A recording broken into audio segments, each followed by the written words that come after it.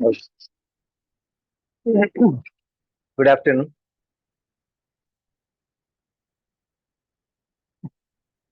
Okay. ಆಯ್ತಾ ಮಾತಾಡಿದ್ದು ಇನ್ಮೇಲೆ ನಾನು ಒಬ್ಬನೇ ಮಾತಾಡ್ಬೇಕು, ನೀವ್ ಯಾರು ಮಾತಾಡ್ಬಾರ್ದು, ಆಯ್ತಾ?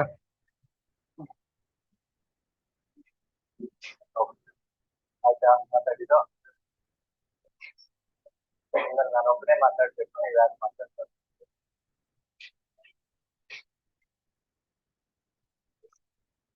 ಓಕೆ, ಸೊ ಫೋನ್ ಎಲ್ಲ ಸ್ವಿಚ್ ಆಫ್ ಮಾಡಿದ್ದೀರಾ? Okay.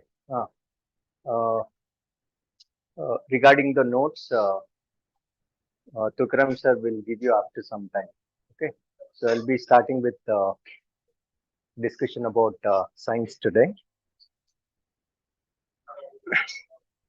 Okay, so science only, the topics that we are going to be discussing are, I'll be handling about biology, Jiva Shastra, then physics, already 50% syllabus complete agide, and we will come back on 18th and complete the rest of the syllabus. Then chemistry, I'll be doing it. Environment ecology, I've completed one part, that is basics of EVS. Biodiversity in one part is there, so then I'll be starting from next week. Parallelly with biology, we'll complete both together. Okay, and technology is not required completely for your group C examination. So idu nimge current affairs related questions matra barutte. So basic science and technology like defense system agirbodu athwa space system agirbodu. So idu nimge basic science and technology for your examination. There won't be questions. All the questions will be from the current affairs. So you need to follow current affairs for the topics that are related to science and technology. Okay, so today we'll be starting with biology. From tomorrow, I asked him to get you the notes before I start the class itself, because due to some reasons he could not get the notes. So it will come in some time. So ನಾನೇನು ಇಲ್ಲಿ explain ಮಾಡ್ತಾ ಇರ್ತೀನಿ, ಅದು ನಿಮ್ಮ notes ಅಲ್ಲಿ ಇರುತ್ತೆ. So ಏನು extra points ಇರುತ್ತೆ ಅದನ್ನ ಮಾತ್ರ ನೀವು ಆಡ್ ಮಾಡ್ಕೊಳ್ತಾ ಇರಬೇಕಾಗಿರುತ್ತೆ. Okay, so when I explain, you don't have to look at the notes. So if you have any doubts, you can ask me directly. So if you don't have doubts also, that is fine. Even if you get doubts, you can ask in the next class also. Okay, so I'll be explaining in both Kannada and English, and you will not have any problems with respect to following the lesson. So if you get any doubts, even if it is a silly question also, you should not keep it with you. So you can ask. It doesn't matter if your classmates laugh at you. It doesn't matter, because you have come for your own purpose, not for your friends or your teacher, right? So first and foremost, let us talk about the syllabus. So even though biology alli enenu chapters mele na odbekagirutte. So first chapter that we will be discussing is about cell. So Jiva Koshada ಬಗ್ಗೆ ನಾವು discuss ಮಾಡ್ತೀವಿ. Do you remember this chapter you have studied in your school days also? ಕಲ್ತಿದ್ದೀರಲ್ವಾ? ಜ್ಞಾಪಕ ಇದೆಯಾ? Chapter ಜ್ಞಾಪಕ ಇದೆಯಾ? Chapter ಒಳಗಡೆ ಇರೋದು ಜ್ಞಾಪಕ ಇದೆಯಾ? ಏನ ಚಾಪ್ಟರ್ ಮಾತ್ರ ಜ್ಞಾಪಕ ಇದೆ. ಚಾಪ್ಟರ್ ಹೇಳ್ಕೊಟ್ಟಿ ಟೀಚರ್ ಜ್ಞಾಪಕ ಇದ್ದಾರಾ? ಜ್ಞಾಪಕ ಇದ್ದಾರಾ? Okay, madam are teacher? Madam ಅದಕ್ಕೆ ಜ್ಞಾಪಕ ಇದೆ. Okay, so next, so will be talking about life sciences ಅಂತ ಮಾತಾಡ್ತೀವಿ. ಸೊ ಇದರಲ್ಲಿ we will discuss about digestive system, ಜೀರ್ಣಾಂಗ ವ್ಯೂಹ. ಸೊ ಇದ್ರ ಮೇಲೆ plenty of questions are there in your previous examinations. Then circulatory system ಅಥವಾ ರಕ್ತ ಪರಿಚಲನಾಂಗ ವ್ಯೂಹ. ಸೊ ಇದ್ರ ಮೇಲೆ ಕೂಡ ರಿಪೀಟೆಡ್ ಕ್ವೆಶನ್ಸ್ ಬರ್ತಾನೆ ಇರುತ್ತೆ. ಸೊ ಅದಾದ್ಮೇಲೆ ಬ್ಲಡ್ ಮೇಲೆ ನಾವು ಡಿಸ್ಕಸ್ ಮಾಡಬೇಕು. ಸೊ ಇದ್ರ ಮೇಲೆ 100% ಒಂದು ಕ್ವೆಶನ್ ಇದ್ದೇ ಇರುತ್ತೆ in almost all the examinations. Then how do we do blood grouping? ರಕ್ತದ ಗುಂಪುಗಳನ್ನ ನಾವು ಹೇಗ್ ಮಾಡ್ಲಿಕ್ಕಾಗುತ್ತೆ? ಸೊ ಅದರಲ್ಲಿ ಯೂನಿವರ್ಸಲ್ ಡೋನರ್ ಅಂತ ಬರುತ್ತೆ, ರಿಸಿಪಿಯೆಂಟ್ ಅಂತ ಬರುತ್ತೆ.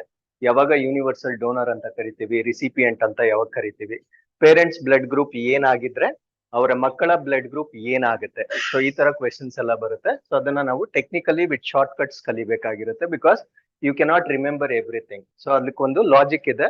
ಆ ಫ್ಲೋ ಚಾರ್ಟ್ ಅನ್ನ ಕಲ್ತ್ಕೊಂಡ್ರೆ ನೀವು ಯಾವ ಕ್ವೆಶನ್ ಬಂದ್ರು ಕೂಡ ಆನ್ಸರ್ ಮಾಡಬಹುದಾಗಿರುತ್ತೆ. So that we will be learning in case of blood grouping. So ಅದಾದ್ಮೇಲೆ ರೆಸ್ಪಿರೇಟರಿ ಸಿಸ್ಟಮ್ ಅಥವಾ ಉಸಿರಾಟ ವ್ಯವಸ್ಥೆ ಬಗ್ಗೆ ನಾವು ಕಲಿಬೇಕಾಗಿರುತ್ತೆ.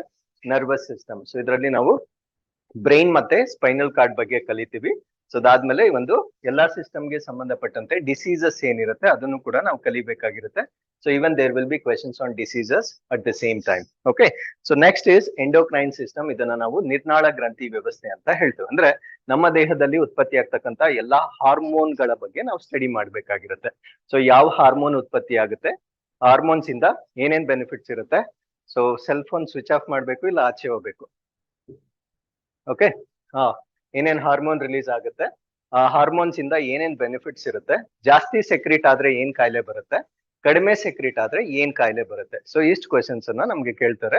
ಸೊ ಅದ್ರ ಬಗ್ಗೆ ಕೂಡ ನಾವು ಕಂಪ್ಲೀಟ್ ಆಗಿ ಡಿಸ್ಕಸ್ ಮಾಡ್ಬೇಕಾಗಿರುತ್ತೆ. ಈವನ್ ಈ ಸೆಕ್ಷನ್ ಇಂದ ಕೂಡ ಕ್ವೆಶನ್ಸ್ ರಿಪೀಟೆಡ್ ಆಗಿ ನಿಮ್ ಎಕ್ಸಾಮ್ಸ್ ಅಲ್ಲಿ ಬರ್ತಾನೆ ಇರುತ್ತೆ. Okay, so this is the 8th chapter. So ಅದಾದ್ಮೇಲೆ will be learning about urinary system. ಇದನ್ನ ನಾವು ಮೂತ್ರ ವಿಸರ್ಜನಾಂಗ ವ್ಯೂಹ ಅಂತ ಹೇಳ್ತೇವೆ. ಸೊ ನಮ್ಮ ದೇಹದಲ್ಲಿ ಪ್ಯೂರಿಫಿಕೇಶನ್ ಆಫ್ ಬ್ಲಡ್ ಆಗುತ್ತೆ, ಅಂದ್ರೆ ರಕ್ತ ಶುದ್ಧೀಕರಣ ಆಗುತ್ತೆ. ಶುದ್ಧೀಕರಣಗೊಳ್ತಕ್ಕಂಥ ಪ್ರೋಸೆಸ್ ಅನ್ನ ನಾವ್ ಏನಂತ ಕರಿತೀವಿ ಅಂದ್ರೆ ಯೂರಿನರಿ ಸಿಸ್ಟಮ್ ಅಥವಾ ಮೂತ್ರ ವಿಸರ್ಜನಾಂಗ ವ್ಯೂಹ ಅಂತ ಹೇಳ್ತೇವೆ. ಸೊ ಇದರಲ್ಲಿ ಏನೇನ್ ಪಾರ್ಟ್ಸ್ ಬರುತ್ತೆ, ಯಾವ್ಯಾವ ಪಾರ್ಟ್ ಅಲ್ಲಿ ಯಾವ ರೀತಿಯ ಫಿಲ್ಟ್ರೇಷನ್ ಆಗುತ್ತೆ, ಸೊ ಇದರ ಬಗ್ಗೆ ನಾವು ಕಲಿಬೇಕಾಗಿರುತ್ತೆ. ಅದ್ರ ಜೊತೆಗೆ ಕಿಡ್ನಿಗೆ ಸಂಬಂಧಪಟ್ಟಿರ್ತಕ್ಕಂಥ ಕಾಯಿಲೆಗಳೇನೇನು, ಸೊ ಅದ್ರ ಬಗ್ಗೆ ಕೂಡ ನಾವು ಕಲಿಬೇಕಾಗಿರುತ್ತೆ. ಅದಾದ್ಮೇಲೆ ಸೊ ಕಿಡ್ನಿ ಫಂಕ್ಷನ್ ಮಾಡ್ಲಿಕ್ಕೆ ಯಾವ್ಯಾವ ಹಾರ್ಮೋನ್ ಸಪೋರ್ಟ್ ಆಗುತ್ತೆ ಅದನ್ನು ಕೂಡ ನಿಮ್ಗೆ ಕೇಳ್ತಾರೆ. ಸೊ ಅದ್ರ ಬಗ್ಗೆ ಕೂಡ ನಾವಿಲ್ಲಿ ಕಲಿಬೇಕಾಗಿರುತ್ತೆ. ಸೊ ಅದಾದ್ಮೇಲೆ ಸ್ಕೆಲಿಟಲ್ ಸಿಸ್ಟಮ್ ಅಂತ ಬರುತ್ತೆ. ಸೊ ಇದನ್ನ ನಾವು ಅಸ್ಥಿ ಪಂಜರ ವ್ಯವಸ್ಥೆ ಅಂತ ಹೇಳ್ತೇವೆ. ಅಂದ್ರೆ ನಮ್ಮ ದೇಹದಲ್ಲಿರ್ತಕ್ಕಂಥ ಮೂಳೆಗಳ ಬಗ್ಗೆ ನಾವು ಕಲಿಬೇಕು.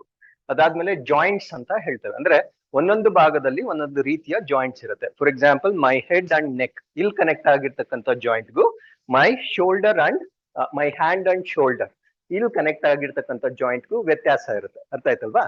ಆ ಒಂದು ಜಾಯಿಂಟ್ಸ್ ಮೇಲೆ ನಿಮ್ಗೆ ಪ್ರಶ್ನೆ ಕೇಳ್ತಾರೆ. ಅಂದ್ರೆ ನಮ್ಮ ಶೋಲ್ಡರ್ ಅಲ್ಲಿ ಇರ್ತಕ್ಕಂಥ ಜಾಯಿಂಟ್ ಅನ್ನ ಏನಂತ ಕರಿತೇವೆ, ನೆಕ್ ಅಲ್ಲಿ ಇರ್ತಕ್ಕಂಥ ಜಾಯಿಂಟ್ ಅನ್ನ ಏನಂತ ಕರೀತಾರೆ. ಸೊ ಈ ರೀತಿಯ ಪ್ರಶ್ನೆಗಳು ಬರುತ್ತೆ. ಸೊ ಅದಾದ್ಮೇಲೆ ನಮ್ಮ ರಿಬ್ ಕೇಜ್ ಅಲ್ಲಿ ಎಷ್ಟು ಬೋನ್ಸ್ ಇರುತ್ತೆ, ಬ್ಯಾಕ್ ಬೋನ್ ಅಲ್ಲಿ ಎಷ್ಟು ಬೋನ್ಸ್ ಇರುತ್ತೆ, ಸೊ ಈ ರೀತಿಯ ಕೌಂಟ್ ಅನ್ನ ಕೇಳ್ತಾರೆ. ಆಮೇಲೆ ನಮ್ಮ ಸ್ಕಲ್ ಅಥವಾ ತಲೆ ಬುರುಡೆಯಲ್ಲಿ ಎಷ್ಟು ಬೋನ್ಸ್ ಇದೆ, ಸೊ ಈ ರೀತಿಯ ಪ್ರಶ್ನೆಗಳನ್ನ ನಮ್ಗೆ ಪರೀಕ್ಷೆಯಲ್ಲಿ ಕೇಳ್ತಾರೆ. ಸೊ ಅದನ್ನೆಲ್ಲ ನಾವು ಈ ಒಂದು ಸ್ಕೆಲಿಟಲ್ ಸಿಸ್ಟಮ್ ಅಲ್ಲಿ ನಾವು ಅಧ್ಯಯನ ಮಾಡ್ತಕ್ಕಂಥದ್ದು. ಓಕೆ, ಸೊ ಅದಾದ್ಮೇಲೆ will be discussing about sensory organs. ಇದನ್ನ ನಾವು ಏನೋ ಅನುವೇದನಾ ಅಂಗಗಳು ಅಂತ ಹೇಳ್ತೇವೆ. ಸೆನ್ಸರಿ ಆರ್ಗನ್ಸ್ ಅಂದ್ರೆ ಸೊ ಎಕ್ಸ್ಟರ್ನಲಿ ಏನೇನ್ ಇನ್ಫ್ಲೂಯೆನ್ಸ್ ಆಗ್ತಾ ಇರುತ್ತೆ, ಸೊ ಅದಕ್ಕೆ ನಮ್ಮ ಬಾಡಿ ರಿಯಾಕ್ಟ್ ಆಗ್ತಾ ಇರುತ್ತೆ. For example today temperature is cold, so we are trying to wear cotton clothes so that we keep our self warm. So ಆ ಒಂದು ಸೆನ್ಸಸ್ ನಮ್ಗೆ ಎಲ್ಲಿಂದ ಆಗ್ತಾ ಇದೆ ಅಂದ್ರೆ ಸ್ಕಿನ್ ಇಂದ ಆಗ್ತಾ ಇರುತ್ತೆ. ಅರ್ಥ ಆಯ್ತಲ್ವಾ? ಸೊ ಇವಾಗ ಏನೋ ಶಾರ್ಟ್ ಸರ್ಕ್ಯೂಟ್ ಆಗುತ್ತೆ, ನಮ್ಗೆ ಬ್ಯಾಡ್ ಸ್ಮೆಲ್ ಬರುತ್ತೆ. ಸೊ ಅದರಿಂದ ಸೊ ಏನೋ ಒಂದು ಶಾರ್ಟ್ ಸರ್ಕ್ಯೂಟ್ ಆಗ್ತಾ ಇದೆ ಅನ್ನೋದು ನಮ್ಗೆ ಗೊತ್ತಾಗುತ್ತೆ. ಸೊ ಅವೆಲ್ಲ ಎಕ್ಸ್ಟರ್ನಲ್ ಸ್ಟಿಮ್ಯುಲಸ್ಗೆ ನಮ್ಮ ಬಾಡಿ ರಿಯಾಕ್ಟ್ ಮಾಡುತ್ತೆ. ಆ ರಿಯಾಕ್ಟ್ ಮಾಡಿದಾಗ ನಾವು ಯಾವ ಯಾವ ಅಂಗಗಳನ್ನ ಬಳಸ್ತೇವೆ, ಆ ಎಲ್ಲ ಅಂಗಗಳನ್ನ ನಾವೇನಂತ ಕರಿತೀವಿ ಅಂದ್ರೆ ಸೆನ್ಸರಿ ಆರ್ಗನ್ಸ್ ಅಂತ ಹೇಳ್ತೇವೆ. ಸೊ ಸೆನ್ಸರಿ ಆರ್ಗನ್ಸ್ ಅಲ್ಲಿ ನಾವು ಅಧ್ಯಯನ ಮಾಡ್ಬೇಕಾಗಿರ್ತಕ್ಕಂಥದ್ದು ಐ, ಕಣ್ಣಿನ ಬಗ್ಗೆ. ಸೊ ಇದ್ರ ಮೇಲೆ ಹೈಯೆಸ್ಟ್ ಕ್ವೆಶನ್ಸ್ ಆಗುತ್ತೆ. ಅಂದ್ರೆ ಈ ಒಂದು ಸೆನ್ಸರಿ ಆರ್ಗನ್ಸ್ ಅಲ್ಲಿ ಜಾಸ್ತಿ ಕ್ವೆಶನ್ಸ್ ಆಗ್ತಕ್ಕಂಥದ್ದು I. So parts of the I ಬಗ್ಗೆ ನಮ್ಗೆ ಪ್ರಶ್ನೆ ಕೇಳ್ತಾರೆ. ಅದಾದ್ಮೇಲೆ ಕಣ್ಣಿಗೆ ಬರ್ತಕ್ಕಂಥ ಕಾಯಿಲೆಗಳು, ಸಮೀಪ ದೃಷ್ಟಿ ದೋಷ, ದೂರದೃಷ್ಟಿ ದೋಷ, ಇದೆಲ್ಲ ಕೇಳಿದಿರಲ್ವಾ? ಸೊ ಅದ್ರ ಬಗ್ಗೆ ನಮ್ಗೆ ಪ್ರಶ್ನೆ ಕೇಳ್ತಾರೆ. ಅದನ್ನ ಸರಿಪಡಿಸೋದು ಹೇಗೆ, ಯಾವ ಲೆನ್ಸ್ ಅನ್ನ ನಾವು ಯೂಸ್ ಮಾಡಿದ್ರೆ ಶಾರ್ಟ್ ಸೈಟೆಡ್ನೆಸ್ ಅಥವಾ ಫಾರ್ ಸೈಟೆಡ್ನೆಸ್ ನ ನಾವು ಕ್ಯೂರ್ ಮಾಡ್ಬೋದು. ಈ ರೀತಿಯ ಪ್ರಶ್ನೆಗಳನ್ನ ನಾವು ಈ ಚಾಪ್ಟರ್ ಅಲ್ಲಿ ನಾವು ಎಕ್ಸ್ಪೆಕ್ಟ್ ಮಾಡ್ಬೋದಾಗಿರುತ್ತೆ. ಸೊ ಇದು ಕೂಡ ತುಂಬಾ ರಿಪೀಟ್ ಆಗಿರ್ತಕ್ಕಂಥ ಒಂದು ಸೆಕ್ಷನ್ ಆಗಿರುತ್ತೆ. ಸೊ ಅದಾದ್ಮೇಲೆ ಸ್ವಲ್ಪ ಲೆಸ್ಸರ್ ಇಂಪಾರ್ಟೆಂಟ್ ಇರ್ತಕ್ಕಂಥ ಸೆಕ್ಷನ್ಸ್ ಯಾವ್ದು ಅಂದ್ರೆ ಇಯರ್ ಅಥವಾ ಕಿವಿಯ ಬಗ್ಗೆ ನಾವು ಕಲಿಬೇಕಾಗಿರುತ್ತೆ. ಅದಾದ್ಮೇಲೆ ಸ್ಕಿನ್ ಅಥವಾ ಚರ್ಮದ ಬಗ್ಗೆ ಕಲಿಬೇಕಾಗಿರುತ್ತೆ. ಅದಾದ್ಮೇಲೆ ನೋಸ್ ಅಥವಾ ಮೂಗಿನ ಬಗ್ಗೆ ನಾವು ಕಲಿಬೇಕಾಗಿರುತ್ತೆ. ಸೊ ಇಷ್ಟು ಸೆನ್ಸರಿ ಆರ್ಗನ್ಸ್ ಬಗ್ಗೆ ನಾವು ಅಧ್ಯಯನ ಮಾಡ್ಬೇಕಾಗಿರುತ್ತೆ. ಸೊ ಅದಾದ್ಮೇಲೆ the next chapter is called as genetics ಅಂತ ಹೇಳ್ತೇವೆ. ಓಕೆ, ಅನುವಂಶೀಯತೆ ಅಂತ ಹೇಳ್ತೇವೆ. What you mean by genetics? Genetics ಅಂದ್ರೆ we look like our father or mother or grandfather or grandmother ಅಲ್ವಾ? ಸೊ ನಾವು ಹೇಗ್ ಕಾಣಿಸ್ತೀವಿ, ನಮ್ಮ ತಂದೆ ತಾಯಿ ಆಗಿರ್ಬೋದು ಅಥವಾ ನಮ್ಮ ಅಜ್ಜ ಅಜ್ಜಿ ಆಗಿರ್ಬೋದು. ಸೊ ಆ ರೀತಿಯಾಗಿ ಕಾಣಿಸ್ತಕ್ಕಂಥದ್ದು ಬರೀ ಫಿಸಿಕಲ್ ಕ್ಯಾರೆಕ್ಟರಿಸ್ಟಿಕ್ಸ್ ಅಲ್ಲ, ನಮ್ಮ ಎಮೋಷನಲ್ ಕ್ಯಾರೆಕ್ಟರಿಸ್ಟಿಕ್ಸ್ ಕೂಡ ನಾವ್ ಎಲ್ಲಿಂದ ಬಾರೋ ಮಾಡ್ತೀವಿ ಅಂದ್ರೆ ನಮ್ಮ ಪೇರೆಂಟ್ಸ್ ಇಂದ ಬಾರೋ ಮಾಡ್ತೀವಿ. ಹಾಗಿದ್ರೆ ಸೊ ಈ ಒಂದು ಕ್ಯಾರೆಕ್ಟರಿಸ್ಟಿಕ್ಸ್ ಅನ್ನ ಕ್ಯಾರಿ ಮಾಡಿದ್ಯಾರು, ಯಾರು ಅದನ್ನ ಫಾರ್ವರ್ಡ್ ಮಾಡಿದ್ರು, ಸೊ ಆ ಪ್ರೋಸೆಸ್ ಅನ್ನ ನಾವೇನಂತ ಕರಿತೇವೆ ಅಂದ್ರೆ ಜೆನೆಟಿಕ್ಸ್ ಅಥವಾ ಹೆರಿಡಿಟಿ ಅಂತ ಹೇಳ್ತೇವೆ. ಸೊ ಈ ಒಂದು ಚಾಪ್ಟರ್ ನಲ್ಲಿ ಜೆನೆಟಿಕ್ಸ್ ಅಥವಾ DNA ಹೇಗಿರುತ್ತೆ, ಕ್ರೋಮೋಸೋಮ್ ಹೇಗಿರುತ್ತೆ, ಕ್ರೋಮೋಸೋಮ್ ಹೇಗೆ ಡಿವೈಡ್ ಆಗುತ್ತೆ, ಕ್ರೋಮೋಸೋಮ್ ಅಲ್ಲಿ ಯಾವ್ಯಾವ ಟೈಪ್ಸ್ ಇರುತ್ತೆ, ಸೊ ಅದಾದ್ಮೇಲೆ ಜೆನೆಟಿಕ್ ಡಿಸಾರ್ಡರ್ಸ್ ಅಂತ ಬರುತ್ತೆ, ತುಂಬಾ ಇಂಪಾರ್ಟೆಂಟ್, ಪರೀಕ್ಷೆಗಳಲ್ಲಿ ರಿಪೀಟೆಡ್ ಆಗಿ ಕೇಳ್ತಾ ಇರ್ತಾರೆ. ಅನುವಂಶೀಯ ಕಾಯಿಲೆಗಳು ಅಂತ ಹೇಳ್ತೇವೆ. ಅನುವಂಶೀಯ ಕಾಯಿಲೆಗಳು ಅಂದ್ರೆ ನಮ್ಮ ಜೀನ್ಸ್ ಅಥವಾ ಕ್ರೋಮೋಸೋಮ್ ಅಲ್ಲಿ ತೊಂದರೆಗಳಿದ್ರೆ ಸೊ ನಮ್ಗೆ ಕೆಲವೊಂದು ಕಾಯಿಲೆಗಳು ಬರುತ್ತೆ.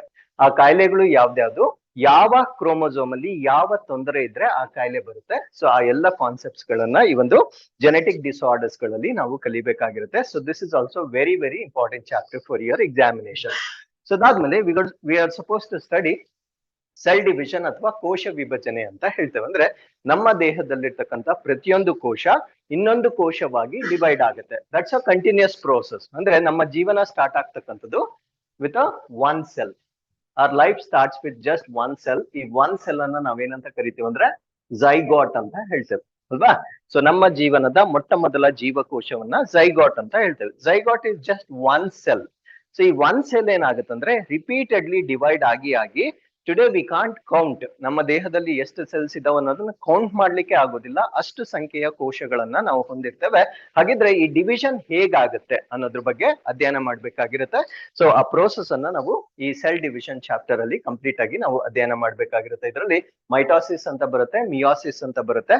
ಸೊ ಅದು ಹೇಗಾಗುತ್ತೆ, ಸೊ ಕಾಂಪಿಟೇಟಿವ್ ಎಕ್ಸಾಮ್ ಪರ್ಸ್ಪೆಕ್ಟಿವ್ ಅಲ್ಲಿ ನಾವು ಓದ್ಬೇಕು. Not like your PUC how we study in academics, ಆ ತರ ಅಲ್ಲ. ನಮ್ಮ ಎಕ್ಸಾಮ್ಗೆ ಏನ್ ಇಂಪಾರ್ಟೆಂಟ್ ಇರುತ್ತೆ ಅದನ್ನ ಮಾತ್ರ ನಾವಿಲ್ಲಿ ಡಿಸ್ಕಸ್ ಮಾಡ್ತಾ ಹೋಗ್ತೇವೆ.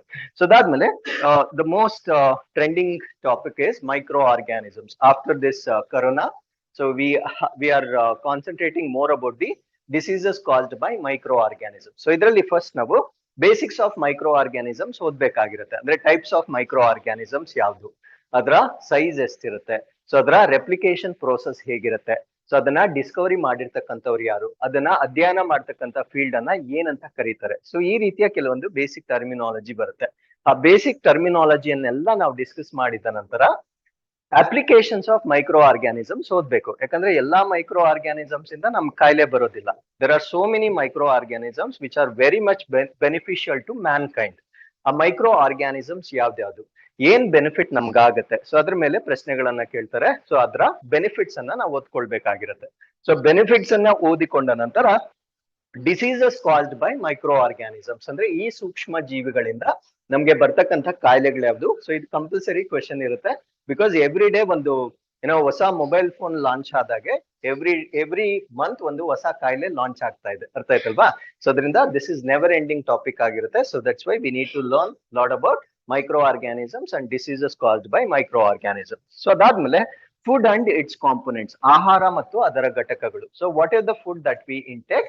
So it will have either proteins ಇರುತ್ತೆ, ಅಥವಾ ಕಾರ್ಬೋಹೈಡ್ರೇಟ್ಸ್ ಇರುತ್ತೆ, ಅಥವಾ ಫ್ಯಾಟ್ ಅಥವಾ ಲಿಪಿಡ್ಸ್ ಇರುತ್ತೆ, ವೈಟಮಿನ್ಸ್ ಇರುತ್ತೆ, ಅಥವಾ ಮಿನರಲ್ಸ್ ಇರುತ್ತೆ. ನಾವ್ ಏನೇ ಆಹಾರ ತೆಗೆದುಕೊಂಡ್ರು ಸೊ ಇದರಲ್ಲಿ ಈ 5 ಕಾಂಪೊನೆಂಟ್ಸ್ ಅಲ್ಲಿ ಯಾವ್ದಾದ್ರು ಒಂದಿರುತ್ತೆ. ಸೊ ಪ್ರೋಟೀನ್ಸ್ ಅಂದ್ರೆ ಏನು, ಯಾವ ರೀತಿ ಆಹಾರವನ್ನ ನಾವು ಪ್ರೋಟೀನ್ಸ್ ಅಂತ ಕರಿತೇವೆ, ಪ್ರೋಟೀನ್ಸ್ ಒಳಗಡೆ ಯಾವ ರಾಸಾಯನಿಕ ವಸ್ತುಗಳಿರುತ್ತೆ, ಅದು ಹೇಗೆ ರಚನೆ ಆಗುತ್ತೆ, ಸೊ ಜಾಸ್ತಿ ತಿಂದ್ರೆ ಏನಾಗುತ್ತೆ, ಕಡಿಮೆ ತಿಂದ್ರೆ ಏನಾಗುತ್ತೆ, ಎಲ್ಲಾ ಪ್ರೋಟೀನ್ಸ್ ಅನ್ನು ತಿನ್ಬೇಕಾ ಅಥವಾ ಕೆಲವೊಂದು ಪ್ರೋಟೀನ್ಸ್ ನಮ್ಮ ದೇಹದಲ್ಲಿಯೇ ಉತ್ಪತ್ತಿ ಆಗುತ್ತಾ. ಸೊ ಈ ರೀತಿಯ ಕಾನ್ಸೆಪ್ಟ್ಸ್ ಗಳನ್ನ ನಾವು ಈ ಒಂದು ಫುಡ್ ಅಂಡ್ ಇಟ್ಸ್ ಕಾಂಪೊನೆಂಟ್ಸ್ ಅಲ್ಲಿ ನಾವು ಓದ್ಬೇಕಾಗಿರುತ್ತೆ. ಸೊ ಇದರಲ್ಲಿ ಕಾರ್ಬೋಹೈಡ್ರೇಟ್ಸ್ ಬಗ್ಗೆನೂ ಓದ್ಬೇಕು, ಲಿಪಿಡ್ಸ್ ಬಗ್ಗೆನೂ ಓದ್ಬೇಕು, ಪ್ರೋಟೀನ್ಸ್ ಬಗ್ಗೆನೂ ಓದ್ಬೇಕು, ವೈಟಮಿನ್ಸ್ ಅಥವಾ ಜೀವಸತ್ವಗಳ ಬಗ್ಗೆನೂ ಓದ್ಬೇಕಾಗಿರುತ್ತೆ, ಮಿನರಲ್ಸ್ ಬಗ್ಗೆನೂ ಓದ್ಬೇಕಾಗಿರುತ್ತೆ. ಸೊ ಎಲ್ಲಾ ಬೇಸಿಕ್ ಕಾನ್ಸೆಪ್ಟ್ಸ್ ಅನ್ನ ಅರ್ಥ ಮಾಡಿಕೊಂಡ ನಂತರ ಸೊ ಈ ಒಂದು ಕಾಂಪೊನೆಂಟ್ಸ್ ಅಥವಾ ನ್ಯೂಟ್ರಿಯೆಂಟ್ಸ್, ಜಾಸ್ತಿ ತಿಂದ್ರೆ ಏನಾಗುತ್ತೆ, ಕಡಿಮೆ ತಿಂದ್ರೆ ಏನ್ ಕಾಯಿಲೆ ಬರುತ್ತೆ, ಸೊ ಅದನ್ನು ಕೂಡ ಎಕ್ಸಾಮ್ಸ್ ಅಲ್ಲಿ ಕೇಳ್ತಾರೆ. ಸೊ ಅದ್ರ ಬಗ್ಗೆ ನಾವು ಅಧ್ಯಯನ ಮಾಡ್ಬೇಕಾಗಿರುತ್ತೆ. ಸೊ ಲಾಸ್ಟ್ ಅಲ್ಲಿ ಆನಿಮಲ್ ಕಿಂಗ್ಡಮ್ ಅಥವಾ ಪ್ರಾಣಿ ಸಾಮ್ರಾಜ್ಯ ಅಂತ ಬರುತ್ತೆ. So this I won't be covering in the classroom. ಸೊ ಇದು ರೆಕಾರ್ಡೆಡ್ ಸೆಷನ್ಸ್ ಇರುತ್ತೆ, ಅದನ್ನ ನಿಮ್ಗೆ ಕೊಡ್ತೀನಿ. ಬಿಕಾಸ್ ಸೊ ಇದ್ರ ಮೇಲೆ ಜಾಸ್ತಿ ಟೈಮ್ ಸ್ಪೆಂಡ್ ಮಾಡಬೇಡಿ, because return on investment is very less, because this chapter is very big. So 10 ವರ್ಷಕ್ಕೆ ಒಂದು ಕ್ವೆಶನ್ ಕೇಳ್ಬೋದು. ಸೊ ಅದರಿಂದ you need to focus on the areas where you have more possibility of getting the questions, ಅರ್ಥ ಆಯ್ತಲ್ವಾ. So ಇಷ್ಟು syllabus ಅನ್ನ ಈ ಒಂದು ಬಯಾಲಜಿ ಕಾಂಪೊನೆಂಟ್ ಅಲ್ಲಿ ನಾನು ಕವರ್ ಮಾಡ್ತೇನೆ. ಸೊ ಇವತ್ತು ಫಸ್ಟ್ ಚಾಪ್ಟರ್ ಇಂದ ನಾವು ಸ್ಟಾರ್ಟ್ ಮಾಡೋಣ. So which is the first chapter, cell ಅಥವಾ ಜೀವಕೋಶದಿಂದ ನಾವು ಸ್ಟಾರ್ಟ್ ಮಾಡೋಣ. Okay, so what you mean by cell.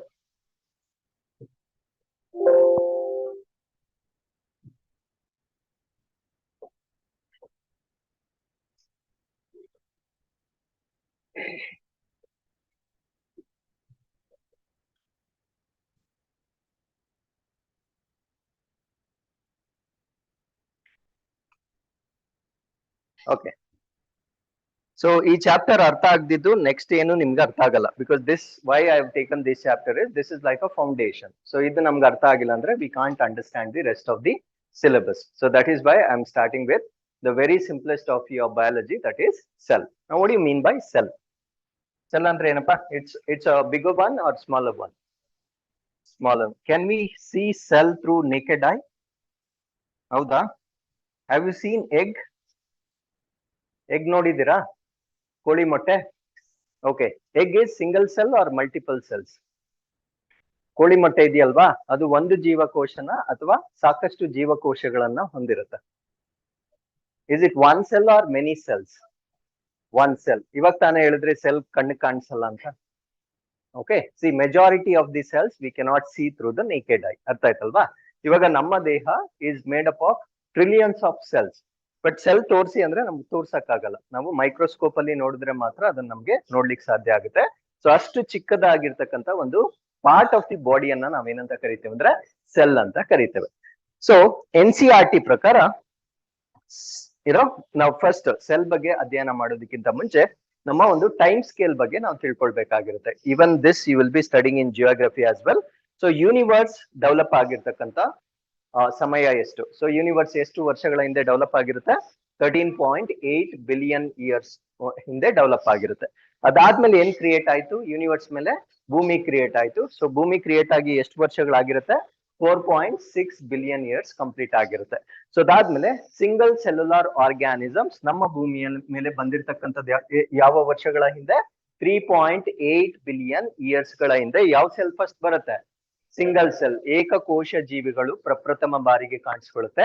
ಏಕಕೋಶೀಯ ಜೀವಿಗಳು ಮತ್ತೆ ಏನಾಗಿ ಕನ್ವರ್ಟ್ ಆಗುತ್ತೆ? ಮಲ್ಟಿ ಸೆಲ್ಯುಲಾರ್ ಆರ್ಗ್ಯಾನಿಸಮ್ಸ್ ಆಗಿ ಕನ್ವರ್ಟ್ ಆಗುತ್ತೆ. ಸೊ ಮಲ್ಟಿ ಸೆಲ್ಯುಲಾರ್ ಆರ್ಗ್ಯಾನಿಸಮ್ಸ್ ಭೂಮಿ ಮೇಲೆ ಉತ್ಪತ್ತಿಯಾಗಿ ಎಷ್ಟು ವರ್ಷಗಳು ಕಳೆದಿರುತ್ತೆ? 1.4 ಬಿಲಿಯನ್ ಇಯರ್ಸ್ ಅನ್ನ ನಾವು ಕಂಪ್ಲೀಟ್ ಮಾಡಿರ್ತೇವೆ. ಅರ್ಥ ಆಯ್ತಲ್ವಾ? ಹಾಗಿದ್ರೆ ಏಕಕೋಶೀಯ ಮತ್ತು ಬಹುಕೋಶೀಯ ಜೀವಿಗಳಲ್ಲಿ ದೊಡ್ಡವರು ಯಾರು? Who is elder? ದೊಡ್ಡವರು ಯಾರು? ಇಷ್ಟೊತ್ತು ಬೇಕಾ ಇದನ್ನ ಆನ್ಸರ್ ಮಾಡ್ಲಿಕ್ಕೆ? Okay, so single cellular organisms ಅನ್ನ ನಾವು ದಿ ಮೋಸ್ಟ್ ಅಡ್ವಾನ್ಸ್ಡ್ ಅಂತ ಕರಿತೇವೆ. ಬಿಕಾಸ್ ಫಸ್ಟ್ ಬಂದಿರತಕ್ಕಂಥ ಕೋಶಗಳು ಏಕಕೋಶೀಯ ಜೀವಿಗಳಾಗಿರುತ್ತೆ. ಸೊ ಇದು ಕ್ರಮೇಣ ದಿ ಥಿಯರಿ ಆಫ್ ಎವಲ್ಯೂಷನ್ ಅಂತ ಕೇಳಿರ್ತೀರ, ವಿಕಾಸದ ಸಿದ್ಧಾಂತ ಅಂತ ಹೇಳ್ತೇವೆ. ಸೊ ಆ ಒಂದು ಪ್ರೋಸೆಸ್ ನ ಮುಖಾಂತರ ಸಿಂಗಲ್ ಸೆಲ್ಯುಲಾರ್ ಆರ್ಗ್ಯಾನಿಸಮ್ಸ್ ಇವತ್ತು ಮಲ್ಟಿ ಸೆಲ್ಯುಲಾರ್ ಆರ್ಗ್ಯಾನಿಸಮ್ಸ್ ಆಗಿ ಕನ್ವರ್ಟ್ ಆಗಿರ್ತವೆ. ಸೊ ಇವೆರಡು ಪ್ರಶ್ನೆಗಳನ್ನ ತುಂಬಾ ರಿಪೀಟೆಡ್ ಆಗಿ ಕೇಳಿರ್ತಾರೆ. ಸೊ ಇವೆರಡು ಇನ್ನೂ ಅಷ್ಟಾಗಿ ಕೇಳಿರೋದಿಲ್ಲ, ಕೇಳ್ತಕ್ಕಂಥ ಚಾನ್ಸಸ್ ಇರುತ್ತೆ. So you need to remember single cellular organisms universe ಅಲ್ಲಿ ಕಾಣಿಸ್ಕೊಂಡಿರ್ತಕ್ಕಂಥ time scale, multicellular organisms ಕಾಣಿಸ್ಕೊಂಡಿರ್ತಕ್ಕಂಥ ಟೈಮ್ ಸ್ಕೇಲ್. ಸೊ ಇವೆರಡು ನಮಗೆ ಗೊತ್ತಿರಬೇಕಾಗಿರುತ್ತೆ. Did you all understand? Okay, ನಾವ್ so since we are studying about biology, we need to know the father of biology. ಅಂದ್ರೆ ಈ ಒಂದು ಕ್ಷೇತ್ರದಲ್ಲಿ ತುಂಬಾ ಕಾಂಟ್ರಿಬ್ಯೂಷನ್ ಮಾಡಿರ್ತಕ್ಕಂಥವ್ರನ್ನ ನಾವು ಪಿತಾಮಹ ಅಂತ ಹೇಳ್ತೇವೆ. ಫಾರ್ ಎಕ್ಸಾಂಪಲ್, ನೀವು ಯಾವುದೇ ಸಬ್ಜೆಕ್ಟ್ ಅನ್ನ ಓದಿದ್ರು ಕೂಡ there will be a father. Father ಅನ್ನ ನಾವು ಏನಕ್ಕೆ ಹೇಳ್ತೀವಿ ಅಂದ್ರೆ ಆ ಒಂದು ಕ್ಷೇತ್ರಕ್ಕೆ ಒಂದು ಗಣನೀಯವಾಗಿರ್ತಕ್ಕಂಥ ಕೊಡುಗೆ ನೀಡಿರ್ತಕ್ಕಂಥ ವ್ಯಕ್ತಿಯನ್ನ ನಾವೇನಂತ ಕರಿತೀವಿ ಅಂದ್ರೆ ಫಾದರ್ ಅಂತ ಕರಿತೇವೆ. ಸೊ ಈ ಒಂದು ಬಯಾಲಜಿಯಲ್ಲೂ ಕೂಡ ಫಾದರ್ ಆಫ್ ಬಯಾಲಜಿ ಯಾರು ಅಂತ ಹೇಳ್ತೀವಿ ಅಂದ್ರೆ ಅರಿಸ್ಟಾಟಲ್. ಸೊ ಅರಿಸ್ಟಾಟಲ್ ಅನ್ನ ನಾವೇನಂತ ಹೇಳ್ತೀವಿ ಅಂದ್ರೆ ಫಾದರ್ ಆಫ್ ಬಯಾಲಜಿ ಅಥವಾ ಜೀವಶಾಸ್ತ್ರದ ಪಿತಾಮಹ ಅಂತ ಹೇಳ್ತೇವೆ. ಬರೀ ಅಷ್ಟು ಗೊತ್ತಿದ್ರೆ ಸಾಕಾಗೋದಿಲ್ಲ, ನಿಮ್ಗೆ ರೀಸನ್ ಕೇಳ್ಬೋದು. ಅಂದ್ರೆ why Aristotle is known as father of biology ಅಂತ ಪ್ರಶ್ನೆ ಕೇಳಿದಾಗ ನಿಮ್ಗೆ ಲಾಸ್ಟ್ ಚಾಪ್ಟರ್ ಹೇಳಿದೆ ಸಿಲೆಬಸ್ ಹೇಳೋವಾಗ, ಜ್ಞಾಪಕ ಇದೆಯಾ? ಅನಿಮಲ್ ಕಿಂಗ್ಡಮ್ ಅಂತ ಹೇಳ್ತೆ. ಸೊ ನಮ್ಮ ಒಂದು ಜೀವಿಗಳು ಅಂದ್ರೆ ಭೂಮಿ ಮೇಲೆ ಇರ್ತಕ್ಕಂಥ ಜೀವಿಗಳು ಸಂಖ್ಯೆ ಜಾಸ್ತಿ ಆಗ್ತಾ ಆಗ್ತಾ, ಇವಾಗ ಪಿರಿಯಾಡಿಕ್ ಟೇಬಲ್ ಅಂತ ಕೇಳಿದಿರಾ? ಪಿರಿಯಾಡಿಕ್ ಟೇಬಲ್ ಅಂತ ಕೇಳಿದಿರಾ? ಪಿರಿಯಾಡಿಕ್ ಟೇಬಲ್ ಅಲ್ಲಿ ನಮ್ಗೆ ಏನ್ ಸಿಗುತ್ತೆ? ಎಲಿಮೆಂಟ್ಸ್, ಅಂದ್ರೆ ನಮ್ಮ ಭೂಮಿಯ ಮೇಲೆ ಇರ್ತಕ್ಕಂಥ ಧಾತುಗಳನ್ನ ನಾವು ಪಟ್ಟಿ ಮಾಡಿರ್ತೇವೆ. ಅರ್ಥ ಆಯ್ತಲ್ವಾ? ಏನಕ್ಕೆ ಪಟ್ಟಿ ಮಾಡಿದ್ದೇವೆ ಅಂದ್ರೆ ಸಿಸ್ಟಮ್ಯಾಟಿಕಲಿ ಅವುಗಳನ್ನೇನಾದ್ರೂ ನಾವು ಅಧ್ಯಯನ ಮಾಡ್ಬೇಕಾಗಿದ್ರೆ ಒಂದು ಡಿಸಿಪ್ಲಿನ್ ಬೇಕಾಗಿರುತ್ತೆ. ಆ ಡಿಸಿಪ್ಲಿನ್ಗೋಸ್ಕರ ಎಲ್ಲಾ ಎಲಿಮೆಂಟ್ಸ್ ಅನ್ನ ನಾವು ಪಿರಿಯಾಡಿಕ್ ಟೇಬಲ್ ಅಲ್ಲಿ ಅರೇಂಜ್ ಮಾಡಿರ್ತೇವೆ. ಸೊ ಅದೇ ರೀತಿ ನಮ್ಮ ಭೂಮಿಯ ಮೇಲೆ ಸಾಕಷ್ಟು ಪ್ರಾಣಿಗಳಿದಾವೆ. ಎಲ್ಲಾ ಪ್ರಾಣಿಗಳನ್ನ ನಾವು ಒಂದೇ ಸರಿ ಅಧ್ಯಯನ ಮಾಡಕ್ ಆಗೋದಿಲ್ಲ. ಸೊ ಅದರಿಂದ ಏನ್ ಮಾಡ್ತಾರಂದ್ರೆ ಕಾಮನ್ ಕ್ಯಾರೆಕ್ಟರ್ಸ್ ಇರ್ತಕ್ಕಂಥ ಅನಿಮಲ್ಸ್ ಅಥವಾ ಪ್ಲಾಂಟ್ಸ್ ಅನ್ನ ಸಪರೇಟ್ ಗ್ರೂಪ್ ಅಲ್ಲಿ ಡಿವೈಡ್ ಮಾಡ್ತಾರೆ. ಅವಾಗ ಏನಾಗುತ್ತೆ ಅಂದ್ರೆ ಸ್ಟಡಿ ಮಾಡ್ಲಿಕ್ಕೆ ನಮ್ಗೆ ಈಸಿ ಆಗುತ್ತೆ. ಅರ್ಥ ಆಯ್ತಲ್ವಾ? ಇಮ್ಯಾಜಿನ್ ಇವಾಗ ಪ್ಲಾಂಟ್ಸ್ ಮತ್ತೆ ಅನಿಮಲ್ಸ್ ಇಬ್ಬರನ್ನು ಒಂದೇ ಕ್ಯಾಟಗರಿಯಲ್ಲಿ ಹಾಕಿದ್ರೆ ಸೊ ಅದನ್ನ ಸ್ಟಡಿ ಮಾಡ್ಲಿಕ್ಕೆ ಈಸಿ ಆಗುತ್ತಾ, ಕಷ್ಟ ಆಗುತ್ತಾ? ಕಷ್ಟ ಆಗುತ್ತೆ. ಯಾಕಂದ್ರೆ ಅನಿಮಲ್ಸ್ ಅಲ್ಲಿ ಇರ್ತಕ್ಕಂಥ ಕ್ಯಾರೆಕ್ಟರಿಸ್ಟಿಕ್ಸ್ಗೂ ಪ್ಲಾಂಟ್ಸ್ ಅಲ್ಲಿ ಇರ್ತಕ್ಕಂಥ ಕ್ಯಾರೆಕ್ಟರಿಸ್ಟಿಕ್ಸ್ಗೂ ತುಂಬಾ ವ್ಯತ್ಯಾಸ ಇರುತ್ತೆ. ಅರ್ಥ ಆಯ್ತಲ್ವಾ? ಆ ಬೇಸಿಕ್ ಬೈಫರ್ಕೇಶನ್ ಇರುತ್ತಲ್ವಾ, animal Kingdom and plant Kingdom ಅಂತ. ಸೊ ಅದನ್ನ ಫಸ್ಟ್ ಟೈಮ್ ಕೊಟ್ಟಿರ್ತಕ್ಕಂಥವ್ರು ಯಾರು ಅಂದ್ರೆ ಅರಿಸ್ಟಾಟಲ್ ಕೊಟ್ಟಿರ್ತಾರೆ. ಸೊ ಆ ಒಂದು ಕಾರಣದಿಂದ ಇವ್ರನ್ನ ನಾವೇನಂತ ಕರಿತೇವೆ, ಫಾದರ್ ಆಫ್ ಬಯಾಲಜಿ ಅಂತ ಹೇಳ್ತೇವೆ. ಅರ್ಥ ಆಯ್ತಲ್ವಾ? ಸೊ ಫಸ್ಟ್ ನಿಮ್ಗೆ ಯಾರು ಫಾದರ್ ಅಂತ ಗೊತ್ತಿರ್ಬೇಕು, ಸೆಕೆಂಡ್ ಆ ರೀಸನ್ ಕೂಡ ಗೊತ್ತಿರ್ಬೇಕು. ಸೊ ಅನಿಮಲ್ ಕಿಂಗ್ಡಮ್ ಮತ್ತೆ ಪ್ಲಾಂಟ್ ಕಿಂಗ್ಡಮ್ ಅಂತ ಫಸ್ಟ್ ಸೆಗ್ರಿಗೇಟ್ ಮಾಡಿದ್ ಯಾರು, ಅರಿಸ್ಟಾಟಲ್ ಸೆಗ್ರಿಗೇಟ್ ಮಾಡಿರ್ತಾರೆ. ಅದಕ್ಕೆ ಇವ್ರನ್ನ ನಾವೇನಂತ ಕರಿತೇವೆ, ಫಾದರ್ ಆಫ್ ಬಯಾಲಜಿ ಅಂತ ಹೇಳ್ತೇವೆ. Did you all understand? Okay. So ಅದಾದ್ಮೇಲೆ ಸೊ ನಮ್ಮ ಒಂದು ಸೆಲ್, ಇವಾಗ as I told you before, cell ಅಂತ ಹೇಳಿದ ಕೂಡಲೇ you need to remember 2 characteristics of the cell. I told you, ನಮ್ಮ ಒಂದು ಯೂನಿವರ್ಸ್ ಮೇಲೆ 2 ರೀತಿಯ ಸೆಲ್ಸ್ ಇರುತ್ತೆ. ಒಂದನ್ನ ನಾವೇನಂತ ಕರಿತೀವಿ ಅಂದ್ರೆ ಯೂನಿಸೆಲ್ಯುಲಾರ್ ಅಥವಾ ಏಕಕೋಶೀಯ ಜೀವಿಗಳು ಅಂತ ಹೇಳ್ತೇವೆ. ಇನ್ನೊಂದು ಯಾವುದು, ಮಲ್ಟಿ ಸೆಲ್ಯುಲಾರ್ ಅಥವಾ ಬಹುಕೋಶೀಯ ಜೀವಿಗಳು ಅಂತ ಹೇಳ್ತೇವೆ. Now tell me, human beings are unicellular or multicellular? Multicellular. Bacteria ಏನು? Bacteria multicellular, unicellular. Some are multicellular, some are unicellular. Okay, fine. Let us come to the basics now.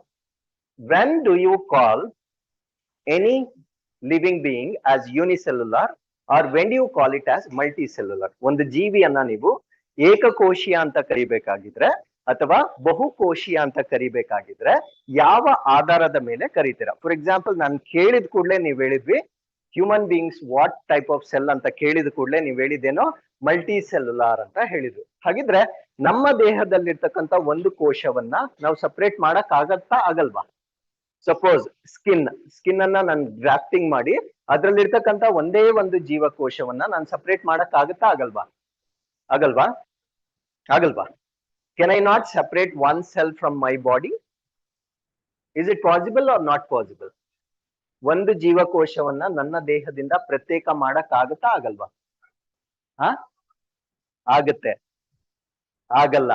Okay, ಪ್ರತ್ಯೇಕ ಮಾಡಕ್ ಆಗಿಲ್ಲ ಅಂದಿದ್ರೆ ನಾವು ಈ chapter ಇವತ್ತು ಓದ್ತಾನೆ ಇರ್ಲಿಲ್ಲ. Because if you don't separate, how will you study the cell? ಅರ್ಥ ಆಯ್ತಲ್ವಾ? ಸೊ ಯಾವುದೇ ಒಂದು ಜೀವಿಯಲ್ಲಿರ್ತಕ್ಕಂಥ ಒಂದೊಂದು ಜೀವಕೋಶವನ್ನು ಕೂಡ ನಾವು ಸಪರೇಟ್ ಮಾಡ್ಬೋದಾಗಿರುತ್ತೆ. ಅರ್ಥ ಆಯ್ತಲ್ವಾ? ಹಾಗಿದ್ರೆ ಒಂದು ಜೀವಕೋಶವನ್ನ ನಾನು ಸಪರೇಟ್ ಮಾಡೋದಾಗಿದ್ರೆ ಯಾಕೆ ನಮ್ಮನ್ನ ನಾವು ಯೂನಿಸೆಲ್ಯುಲಾರ್ ಅಂತ ಕರೆಯೋದಿಲ್ಲ? ಯಾಕೆ ನಮ್ಮನ್ನ ನಾವು ಮಲ್ಟಿ ಸೆಲ್ಯುಲಾರ್ ಅಂತ ಕರ್ಕೊಳ್ತೇವೆ? For example, I told you zygote ಅಂತ ಫಸ್ಟ್ ಸೆಲ್ ಫಾರ್ಮೇಶನ್ ಆಯ್ತಲ್ವಾ, ಅದ್ ಒಂದ್ ಸೆಲ್ ಮಲ್ಟಿಪಲ್ ಸೆಲ್ಸ್? ಒಂದೇ ಸೆಲ್. ಯಾಕೆ ನಾವು ಹಾಗಿದ್ರೆ ಹ್ಯೂಮನ್ ಬೀಯಿಂಗ್ಸ್ ಅನ್ನ ಯೂನಿಸೆಲ್ಯುಲಾರ್ ಅಂತ ಕರಿಯಲ್ಲ?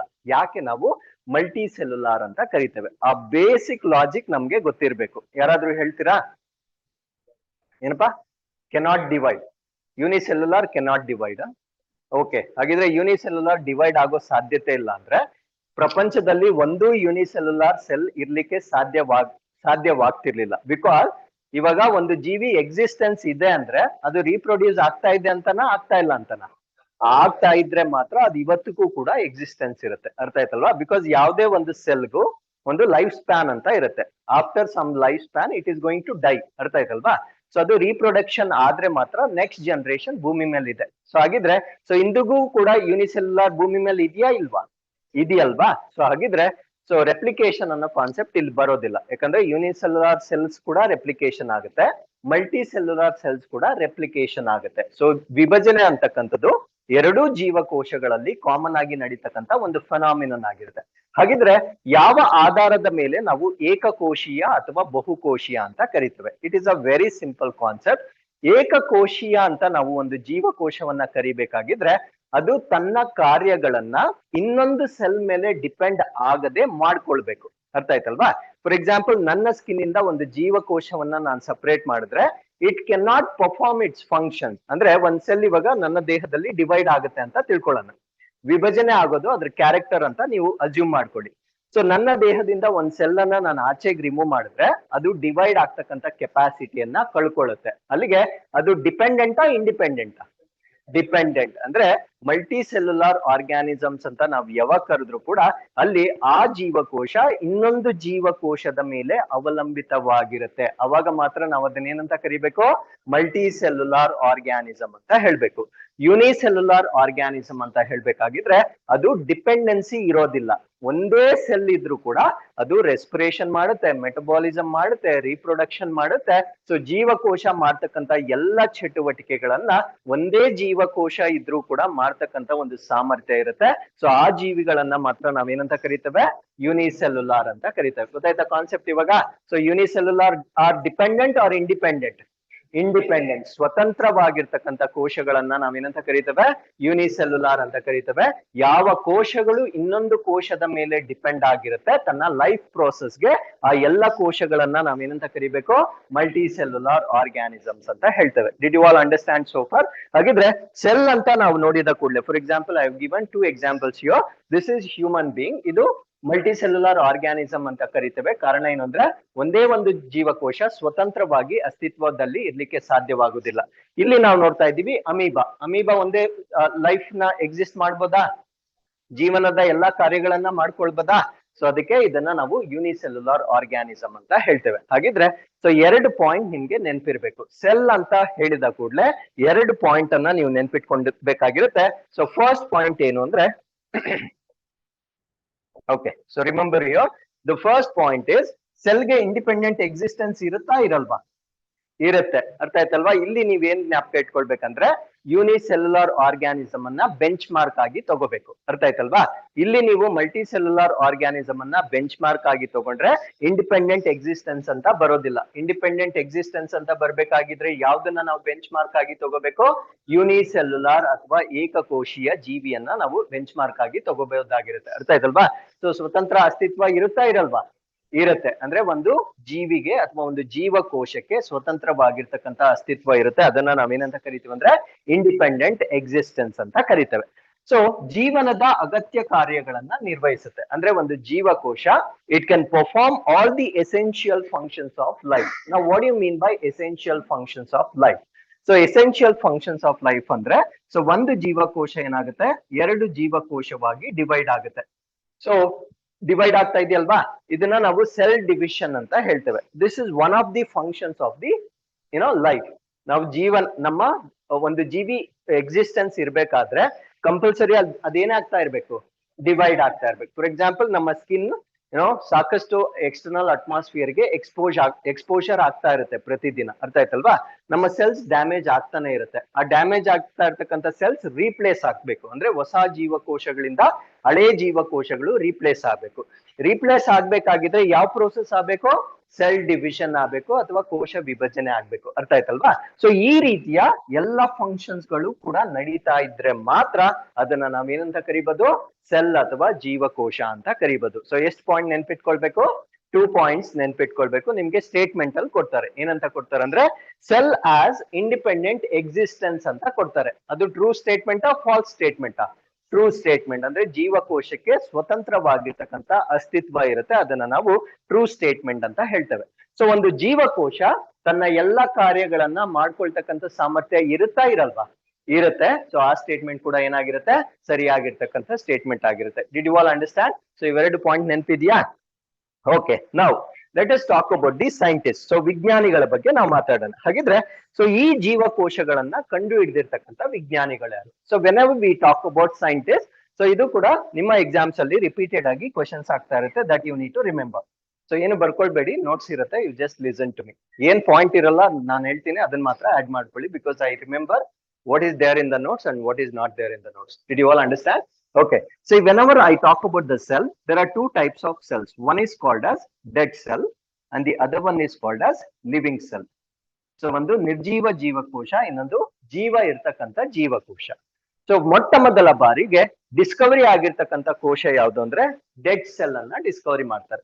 ಡೆಡ್ ಸೆಲ್ ಅನ್ನ ಡಿಸ್ಕವರಿ ಮಾಡಿದ ನಂತರ ಯಾವ್ದನ್ನ ಡಿಸ್ಕವರಿ ಮಾಡ್ತಾರೆ?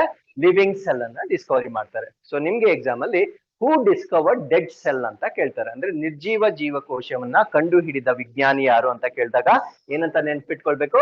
ರಾಬರ್ಟ್ ಹುಕ್ ಅಂತ ನೆನ್ಪಿಟ್ಕೊಳ್ಬೇಕು. Robert Hooke dead cell discovery ಮಾಡ್ತಾರ, ಲಿವಿಂಗ್ ಸೆಲ್ ಡಿಸ್ಕವರಿ ಮಾಡ್ತಾರ? ಡೆಡ್ ಸೆಲ್ ಅನ್ನ ಡಿಸ್ಕವರಿ ಮಾಡ್ತಾರೆ. ನಿರ್ಜೀವವಾಗಿರ್ತಕ್ಕಂಥ ಒಂದು ಜೀವಕೋಶವನ್ನ ಇವರು ಡಿಸ್ಕವರಿ ಮಾಡ್ತಾರೆ. ಹಾಗಿದ್ರೆ ಎಲ್ಲಿ ಡಿಸ್ಕವರಿ ಮಾಡ್ತಾರೆ? ಸೊ ಇವ್ರು ಡಿಸ್ಕವರಿ ಮಾಡ್ತಕ್ಕಂಥ ಒಂದು ಕೋಶ ಕಾರ್ಕ್ ಸೆಲ್ ಅಂತ ಹೇಳ್ತೇವೆ. ಏನಂತ ಹೇಳ್ತೇವೆ? Cork cell. ಇದನ್ನ ನಾವು ಬೆಂಡು ಸಸ್ಯ ಅಂತ ಹೇಳ್ತೇವೆ. ಏನಂತ ಹೇಳ್ತೇವೆ? ಬೆಂಡು ಸಸ್ಯ ಅಂತ ಹೇಳ್ತೀವಿ ಕನ್ನಡದಲ್ಲಿ. ಫಾರ್ ಎಕ್ಸಾಂಪಲ್, ಈ ಓಲ್ಡನ್ ಡೇಸ್ ಅಲ್ಲಿ ವೈನ್ ಬರ್ತಾ ಇತ್ತು. Do you know wine? ಗೊತ್ತಿದೆಯಲ್ವಾ? ದ್ರಾಕ್ಷಾರಸ ಅಂತ ಹೇಳ್ತೀವಿ. ಡೀಸೆಂಟ್ ಆಗಿ ಹೇಳ್ಬೇಕಾದ್ರೆ, ಸ್ವಲ್ಪ ಕೆಟ್ಟದಾಗಿ ಹೇಳ್ಬೇಕಾದ್ರೆ ಏನಂತ ಹೇಳ್ತೀವಿ? ವೈನ್ ಅಂತ ಹೇಳ್ತೀವಿ. ಆ ವೈನ್ ಬಾಟಲ್ ಇರುತ್ತಲ್ವಾ, ಅದ್ರ ಮೇಲೆ ಒಂದು ವುಡನ್ ಪೀಸ್ ಅನ್ನ ಬ್ಲಾಕ್ ಮಾಡ್ತಾ ಇದ್ರು. ಅರ್ಥ ಆಯ್ತಲ್ವಾ? ಯಾವ ಪೀಸ್ ಅನ್ನ? ವುಡನ್ ಪೀಸ್ ಅನ್ನು. ಸೊ ಇವ್ರೇನ್ ಮಾಡ್ತಾರೆ, ಆ ವುಡನ್ ಪೀಸ್ ಅಲ್ಲಿ ಏನಿದೆ ಅಂತ ಚೆಕ್ ಮಾಡ್ಲಿಕ್ಕೆ ಸ್ಟಾರ್ಟ್ ಮಾಡ್ತಾರೆ. ಅವಾಗ ಅವ್ರಿಗೆ ಗೊತ್ತಾಗುತ್ತೆ, ಸೊ ಇದ್ರಲ್ಲಿ ಚಿಕ್ಕ ಚಿಕ್ಕ ರಚನೆಗಳಿದೆ ಅಂತ ಗೊತ್ತಾಗುತ್ತೆ. ಆ ರಚನೆಗಳನ್ನ ಇವರು ಮೊಟ್ಟ ಮೊದಲ ಬಾರಿಗೆ ಕಂಡು ಹಿಡಿತಾರೆ. ಸೊ ಆ ರಚನೆಗಳನ್ನ ನಾವೇನಂತ ಕರಿತೀವಿ ಅಂದ್ರೆ ಡೆಡ್ ಸೆಲ್ ಅಂತ ಕರಿತೇವೆ. ಯಾಕಂದ್ರೆ ಅದು ನಿರ್ಜೀವವಾಗಿರ್ತಕ್ಕಂಥ ಭಾಗವಾಗಿರುತ್ತೆ. ಬಿಕಾಸ್ ಅದನ್ನ ಪ್ಲಾಂಟ್ ಇಂದ ಆಲ್ರೆಡಿ ಕಟ್ ಮಾಡಿರ್ತಾರಲ್ವಾ, ಕಟ್ ಮಾಡಿದ್ರೆ ಅದು ಬದುಕಿರುತ್ತಾ ಸತ್ತೋಗಿರುತ್ತಾ? ಆಲ್ರೆಡಿ ಸತ್ತೋಗಿರುತ್ತೆ. ಸೊ ಅದರಿಂದ ಮೊಟ್ಟ ಮೊದಲ ಬಾರಿಗೆ ಡಿಸ್ಕವರಿ ಆಗಿರ್ತಕ್ಕಂಥ ಸೆಲ್ ಯಾವುದು ಅಂದ್ರೆ ಡೆಡ್ ಸೆಲ್ ಅನ್ನ ಡಿಸ್ಕವರಿ ಮಾಡ್ತಾರೆ. ಡೆಡ್ ಸೆಲ್ ಅನ್ನ ಡಿಸ್ಕವರಿ ಮಾಡಿರ್ತಕ್ಕಂಥವ್ರು ಯಾರು? ರಾಬರ್ಟ್ ಹುಕ್ ಎಂತಕ್ಕಂಥ ವಿಜ್ಞಾನಿ ಡೆಡ್ ಸೆಲ್ ಅನ್ನ ಡಿಸ್ಕವರಿ ಮಾಡ್ತಾರೆ. ಸೊ ಈ ಡೆಡ್ ಸೆಲ್ ಅನ್ನ ಡಿಸ್ಕವರಿ ಮಾಡಿದ ನಂತರ ಅದ್ರ ಬಗ್ಗೆ ರಿಸರ್ಚ್ ಅನ್ನ ಸ್ಟಾರ್ಟ್ ಮಾಡ್ತಾರೆ. ಸೊ ಅದ್ರ ಬಗ್ಗೆ ಅನ್ವೇಷಣೆಯನ್ನ ಸ್ಟಾರ್ಟ್ ಮಾಡ್ತಾರೆ. ಅನ್ವೇಷಣೆ ಸ್ಟಾರ್ಟ್ ಮಾಡಿದಾಗ ಆ ಸೆಲ್ ಈ ತರ ಕಾಣಿಸುತ್ತೆ. ಅಂದ್ರೆ ಮೈಕ್ರೋಸ್ಕೋಪ್ ನ ಮುಖಾಂತರ ಅದನ್ನ ನೋಡಿದಾಗ ಈ ರೀತಿಯಾಗಿ ಕಾಣಿಸುತ್ತೆ. ಇದಕ್ಕೊಂದು ನಾಮಕರಣ ಮಾಡ್ತಾರೆ. ಏನಂತ ನಾಮಕರಣ ಮಾಡ್ತಾರೆ ಅಂದ್ರೆ ಸೆಲ್ ಲಾ ಅಂತ ನಾಮಕರಣ ಮಾಡ್ತಾರೆ. ಏನಂತ? ಸೆಲ್ ಲಾ. ಸೆಲ್ ಅಂತ ಅಲ್ಲ, ಇಲ್ಲಿ ಎ ಎಕ್ಸ್ಟ್ರಾ ಇದೆ. ಏನಂತ ನಾಮಕರಣ ಮಾಡ್ತಾರೆ? ಸೆಲ್ಲಾ ಅಂತ ನಾಮಕರಣ ಮಾಡ್ತಾರೆ. ನಾವು what is the meaning of cella? Cella meaning, the meaning of cella is small room. ಸೆಲ್ಲಾದ್ರ ಅರ್ಥ ಏನು? ಸ್ಮಾಲ್ ರೂಮ್ ಅಥವಾ ಚಿಕ್ಕದಾದ ಕೊಠಡಿ ಅಂತ ಇದಕ್ಕೆ ನಾಮಕರಣ ಮಾಡ್ತಾರೆ. ಬಿಕಾಸ್ ಒಂದು ಮನೆಯನ್ನ ನಾವು ಇಮ್ಯಾಜಿನ್ ಮಾಡ್ಕೊಂಡ್ರೆ ಮನೆ ಒಳಗಡೆ ಏನಿರುತ್ತೆ? ಚಿಕ್ಕ ಚಿಕ್ಕ ರೂಮ್ಸ್ ಇರುತ್ತಲ್ವಾ? ಸೊ ಅದೇ ರೀತಿ ಒಂದು ಜೀವಿಯನ್ನ ನಾವು ಇಮ್ಯಾಜಿನ್ ಮಾಡ್ಕೊಂಡ್ರೆ ಅವರಲ್ಲಿ ಚಿಕ್ಕ ಚಿಕ್ಕದಾಗಿರ್ತಕ್ಕಂಥ ಏನಿರ್ತವೆ? ಸೆಲ್ಸ್ ಇರ್ತವೆ. ಸೊ ಅದನ್ನ ಅವ್ರು ಏನಕ್ಕೆ ರಿಲೇಟ್ ಮಾಡ್ತಾರೆ? ಸ್ಮಾಲ್ ರೂಮ್ ಅಂತ ರಿಲೇಟ್ ಮಾಡ್ತಾರೆ. ಸೊ ಇವಾಗ ಈ ಸೆಲ್ಲಾ ಅಂತಕ್ಕಂಥದ್ದು ನಾವು ಪದೇ ಪದೇ ಯೂಸ್ ಮಾಡಿ ಮಾಡಿ ಮಾಡಿ ಮಾಡಿ ಒಂದ್ ಲೆಟರ್ ನ ಎಗರ್ಸ್ಬಿಟ್ಟಿವಿ ಇವಾಗ. ಓಕೆ, ಸೊ ಇವಾಗ ಏನಂತ ಯೂಸ್ ಮಾಡ್ತೀವಿ ನಾವು? ಸೆಲ್ ಅಂತ ಯೂಸ್ ಮಾಡ್ತೀವಿ. ಇನ್ನೊಂದು 100 ವರ್ಷಕ್ಕೆ ಬರೀ ಸಿ ಅಂತ ಮಾತ್ರ ಇರುತ್ತೆ. ಓಕೆ, ಸೊ ಇವಾಗ ಎಷ್ಟು ಲೆಟರ್ ನ ರಿಮೂವ್ ಮಾಡಿದ್ದೀವಿ? 1 ಲೆಟರ್ ಅನ್ನ ರಿಮೂವ್ ಮಾಡಿದ್ದೀವಿ. ಸದ್ಯಕ್ಕೆ ಸೆಲ್ ಅಂತ ಹೇಳ್ತಾ ಇದ್ದೀವಿ. ಮುಂದೆ ಮುಂದೆ ಒಂದೆಲ್ಲ ಹೋಗುತ್ತೆ, ಆಮೇಲೆ ಇನ್ನೊಂದೆಲ್ಲ ಹೋಗುತ್ತೆ, ಕೊನೆಗೆ ಏನ್ ಉಳ್ಕೊಳ್ಳುತ್ತೆ? ಸಿ ಅಂತ ಮಾತ್ರ ಉಳ್ಕೊಳ್ಳುತ್ತೆ. Okay, so this is the meaning of the discovery that is made by Robert Hooke ಮಾಡಿರ್ತಕ್ಕಂಥ ಒಂದು ಡಿಸ್ಕವರಿ ಆಗಿರುತ್ತೆ. ಸೊ ಇದನ್ನ ಅವರು ಸೆಲ್ಲಾ ಅಂತ ಕರೀತಾರೆ. ಸೆಲ್ಲಾದ ಮೀನಿಂಗ್ ಏನಾಗಿರುತ್ತೆ? ಸ್ಮಾಲ್ ರೂಮ್ ಅಥವಾ ಚಿಕ್ಕದಾಗಿರ್ತಕ್ಕಂಥ ಒಂದು ಕೊಠಡಿ ಆಗಿರುತ್ತೆ. ಸೊ ಅದಾದ್ಮೇಲೆ ಇವ್ರು ಅಷ್ಟಕ್ಕೆ ನಿಲ್ಸೋದಿಲ್ಲ. ಸೊ ಅದ್ರ ಬಗ್ಗೆ ಇನ್ನೂ ಕೂಡ ಎಕ್ಸ್ಪೆರಿಮೆಂಟೇಶನ್ ಮಾಡ್ತಾ ಇರ್ತಾರೆ. ಸೊ ಮಾಡ್ತಾ ಮಾಡ್ತಾ ಏನ್ ಮಾಡ್ತಾರೆ ಅಂದ್ರೆ ಸೆಲ್ಗೆ ಒಂದು ಡೆಫಿನೇಷನ್ ಅನ್ನ ಕೊಡ್ತಾರೆ. ಸೊ ಇದನ್ನ ನಾವೇನಂತ ಕರಿತೀವಿ ಅಂದ್ರೆ ವ್ಯಾಖ್ಯಾನ ಅಂತ ಹೇಳ್ತೇವೆ. ಸೆಲ್ಗೆ ಮೊಟ್ಟ ಮೊದಲ ಬಾರಿಗೆ ಒಂದು ಡೆಫಿನೇಷನ್. ಯಾಕಂದ್ರೆ ಯಾವುದೇ ಒಂದು ವಸ್ತುವಿನ ಬಗ್ಗೆ ಸೊ ಒಂದು ವ್ಯಾಖ್ಯಾನ ಇರುತ್ತೆ. ಆ ವಸ್ತು ಏನು ಅಂತಕ್ಕಂಥದ್ದನ್ನ ಹೇಳೋದನ್ನ ನಾವೇನಂತ ಹೇಳ್ತೀವಿ ಅಂದ್ರೆ ಡೆಫಿನೇಷನ್ ಅಂತ ಹೇಳ್ತೇವೆ. ನಿಮ್ಗೆ ಎಕ್ಸಾಮ್ ಅಲ್ಲಿ who gave definition to the cell ಅಂತ ಕೇಳ್ತಾರೆ. ಜೀವಕೋಶಕ್ಕೆ ವ್ಯಾಖ್ಯಾನವನ್ನ ನೀಡಿರ್ತಕ್ಕಂಥ ವಿಜ್ಞಾನಿ ಯಾರು ಅಂತ ಕೇಳಿದ್ರೆ ಅವಾಗೂ ಕೂಡ ಆನ್ಸರ್ ಏನಾಗ್ಬೇಕು? ರಾಬರ್ಟ್ ಹುಕ್ ಅಂತಾನೆ ಬರಿಬೇಕು. ಹೂ ಡಿಸ್ಕವರ್ಡ್ ದಿ ಡೆಡ್ ಸೆಲ್ ಅಂತ ಕೇಳಿದ್ರು ಅವಾಗ ಏನ್ ಆನ್ಸರ್? ರಾಬರ್ಟ್ ಹುಕ್ ಅಂತಾನೆ ಹೇಳ್ಬೇಕಾಗಿರುತ್ತೆ. ಸೊ ಇವ್ರು ಕೊಟ್ಟಿರ್ತಕ್ಕಂಥ ಡೆಫಿನೇಷನ್ ಅಲ್ಲಿ 2 ಪಾಯಿಂಟ್ಸ್ ಇರುತ್ತೆ. ಒಂದೇನಂದ್ರೆ ಸೆಲ್ ಇಸ್ ದಿ ಸ್ಟ್ರಕ್ಚರಲ್, ಇನ್ನೊಂದು ಫಂಕ್ಷನಲ್ ಯೂನಿಟ್ ಆಫ್ ಲೈಫ್ ಅಂತ ಹೇಳ್ತಾರೆ. ಅಂದ್ರೆ ರಚನಾತ್ಮಕ ಮತ್ತು ಕಾರ್ಯಾತ್ಮಕ ಘಟಕ ಅಂತ ಹೇಳ್ತಾರೆ. ನಾವು what you mean by structural? Structural ಅಂದ್ರೆ ಪ್ರತಿಯೊಂದು ಕೋಶಕ್ಕೂ ತನ್ನದೇ ಆಗಿರ್ತಕ್ಕಂಥ ಒಂದು ಆಕಾರ ಇರುತ್ತೆ. ಅರ್ಥ ಆಯ್ತಲ್ವಾ? ಸೊ ಅದೇನೋ ಒಂದು ಹ್ಯಾಪಿಜಾರ್ಡ್ ಮ್ಯಾನರ್ ಅಲ್ಲಿ ಇರೋದಿಲ್ಲ. ಪ್ರತಿಯೊಂದು ಜೀವಕೋಶಕ್ಕೂ ಕಂಪಲ್ಸರಿ ಏನಿದ್ದೇ ಇರುತ್ತೆ? ಒಂದು ಸ್ಟ್ರಕ್ಚರ್ ಇರುತ್ತೆ, ಒಂದು ಆಕಾರ ಇರುತ್ತೆ. ಹಾಗಿದ್ರೆ ಒಂದು ಜೀವಕೋಶ ಅಂದ್ಮೇಲೆ ಅದಕ್ಕೆ ಕೆಲಸ ಇರುತ್ತಾ ಇರಲ್ವಾ? ಇರುತ್ತಲ್ವಾ? ಅದು ಡಿವಿಷನ್ ಆಗುತ್ತೆ, ರೆಸ್ಪಿರೇಷನ್ ಮಾಡುತ್ತೆ, ಎಕ್ಸ್ಕ್ರೀಷನ್ ಮಾಡುತ್ತೆ, ಎಲ್ಲ ರೀತಿಯ ಕೆಲಸಗಳನ್ನ ಅದು ಮಾಡ್ತಾ ಇರುತ್ತೆ. ಸೊ ಕೆಲಸಗಳನ್ನ ಮಾಡ್ತಾ ಇದ್ರೆ ಅದನ್ನ ನಾವೇನಂತ ಕರಿಬೇಕು? ಫಂಕ್ಷನಲ್ ಅಂತ ಹೇಳ್ಬೇಕು. ಹಾಗಿದ್ರೆ ಜೀವಕೋಶಕ್ಕೆ ಯಾವ 2 ಗುಣಗಳಿರ್ತವೆ? ಒಂದು ಫಂಕ್ಷನಲ್ ಕ್ಯಾರೆಕ್ಟರಿಸ್ಟಿಕ್ಸ್ ಇರುತ್ತೆ, ಇನ್ನೊಂದು ಯಾವ್ದಿರುತ್ತೆ? ಸ್ಟ್ರಕ್ಚರಲ್ ಕ್ಯಾರೆಕ್ಟರಿಸ್ಟಿಕ್ಸ್ ಇರುತ್ತೆ. ಇವೆರಡನ್ನ ಒಟ್ಟಿಗೆ ಸೇರಿಸಿ ನಾವೇನಂತ ಕರಿತೀವಿ ಅಂದ್ರೆ ಡೆಫಿನೇಷನ್ ಆಫ್ ದಿ ಸೆಲ್ ಅಂತ ಹೇಳ್ತೇವೆ. ನಾವು ಓಡಿದ definition of the cell, any small entity that has structure and function. So ರಚನೆ ಮತ್ತು ಕ್ರಿಯೆಯನ್ನ ಹೊಂದಿರತಕ್ಕಂತ ಜೀವಿಗಳ ಅತ್ಯಂತ ಸಣ್ಣ ಘಟಕವನ್ನ ನಾವೇನಂತ ಕರಿತೀವಿ ಅಂದ್ರೆ ಸೆಲ್ ಅಂತ ಕರಿತೇವೆ. ಈ ಡೆಫಿನೇಷನ್ ಕೊಟ್ಟಿರ್ತಕ್ಕಂಥ ವಿಜ್ಞಾನಿ ಯಾರು? ರಾಬರ್ಟ್ ಹುಕ್ ಕೊಟ್ಟಿರ್ತಕ್ಕಂಥ ಒಂದು ಡೆಫಿನೇಷನ್ ಆಗಿರುತ್ತೆ. Did you all understand? ಹಾಗಿದ್ರೆ ಸೆಲ್ ಬಗ್ಗೆ ಮೊದಲ ಬಾರಿಗೆ ಅಧ್ಯಯನ ಮಾಡ್ಲಿಕ್ಕೆ ಸ್ಟಾರ್ಟ್ ಮಾಡಿರ್ತಕ್ಕಂಥ ವಿಜ್ಞಾನಿ ಯಾರು? Robert Hooke. ಸೊ ಅದಕ್ಕೆ ಇವ್ರನ್ನ ನಾವೇನಂತ ಕರಿತೀವಿ ಅಂದ್ರೆ ಫಾದರ್ ಆಫ್ ಸೈಟಾಲಜಿ ಅಂತ ಹೇಳ್ತೇವೆ. ಏನಂತ ಹೇಳ್ತೇವೆ? Father of cytology. ಸೈಟಾಲಜಿ ಅಂದ್ರೆ ಸ್ಟಡಿ ಆಫ್ ಸೆಲ್ ಅನ್ನ ನಾವೇನಂತ ಹೇಳ್ತೀವಿ ಅಂದ್ರೆ ಸೈಟಾಲಜಿ ಅಂತ ಹೇಳ್ತೇವೆ. ಅಂದ್ರೆ ಜೀವಕೋಶಗಳ ಬಗ್ಗೆ ಅಧ್ಯಯನ ಮಾಡ್ತಕ್ಕಂತ ಒಂದು ವಿಭಾಗವನ್ನ ನಾವೇನಂತ ಹೇಳ್ತೇವೆ? ಸೈಟಾಲಜಿ ಅಂತ ಹೇಳ್ತೇವೆ. Who is the father of cytology ಅಂತ ನಿಮ್ಗೆ ಪ್ರಶ್ನೆ ಕೇಳ್ತಾರೆ. ಸೊ ಫಾದರ್ ಆಫ್ ಸೈಟಾಲಜಿ ಯಾರಾಗಿರ್ತಾರೆ? ರಾಬರ್ಟ್ ಹುಕ್ ಅನ್ನ ನಾವು ಫಾದರ್ ಆಫ್ ಸೈಟಾಲಜಿ ಅಂತ ಹೇಳ್ತೇವೆ.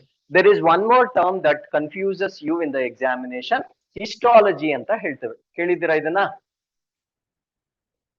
Do you know the term histology? Yada? You know? Human species. Tissues. Okay. So histology anta ಇನ್ನೊಂದು ಟರ್ಮ್ ಬರುತ್ತೆ. ಸೊ ಹಿಸ್ಟಾಲಜಿ ಅಂದ್ರೆ ಸ್ಟಡಿ ಆಫ್ ಟಿಶ್ಯೂಸ್, ಅಂಗಾಂಶಗಳ ಬಗ್ಗೆ ಅಧ್ಯಯನ ಮಾಡ್ತಕ್ಕಂಥ ವಿಜ್ಞಾನವನ್ನ ನಾವೇನಂತ ಕರಿತೀವಿ ಅಂದ್ರೆ ಹಿಸ್ಟಾಲಜಿ ಅಂತ ಕರಿತೀವಿ. You should know the difference. One is cytology. Cytology ಅಂದ್ರೆ ಯಾವ್ದ್ರ ಬಗ್ಗೆ ಅಧ್ಯಯನ? ಸೆಲ್ಸ್ ಅಥವಾ ಜೀವಕೋಶಗಳ ಬಗ್ಗೆ ಅಧ್ಯಯನ. ಹಿಸ್ಟಾಲಜಿ ಅಂತ ಇನ್ನೊಂದು ಟರ್ಮ್ ಬರುತ್ತೆ. ಸೊ ಹಿಸ್ಟಾಲಜಿ ಅಂದ್ರೆ ಯಾವ್ದ್ರ ಬಗ್ಗೆ ಅಧ್ಯಯನ? ಟಿಶ್ಯೂಸ್ ಅಥವಾ ಅಂಗಾಂಶಗಳ ಬಗ್ಗೆ ಅಧ್ಯಯನ. ಸೆಲ್ ಮತ್ತೆ ಟಿಶ್ಯೂಗೆ ಏನ್ ವ್ಯತ್ಯಾಸ ಇದೆ ಅದ್ ನಾನು ಮುಂದೆ ಹೇಳ್ತೀನಿ. ಅರ್ಥ ಆಯ್ತಲ್ವಾ? ಸೊ ಇಷ್ಟು ಪಾಯಿಂಟ್ಸ್ ನಮ್ಗೆ ಯಾರ ಬಗ್ಗೆ ಗೊತ್ತಿರ್ಬೇಕಾಗಿರುತ್ತೆ? ರಾಬರ್ಟ್ ಹುಕ್ ಬಗ್ಗೆ ಗೊತ್ತಿರ್ಬೇಕಾಗಿರುತ್ತೆ. Did you all understand so far? Okay fine, let us repeat again. So ಇಲ್ಲಿ ನೋಡಿ, ನಾನು ಸುಮ್ನೆ ಇಯರ್ಸ್ ಕೊಟ್ಟಿರ್ತೀನಿ, ಬಟ್ ನಿಮ್ಗೆ ಸೈನ್ಸ್ ಇದು ಸೈನ್ಸ್ ರಿಲೇಟೆಡ್ ಆಗಿರೋದ್ರಿಂದ ಇಯರ್ಸ್ ನ ನಿಮ್ಗೆ ಎಕ್ಸಾಮ್ ಅಲ್ಲಿ ಕೇಳೋದಿಲ್ಲ. ಬಟ್ ನಿಮ್ಗೆ ಗೊತ್ತಿರ್ಲಿ ಎಷ್ಟು ಹಳೆ ಡಿಸ್ಕವರಿ ಇದೆಯೋ ಅಂತ ಗೊತ್ತಿರ್ಲಿ ಅಂತ ನಾನು ಜಸ್ಟ್ ಮೆನ್ಷನ್ ಮಾಡಿರ್ತೇನೆ. ಸೊ ಈ ಒಂದು ಸೆಲ್ ಅನ್ನ ಡಿಸ್ಕವರಿ ಮಾಡಿರ್ತಕ್ಕಂಥ ವರ್ಷ ಯಾವುದು? 1655 ಅಲ್ಲಿ ಫಸ್ಟ್ ಟೈಮ್ ಇದನ್ನ ಡಿಸ್ಕವರಿ ಮಾಡ್ತಾರೆ. So dead cell living cell first Discovery? Dead cell, ನಿರ್ಜೀವ ಜೀವಕೋಶವನ್ನ ಕಂಡುಹಿಡಿತಾರೆ. ಯಾವ ಕೋಶದಲ್ಲಿ? ಕಾರ್ಕ್ ಸೆಲ್ ಅಥವಾ ಬೆಂಡು ಸಸ್ಯದಲ್ಲಿ ಈ ಕೋಶಗಳನ್ನ ಕಂಡುಹಿಡಿತಾರೆ. ಸೊ ಇವರು ಮಾಡಿರ್ತಕ್ಕಂಥ ಎಕ್ಸ್ಪೆರಿಮೆಂಟ್ ಅನ್ನೆಲ್ಲ ಒಂದು ಬುಕ್ ಅಲ್ಲಿ ಬರೀತಾರೆ. ಆ ಬುಕ್ ಅನ್ನ ಏನಂತ ಕರೀತಾರೆ ಅಂದ್ರೆ ಮೈಕ್ರೋಗ್ರಾಫಿಯಾ ಅಂತ ಕರೀತಾರೆ. So the book produced by Robert Hooke ಬರ್ದಿರ್ತಕ್ಕಂಥ ಒಂದು ಬುಕ್ ಅನ್ನ ನಾವೇನಂತ ಹೇಳ್ತೀವಿ ಅಂದ್ರೆ ಮೈಕ್ರೋಗ್ರಾಫಿಯಾ ಅಂತ ಹೇಳ್ತೇವೆ. So is from England. So England ಗೆ ಸೇರಿರ್ತಕ್ಕಂಥ ಪ್ರಜೆ ಆಗಿರ್ತಾರೆ. ಸೊ ಈ ವ್ಯಕ್ತಿ ಏನ್ ಮಾಡ್ತಾರೆ ಅಂದ್ರೆ ಅವ್ರು ಮಾಡಿರ್ತಕ್ಕಂಥ ಡಿಸ್ಕವರಿಗೆ ಏನಂತ ಹೆಸರು ಕೊಡ್ತಾರೆ? ಸೆಲ್ಲಾ ಅಂತ ಹೆಸರು ಕೊಡ್ತಾರೆ. ಸೆಲ್ಲಾ ಅಂದ್ರೆ ಅರ್ಥ ಏನು? ಸ್ಮಾಲ್ ರೂಮ್ ಅಥವಾ ಒಂದು ಚಿಕ್ಕದಾದ ಕೊಠಡಿ ಅಂತಕ್ಕಂಥದ್ದು ಅದರ ಅರ್ಥವಾಗಿರುತ್ತೆ.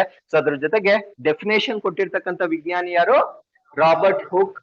ಇದೇ ವಿಜ್ಞಾನಿ ಸೆಲ್ಗೆ ವ್ಯಾಖ್ಯಾನವನ್ನ ಕೊಟ್ಟಿರ್ತಾರೆ. ಸೊ ಇವರ ಪ್ರಕಾರ ಸೆಲ್ಗೆ ಎಷ್ಟು ಕ್ಯಾರೆಕ್ಟರಿಸ್ಟಿಕ್ಸ್ ಇರುತ್ತೆ? 2 ಕ್ಯಾರೆಕ್ಟರಿಸ್ಟಿಕ್ಸ್ ಇರುತ್ತೆ. ಫಸ್ಟ್ ಕ್ಯಾರೆಕ್ಟರ್ ಏನು?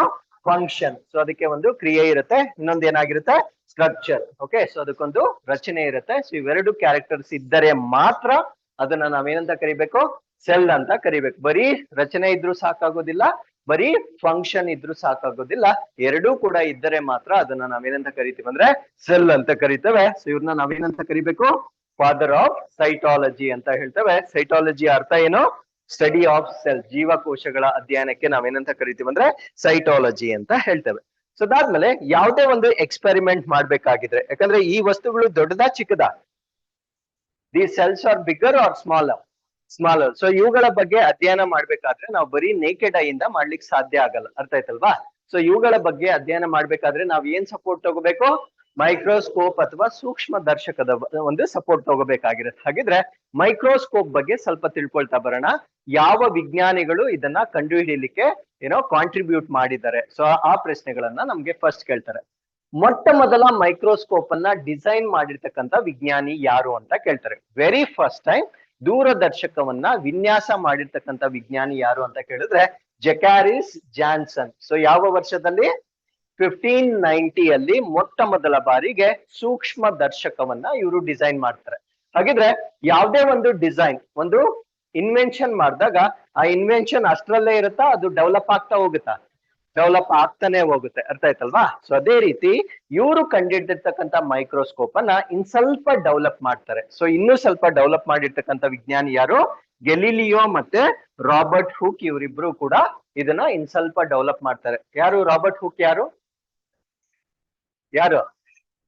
Father of cytology. ಅರ್ಥ ಆಯ್ತಲ್ವಾ? ಸೊ ಇವ್ರು ಹೆಂಗೆ ಸೆಲ್ಸ್ ನ ಅಬ್ಸರ್ವ್ ಮಾಡಿದ್ರು ಗೊತ್ತಾಯ್ತಾ?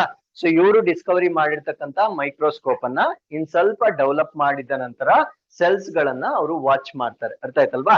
ಸೊ ಫಸ್ಟ್ ಡೆವಲಪ್ ಮಾಡಿದ್ ಯಾರು? ಜೆಕಾರಿಯಸ್ ಜಾನ್ಸನ್ ಫಸ್ಟ್ ಡೆವಲಪ್ ಮಾಡ್ತಾರೆ. ಅದನ್ನ ಮಾರ್ಪಾಡು ಮಾಡಿರ್ತಕ್ಕಂಥ ವಿಜ್ಞಾನಿಗಳು ಯಾರು?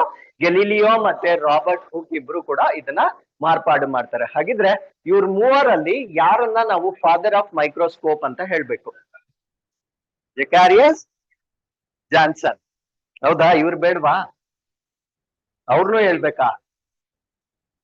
ಅವ್ರನ್ನೂ ಹೇಳ್ಬೇಕಾ? ಫಾದರ್ ಒಬ್ರೇ ಇರ್ಬೇಕು. Okay, there cannot be multiple fathers. ನೋಡಿ ಇಲ್ಲಿ, ಅವ್ರ ಮೂವರು ಅಲ್ಲ. ಫಾದರ್ ಆಫ್ ಮೈಕ್ರೋಸ್ಕೋಪ್ ಯಾರು ಅಂದ್ರೆ ಆಂಟೋನಿ ವ್ಯಾನ್ ಲಿವೆನ್ ಹ್ಯೂಕ್. ಅರ್ಥ ಆಯ್ತಲ್ವಾ?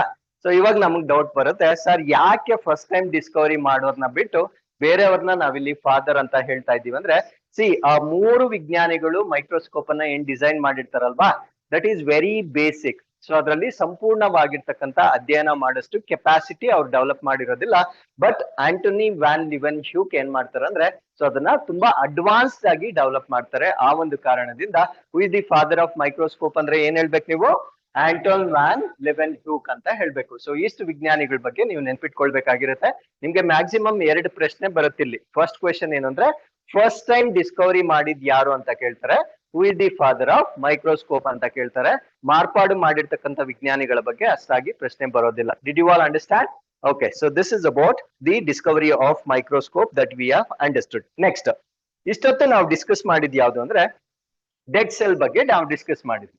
ಸೊ ಡೆಡ್ ಸೆಲ್ ಅನ್ನ ಡಿಸ್ಕವರಿ ಮಾಡಿದ ನಂತರ ಡೆಫಿನೆಟ್ಲಿ ಕ್ಯೂರಿಯಾಸಿಟಿ ಜಾಸ್ತಿ ಆಗುತ್ತೆ. ಯಾಕಂದ್ರೆ ಡೆಡ್ ಸೆಲ್ ಅಲ್ಲಿ ನಮ್ಗೆ ಅದ್ರೊಳಗಡೆ ಇರ್ತಕ್ಕಂಥ ಆರ್ಗನಲ್ಸ್ ಅನ್ನ ಅಧ್ಯಯನ ಮಾಡಕ್ ಆಗಲ್ಲ. ಯಾಕಂದ್ರೆ ಅದು ಆಲ್ರೆಡಿ ಸತ್ತೋಗಿರೋದ್ರಿಂದ ಅದ್ರೊಳಗಡೆ ಏನೇನಿದೆ, ಅದ್ರೊಳಗಡೆ ಇರ್ತಕ್ಕಂಥ ವಸ್ತುಗಳು ಏನೇನ್ ಕೆಲಸ ಮಾಡುತ್ತೆ ಅದ್ರ ಬಗ್ಗೆ ನಾವು ಡಿಸ್ಕವರಿ ಮಾಡ್ಲಿಕ್ಕೆ ಸಾಧ್ಯವಾಗೋದಿಲ್ಲ. ಸೊ ಅದರಿಂದ ಕ್ಯೂರಿಯಾಸಿಟಿ ಜಾಸ್ತಿ ಆಗುತ್ತೆ. ಕ್ಯೂರಿಯಾಸಿಟಿ ಜಾಸ್ತಿ ಆದಾಗ ಏನ್ ಮಾಡ್ತಾರೆ ಅಂದ್ರೆ, ಜೀವಂತ ಜೀವಕೋಶವನ್ನ ಕಂಡುಹಿಡಿಯಲಿಕ್ಕೆ ಪ್ರಯತ್ನವನ್ನ ಮಾಡ್ತಾರೆ. ಸೊ ಈ ಒಂದು ಎಕ್ಸ್ಪೆರಿಮೆಂಟೇಶನ್ ಅಲ್ಲಿ ಸಕ್ಸಸ್ಫುಲ್ ಆಗಿರ್ತಕ್ಕಂಥ ವಿಜ್ಞಾನಿ ಯಾರು ಅಂದ್ರೆ, ಸೊ ಓಕೆ, ಸೊ ಯಾರು ಇದ್ರಲ್ಲಿ ಸಕ್ಸಸ್ ಆಗಿದ್ದು? ವ್ಯಾನ್ ಲಿವೆನ್ ಹ್ಯೂಕ್. ಇವ್ರ ಹೆಸರು ಎಲ್ಲಾದ್ರೂ ಕೇಳಿದ್ದೀರಾ? ಎಲ್ಲಿ? ಈ ಹಿಂದೆ ಸ್ಲೈಡ್ ಅಲ್ಲಿ ಯಾರಿದ್ರು? ಫಾದರ್ ಆಫ್ ಮೈಕ್ರೋಸ್ಕೋಪ್ ಅಂತ ಹೇಳಿದ್ನಲ್ವಾ, ಸೇಮ್ ಪರ್ಸನ್. ಯಾರು ಏನನ್ನ ಡಿಸ್ಕವರಿ ಮಾಡ್ತಾರೆ? ಲಿವಿಂಗ್ ಸೆಲ್ ಅಥವಾ ಜೀವಂತ ಜೀವಕೋಶವನ್ನ ಮೊಟ್ಟ ಮೊದಲ ಬಾರಿಗೆ ಡಿಸ್ಕವರಿ ಮಾಡ್ತಾರೆ. ಹಾಗಿದ್ರೆ so which was the first living cell discovered ಅಂತ ನಿಮ್ಗೆ ಪ್ರಶ್ನೆ ಕೇಳ್ತಾರೆ. ಮೊಟ್ಟ ಮೊದಲ ಬಾರಿಗೆ ಡಿಸ್ಕವರಿ ಆಗಿರ್ತಕ್ಕಂಥ ಲಿವಿಂಗ್ ಸೆಲ್ ಯಾವ್ದು ಅಂದ್ರೆ ಬ್ಯಾಕ್ಟೀರಿಯಾವನ್ನ ಕಂಡುಹಿಡಿತಾರೆ. ಅರ್ಥ ಆಯ್ತಲ್ವಾ? ಸೊ ಒಂದು ಜೀವಂತ ಇರ್ತಕ್ಕಂಥ ಬ್ಯಾಕ್ಟೀರಿಯಾವನ್ನ ವ್ಯಾನ್ ಲೆವೆನ್ ಹೂಕ್ ಮೊಟ್ಟ ಮೊದಲ ಬಾರಿಗೆ 1670 ಅಲ್ಲಿ ಡಿಸ್ಕವರಿ ಮಾಡಿರ್ತಕ್ಕಂಥದ್ದನ್ನ ನಾವು ನೋಡ್ಬೋದಾಗಿರುತ್ತೆ. ಸೊ ಅವ್ರ ಎಕ್ಸ್ಪೆರಿಮೆಂಟ್ ಅಲ್ಲಿಗೆ ಸ್ಟಾಪ್ ಮಾಡಲ್ಲ.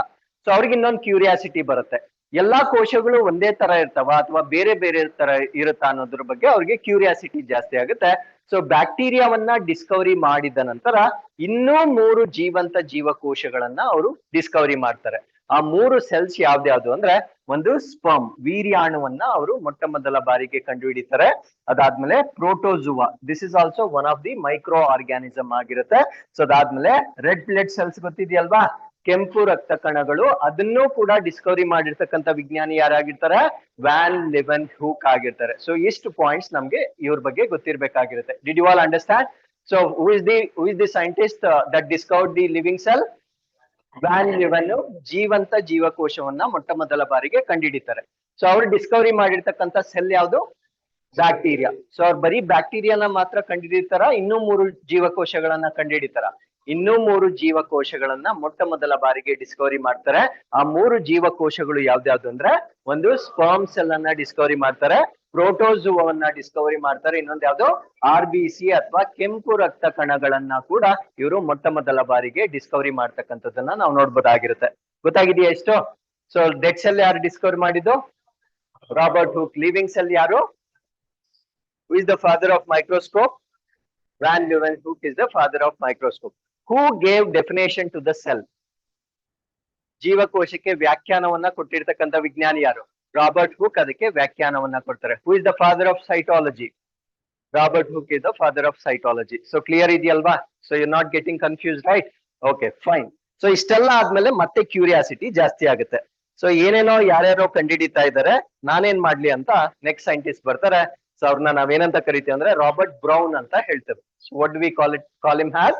ರಾಬರ್ಟ್ ಬ್ರೌನ್ ಅಂತ ಹೇಳ್ತೇವೆ. ಇವ್ರೇನ್ ಮಾಡ್ತಾರೆ ಅಂದ್ರೆ, ಸೊ ಒಂದು ಡೆಡ್ ಸೆಲ್ ಡಿಸ್ಕವರಿ ಆಯ್ತು, ಇನ್ನೊಂದು ಲಿವಿಂಗ್ ಸೆಲ್ ಕೂಡ ಡಿಸ್ಕವರಿ ಆಯ್ತು.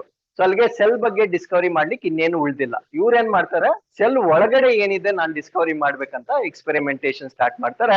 ಸೊ ಇವರು ಡಿಸ್ಕವರಿ ಮಾಡಿರ್ತಕ್ಕಂತ first component of the cell ಯಾವ್ದಾಗಿರುತ್ತೆ ಅಂದ್ರೆ ನ್ಯೂಕ್ಲಿಯಸ್ ಅಥವಾ ಕೋಶ ಕೇಂದ್ರ ಅಂತ ಹೇಳ್ತೇವೆ. ಸೊ ಕೋಶ ಕೇಂದ್ರವನ್ನ ನಾವು ಬ್ರೈನ್ ಆಫ್ ದಿ ಸೆಲ್ ಅಂತ ಹೇಳ್ತೇವೆ, ಜೀವಕೋಶದ ಮೆದುಳು ಅಂತ ಹೇಳ್ತೇವೆ. ಕಾರಣ ಏನು ಅಂದ್ರೆ, ಜೀವಕೋಶದಲ್ಲಿ ಏನೇ ಕೆಲಸ ಆಗ್ಬೇಕಾಗಿದ್ರು ಕಮಾಂಡ್ ಎಲ್ಲಿಂದ ಬರುತ್ತಂದ್ರೆ ನ್ಯೂಕ್ಲಿಯಸ್ ಇಂದ ಬರುತ್ತೆ ಅಥವಾ ಕೋಶ ಕೇಂದ್ರದಿಂದ ಬರುತ್ತೆ. ಕೋಶ ಕೇಂದ್ರವನ್ನ ಮೊಟ್ಟ ಮೊದಲ ಬಾರಿಗೆ ಡಿಸ್ಕವರಿ ಮಾಡಿರ್ತಕ್ಕಂಥ ಸೈಂಟಿಸ್ಟ್ ಯಾರಾಗಿರ್ತಾರಂದ್ರೆ ರಾಬರ್ಟ್ ಬ್ರೌನ್ ಅಂತ ಹೇಳ್ತೇವೆ. ಸೊ ಕೋಶ ಕೇಂದ್ರ ಏನು, ಅದ್ರೊಳಗಡೆ ಏನೇನಿರುತ್ತೆ, ಅದ್ರ ಕೆಲಸ ಏನು, ಡೀಟೇಲ್ಡ್ ಸ್ಟಡೀಸ್ ಅಲ್ಲಿ ನಾವು ಡಿಸ್ಕಸ್ ಮಾಡೋಣ. ಅರ್ಥ ಆಯ್ತಲ್ವಾ? ಸೊ ಇಲ್ಲಿ ಒಂದು ಪಾಯಿಂಟ್ ಮಾತ್ರ ನೆನ್ಪಿಟ್ಕೊಳ್ಳಿ, ನ್ಯೂಕ್ಲಿಯಸ್ ಅನ್ನ ಡಿಸ್ಕವರಿ ಮಾಡಿರ್ತಕ್ಕಂಥ ವಿಜ್ಞಾನಿ ಯಾರು ಅಂತ ನಿಮ್ಗೆ ಪ್ರಶ್ನೆ ಕೇಳಿದಾಗ ಏನ್ ಜ್ಞಾಪಕ ಇರ್ಬೇಕು, ರಾಬರ್ಟ್ ಬ್ರೌನ್ ಅಂತ ನಿಮ್ಗೆ ನೆನ್ಪಿರ್ಬೇಕಾಗಿರುತ್ತೆ. ಅರ್ಥ ಆಯ್ತಲ್ವಾ? ಸೊ ನೆಕ್ಸ್ಟ್, ನಾವ್ ಇಷ್ಟೊತ್ತು ಸ್ಟಡಿ ಮಾಡಿರ್ತಕ್ಕಂಥ ಟರ್ಮಿನಾಲಜಿಯಲ್ಲಿ you need to have a clear difference between definition ಅಂದ್ರೆ ಏನು ಅಂತ ಗೊತ್ತಿರ್ಬೇಕು. ನೋಡಿ, there is one more terminology that is called as theory ಅಂತ ಹೇಳ್ತೇವೆ. ನೋಡಿ, ಇವೆರಡು ತುಂಬಾ ಕನ್ಫ್ಯೂಸ್ ಆಗುತ್ತೆ ಎಕ್ಸಾಮ್ ಅಲ್ಲಿ, ಏನೋ ಕ್ಲಿಯರ್ಲಿ ಅಂಡರ್ಸ್ಟ್ಯಾಂಡ್ ಮಾಡ್ಕೊಳ್ಳಿ. ಒಂದನ್ನ ನಾವೇನಂತ ಕರಿತೀವಿ ಅಂದ್ರೆ ಡೆಫಿನೇಷನ್, ವ್ಯಾಖ್ಯಾನ ಅಂತ ಹೇಳ್ತೇವೆ. ಇನ್ನೊಂದನ್ನ ಥಿಯರಿ ಅಥವಾ ಸಿದ್ಧಾಂತ ಅಂತ ಹೇಳ್ತೇವೆ. ವ್ಯಾಖ್ಯಾನನೇ ಬೇರೆ, ಸಿದ್ಧಾಂತನೇ ಬೇರೆ, ಎರಡು ಒಂದೇ ಅಲ್ಲ. ಅರ್ಥ ಆಯ್ತಲ್ವಾ? ಡೆಫಿನೇಷನ್ ಅಂದ್ರೇನೆ ಅದು ಬೇರೆ ಕಾನ್ಸೆಪ್ಟ್ ಆಗಿರುತ್ತೆ, ಥಿಯರಿ ಅಥವಾ ಹೈಪಾಥೆಸಿಸ್ ಅಂದ್ರೇನೆ ಅದು ಬೇರೆ ಆಗಿರುತ್ತೆ. ಅರ್ಥ ಆಯ್ತಲ್ವಾ? ಕನ್ನಡದಲ್ಲಿ ವ್ಯಾಖ್ಯಾನ ಅಂತ ಹೇಳ್ತೇವೆ, ಇಂಗ್ಲಿಷ್ ನಲ್ಲಿ ಸಿದ್ಧಾಂತ ಅಂತ ಹೇಳ್ತೇವೆ. ಅರ್ಥ ಆಯ್ತಲ್ವಾ? ಸೊ ನಿಮ್ಗೆ ಡೆಫಿನೇಷನ್ ಯಾರು ಕೊಟ್ಟಿದ್ದು ಅಂತ ಕೇಳಿದ್ರೆ ಯಾರ್ ಜ್ಞಾಪಕ ಬರ್ಬೇಕು, ರಾಬರ್ಟ್ ಹುಕ್ ಜ್ಞಾಪಕ ಬರ್ಬೇಕು. ಡೆಫಿನೇಷನ್ ಆದ್ಮೇಲೆ ಅದಕ್ಕೆ ಸಂಬಂಧಪಟ್ಟಿರ್ತಕ್ಕಂಥ ಥಿಯರಿಯನ್ನ ಪ್ರಪೋಸ್ ಮಾಡ್ತಾರೆ. ಆ ಥಿಯರಿಯನ್ನ ನಾವು ಸಿದ್ಧಾಂತ ಅಂತ ಹೇಳ್ತೇವೆ. ಹಾಗಿದ್ರೆ ಥಿಯರಿಯನ್ನ ಪ್ರಪೋಸ್ ಮಾಡಿರ್ತಕ್ಕಂಥ ವಿಜ್ಞಾನಿಗಳು ಯಾರು ಅಂತ ಕೇಳಿದಾಗ ಇಬ್ಬರು ವಿಜ್ಞಾನಿಗಳು ಬರ್ತಾರೆ. ಒಬ್ಬರನ್ನ ಸ್ಕ್ಲೆಡಾನ್ ಅಂತ ಹೇಳ್ತೇವೆ, ಇನ್ನೊಬ್ಬರನ್ನ ಸ್ವಾನ್ ಅಂತ ಹೇಳ್ತೇವೆ. ಇವರಿಬ್ರು ವಿಜ್ಞಾನಿಗಳು ಏನ್ ಮಾಡ್ತಾರೆ ಅಂದ್ರೆ ಜೀವಕೋಶಕ್ಕೆ ಸಂಬಂಧಪಟ್ಟಂತೆ 3 ಥಿಯರಿಗಳನ್ನ ಪ್ರಪೋಸ್ ಮಾಡ್ತಾರೆ. ಎಷ್ಟು ಥಿಯರಿ? 3 ಥಿಯರೀಸ್ ಗಳನ್ನ ಪ್ರಪೋಸ್ ಮಾಡ್ತಾರೆ. ಆ 3 ಥಿಯರಿಗಳು ಯಾವ್ದು ಅಂದ್ರೆ, ಫಸ್ಟ್ ಪಾಯಿಂಟ್ ಏನು ಅಂದ್ರೆ ಎವ್ರಿ ಆರ್ಗ್ಯಾನಿಸಮ್ ಕಂಪಲ್ಸರಿ ಏನ್ರಿಂದ ಮಾಡಲ್ಪಟ್ಟಿರ್ಬೇಕು, ಸೆಲ್ಸ್ ಇಂದ ಮಾಡಲ್ಪಟ್ಟಿರಲೇಬೇಕು. ಅವಾಗ ಮಾತ್ರ ಅದನ್ನ ನಾವೇನಂತ ಕರಿತೇವೆ, ಆರ್ಗ್ಯಾನಿಸಮ್ ಅಥವಾ ಜೀವಿ ಅಂತ ಕರಿತೇವೆ. ಅಲ್ಲಿಗೆ ಒಂದು ಜೀವಿ ಅಂತ ಕರಿಬೇಕಾದ್ರೆ ಮಿನಿಮಮ್ ಅವರಲ್ಲಿ ಏನ್ ಇರ್ಲೇಬೇಕು, ಸೆಲ್ಸ್ ಇರ್ಲೇಬೇಕು. ಅರ್ಥ ಆಯ್ತಲ್ವಾ? ಸೆಕೆಂಡ್ ಪಾಯಿಂಟ್ ನಿಮ್ಗೆ ಆಲ್ರೆಡಿ ಗೊತ್ತು, ಸೆಲ್ ಅಂದ್ಮೇಲೆ ಅದು ಯೂನಿಸೆಲ್ಯುಲಾರೇ ಆಗಿರ್ಬೇಕಾ ಅಥವಾ ಮಲ್ಟಿ ಸೆಲ್ಯುಲಾರೇ ಆಗಿರ್ಬೇಕಾ ಅಥವಾ ಎರಡೂ ಇರ್ಬೋದಾ? Very good. ಸೊ ಎರಡೂ ಕೂಡ ಇರ್ಬೋದಾಗಿರುತ್ತೆ. ಅದೇ ಥಿಯರಿಯನ್ನ ಅವರು ಪ್ರಪೋಸ್ ಮಾಡ್ತಾರೆ. ಸೆಲ್ ಯೂನಿಸೆಲ್ಯುಲಾರ್ ಆದ್ರೂ ಆಗಿರ್ಬೋದು, ಮಲ್ಟಿ ಸೆಲ್ಯುಲಾರ್ ಆದ್ರೂ ಆಗಿರ್ಬೋದು. ಸೊ ಅದು ಅವ್ರು ಕೊಟ್ಟಿರ್ತಕ್ಕಂಥ ಎರಡನೇ ಸಿದ್ಧಾಂತವಾಗಿರುತ್ತೆ. ಸೊ ಮೂರನೇ ಸಿದ್ಧಾಂತ ಏನು ಅಂದ್ರೆ, ಯಾವುದೇ ಒಂದು ಹೊಸ ಜೀವಕೋಶ ಉಟ್ಕೊಳ್ಬೇಕಾಗಿದ್ರೆ ಅದಕ್ಕಿಂತ ಮುಂಚೆ ಏನ್ ಜೀವಕೋಶ ಇರ್ಲೇಬೇಕು, ಓಲ್ಡ್ ಸೆಲ್ ಇರ್ಲೇಬೇಕು. ಒಂದ್ ಜೀವಕೋಶ ಗಾಳಿಯಲ್ಲಿ ಕ್ರಿಯೇಟ್ ಆಗಕ್ಕಾಗಲ್ಲ. ಅರ್ಥ ಆಯ್ತಲ್ವಾ? So nobody can do a magic and create a cell out of the air. ಅರ್ಥ ಆಯ್ತಲ್ವಾ? ಒಂದು ಹೊಸ ಜೀವಕೋಶ ಹುಟ್ಟಬೇಕಾಗಿದ್ರೆ ಸೊ ಅದಕ್ಕಿಂತ ಮುಂಚೆ ಏನ್ ಇರ್ಲೇಬೇಕು, ಹಳೆಯ ಜೀವಕೋಶ ಇರ್ಲೇಬೇಕು. ಫಾರ್ ಎಕ್ಸಾಂಪಲ್, ಇವಾಗ ಐ ಟೋಲ್ಡ್ ಯು ಝೈಗೋಟ್ ಅಂತ ಹೇಳ್ದೆ. ಏನಂತ ಹೇಳ್ದೆ? ಝೈಗೋಟ್. ಸೊ ಝೈಗೋಟ್ ಒಂದು ಹೊಸ ಜೀವಕೋಶ ಅಂತ ಇಮ್ಯಾಜಿನ್ ಮಾಡ್ಕೊಳ್ಳಿ. ಝೈಗೋಟ್ ಫಾರ್ಮೇಶನ್ ಆಗ್ಬೇಕಾಗಿದ್ರೆ ಒಂದು ಸ್ಪರ್ಮ್ ಅಂಡ್ ಒಂದು ಓವರಿ ಎರಡು ಕೂಡ ಕಂಬೈನ್ ಆಗ್ಬೇಕು ಅಲ್ವಾ? ಸ್ಪರ್ಮ್ ಅಂತಕ್ಕಂಥದ್ದು ಒಂದು ಜೀವಕೋಶವಾಗಿದೆ, ಓವಮ್ ಅಂತಕ್ಕಂಥದ್ದು ಕೂಡ ಒಂದು ಜೀವಕೋಶವಾಗಿದೆ. ಸೊ ಇವೆರಡು ಹಳೆಯ ಜೀವಕೋಶಗಳು ಕಂಬೈನ್ ಆದಾಗ ಏನ್ ಕ್ರಿಯೇಟ್ ಆಗುತ್ತೆ, ಝೈಗಾಟ್ ಕ್ರಿಯೇಟ್ ಆಗುತ್ತೆ. ಅಲ್ಲಿಗೆ ಯಾವುದೇ ಒಂದು ಹೊಸ ಜೀವಕೋಶ ಹುಟ್ಟಬೇಕಾಗಿದ್ರೆ ಅದಕ್ಕೆ ಮೂಲ ಎಲ್ಲಿಂದ ಬರುತ್ತೆ, ಹಳೆಯ ಜೀವಕೋಶ ಇರ್ಲೇಬೇಕು. ಈ 3 ಸಿದ್ಧಾಂತಗಳನ್ನ ನಾವೇನಂತ ಕರಿತೀವಿ ಅಂದ್ರೆ ಸೆಲ್ ಥಿಯರಿ ಅಥವಾ ಕೋಶ ಸಿದ್ಧಾಂತ ಅಂತ ಹೇಳ್ತೇವೆ. Did you all understand? So who proposed cell theory ಅಂತ ನಿಮ್ಗೆ ಪ್ರಶ್ನೆ ಕೇಳಿದಾಗ ಸ್ಲೆಡಾನ್ ಅಂಡ್ ಸ್ವಾನ್ ಅಂತ ನಿಮ್ಗೆ ಗೊತ್ತಿರ್ಬೇಕಾಗಿರುತ್ತೆ. ಈ 3 ವಿಜ್ಞಾನಿಗಳು ಕೋಶ ಸಿದ್ಧಾಂತವನ್ನ ಮಂಡಿಸಿರ್ತಕ್ಕಂಥ ವಿಜ್ಞಾನಿಗಳಾಗಿರ್ತವೆ. Did you all understand? So ಗೊತ್ತಾಯ್ತಾ ಡಿಫ್ರೆನ್ಸ್ ನಿಮ್ಗೆ? ಡೆಫಿನೇಷನ್ ಮತ್ತೆ ಥಿಯರಿಗೆ ಡಿಫ್ರೆನ್ಸ್ ಗೊತ್ತಾಯ್ತಾ? ಯಾಕಂದ್ರೆ ಎಕ್ಸಾಮ್ ಅಲ್ಲಿ ಈ ಟರ್ಮ್ಸ್ ಕನ್ಫ್ಯೂಸ್ ಆಗುತ್ತೆ if you are not attentive. So definitely exam ಅಲ್ಲಿ 2 ಆಪ್ಷನ್ಸ್ ಕೊಟ್ಟಿರ್ತಾರೆ, ರಾಬರ್ಟ್ ಹುಕ್ ಕೊಟ್ಟಿರ್ತಾರೆ, ಸ್ಲೆಡನ್ ಅಂಡ್ ಸ್ವಾನ್ ಕೂಡ ಕೊಟ್ಟಿರ್ತಾರೆ. ನಿಮ್ಗೆ ಆ ಟರ್ಮಿನಾಲಜಿ ಕೀವರ್ಡ್ ಯಾವ್ದು ಅಂತ ಗೊತ್ತಿಲ್ಲ ಅಂದ್ರೆ you end up giving the wrong answer. Did you all understand? So definition ಅಂದ್ರೆ ಯಾರ್ ಜ್ಞಾಪಕ ಬರ್ಬೇಕು, ರಾಬರ್ಟ್ ಹುಕ್ ಜ್ಞಾಪಕ ಬರ್ಬೇಕು. ಥಿಯರಿ ಅಥವಾ ಸಿದ್ಧಾಂತ ಅಂದ್ರೆ ಯಾರ್ ಜ್ಞಾಪಕ ಬರ್ಬೇಕು, ಸ್ಲೆಡಾನ್ ಮತ್ತೆ ಸ್ವಾನ್ ನಿಮ್ಗೆ ಜ್ಞಾಪಕ ಬರ್ಬೇಕು. ಸೊ ಎಷ್ಟು ಪಾಯಿಂಟ್ಸ್ ಅನ್ನ ಅವ್ರು ಪ್ರಪೋಸ್ ಮಾಡ್ತಾರೆ, 3 ಪಾಯಿಂಟ್ಸ್ ಅನ್ನ ಪ್ರಪೋಸ್ ಮಾಡ್ತಾರೆ. ಫಸ್ಟ್ ಪಾಯಿಂಟ್ ಏನು, ಎವ್ರಿ ಆರ್ಗ್ಯಾನಿಸಮ್ ಅಲ್ಲಿ ಮಿನಿಮಮ್ ಏನ್ ಇರ್ಲೇಬೇಕು, ಸೆಲ್ಸ್ ಅಥವಾ ಜೀವಕೋಶಗಳು ಇರ್ಲೇಬೇಕು. ಸೆಲ್ಸ್ ಯೂನಿಸೆಲ್ಯುಲಾರೇ ಆಗಿರ್ಬೇಕಾ, ಮಲ್ಟಿ ಸೆಲ್ಯುಲಾರೇ ಆಗಿರ್ಬೇಕಾ, ಅಥವಾ ಎರಡು ಇರ್ಬೋದಾ? ಎರಡು ಇರ್ಬೋದು. ಸೊ ಒಂದು ಜೀವಿ ಯೂನಿಸೆಲ್ಯುಲಾರ್ ಕೂಡ ಆಗಿರ್ಬೋದು ಅಥವಾ ಮಲ್ಟಿ ಸೆಲ್ಯುಲಾರ್ ಕೂಡ ಆಗಿರ್ಬೋದು. ಸೊ ಒಂದು ಹೊಸ ಜೀವಕೋಶ ಹುಟ್ಟಬೇಕಾದ್ರೆ ಕಂಪಲ್ಸರಿ ಏನಿರ್ಲೇಬೇಕು, ಓಲ್ಡ್ ಸೆಲ್ ಇರ್ಲೇಬೇಕು. ಸೊ ಈ ಮೂರು ಪಾಯಿಂಟ್ಸ್ ಅನ್ನ ಒಟ್ಟಿಗೆ ಸೇರಿಸಿ ನಾವೇನಂತ ಕರಿತೀವಿ ಅಂದ್ರೆ ಸೆಲ್ ಥಿಯರಿ ಅಥವಾ ಕೋಶ ಸಿದ್ಧಾಂತ ಅಂತ ಕರಿತೇವೆ. ಅರ್ಥ ಆಗಿದೆಯಾ ಎಲ್ವರ್ಗೂ? ನಾವು ಸೊ ಇವಾಗ ಸ್ವಾನ್ ಬಗ್ಗೆ ಸ್ವಲ್ಪ ಹೆಚ್ಚಿನ ಮಾಹಿತಿಯನ್ನ ತಿಳ್ಕೊಳ್ಬೇಕು. ಅವ್ರು ಬರೀ ಸೆಲ್ ಥಿಯರಿಯನ್ನ ಪ್ರಪೋಸ್ ಮಾಡೋದಿಲ್ಲ, ಇನ್ ಸ್ವಲ್ಪ ಹೆಚ್ಚಿನ ಮಾಹಿತಿಯನ್ನ ಕೊಡ್ತಾರೆ. ಸೊ ಇವ್ರು ಕೊಟ್ಟಿರ್ತಕ್ಕಂತ ಎಕ್ಸ್ಟ್ರಾ ಇನ್ಫಾರ್ಮೇಶನ್ ಏನಂದ್ರೆ ಈ ಪ್ಲಾಸ್ಮಾ ಮೆಂಬ್ರೇನ್ ಅಂತಕ್ಕಂತ ಒಂದು ಕಾನ್ಸೆಪ್ಟ್ ಅನ್ನ ಇವರು ಮೊಟ್ಟ ಮೊದಲ ಬಾರಿಗೆ ಹೇಳ್ತಾರೆ. ಯಾವ ಮೆಂಬ್ರೇನು? Plasma membrane. ಇವಾಗ ಒಂದು ಜೀವಕೋಶ ಅಂತ ಹೇಳಿದ್ರೆ ಅದಕ್ಕೆ ಒಂದು ಎಕ್ಸ್ಟರ್ನಲ್ ಬೌಂಡ್ರಿ ಇರುತ್ತೆ, ಅಂದ್ರೆ ದಿ ಔಟರ್ ಮೋಸ್ಟ್ ಲೇಯರ್ ಇರುತ್ತೆ. ಆ ಔಟರ್ ಮೋಸ್ಟ್ ಲೇಯರ್ ಅನ್ನ ನಾವೇನಂತ ಕರಿತೀವಿ ಅಂದ್ರೆ ಸೆಲ್ ಮೆಂಬ್ರೇನ್ ಅಂತ ಕರಿತೇವೆ. ಬಟ್ ಇದನ್ನ ಇವ್ರು ಏನಂತ ಕರೀತಾರೆ ಅಂದ್ರೆ ಪ್ಲಾಸ್ಮಾ ಮೆಂಬ್ರೇನ್ ಅಂತ ಕರೀತಾರೆ. ಅಂದ್ರೆ ಜೀವಕೋಶದ ಅತ್ಯಂತ ಹೊರಪದ್ರವನ್ನ ಜನರಲಿ ನಾವೇನಂತ ಹೇಳ್ತೀವಿ ಅಂದ್ರೆ ಸೆಲ್ ಮೆಂಬ್ರೇನ್ ಅಥವಾ ಕೋಶ ಪೊರೆ ಅಂತ ಹೇಳ್ತೇವೆ. ಬಟ್ ಆ ಒಂದು ಕೋಶ ಪೊರೆಗೆ ಇನ್ನೊಂದು ಹೆಸರನ್ನ ಕೊಡ್ತಾರೆ. ಏನ್ ಇನ್ನೊಂದು ಹೆಸರು? ಪ್ಲಾಸ್ಮಾ ಮೆಂಬ್ರೇನ್ ಅಂತ ಹೆಸರು ಕೊಡ್ತಾರೆ. ಪ್ಲಾಸ್ಮಾ ಮೆಂಬ್ರೇನ್ ಅಂತ ಹೆಸರು ಕೊಟ್ಟಿದ್ಯಾರು? ಸ್ವಾನ್. ಸೊ ಈ ಸೈಂಟಿಸ್ಟ್ ಇದನ್ನ ಪ್ಲಾಸ್ಮಾ ಮೆಂಬ್ರೇನ್ ಅಂತ ಕೊಡ್ತಾರೆ. ಇವಾಗ whenever I talk about animal cell, ಪ್ರಾಣಿ ಜೀವಕೋಶದ ಬಗ್ಗೆ ನಾನು ಮಾತಾಡಿದಾಗ ಔಟರ್ ಮೋಸ್ಟ್ ಮೆಂಬ್ರೇನ್ ಅನ್ನ ನಾವ್ ಏನಂತ ಕರಿತೀವಿ ಅಂದ್ರೆ ಸೆಲ್ ಮೆಂಬ್ರೇನ್ ಅಂತ ಕರಿತೇವೆ. ಬಟ್ ಅದೇ ನಾನು ಸಸ್ಯ ಜೀವಕೋಶದ ಬಗ್ಗೆ ಮಾತಾಡಿದಾಗ ಔಟರ್ ಮೋಸ್ಟ್ ಮೆಂಬ್ರೇನ್ ಅನ್ನ ನಾವೇನಂತ ಕರಿಬೇಕಂದ್ರೆ ಸೆಲ್ ವಾಲ್ ಅಥವಾ ಕೋಶ ಭಿತ್ತಿ ಅಂತ ಹೇಳ್ತೇವೆ. So, what is the outermost membrane of plant? Cell wall. Outermost membrane of animal? Cell membrane. You should know the difference. ಒಂದು ಕೋಶ ಪೊರೆ ಅಂತ ಹೇಳ್ತೀವಿ, ಇನ್ನೊಂದನ್ನ ಕೋಶ ಭಿತ್ತಿ ಅಂತ ಹೇಳ್ತೇವೆ. ಕೋಶ ಭಿತ್ತಿ ಎಲ್ಲಿ ಮಾತ್ರ ಇರುತ್ತೆ? ಪ್ಲಾಂಟ್ ಸೆಲ್ ಅಲ್ಲಿ ಮಾತ್ರ ಇರುತ್ತೆ. ಹಾಗಿದ್ರೆ ಪ್ಲಾಂಟ್ಸ್ ಅಲ್ಲಿ ಸೆಲ್ ಮೆಂಬ್ರೇನ್ ಇರುತ್ತಾ ಇರಲ್ವಾ? ಪ್ಲಾಂಟ್ಸ್ ಅಲ್ಲಿ ಸೆಲ್ ಮೆಂಬ್ರೇನ್ ಇರುತ್ತಾ ಇರಲ್ವಾ? ಇರುತ್ತೆ. ಪ್ಲಾಂಟ್ಸ್ ಅಲ್ಲಿ ಎರಡು ಇರುತ್ತೆ, ಸೆಲ್ ಮೆಂಬ್ರೇನ್ ಕೂಡ ಇರುತ್ತೆ, ಸೆಲ್ ವಾಲ್ ಕೂಡ ಇರುತ್ತೆ. ಬಟ್ ಇವೆರಡರಲ್ಲಿ ಔಟರ್ ಮೋಸ್ಟ್ ಯಾವುದು ಅಂದ್ರೆ ಸೆಲ್ ವಾಲ್ ಇರುತ್ತೆ. ಅರ್ಥ ಆಯ್ತಲ್ವಾ? ಎರಡೂ ಜೀವಕೋಶಗಳಲ್ಲಿ ಕಾಮನ್ ಆಗಿರ್ತಕ್ಕಂಥದ್ದು ಯಾವುದು ಅಂದ್ರೆ ಸೆಲ್ ಮೆಂಬ್ರೇನ್. ಬಟ್ ಡಿಫ್ರೆನ್ಸ್ ಏನು ಅಂದ್ರೆ ಪ್ರಾಣಿ ಜೀವಕೋಶಗಳಲ್ಲಿ ಒಂದೇ ಬೌಂಡ್ರಿ ಇರುತ್ತೆ, ಅದು ಯಾವ್ದಾಗಿರುತ್ತೆ? ಸೆಲ್ ಮೆಂಬ್ರೇನ್ ಆಗಿರುತ್ತೆ. ಬಟ್ ಸಸ್ಯ ಜೀವಕೋಶಗಳಲ್ಲಿ ಎರಡು ಬೌಂಡ್ರೀಸ್ ಇರುತ್ತೆ. ಮೊದಲ ಬೌಂಡ್ರಿಯನ್ನ ನಾವು ಸೆಲ್ ಮೆಂಬ್ರೇನ್ ಕೋಶ ಪೊರೆ ಅಂತ ಹೇಳ್ತೇವೆ, ಎರಡನೇ ಬೌಂಡ್ರಿಯನ್ನ ನಾವು ಸೆಲ್ ವಾಲ್ ಅಥವಾ ಕೋಶ ಭಿತ್ತಿ ಅಂತ ಹೇಳ್ತೇವೆ. ಆ ಸೆಲ್ ವಾಲ್ ಅನ್ನೋದು ಎಕ್ಸ್ಟ್ರಾ ಇದೆ ಅಂತ ಫಸ್ಟ್ ಟೈಮ್ ಪ್ರಪೋಸ್ ಮಾಡಿದ ವಿಜ್ಞಾನಿ ಯಾರು ಅಂದ್ರೆ ಸ್ವಾನ್. ಅರ್ಥ ಆಯ್ತಲ್ವಾ? ಸೊ ಸೆಲ್ ಮೆಂಬ್ರೇನ್ ಕೂಡ ಇದೆ ಸಸ್ಯಗಳಲ್ಲಿ ಅನ್ನೋದನ್ನ ಸೊ ಡಿಸೈನ್ ಮಾಡಿರ್ತಕ್ಕಂಥವ್ರು ಅಥವಾ ಹೇಳಿರ್ತಕ್ಕಂಥವ್ರು ಸೊ ಯಾರಾಗಿರ್ತಾರೆ ಅಂದ್ರೆ ಸ್ವಾನ್ ರವರು ಈ ಒಂದು ಪ್ರಪೋಸಲ್ ಅನ್ನ ಮಾಡ್ತಾರೆ. ಅದಾದ್ಮೇಲೆ ಇವಾಗ ಸೆಲ್ ಅಂದ್ರೆ ಬರೀ ಜೀವಕೋಶಗಳಿಂದ ಮಾತ್ರ ಕೂಡಿರುತ್ತಾ ಅಥವಾ ಅದರ ಉತ್ಪನ್ನಗಳಿಂದ ಕೂಡ ಕೂಡಿರುತ್ತಾ? So the question is, if I talk about the cell ಅಲ್ಲಿ ನ್ಯೂಕ್ಲಿಯಸ್ ಇರ್ಬೋದು, ಮೈಟೋಕಾಂಡ್ರಿಯಾ ಇರ್ಬೋದು, ribosome, lysosome, endoplasmic reticulum, Golgi complex, ಈ ತರ ಸಾಕಷ್ಟು ಕಣದಂಗಗಳು ಅದ್ರೊಳಗಡೆ ಬರುತ್ತೆ. ಬರೀ ಅವು ಮಾತ್ರ ಇರುತ್ತಾ ಅಥವಾ ಪ್ರಾಡಕ್ಟ್ಸ್ ಆಫ್ ಸೆಲ್ ಕೂಡ ಇರುತ್ತಾ? ಪ್ರಾಡಕ್ಟ್ಸ್ ಆಫ್ ಸೆಲ್ ಅಂದ್ರೆ ಇವಾಗ ನಮ್ಮ ದೇಹದಲ್ಲಿ ಪ್ರೋಟೀನ್ಗಳು ಉತ್ಪತ್ತಿ ಆಗುತ್ತೆ, ಆಗುತ್ತಾ ಆಗಲ್ವಾ? ಎಲ್ಲಾ ಪ್ರೋಟೀನ್ ನಾವು ತಿನ್ಬೇಕಾ ಅಥವಾ ಕೆಲವೊಂದು ನಮ್ದ್ರಲ್ಲೇ ಉತ್ಪತ್ತಿ ಆಗುತ್ತಾ? ಉತ್ಪತ್ತಿ ಆಗುತ್ತಾ? ಎಲ್ಲಾ ಲಿಪಿಡ್ ನಾವೇ ತಿನ್ಬೇಕಾ ಅಥವಾ ನಮ್ಮಲ್ಲೂ ಸ್ವಲ್ಪ ಉತ್ಪತ್ತಿ ಆಗುತ್ತಾ? ನಮ್ಮಲ್ಲೂ ಸ್ವಲ್ಪ ಉತ್ಪತ್ತಿ ಆಗುತ್ತೆ. ಸೊ ನಮ್ಮಲ್ಲೂ ಉತ್ಪತ್ತಿ ಆಗ್ತಾ ಇದೆ ಅಂದ್ರೆ ಸೊ ಅದಕ್ಕೆ ಕಾಂಟ್ರಿಬ್ಯೂಷನ್ ಯಾರು ಮಾಡ್ತಾ ಇದಾರೆ ಅಂದ್ರೆ ಸೆಲ್ ಅಥವಾ ಜೀವಕೋಶಗಳಿಂದ ಉತ್ಪತ್ತಿ ಆಗ್ತಾ ಇರುತ್ತೆ. ಸೊ ಈ ವಸ್ತುಗಳನ್ನ ನಾವೇನಂತ ಕರಿತೀವಿ ಅಂದ್ರೆ ಪ್ರಾಡಕ್ಟ್ಸ್ ಆಫ್ ದಿ ಸೆಲ್ ಅಂತ ಹೇಳ್ತೇವೆ, ಜೀವಕೋಶಗಳ ಉತ್ಪನ್ನಗಳು ಅಂತ ಹೇಳ್ತೇವೆ. ಹಾಗಿದ್ರೆ ಒಂದು ಜೀವಿ ಅಂದ್ಮೇಲೆ ಬರೀ ಸೆಲ್ಸ್ ಇರುತ್ತಾ, ಪ್ರಾಡಕ್ಟ್ಸ್ ಆಫ್ ದಿ ಸೆಲ್ಸ್ ಕೂಡ ಇರುತ್ತಾ? ಪ್ರಾಡಕ್ಟ್ಸ್ ಆಫ್ ದಿ ಸೆಲ್ಸ್ ಕೂಡ ಇರುತ್ತೆ. ಈ ಪಾಯಿಂಟ್ ಅನ್ನ ನೆನ್ಪಿಟ್ಕೊಳ್ಳಿ. ಅರ್ಥ ಆಯ್ತಲ್ವಾ? ಸೊ ಒಂದು ಆರ್ಗ್ಯಾನಿಸಮ್ ಅಲ್ಲಿ ಜೀವಕೋಶ ಕೂಡ ಇರುತ್ತೆ, ಜೀವಕೋಶದ ಉತ್ಪನ್ನಗಳು ಕೂಡ ಇರ್ತವೆ. ಸೊ ಈ ಒಂದು ಪಾಯಿಂಟ್ ಅನ್ನ ಹೇಳಿರ್ತಕ್ಕಂಥ ವಿಜ್ಞಾನಿ ಯಾರಾಗಿರ್ತಾರೆ? ಸ್ವಾನ್ ವಿಜ್ಞಾನಿ ಆಗಿರ್ತಾರೆ. ಹಾಗಿದ್ರೆ ಸೊ ಸ್ವಾನ್ ಬಗ್ಗೆ ನಾವು 3 ಅಡಿಷನಲ್ ಪಾಯಿಂಟ್ಸ್ ನೆನ್ಪಿಟ್ಕೊಳ್ಬೇಕು. ಯಾವ್ದು ಫಸ್ಟ್ ಪಾಯಿಂಟ್? ಪ್ಲಾಸ್ಮಾ ಮೆಂಬ್ರೇನ್ ಈ ಪದವನ್ನ ಕಾಯಿನ್ ಮಾಡಿರ್ತಕ್ಕಂಥ ವಿಜ್ಞಾನಿ ಆಗಿರ್ತಾರೆ. ಸಸ್ಯ ಜೀವಕೋಶದಲ್ಲಿ ಸೆಲ್ ವಾಲ್ ಕೂಡ ಇದೆ, ಸೆಲ್ ಮೆಂಬ್ರೇನ್ ಮಾತ್ರ ಅಲ್ಲ, ಅದ್ರ ಜೊತೆಗೆ ಸೆಲ್ ವಾಲ್ ಅಥವಾ ಕೋಶ ಭಿತ್ತಿ ಕೂಡ ಇದೆ ಅಂತಕ್ಕಂಥದ್ದನ್ನ ಪ್ರಪೋಸ್ ಮಾಡಿರ್ತಕ್ಕಂಥ ವಿಜ್ಞಾನಿ ಯಾರು? ಸ್ವಾನ್. ಸೊ ಒಂದು ಜೀವಿಯಲ್ಲಿ ಜೀವಕೋಶಗಳ ಜೊತೆಗೆ ಜೀವಕೋಶಗಳ ಉತ್ಪನ್ನಗಳು ಕೂಡ ಇರುತ್ತೆ ಅಂತ ಪ್ರಪೋಸ್ ಮಾಡಿರ್ತಕ್ಕಂಥ ವಿಜ್ಞಾನಿ ಯಾರಾಗಿರ್ತಾರೆ? ಸ್ವಾನ್ ಆಗಿರ್ತಾರೆ. ಸೊ ಇಷ್ಟು ಪಾಯಿಂಟ್ಸ್ ನಮ್ಗೆ ಸ್ವಾನ್ ಬಗ್ಗೆ ಗೊತ್ತಿರ್ಬೇಕಾಗಿರುತ್ತೆ. ಸ್ಲೆಡಾನ್ ಅಂಡ್ ಸ್ವಾನ್ ಕೇಳಿದಾಗ ಬೇಸಿಕ್ 3 ಪಾಯಿಂಟ್ಸ್. ಅದರಲ್ಲಿ ಫಸ್ಟ್ ಪಾಯಿಂಟ್ ಯಾವುದು? Every organism is made up of cell. So organisms can be unicellular or multicellular. To get a new cell, there should be old cell. So ಈ ಮೂರು point ಅನ್ನ ನಾವು cell theory ಅಂತ ಹೇಳ್ತೇವೆ.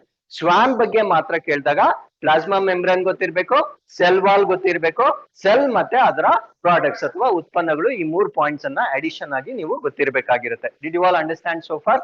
Okay, so ನಾವು ಇನ್ನೊಂದಿಬ್ರು scientist ಬರ್ತಾರೆ, ಅದಾದ್ಮೇಲೆ will come back to the core discussion of this chapter. So ಒಬ್ಬರನ್ನ ನಾವೇನಂತ ಕರಿತೀವಿ ಅಂದ್ರೆ ರುಡಾಲ್ಫ್ ವಿರ್ಚೋ ಅಂತ ಹೇಳ್ತೇವೆ, ಇನ್ನೊಬ್ಬರನ್ನ ನಾವೇನಂತ ಕರಿತೇವೆ ರಾಬರ್ಟ್ ರಿಮ್ಯಾಕ್ ಅಂತ ಹೇಳ್ತೇವೆ. ಸೊ ಇವರಿಬ್ಬರನ್ನ ನೆನ್ಪಿಟ್ಕೊಳ್ಳೋದಕ್ಕೆ ಒಂದು ಸ್ಮಾಲ್ ಕ್ಯೂ ಹೇಳ್ತೇನೆ. ಸಿ ವಿರ್ಚೋ ಏನ್ ಹೇಳ್ತಾರಂದ್ರೆ, ನಾವ್ ಇಷ್ಟೊತ್ತು ಡಿಸ್ಕಸ್ ಮಾಡಿರೋದನ್ನೇ ಇವ್ರು ಮತ್ತೊಮ್ಮೆ ಹೇಳ್ತಾರೆ. ಒಂದು ಹೊಸ ಜೀವಕೋಶ ಹುಟ್ಟಬೇಕಾದ್ರೆ ಯಾವ ಜೀವಕೋಶ ಇರ್ಬೇಕು? ಓಲ್ಡ್ ಸೆಲ್ ಇರ್ಲೇಬೇಕು, ಅದನ್ನೇ ಅವರು ಹೇಳ್ತಾರೆ. ಅರ್ಥ ಆಯ್ತಲ್ವಾ? ಸೊ ರುಡಾಲ್ಫ್ ವಿರ್ಚೋ ಏನ್ ಹೇಳ್ತಾರಂದ್ರೆ, to create a new cell there should be old cell ಇರಬೇಕು ಅಂತ ಹೇಳ್ತಾರೆ. ಸೊ ಆ ಒಂದು ಥಿಯರಿಯನ್ನ ಮತ್ತೊಮ್ಮೆ ಹೇಳಿರ್ತಕ್ಕಂಥ ವಿಜ್ಞಾನಿ ಯಾರು ಅಂದ್ರೆ ರುಡಾಲ್ಫ್ ವಿರ್ಚೋ ಹೇಳ್ತಾರೆ. ಹಾಗಿದ್ರೆ ರಾಬರ್ಟ್ ರಿಮ್ಯಾಕ್ ಏನ್ ಹೇಳ್ತಾರೆ? ಇವರು ಅದನ್ನೇ ಬೇರೆ ತರ ಹೇಳ್ತಾರೆ ಅಷ್ಟೇ, ಥಿಯರಿ ಒಂದೇ ಆಗಿದೆ, ಅದನ್ನ ಬೇರೆ ರೀತಿಯಲ್ಲಿ ಹೇಳ್ತಾರೆ. ರಿಮ್ಯಾಕ್ ಏನ್ ಹೇಳ್ತಾರೆ ಅಂದ್ರೆ, ಸೊ ಒಂದು ಜೀವಿ ಹುಟ್ಟಬೇಕಾದ್ರೆ ಆ ಪ್ರೋಸೆಸ್ ಏನಾಗುತ್ತೆ ಅಂತ ಹೇಳ್ತಾರೆ. ಆ ಪ್ರೋಸೆಸ್ ಅನ್ನ ನಾವೇನಂತ ಹೇಳ್ತೇವೆ? ಸೆಲ್ ಡಿವಿಷನ್ ಅಂತ ಹೇಳ್ತೇವೆ. ಇವಾಗ ಹಳೆಯ ಜೀವಕೋಶ ಹೊಸ ಜೀವಕೋಶ ಆಗಿದೆ ಅಂದ್ರೆ ಅಲ್ಲೊಂದು ಪ್ರೋಸೆಸ್ ಆಗುತ್ತೆ. ಆ ಪ್ರೋಸೆಸ್ ಏನು? Cell division. ಆ ಪಾಯಿಂಟ್ ಅನ್ನ ಇವ್ರು ಹೇಳ್ತಾರೆ ಅಷ್ಟೇ. ಅರ್ಥ ಆಯ್ತಲ್ವಾ? ಅಂದ್ರೆ ಒಂದು ಹಳೆಯ ಜೀವಕೋಶದಿಂದ ಹೊಸ ಜೀವಕೋಶ ಉದ್ಭವ ಆಗಿದೆ ಅಂದ್ರೆ ಯಾವ ಪ್ರೋಸೆಸ್ ನ ಮುಖಾಂತರ ಉತ್ಪತ್ತಿ ಆಗುತ್ತೆ? ಸೆಲ್ ಡಿವಿಷನ್ ಮುಖಾಂತರ ಅದು ಉತ್ಪತ್ತಿ ಆಗುತ್ತೆ. ಸೊ ಈ ಪಾಯಿಂಟ್ ಅನ್ನ ಹೇಳಿರ್ತಕ್ಕಂಥ ವಿಜ್ಞಾನಿ ಯಾರು? ರಾಬರ್ಟ್ ರಿಮ್ಯಾಕ್. ಹಾಗಿದ್ರೆ ಇವರಿಬ್ರಲ್ಲಿ ಇರ್ತಕ್ಕಂಥ ವ್ಯತ್ಯಾಸವನ್ನ ನೋಡ್ಕೊಳ್ಳಿ. ಓಲ್ಡ್ ಸೆಲ್ ಅಂತ ಕೊಟ್ರೆ ಯಾವ ವಿಜ್ಞಾನಿ? ರಾಬರ್ಟ್ ವಿರ್ಚೋ ಅಂತ ಜ್ಞಾಪಕ ಇಟ್ಕೊಳ್ಳಿ. ಹಳೆಯ ಜೀವಕೋಶದಿಂದ ಹೊಸ ಜೀವಕೋಶ ಉತ್ಪತ್ತಿ ಆಗುತ್ತೆ ಅಂತ ಥಿಯರಿ ಕೊಟ್ರೆ ಯಾರನ್ನ ಹೇಳ್ಬೇಕು ನೀವು? Robert ವಿರ್ಚೋ.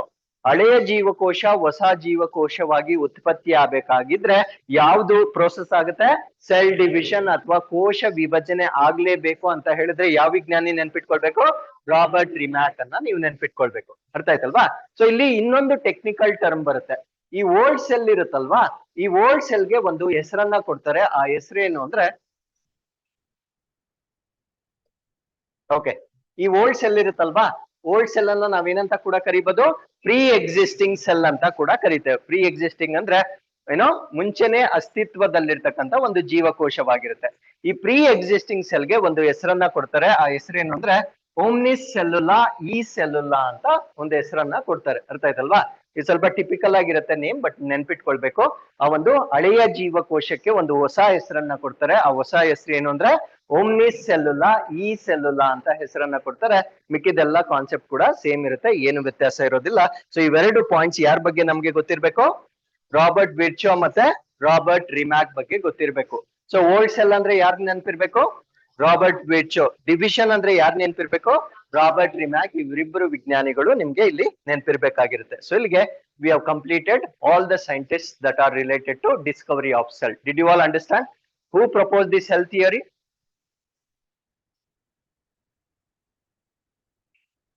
Who proposed cell theory? ಕೋಶ ಸಿದ್ಧಾಂತವನ್ನ ಯಾರು? ಸ್ಲಡಾನ್ and ಸ್ವಾನ್. Who gave definition to the cell? Robert Hooke gave the definition to the cell. Who is the father of cytology? Who discovered living cell?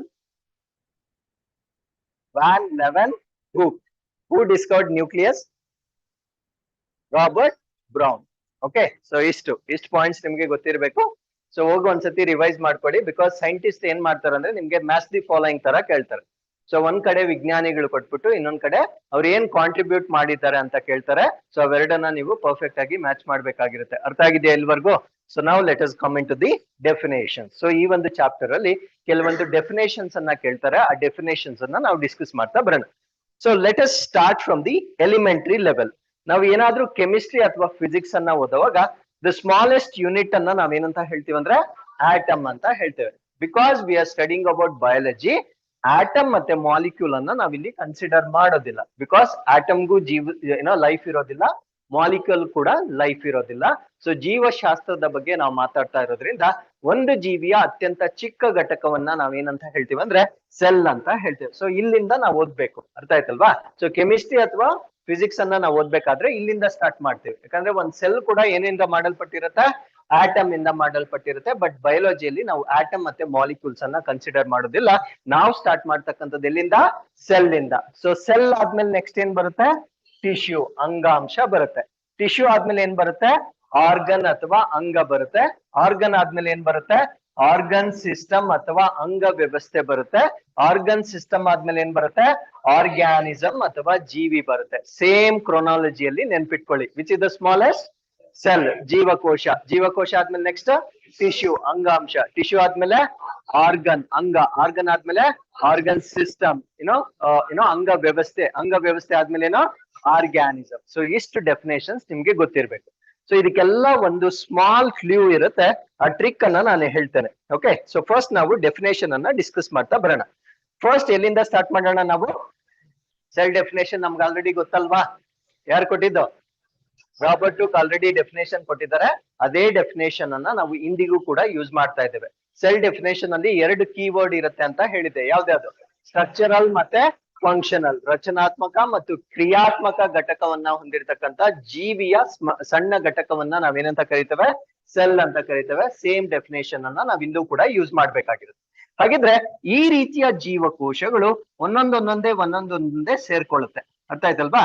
So ಹಾಗಿದ್ರೆ ಈ group ಅನ್ನ ನಾವೇನಂತ ಹೇಳ್ತೇವೆ ಅಂದ್ರೆ group of cells ಅಂತ ಹೇಳ್ತೇವೆ. ಜೀವಕೋಶಗಳ ಸಮೂಹ ಅಂತ ಹೇಳ್ತೇವೆ. ಆ ಜೀವಕೋಶಗಳ ಸಮೂಹವನ್ನ ನಾವೇನಂತ ಕರಿಬೇಕು? ಟಿಶ್ಯೂ ಅಂತ ಕರಿಬೇಕು. ಬಟ್ ಇಲ್ಲೊಂದು ಕಂಡೀಷನ್ ಇದೆ. ಕಂಡೀಷನ್ ಏನು ಅಂದ್ರೆ ಎಲ್ಲಾ ಜೀವಕೋಶಗಳ ಸಮೂಹವನ್ನ ನಾವು ಟಿಶ್ಯೂ ಅಂತ ಹೇಳಕ್ ಬರಲ್ಲ.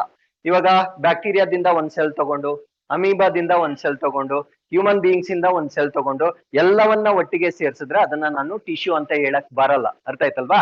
ಸೊ ಈ ಒಂದನ್ನ ನಾನು ಟಿಶ್ಯೂ ಅಂತ ಹೇಳ್ಬೇಕಾದ್ರೆ ಅದು ಒಂದು ಪರ್ಟಿಕ್ಯುಲರ್ ಫಂಕ್ಷನ್ ಅನ್ನ ಮಾಡ್ಬೇಕು, ನಿರ್ದಿಷ್ಟ ಕ್ರಿಯೆ ಅಂತ ಹೇಳ್ತೇವೆ. ಅರ್ಥ ಆಯ್ತಲ್ವಾ? ಸೊ ಯಾವುದೇ ಒಂದು ಗ್ರೂಪ್ ಆಫ್ ಸೆಲ್ಸ್ ಅನ್ನ ನಾನು ಟಿಶ್ಯೂ ಅಂತ ಕರಿಬೇಕಾಗಿದ್ರೆ ಒಂದು ಕಂಡೀಷನ್ ಇರುತ್ತೆ. ಆ ಕಂಡೀಷನ್ ಏನು ಅಂದ್ರೆ ಆ ಗ್ರೂಪ್ ಆಫ್ ಸೆಲ್ಸ್ ಇರುತ್ತಲ್ವಾ, ಅದು ಒಂದು ಪರ್ಟಿಕ್ಯುಲರ್ ಫಂಕ್ಷನ್ ಅನ್ನ ಮಾಡ್ಲೇಬೇಕು. ಆ ಪರ್ಟಿಕ್ಯುಲರ್ ಫಂಕ್ಷನ್ ಅನ್ನ ಮಾಡಿದ್ರೆ ಮಾತ್ರ ಅದನ್ನ ನಾವೇನಂತ ಕರಿಬೇಕು? ಟಿಶ್ಯೂ ಅಂತ ಕರಿಬೇಕು. ಹಾಗಿದ್ರೆ ಅಮೀಬಾ ಸೆಲ್ ಇನ್ನೊಂದು ಬ್ಯಾಕ್ಟೀರಿಯಾ ಸೆಲ್ ಒಟ್ಟಿಗೆ ಸೇರ್ಸಿದ್ರೆ ಅದು ಟಿಶ್ಯೂ ಆಗುತ್ತಾ? ಆಗಲ್ವಾ? ಆಗಲ್ಲ. ಅರ್ಥ ಆಯ್ತಲ್ವಾ? ಸೊ ಅದು ಅಂಗಾಂಶ ಆಗೋದಿಲ್ಲ.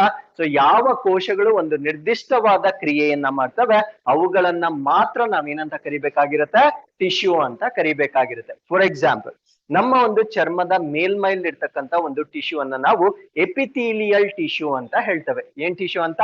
ಎಪಿಥೀಲಿಯಲ್ ಟಿಶ್ಯೂ ಅಥವಾ ಅನುಲೇಪನ ಅಂಗಾಂಶ ಅಂತ ಹೇಳ್ತೇವೆ. ಈ ಒಂದು ಟಿಶ್ಯೂವಿನ ಫಂಕ್ಷನ್ ಏನು ಅಂದ್ರೆ ಇಟ್ ಪ್ರೊಟೆಕ್ಟ್ಸ್ ಮೀ, ಅಂದ್ರೆ ನನ್ನನ್ನ ಪ್ರೊಟೆಕ್ಟ್ ಮಾಡುತ್ತೆ. ಅಟ್ಮಾಸ್ಫಿರಿಕ್ ಕಂಡೀಷನ್ಸ್ ಇರುತ್ತಲ್ವಾ, ಅದು ಟೆಂಪರೇಚರ್ ಇರ್ಬೋದು, ಕೋಲ್ಡ್ ಇರ್ಬೋದು, ಅದರಿಂದ ನನ್ನನ್ನು ಏನ್ ಮಾಡ್ತಾ ಇದೆ? ರಕ್ಷಣೆ ಮಾಡ್ತಾ ಇದೆ. ನನ್ನ ದೇಹದಲ್ಲಿ ಏನಾದ್ರೂ ಲಿಕ್ವಿಡ್ ಕಂಟೆಂಟ್ ಜಾಸ್ತಿ ಆದ್ರೆ ಅದು ಬೆವರಿನ ರೂಪದಲ್ಲಿ ಏನಾಗುತ್ತೆ? ಹೊರಗಡೆ ಬರುತ್ತೆ. ಅದ್ ಫಂಕ್ಷನ್ ಅಲ್ವಾ? ಸೊ ಆ ರೀತಿಯ ಒಂದು ಕ್ರಿಯೆಯನ್ನ ಮಾಡ್ತಕ್ಕಂಥ ಜೀವಕೋಶಗಳ ಗುಂಪನ್ನ ಮಾತ್ರ ನಾವೇನಂತ ಕರಿಬೇಕು? ಟಿಶ್ಯೂ ಅಂತ ಕರಿಬೇಕು. ಅರ್ಥ ಆಯ್ತಲ್ವಾ? ಸೊ ಅಲ್ಲಿಗೆ ಟಿಶ್ಯೂ ಅಂತ ಕರಿಬೇಕಾಗಿದ್ರೆ ಏನಿರ್ಬೇಕು ಕಂಡೀಷನ್? ಪರ್ಟಿಕ್ಯುಲರ್ ಫಂಕ್ಷನ್ ಅಥವಾ ನಿರ್ದಿಷ್ಟ ಕ್ರಿಯೆಯನ್ನ ಮಾಡ್ತಕ್ಕಂಥ ಜೀವಕೋಶಗಳ ಗುಂಪನ್ನು ಮಾತ್ರ ನಾವೇನಂತ ಕರಿಬೇಕು? ಟಿಶ್ಯೂ ಅಥವಾ ಅಂಗಾಂಶ ಅಂತ ಕರಿತೇವೆ. ಇಲ್ಲಿವರೆಗೂ ಅರ್ಥ ಆಗಿದ್ಯಾ? ಸೊ ಈ ರೀತಿಯ ಅಂಗಾಂಶಗಳೆಲ್ಲ ಒಟ್ಟಿಗೆ ಸೇರ್ಕೊಳ್ತವೆ. ಈ ರೀತಿಯ ಅಂಗಾಂಶಗಳೆಲ್ಲ ಏನ್ ಮಾಡ್ತವೆ? ಒಟ್ಟಿಗೆ ಸೇರ್ಕೊಳ್ತವೆ. ಒಟ್ಟಿಗೆ ಸೇರ್ಕೊಂಡು ಏನಾಗುತ್ತೆ? ಆರ್ಗನ್ ಆಗುತ್ತೆ. ಅರ್ಥ ಆಯ್ತಲ್ವಾ? ಆರ್ಗನ್ ಅಂದ್ರೆ ಅಂಗ ಅಂತ ಹೇಳ್ತೇವೆ. ಇವಾಗ ಹೇಳಿ, ಒಂದು ಆರ್ಗನ್ಗೆ ಫಂಕ್ಷನ್ ಪರ್ಟಿಕ್ಯುಲರ್ ಇರುತ್ತಾ, ನಾನ್ ಪರ್ಟಿಕ್ಯುಲರ್ ಇರುತ್ತಾ? ನಿರ್ದಿಷ್ಟವಾದ ಕೆಲಸವನ್ನೇ ಮಾಡುತ್ತಾ ಅಥವಾ ಬಾಯಿಗೆ ಬಂದಂಗೆ ಎಲ್ಲಾ ಕೆಲಸನೂ ಮಾಡುತ್ತಾ? ನಿರ್ದಿಷ್ಟವಾದ ಕೆಲಸವನ್ನೇ ಮಾಡ್ಬೇಕು. ಇಲ್ಲೂ ಕೂಡ ಸೇಮ್ ಕಂಡೀಷನ್. ಅರ್ಥ ಆಯ್ತಲ್ವಾ? ಆರ್ಗನ್ ಅಂತ ಹೇಳ್ಬೇಕಾಗಿದ್ರೆ ಗ್ರೂಪ್ ಆಫ್ ಏನಂತ ಹೇಳ್ಬೇಕು? ಟಿಶ್ಯೂಸ್, ಅಂಗಾಂಶಗಳ ಒಂದು ಗುಂಪಾಗಿರ್ಬೇಕು. ಬಟ್ ಅಲ್ಲೂ ಕೂಡ ಕಂಡೀಷನ್ ಏನೋ? ಪರ್ಟಿಕ್ಯುಲರ್ ಫಂಕ್ಷನ್, ಒಂದು ನಿರ್ದಿಷ್ಟ ಕ್ರಿಯೆಯನ್ನು ಮಾಡುವ ಅಂಗಾಂಶಗಳ ಗುಂಪಿಗೆ ನಾವೇನಂತ ಕರಿತೇವೆ? ಆರ್ಗನ್ ಅಂತ ಹೇಳ್ತೇವೆ. ಅರ್ಥ ಆಗಿದೆಯಲ್ವಾ? ಫಾರ್ ಎಕ್ಸಾಂಪಲ್, ಇದೇನು? ಸ್ಟಮಕ್. ಅರ್ಥ ಆಯ್ತಲ್ವಾ? ನಮ್ಮ ಜಠರ. ಜಠರ ಅಂದ ಕೂಡಲೇ ನಮ್ಗೆ ಫಸ್ಟ್ ಜ್ಞಾಪಕ ಬರೋದೇನು ಅಂದ್ರೆ ಡೈಜೆಷನ್, ಜೀರ್ಣಕ್ರಿಯೆ. ಸೊ ಜಠರದಿಂದ ಬ್ಲಡ್ ಸರ್ಕ್ಯುಲೇಷನ್ ಆಗತ್ತಾ? ಆಗಲ್ವಾ? ಆಗಲ್ಲ. ಸೊ ಬ್ಲಡ್ ಸರ್ಕ್ಯುಲೇಷನ್ ಮಾಡ್ತಕ್ಕಂಥ ಅಂಗ ಯಾವುದು? ಹಾರ್ಟ್. ಅದು ತನ್ನ ನಿರ್ದಿಷ್ಟವಾದ ಒಂದು ಫಂಕ್ಷನ್ ಆಗಿರುತ್ತೆ. ಕಿಡ್ನಿ, ಫಿಲ್ಟ್ರೇಷನ್ ಆಫ್ ಯೂರಿನ್, ಅದು ತನ್ನ ನಿರ್ದಿಷ್ಟವಾಗಿರ್ತಕ್ಕಂಥ ಫಂಕ್ಷನ್ ಆಗಿರುತ್ತೆ. ಲಂಗ್ಸ್ ಉಸಿರಾಟ ಬಿಟ್ರೆ ಇನ್ನೇನು ಮಾಡೋದಿಲ್ಲ, ಅದು ತನ್ನ ನಿರ್ದಿಷ್ಟವಾದ ಫಂಕ್ಷನ್ ಆಗಿರುತ್ತೆ. ಹಾಗಿದ್ರೆ ಎಲ್ಲಾ ಅಂಗಗಳಿಗೂ ತನ್ನದೇ ಆದ ಒಂದು ನಿರ್ದಿಷ್ಟವಾದ ಫಂಕ್ಷನ್ ಇರುತ್ತಲ್ವಾ, ಆ ನಿರ್ದಿಷ್ಟವಾದ ಒಂದು ಕ್ರಿಯೆಯನ್ನ ನೀಡ್ತಕ್ಕಂತ ಅಂಗಾಂಶಗಳ ಗುಂಪಿಗೆ ನಾವೇನಂತ ಕರಿತೇವೆ, ಆರ್ಗನ್ ಅಂತ ಕರಿತೇವೆ. ಇಲ್ವರೆಗೂ ಅರ್ಥ ಆಗಿದ್ಯಾ? ಸೊ ಅಲ್ಲಿಗೆ ಇಲ್ವರೆಗೂ ನೀವು ನೆನ್ಪಿಟ್ಕೊಳ್ಬೇಕಾಗಿರ್ತಕ್ಕಂಥ ಪಾಯಿಂಟ್ ಏನು, ಎಲ್ಲಾ ಕಡೆ ಪರ್ಟಿಕ್ಯುಲರ್ ಫಂಕ್ಷನ್ ಅಂತಾನೆ ಬರಿಬೇಕು, ನಿರ್ದಿಷ್ಟವಾದ ಕ್ರಿಯೆ ಅಂತಾನೆ ಬರಿಬೇಕು. ಯಾಕಂದ್ರೆ ಯಾವುದೇ ಒಂದು ಟಿಶ್ಯೂ ಆಗಿರ್ಬೋದು, ಯಾವುದೇ ಒಂದು ಆರ್ಗನ್ ಆಗಿರ್ಬೋದು, ತನಗೆ ಕೊಟ್ಟಿರ್ತಕ್ಕಂಥ ಕೆಲಸವನ್ನ ಬಿಟ್ಟು ಬೇರೆ ಏನು ಕೆಲಸವನ್ನು ಮಾಡೋದಿಲ್ಲ. ಅರ್ಥ ಆಗಿದೆಯಾ ಎಲ್ವರ್ಗೂ? ಸೊ ಇವಾಗ if I ask you one more question, so ಇಲ್ಲಿ ನಾನು ಸ್ಟೊಮಕ್ ಚಿತ್ರವನ್ನ ಮಾತ್ರ ಕೊಟ್ಟಿದ್ದೇನೆ. ಬರೀ ಸ್ಟೊಮಕ್ ಒಂದಿದ್ರೆ ಮಾತ್ರ ಡೈಜೆಷನ್ ಕಂಪ್ಲೀಟ್ ಆಗುತ್ತಾ ಆಗಲ್ವಾ? ಬರೀ ಒಂದ್ ಸ್ಟೊಮಕ್ ಇದ್ರೆ ಸಾಕ ಡೈಜೆಷನ್ಗೆ? ಹೇಗೆ ಹೇಳ್ಬೇಕು? ಆಗಲ್ವಲ್ಲ.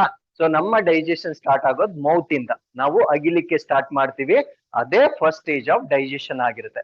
ಆಮೇಲೆ ಈಸೋಫೇಗಸ್ ಮುಖಾಂತರ ಸ್ಟೊಮಕ್ ಬರುತ್ತೆ, ಸ್ಟೊಮಕ್ ಇಂದ ಸ್ಮಾಲ್ ಇಂಟೆಸ್ಟೈನ್ ಹೋಗುತ್ತೆ, ಲಾರ್ಜ್ ಇಂಟೆಸ್ಟೈನ್ ಹೋಗುತ್ತೆ, ರೆಕ್ಟಮ್ ಹೋಗುತ್ತೆ. ಈ ರೀತಿಯಾಗಿ ಅದು ಕಂಪ್ಲೀಟ್ ಪ್ರೋಸೆಸ್ ಆಫ್ ಡೈಜೆಷನ್ ಆಗುತ್ತೆ. ಅರ್ಥ ಆಯ್ತಲ್ವಾ? ಹಾಗಿದ್ರೆ ಕೇವಲ ಒಂದು ಅಂಗ ತನ್ನ ಎಲ್ಲ ಕ್ರಿಯೆಗಳನ್ನ ಸಂಪೂರ್ಣವಾಗಿ ನಡೆಸಲಿಕ್ಕೆ ಸಾಧ್ಯವಾಗೋದಿಲ್ಲ, ಅದಕ್ಕೆ ಅವಶ್ಯಕತೆ ಇರ್ತಕ್ಕಂಥ ಬೇರೆ ಬೇರೆ ಅಂಗಗಳೆಲ್ಲ ಒಂದು ಜಾಯಿನ್ ಆಗ್ತವೆ. ಅರ್ಥ ಆಯ್ತಲ್ವಾ? ಆ ಜಾಯಿನ್ ಆಗಿರ್ತಕ್ಕಂಥ ಎಲ್ಲ ಅಂಗಗಳನ್ನ ಒಟ್ಟಿಗೆ ಸೇರಿಸಿ ನಾವೇನಂತ ಕರಿತೇವೆ, ಆರ್ಗನ್ ಸಿಸ್ಟಮ್ ಅಥವಾ ಅಂಗ ವ್ಯವಸ್ಥೆ ಅಂತ ಹೇಳ್ತೇವೆ. ಇವಾಗ ಹೇಳಿ, ಅಂಗ ವ್ಯವಸ್ಥೆ, ಒಂದು ಪರ್ಟಿಕ್ಯುಲರ್ ಅಂಗ ವ್ಯವಸ್ಥೆ ಅಂದ್ರೆ ಅದರ ಫಂಕ್ಷನ್ ಪರ್ಟಿಕ್ಯುಲರ್ ಇರುತ್ತಾ, ನಾನ್ ಪರ್ಟಿಕ್ಯುಲರ್ ಇರುತ್ತಾ? ಒಂದು ಅಂಗ ವ್ಯವಸ್ಥೆ ಅಂತ ನಾನು ಹೇಳಿದ್ರೆ ಕಂಡೀಷನ್ ಏನು, particular function or non particular function? Okay, I will simplify. ಇವಾಗ ಸ್ಟೊಮಕ್ ಅಲ್ಲಿ ನಾವು ಫುಡ್ ಅನ್ನ ಚೀವ್ ಮಾಡ್ತೀವಿ. Chewing is a process of what? Digestion. So ಅದೇ ಆಹಾರ ಸ್ಟೊಮಕ್ ಒಳಗಡೆ ಹೋಗುತ್ತೆ. ಸ್ಟೊಮಕ್ ಒಳಗಡೆ ಫುಡ್ ಅಲ್ಲಿ ಇರ್ತಕ್ಕಂಥ ಪ್ರೋಟೀನ್ಸ್ ಎಲ್ಲ ಏನಾಗುತ್ತೆ, ಸಿಂಪ್ಲಿಫೈ ಆಗುತ್ತೆ, ಅದು ಕೂಡ ಪ್ರೋಸೆಸ್ ಆಫ್ ಡೈಜೆಷನ್. ಅದೇ ಆಹಾರ ಸ್ಮಾಲ್ ಇಂಟೆಸ್ಟೈನ್ ಹೋಗುತ್ತೆ. ಸೊ ಫುಡ್ ಅಲ್ಲಿ ಇರ್ತಕ್ಕಂಥ ಲಿಪಿಡ್ಸ್, ಪ್ರೋಟೀನ್ಸ್ ಅಂಡ್ ಕಾರ್ಬೋಹೈಡ್ರೇಟ್ಸ್ ಎಲ್ಲ ಕೂಡ ಡೈಜೆಸ್ಟ್ ಆಗುತ್ತೆ. ಫಂಕ್ಷನ್ ಏನಾಯ್ತಪ್ಪ, ಕಾಮನ್ ಆಯ್ತಲ್ವಾ? ಸೊ ನೆಕ್ಸ್ಟ್ ಲಾರ್ಜ್ ಇಂಟೆಸ್ಟೈನ್ ಹೋಗುತ್ತೆ, ಅಲ್ಲಿ ಉಳಿದಿರ್ತಕ್ಕಂಥ ಎಲ್ಲ ಆಹಾರ ಅಥವಾ ಆಹಾರದಲ್ಲಿರ್ತಕ್ಕಂಥ ನೀರು ಎಲ್ಲ ಅಬ್ಸರ್ವ್ ಆಗುತ್ತೆ. ಅಬ್ಸರ್ವ್ ಆಗೋದು ಕೂಡ it is a part of digestion ಆಗುತ್ತೆ. ಅಲ್ಲಿಗೆ ಮೋರ್ ಆರ್ ಲೆಸ್ ಎಲ್ಲಾ ಅಂಗಗಳು ಒಂದು ಕಾಮನ್ ಗೋಲ್ಗೆ ಕೆಲಸ ಮಾಡ್ತಾ ಇದ್ದಾವೆ. ಅರ್ಥ ಆಯ್ತಲ್ವಾ? ಸೊ ಅಲ್ಲಿಗೆ ಆ ಫಂಕ್ಷನ್ ಪರ್ಟಿಕ್ಯುಲರ್ ಆಯ್ತಾ, ನಾನ್ ಪರ್ಟಿಕ್ಯುಲರ್ ಆಯ್ತಾ? ಪರ್ಟಿಕ್ಯುಲರ್ ಆಯ್ತು. ಸಿ, ವಿಧಾನ ಬೇರೆ ಬೇರೆ.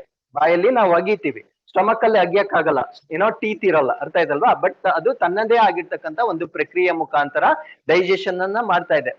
ಬಟ್ ಅಲ್ಟಿಮೇಟ್ ಗೋಲ್ ಏನಾಗಿದೆ, ಡೈಜೆಷನ್ ಅನ್ನೇ ಮಾಡುತ್ತೆ. ಅರ್ಥ ಆಯ್ತಲ್ವಾ? ಸ್ಮಾಲ್ ಇಂಟೆಸ್ಟೈನ್ ಅದು ಕೂಡ ಏನ್ ಮಾಡುತ್ತೆ, ಡೈಜೆಷನ್ ಅನ್ನೇ ಮಾಡುತ್ತೆ. So what is the common goal? Digestion. So ಅದಕ್ಕೆ ಇದನ್ನು ಕೂಡ ನಾವೇನಂತ ಹೇಳ್ಬೇಕು, ಪರ್ಟಿಕ್ಯುಲರ್ ಫಂಕ್ಷನ್ ಅಂತಾನೆ ಹೇಳ್ಬೇಕು. ಸೊ ಇಲ್ಲಿಯವರೆಗೂ ಒಂದೇ ಕಾಮನ್ ಕಂಡೀಷನ್ ಏನದು, ಪರ್ಟಿಕ್ಯುಲರ್ ಫಂಕ್ಷನ್. ಅರ್ಥ ಆಯ್ತಲ್ವಾ?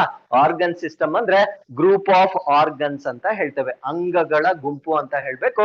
ಕಂಡೀಷನ್ ಏನು ಅಂದ್ರೆ ಪರ್ಟಿಕ್ಯುಲರ್ ಫಂಕ್ಷನ್, ಒಂದು ನಿರ್ದಿಷ್ಟವಾದ ಕ್ರಿಯೆಯನ್ನ ಮಾಡ್ತಕ್ಕಂತ ಎಲ್ಲ ಅಂಗಗಳ ಗುಂಪನ್ನ ನಾವೇನಂತ ಕರಿತೀವಿ ಅಂದ್ರೆ ಆರ್ಗನ್ ಸಿಸ್ಟಮ್ ಅಂತ ಹೇಳ್ತೇವೆ. ಇಲ್ಲಿವರೆಗೂ ಅರ್ಥ ಆಗಿದ್ಯಾ? So now let us come to the last one. So organism ಏನ್ರಿಂದ ಮಾಡಲ್ಪಟ್ಟಿರುತ್ತೆ, ಆರ್ಗನ್ ಸಿಸ್ಟಮ್ಸ್, ವಿವಿಧ ಅಂಗ ವ್ಯವಸ್ಥೆಗಳಿಂದ ಒಂದು ಜೀವಿ ಕ್ರಿಯೇಟ್ ಆಗುತ್ತೆ. ಈ ಎಲ್ಲ ಅಂಗ ವ್ಯವಸ್ಥೆಗಳು ಒಂದೇ ಕೆಲಸ ಮಾಡ್ತಾವ, ಬೇರೆ ಬೇರೆ ಕೆಲಸ ಮಾಡ್ತಾವ? ಬೇರೆ ಬೇರೆ ಕೆಲಸ ಮಾಡ್ಬೇಕು. ಅರ್ಥ ಆಯ್ತಲ್ವಾ? ಇವಾಗ ಬ್ರೈನ್ ಅಂಡ್ ಸ್ಪೈನಲ್ ಕಾರ್ಡ್ ಅಂದ್ರೆ ಅದ್ರ ಕೆಲ್ಸನೇ ಬೇರೆ. ಡೈಜೆಷನ್ ಮಾಡಕ್ ಆಗುತ್ತಾ ಅಲ್ಲಿ? ಆಗಲ್ಲ. ಲಂಗ್ಸ್ ಅಂದ್ರೆ ಉಸಿರಾಟ ಮಾತ್ರ ಮಾಡ್ಬೇಕು, ಅಲ್ಲಿ ಸರ್ಕ್ಯುಲೇಷನ್ ಆಗುತ್ತಾ? ಆಗಲ್ಲ. ಸೊ ಹಾರ್ಟ್ ಅಂದ್ರೆ ಅದು ಹೃದಯ ಬಡಿತ ಮಾಡಿ ರಕ್ತವನ್ನ ನಮ್ಮ ದೇಹದ ಎಲ್ಲಾ ಭಾಗಗಳಿಗೆ ಕಳಿಸ್ಬೇಕು, ಅದು ತನ್ನದೇ ಆಗಿರ್ತಕ್ಕಂಥ ಕಾರ್ಯ. ಹಾಗಿದ್ರೆ ಪ್ರತಿಯೊಂದು ಅಂಗ ವ್ಯವಸ್ಥೆಗಳ ಕಾರ್ಯ ಒಂದೇ ಇರುತ್ತಾ, ಬೇರೆ ಬೇರೆ ಇರುತ್ತಾ? ಬೇರೆ ಬೇರೆ ಇರುತ್ತೆ. ಆ ಎಲ್ಲ ಅಂಗ ವ್ಯವಸ್ಥೆಗಳು ಒಟ್ಟಿಗೆ ಸೇರ್ಕೊಂಡಾಗ ಒಂದು ಜೀವಿ ಕ್ರಿಯೇಟ್ ಆಗುತ್ತೆ. ಆ ಜೀವಿಯನ್ನ ನಾವೇನಂತ ಕರಿತೇವೆ, ಆರ್ಗ್ಯಾನಿಸಮ್ ಅಂತ ಕರಿತೇವೆ. ಅಲ್ಲಿಗೆ ಕಂಡೀಷನ್ ಎಲ್ಲಿ ಮಾತ್ರ ಚೇಂಜ್ ಆಗುತ್ತೆ, ಆರ್ಗ್ಯಾನಿಸಮ್ ಅಲ್ಲಿ ಮಾತ್ರ ಚೇಂಜ್ ಆಗುತ್ತೆ. ಆರ್ಗ್ಯಾನಿಸಮ್ ಅಲ್ಲಿ ಮಾತ್ರ ನೀವೇನ್ ಬರಿಬೇಕಂದ್ರೆ ಡಿಫ್ರೆಂಟ್ ಫಂಕ್ಷನ್ಸ್ ಅನ್ನ ಮಾಡ್ತಕ್ಕಂಥ, ಅಂದ್ರೆ ವಿವಿಧ ಕ್ರಿಯೆಗಳನ್ನ ಮಾಡ್ತಕ್ಕಂಥ ಅಂಗ ವ್ಯವಸ್ಥೆಗಳೆಲ್ಲ ಒಟ್ಟಿಗೆ ಬಂದಾಗ ಅದು ಏನಾಗಿ ಕ್ರಿಯೇಟ್ ಆಗುತ್ತೆ, ಆರ್ಗ್ಯಾನಿಸಮ್ ಆಗಿ ಕ್ರಿಯೇಟ್ ಆಗುತ್ತೆ ಅಷ್ಟೇ. ಅರ್ಥ ಆಯ್ತಲ್ವಾ? ಸೊ ಇಷ್ಟು ಡೆಫಿನೇಷನ್ಸ್ ನಿಮ್ಗೆ ಗೊತ್ತಿರ್ಬೇಕಾಗಿರುತ್ತೆ. Did you all understand? So what is the smallest, second, third, fourth, last one? So ಈ ಇಷ್ಟು ಸ್ಟೇಜಸ್ ಅಲ್ಲಿ ಡಿಫ್ರೆಂಟ್ ಫಂಕ್ಷನ್ಸ್ ಇರೋದು ಯಾವುದು, ಆರ್ಗ್ಯಾನಿಸಮ್ ಮಾತ್ರ ವಿವಿಧ ಕಾರ್ಯಗಳನ್ನ ಅಂತ ಬರಿಬೇಕು. ಮಿಕ್ಕಿದೆಲ್ಲದಕ್ಕೂ ನೀವೇನಂತ ಬರಿಬೇಕು, ಪರ್ಟಿಕ್ಯುಲರ್ ಫಂಕ್ಷನ್ ಅಂತಾನೆ ಬರಿಬೇಕು. ಇದೊಂದು ಕ್ಲೂ ಗೊತ್ತಿದ್ರೆ ಸಾಕು, ನೀವು ಯಾವ ಡೆಫಿನೇಷನ್ ಕೊಟ್ರು ಕೂಡ ಆರಾಮಾಗಿ ಬರಿಬಹುದಾಗಿರುತ್ತೆ. ಆ ಕ್ರೊನಾಲಜಿ ನೆನ್ಪಿಟ್ಕೊಳ್ಳಿ, ಅರ್ಥ ಆಯ್ತಲ್ವಾ? ಸೊ ಫಸ್ಟ್ ಕೋಶ ಬರುತ್ತೆ, ಕೋಶ ಆದ್ಮೇಲೆ ಟಿಶ್ಯೂ ಅಥವಾ ಅಂಗಾಂಶ ಬರುತ್ತೆ, ಅಂಗಾಂಶ ಆದ್ಮೇಲೆ ಆರ್ಗನ್ ಅಥವಾ ಜೀವಿ ಬರುತ್ತೆ, ಐ ಮೀನ್ ಅಂಗ ಬರುತ್ತೆ. ಸೊ ಆರ್ಗನ್ ಆದ್ಮೇಲೆ ಆರ್ಗನ್ ಸಿಸ್ಟಮ್ ಅಥವಾ ಅಂಗ ವ್ಯವಸ್ಥೆ ಬರುತ್ತೆ, ಅಂಗ ವ್ಯವಸ್ಥೆ ಆದ್ಮೇಲೆ ಏನ್ ಬರುತ್ತೆ? ಆರ್ಗ್ಯಾನಿಸಮ್ ಅಥವಾ ಜೀವಿ ಬರುತ್ತೆ. ಅರ್ಥ ಆಗಿದೆಯಾ ಎಲ್ಲಾರ್ಗುನು? ಸೊ ಇಷ್ಟು ಈ ಒಂದು ಡೆಫಿನೇಷನ್ಸ್ ಗೆ ಸಂಬಂಧಪಟ್ಟಿರ್ತಕ್ಕಂಥ ಮಾಹಿತಿ ನಮ್ಗೆ ಗೊತ್ತಿರ್ಬೇಕಾಗಿರುತ್ತೆ. ಸೊ ಎಲ್ಲ ಡೆಫಿನೇಷನ್ ಮತ್ತೆ ನಾನು ಇಲ್ಲಿ ಕೊಟ್ಟಿರ್ತೇನೆ, ನಿಮ್ ನೋಟ್ಸ್ ಅಲ್ಲಿ ನೀವು ರೆಫರ್ ಮಾಡ್ಕೊಳ್ಬಹುದು, right? So next, okay, so ನಾವು something which is there in current affairs, so ಅದನ್ನು ಕೂಡ ನಾನು ಇಲ್ಲೇ ಡಿಸ್ಕಸ್ ಮಾಡ್ಬಿಡ್ತೇನೆ. ಸ್ಟೆಮ್ ಸೆಲ್ಸ್ ಅಂತ ಇತ್ತೀಚೆಗೆ ತುಂಬಾ ಸುದ್ದಿಯಲ್ಲಿದೆ. ಯಾವ ಸೆಲ್ಸ್? Stem cells. ಇದನ್ನ ಕನ್ನಡದಲ್ಲಿ ನಾವು ಕಾಂಡಕೋಶಗಳು ಅಂತ ಕರೀತೇವೆ. ಏನಂತ ಕರೀತೇವೆ? ಕಾಂಡಕೋಶಗಳು ಅಂತ ಕರೀತೇವೆ. ಕೇಳಿದ್ದೀರಾ? ಅಪ್ಪಿ ತಪ್ಪಿ ನ್ಯೂಸ್ ಪೇಪರ್ ಓದಿದ್ರೆ ಈ ಎಲ್ಲ ಟರ್ಮ್ಸ್ ಕಣ್ಣಿಗೆ ಬೀಳುತ್ತೆ, ಅಪ್ಪಿ ತಪ್ಪಿ ನ್ಯೂಸ್ ಪೇಪರ್ ಓದಿದ್ರೆ. ಓಕೆ, ಸೊ ಇದನ್ನ ನಾವೇನಂತ ಹೇಳ್ತೀವಿ ಅಂದ್ರೆ ಸ್ಟೆಮ್ ಸೆಲ್ಸ್ ಅಥವಾ ಮಾಸ್ಟರ್ ಸೆಲ್ಸ್ ಅಂತ ಹೇಳ್ತೇವೆ.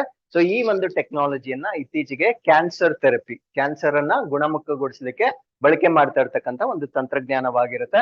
ಸೊ ಇದು ಕರೆಂಟ್ ಅಫೇರ್ಸ್ ಅಲ್ಲಿ ಇರುವ ಕಾರಣದಿಂದ ನಿಮ್ಗೆ ಪ್ರಶ್ನೆ ಆಗ್ತಕ್ಕಂಥ ಒಂದು ಸಾಧ್ಯತೆ ಇರುತ್ತೆ. ಸೊ ಇದು ಸೆಲ್ ಚಾಪ್ಟರ್ ಗೆ ರಿಲೇಟೆಡ್ ಆಗಿರುವ ಕಾರಣದಿಂದ ಸೊ ಇಲ್ಲೇ ನಾನು ಡಿಸ್ಕಸ್ ಮಾಡ್ತೀನಿ. ನಾವು let us understand what you mean by stem cell ಅಥವಾ ಕಾಂಡಕೋಶ ಅಂದ್ರೆ ಏನು ಅಂತ ನಾವು ಅರ್ಥ ಮಾಡ್ಕೊಳ್ಳೋಣ. ಸೊ ಇದು ಯಾವ ಬುಕ್ ಅಲ್ಲೂ ಸಿಗೋದಿಲ್ಲ, you need to understand. Okay, so ನಾವು I told you the first cell that is going to be formed. See, when I talk about human cell only, because ಬೇರೆ ಬೇರೆ ಜೀವಿಗಳಲ್ಲಿ ಬೇರೆ ಬೇರೆ ರೀತಿಯಲ್ಲಿ ಲೈಫ್ ಸ್ಟಾರ್ಟ್ ಆಗುತ್ತೆ.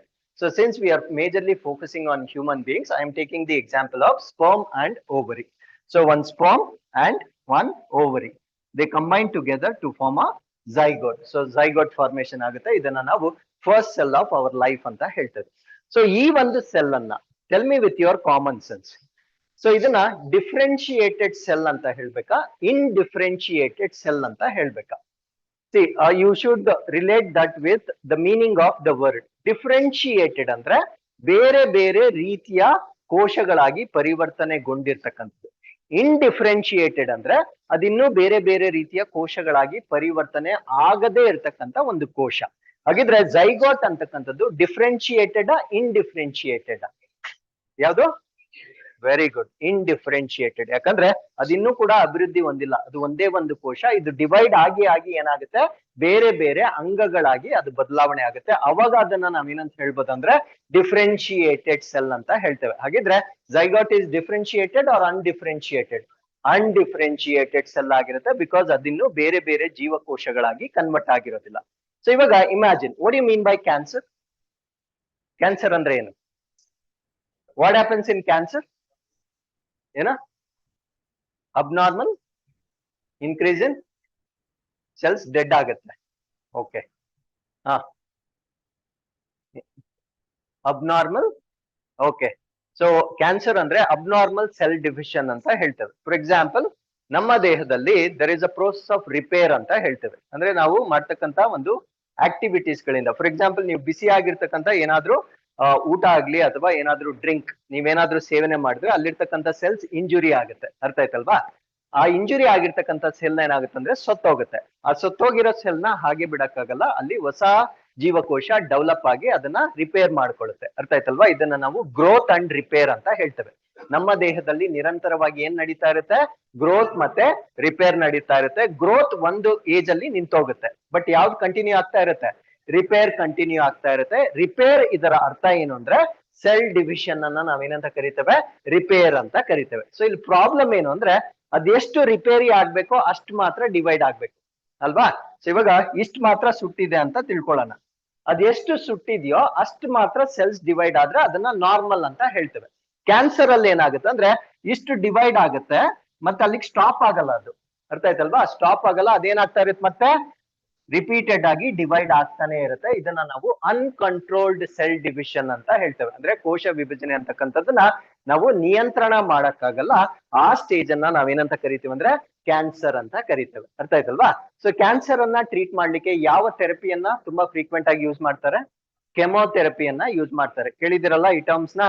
ಕೀಮೋಥೆರಪಿಯನ್ನ ಯೂಸ್ ಮಾಡ್ತಾರೆ. ಕೀಮೋಥೆರಪಿಯಲ್ಲಿ ಏನ್ ಮಾಡ್ತಾರೆ ಅಂದ್ರೆ ಈ ರಿಪೀಟೆಡ್ಲಿ ಡಿವೈಡಿಂಗ್ ಸೆಲ್ಸ್ ಇರುತ್ತಲ್ವಾ ಅದನ್ನ ಡೆಸ್ಟ್ರಾಯ್ ಮಾಡ್ತಾರೆ. ಏನ್ ಮಾಡ್ತಾರೆ, ರಿಪೀಟೆಡ್ಲಿ ಡಿವೈಡ್ ಆಗ್ತಕ್ಕಂಥ ಸೆಲ್ಸ್ ಅನ್ನ ಕಿಲ್ ಮಾಡ್ತಾರೆ. ಸೊ ಇವಾಗ ರಿಪೀಟೆಡ್ಲಿ ಡಿವೈಡ್ ಆಗ್ತಕ್ಕಂಥ ಸೆಲ್ಸ್ ಅನ್ನ ಕಿಲ್ ಮಾಡುವಾಗ ಬರೀ ಅವು ಮಾತ್ರ ಸತ್ತೋಗ್ತಾವ, ಹೆಲ್ದಿ ಸೆಲ್ಸ್ ಕೂಡ ಸತ್ತೋಗ್ತಾವ? ಆಬ್ವಿಯಸ್ಲಿ, ಯಾಕಂದ್ರೆ ಅಷ್ಟು ಕ್ಲಿಯರ್ ಆಗಿ ನಾವು ಡಿಫ್ರೆನ್ಶಿಯೇಟ್ ಮಾಡಕ್ಕಾಗಲ್ಲ. ಜೀವಂತ ಜೀವಕೋಶಗಳು ಕೂಡ ಅಲ್ಲಿ ಸತ್ತೋಗ್ತವೆ. But we cannot lose the living cell because they are part of our body, they have some function. ಅದನ್ನ ನಾವು ರಿಟೈನ್ ಮಾಡ್ಲೇಬೇಕಾಗಿರುತ್ತೆ. ಆ ರಿಟೆನ್ಷನ್ಗೋಸ್ಕರ ಇತ್ತೀಚೆಗೆ ಯೂಸ್ ಮಾಡ್ತಾ ಇರ್ತಕ್ಕಂಥ ಟೆಕ್ನಾಲಜಿಯನ್ನ ನಾವೇನಂತ ಹೇಳ್ತೀವಿ ಅಂದ್ರೆ ಸ್ಟೆಮ್ ಸೆಲ್ ಟೆಕ್ನಾಲಜಿ ಅಂತ ಹೇಳ್ತೇವೆ. ಅರ್ಥ ಆಯ್ತಲ್ವಾ? ಈ ಸ್ಟೆಮ್ ಸೆಲ್ ನಾವು 3 ಟೈಪ್ಸ್ ಆಗಿ ಡಿವೈಡ್ ಮಾಡಬಹುದು. ಫಸ್ಟ್ ಅಂಡ್ ಫಾರ್ಮೋಸ್ಟ್ ನಮ್ಗೆ ಸ್ಟೆಮ್ ಸೆಲ್ ಅಂದ್ರೆ ಏನು ಅಂತ ಗೊತ್ತಿರಬೇಕು. ಫಸ್ಟ್ ನಾನು ಡೆಫಿನೇಷನ್ ಇಂದ ಸ್ಟಾರ್ಟ್ ಮಾಡ್ತೀನಿ. ಸ್ಟೆಮ್ ಸೆಲ್ ಅಂದ್ರೆ ಅದು ಒಂದೇ ಒಂದು ಜೀವಕೋಶವಾಗಿರುತ್ತೆ. ಈ ಜೀವಕೋಶಕ್ಕೆ ಒಂದು ಕೆಪಾಸಿಟಿ ಇರುತ್ತೆ. ಆ ಕೆಪಾಸಿಟಿ ಏನಂದ್ರೆ ನಮ್ಮ ದೇಹದ ಯಾವುದೇ ಕೋಶಗಳನ್ನ ಜನರೇಟ್ ಮಾಡ್ತಕ್ಕಂಥ ಸಾಮರ್ಥ್ಯ ಇದ್ದರೆ ಆ ಕೋಶವನ್ನ ನಾವೇನಂತ ಕರಿತೀವಿ ಅಂದ್ರೆ ಸ್ಟೆಮ್ ಸೆಲ್ ಅಂತ ಹೇಳ್ತೇವೆ. ಅದ್ರ ಅರ್ಥ ಏನು ಅಂದ್ರೆ, ಫಾರ್ ಎಕ್ಸಾಂಪಲ್ ಈ ಸೆಲ್, ನನ್ನ ಬ್ರೈನ್ ಅಲ್ಲಿ ಏನೋ ತೊಂದರೆ ಇದೆ, ಬ್ರೈನ್ ಸೆಲ್ಸ್ ಅನ್ನ ಕ್ರಿಯೇಟ್ ಮಾಡ್ತಕ್ಕಂಥ ಒಂದು ಕೆಪಾಸಿಟಿ ಇರಬೇಕು. ಕಿಡ್ನಿಯಲ್ಲಿ ಏನೋ ಪ್ರಾಬ್ಲಮ್ ಇದೆ, ಕಿಡ್ನಿ ಸೆಲ್ಸ್ ಅನ್ನ ಡೆವಲಪ್ ಮಾಡ್ತಕ್ಕಂಥ ಕೆಪಾಸಿಟಿ ಇರಬೇಕು. ಕಾಲೋನ್ ಕ್ಯಾನ್ಸರ್ ಆಗಿದೆ, ಏನೋ ಸಣ್ಣ ಕರುಳಿನಲ್ಲಿ ಕ್ಯಾನ್ಸರ್ ಆಗಿದೆ, ಅಲ್ಲಿರ್ತಕ್ಕಂಥ ಜೀವಕೋಶಗಳನ್ನ ಕ್ರಿಯೇಟ್ ಮಾಡ್ತಕ್ಕಂಥ ಸಾಮರ್ಥ್ಯ ಇರಬೇಕು. If I ask you a very simple question, ಇವಾಗ ಮೆದುಳಲ್ಲಿ ಇರ್ತಕ್ಕಂಥ ಜೀವಕೋಶಗಳು, ಕಿಡ್ನಿಯಲ್ಲಿ ಇರ್ತಕ್ಕಂಥ ಜೀವಕೋಶಗಳು ಒಂದೇ ತರ ಇರ್ತಾವ, ಬೇರೆ ಬೇರೆ ಇರ್ತಾವ? ಬೇರೆ ಬೇರೆ ಇರ್ಲೇಬೇಕು. ಕಾರಣ ಏನು ಅಂದ್ರೆ ಎರಡರ ಫಂಕ್ಷನ್ ಏನಾಗಿರುತ್ತೆ, ಬೇರೆ ಬೇರೆ ಆಗಿರುತ್ತೆ. ಅದರಿಂದ ಅವುಗಳ ರಚನೆ ಕೂಡ ಏನಾಗಿರ್ಬೇಕು, ಬೇರೆ ಆಗಿರ್ಬೇಕು. ಬಟ್ ಸ್ಟೆಮ್ ಸೆಲ್ ಅಂತಕ್ಕಂಥದ್ದು ನನಗೆ ಬೇಕಾದಾಗ ಬ್ರೈನ್ ಸೆಲ್ಸ್ ಅನ್ನು ಕೂಡ ಕೆಪಾಸಿಟಿ ಕೂಡ ಇರಬೇಕು, ಲಂಗ್ ಸೆಲ್ಸ್ ಅನ್ನು ಕೊಡ್ತಕ್ಕಂಥ ಕೆಪಾಸಿಟಿ ಇರಬೇಕು, ಲಿವರ್ ಸೆಲ್ಸ್ ಅನ್ನ ಕೊಡ್ತಕ್ಕಂಥ ಕೆಪಾಸಿಟಿ ಇರಬೇಕು. ನಾನು ಯಾವ ಸೆಲ್ಸ್ ಅನ್ನ ಕೇಳ್ತೇನೆ ಆ ಸೆಲ್ಸ್ ಅನ್ನ ಕೊಡ್ತಕ್ಕಂಥ ಕೆಪಾಸಿಟಿ ಇದ್ರೆ ಮಾತ್ರ ಸೊ ಅದನ್ನ ನಾವೇನಂತ ಕರಿತೇವೆ, ಸ್ಟೆಮ್ ಸೆಲ್ ಅಂತ ಕರಿತೇವೆ. ಅರ್ಥ ಆಗಿದೆಯಾ ಸ್ಟೆಮ್ ಸೆಲ್ ಅಂದ್ರೆ? So stem cell can give any cell of our body. ನಮ್ಮ ದೇಹದಲ್ಲಿರ್ತಕ್ಕಂಥ ಯಾವುದೇ ಜೀವಕೋಶಗಳನ್ನ ಉತ್ಪತ್ತಿ ಮಾಡ್ತಕ್ಕಂಥ ಒಂದು ಸಾಮರ್ಥ್ಯ ಇದ್ರೆ ಆ ಕೋಶವನ್ನ ನಾವೇನಂತ ಹೇಳ್ತೇವೆ, ಸ್ಟೆಮ್ ಸೆಲ್ ಅಂತ ಹೇಳ್ತೇವೆ. ಹಾಗಿದ್ರೆ ನಿಮ್ಗೆ ಕಾನ್ಸೆಪ್ಟ್ ಅರ್ಥ ಆಗಿದ್ರೆ ಝೈಗಾಟ್ ಅನ್ನ ನಾವು ಸ್ಟೆಮ್ ಸೆಲ್ ಅಂತ ಹೇಳ್ಬೋದಾ, ಹೇಳಕ್ಕಾಗಲ್ವಾ? ಝೈಗಾಟ್ ಇದನ್ನ ಸ್ಟೆಮ್ ಸೆಲ್ ಅಂತ ಹೇಳ್ಬೋದಾ, ಹೇಳಕ್ಕಾಗಲ್ವಾ? Yes or no?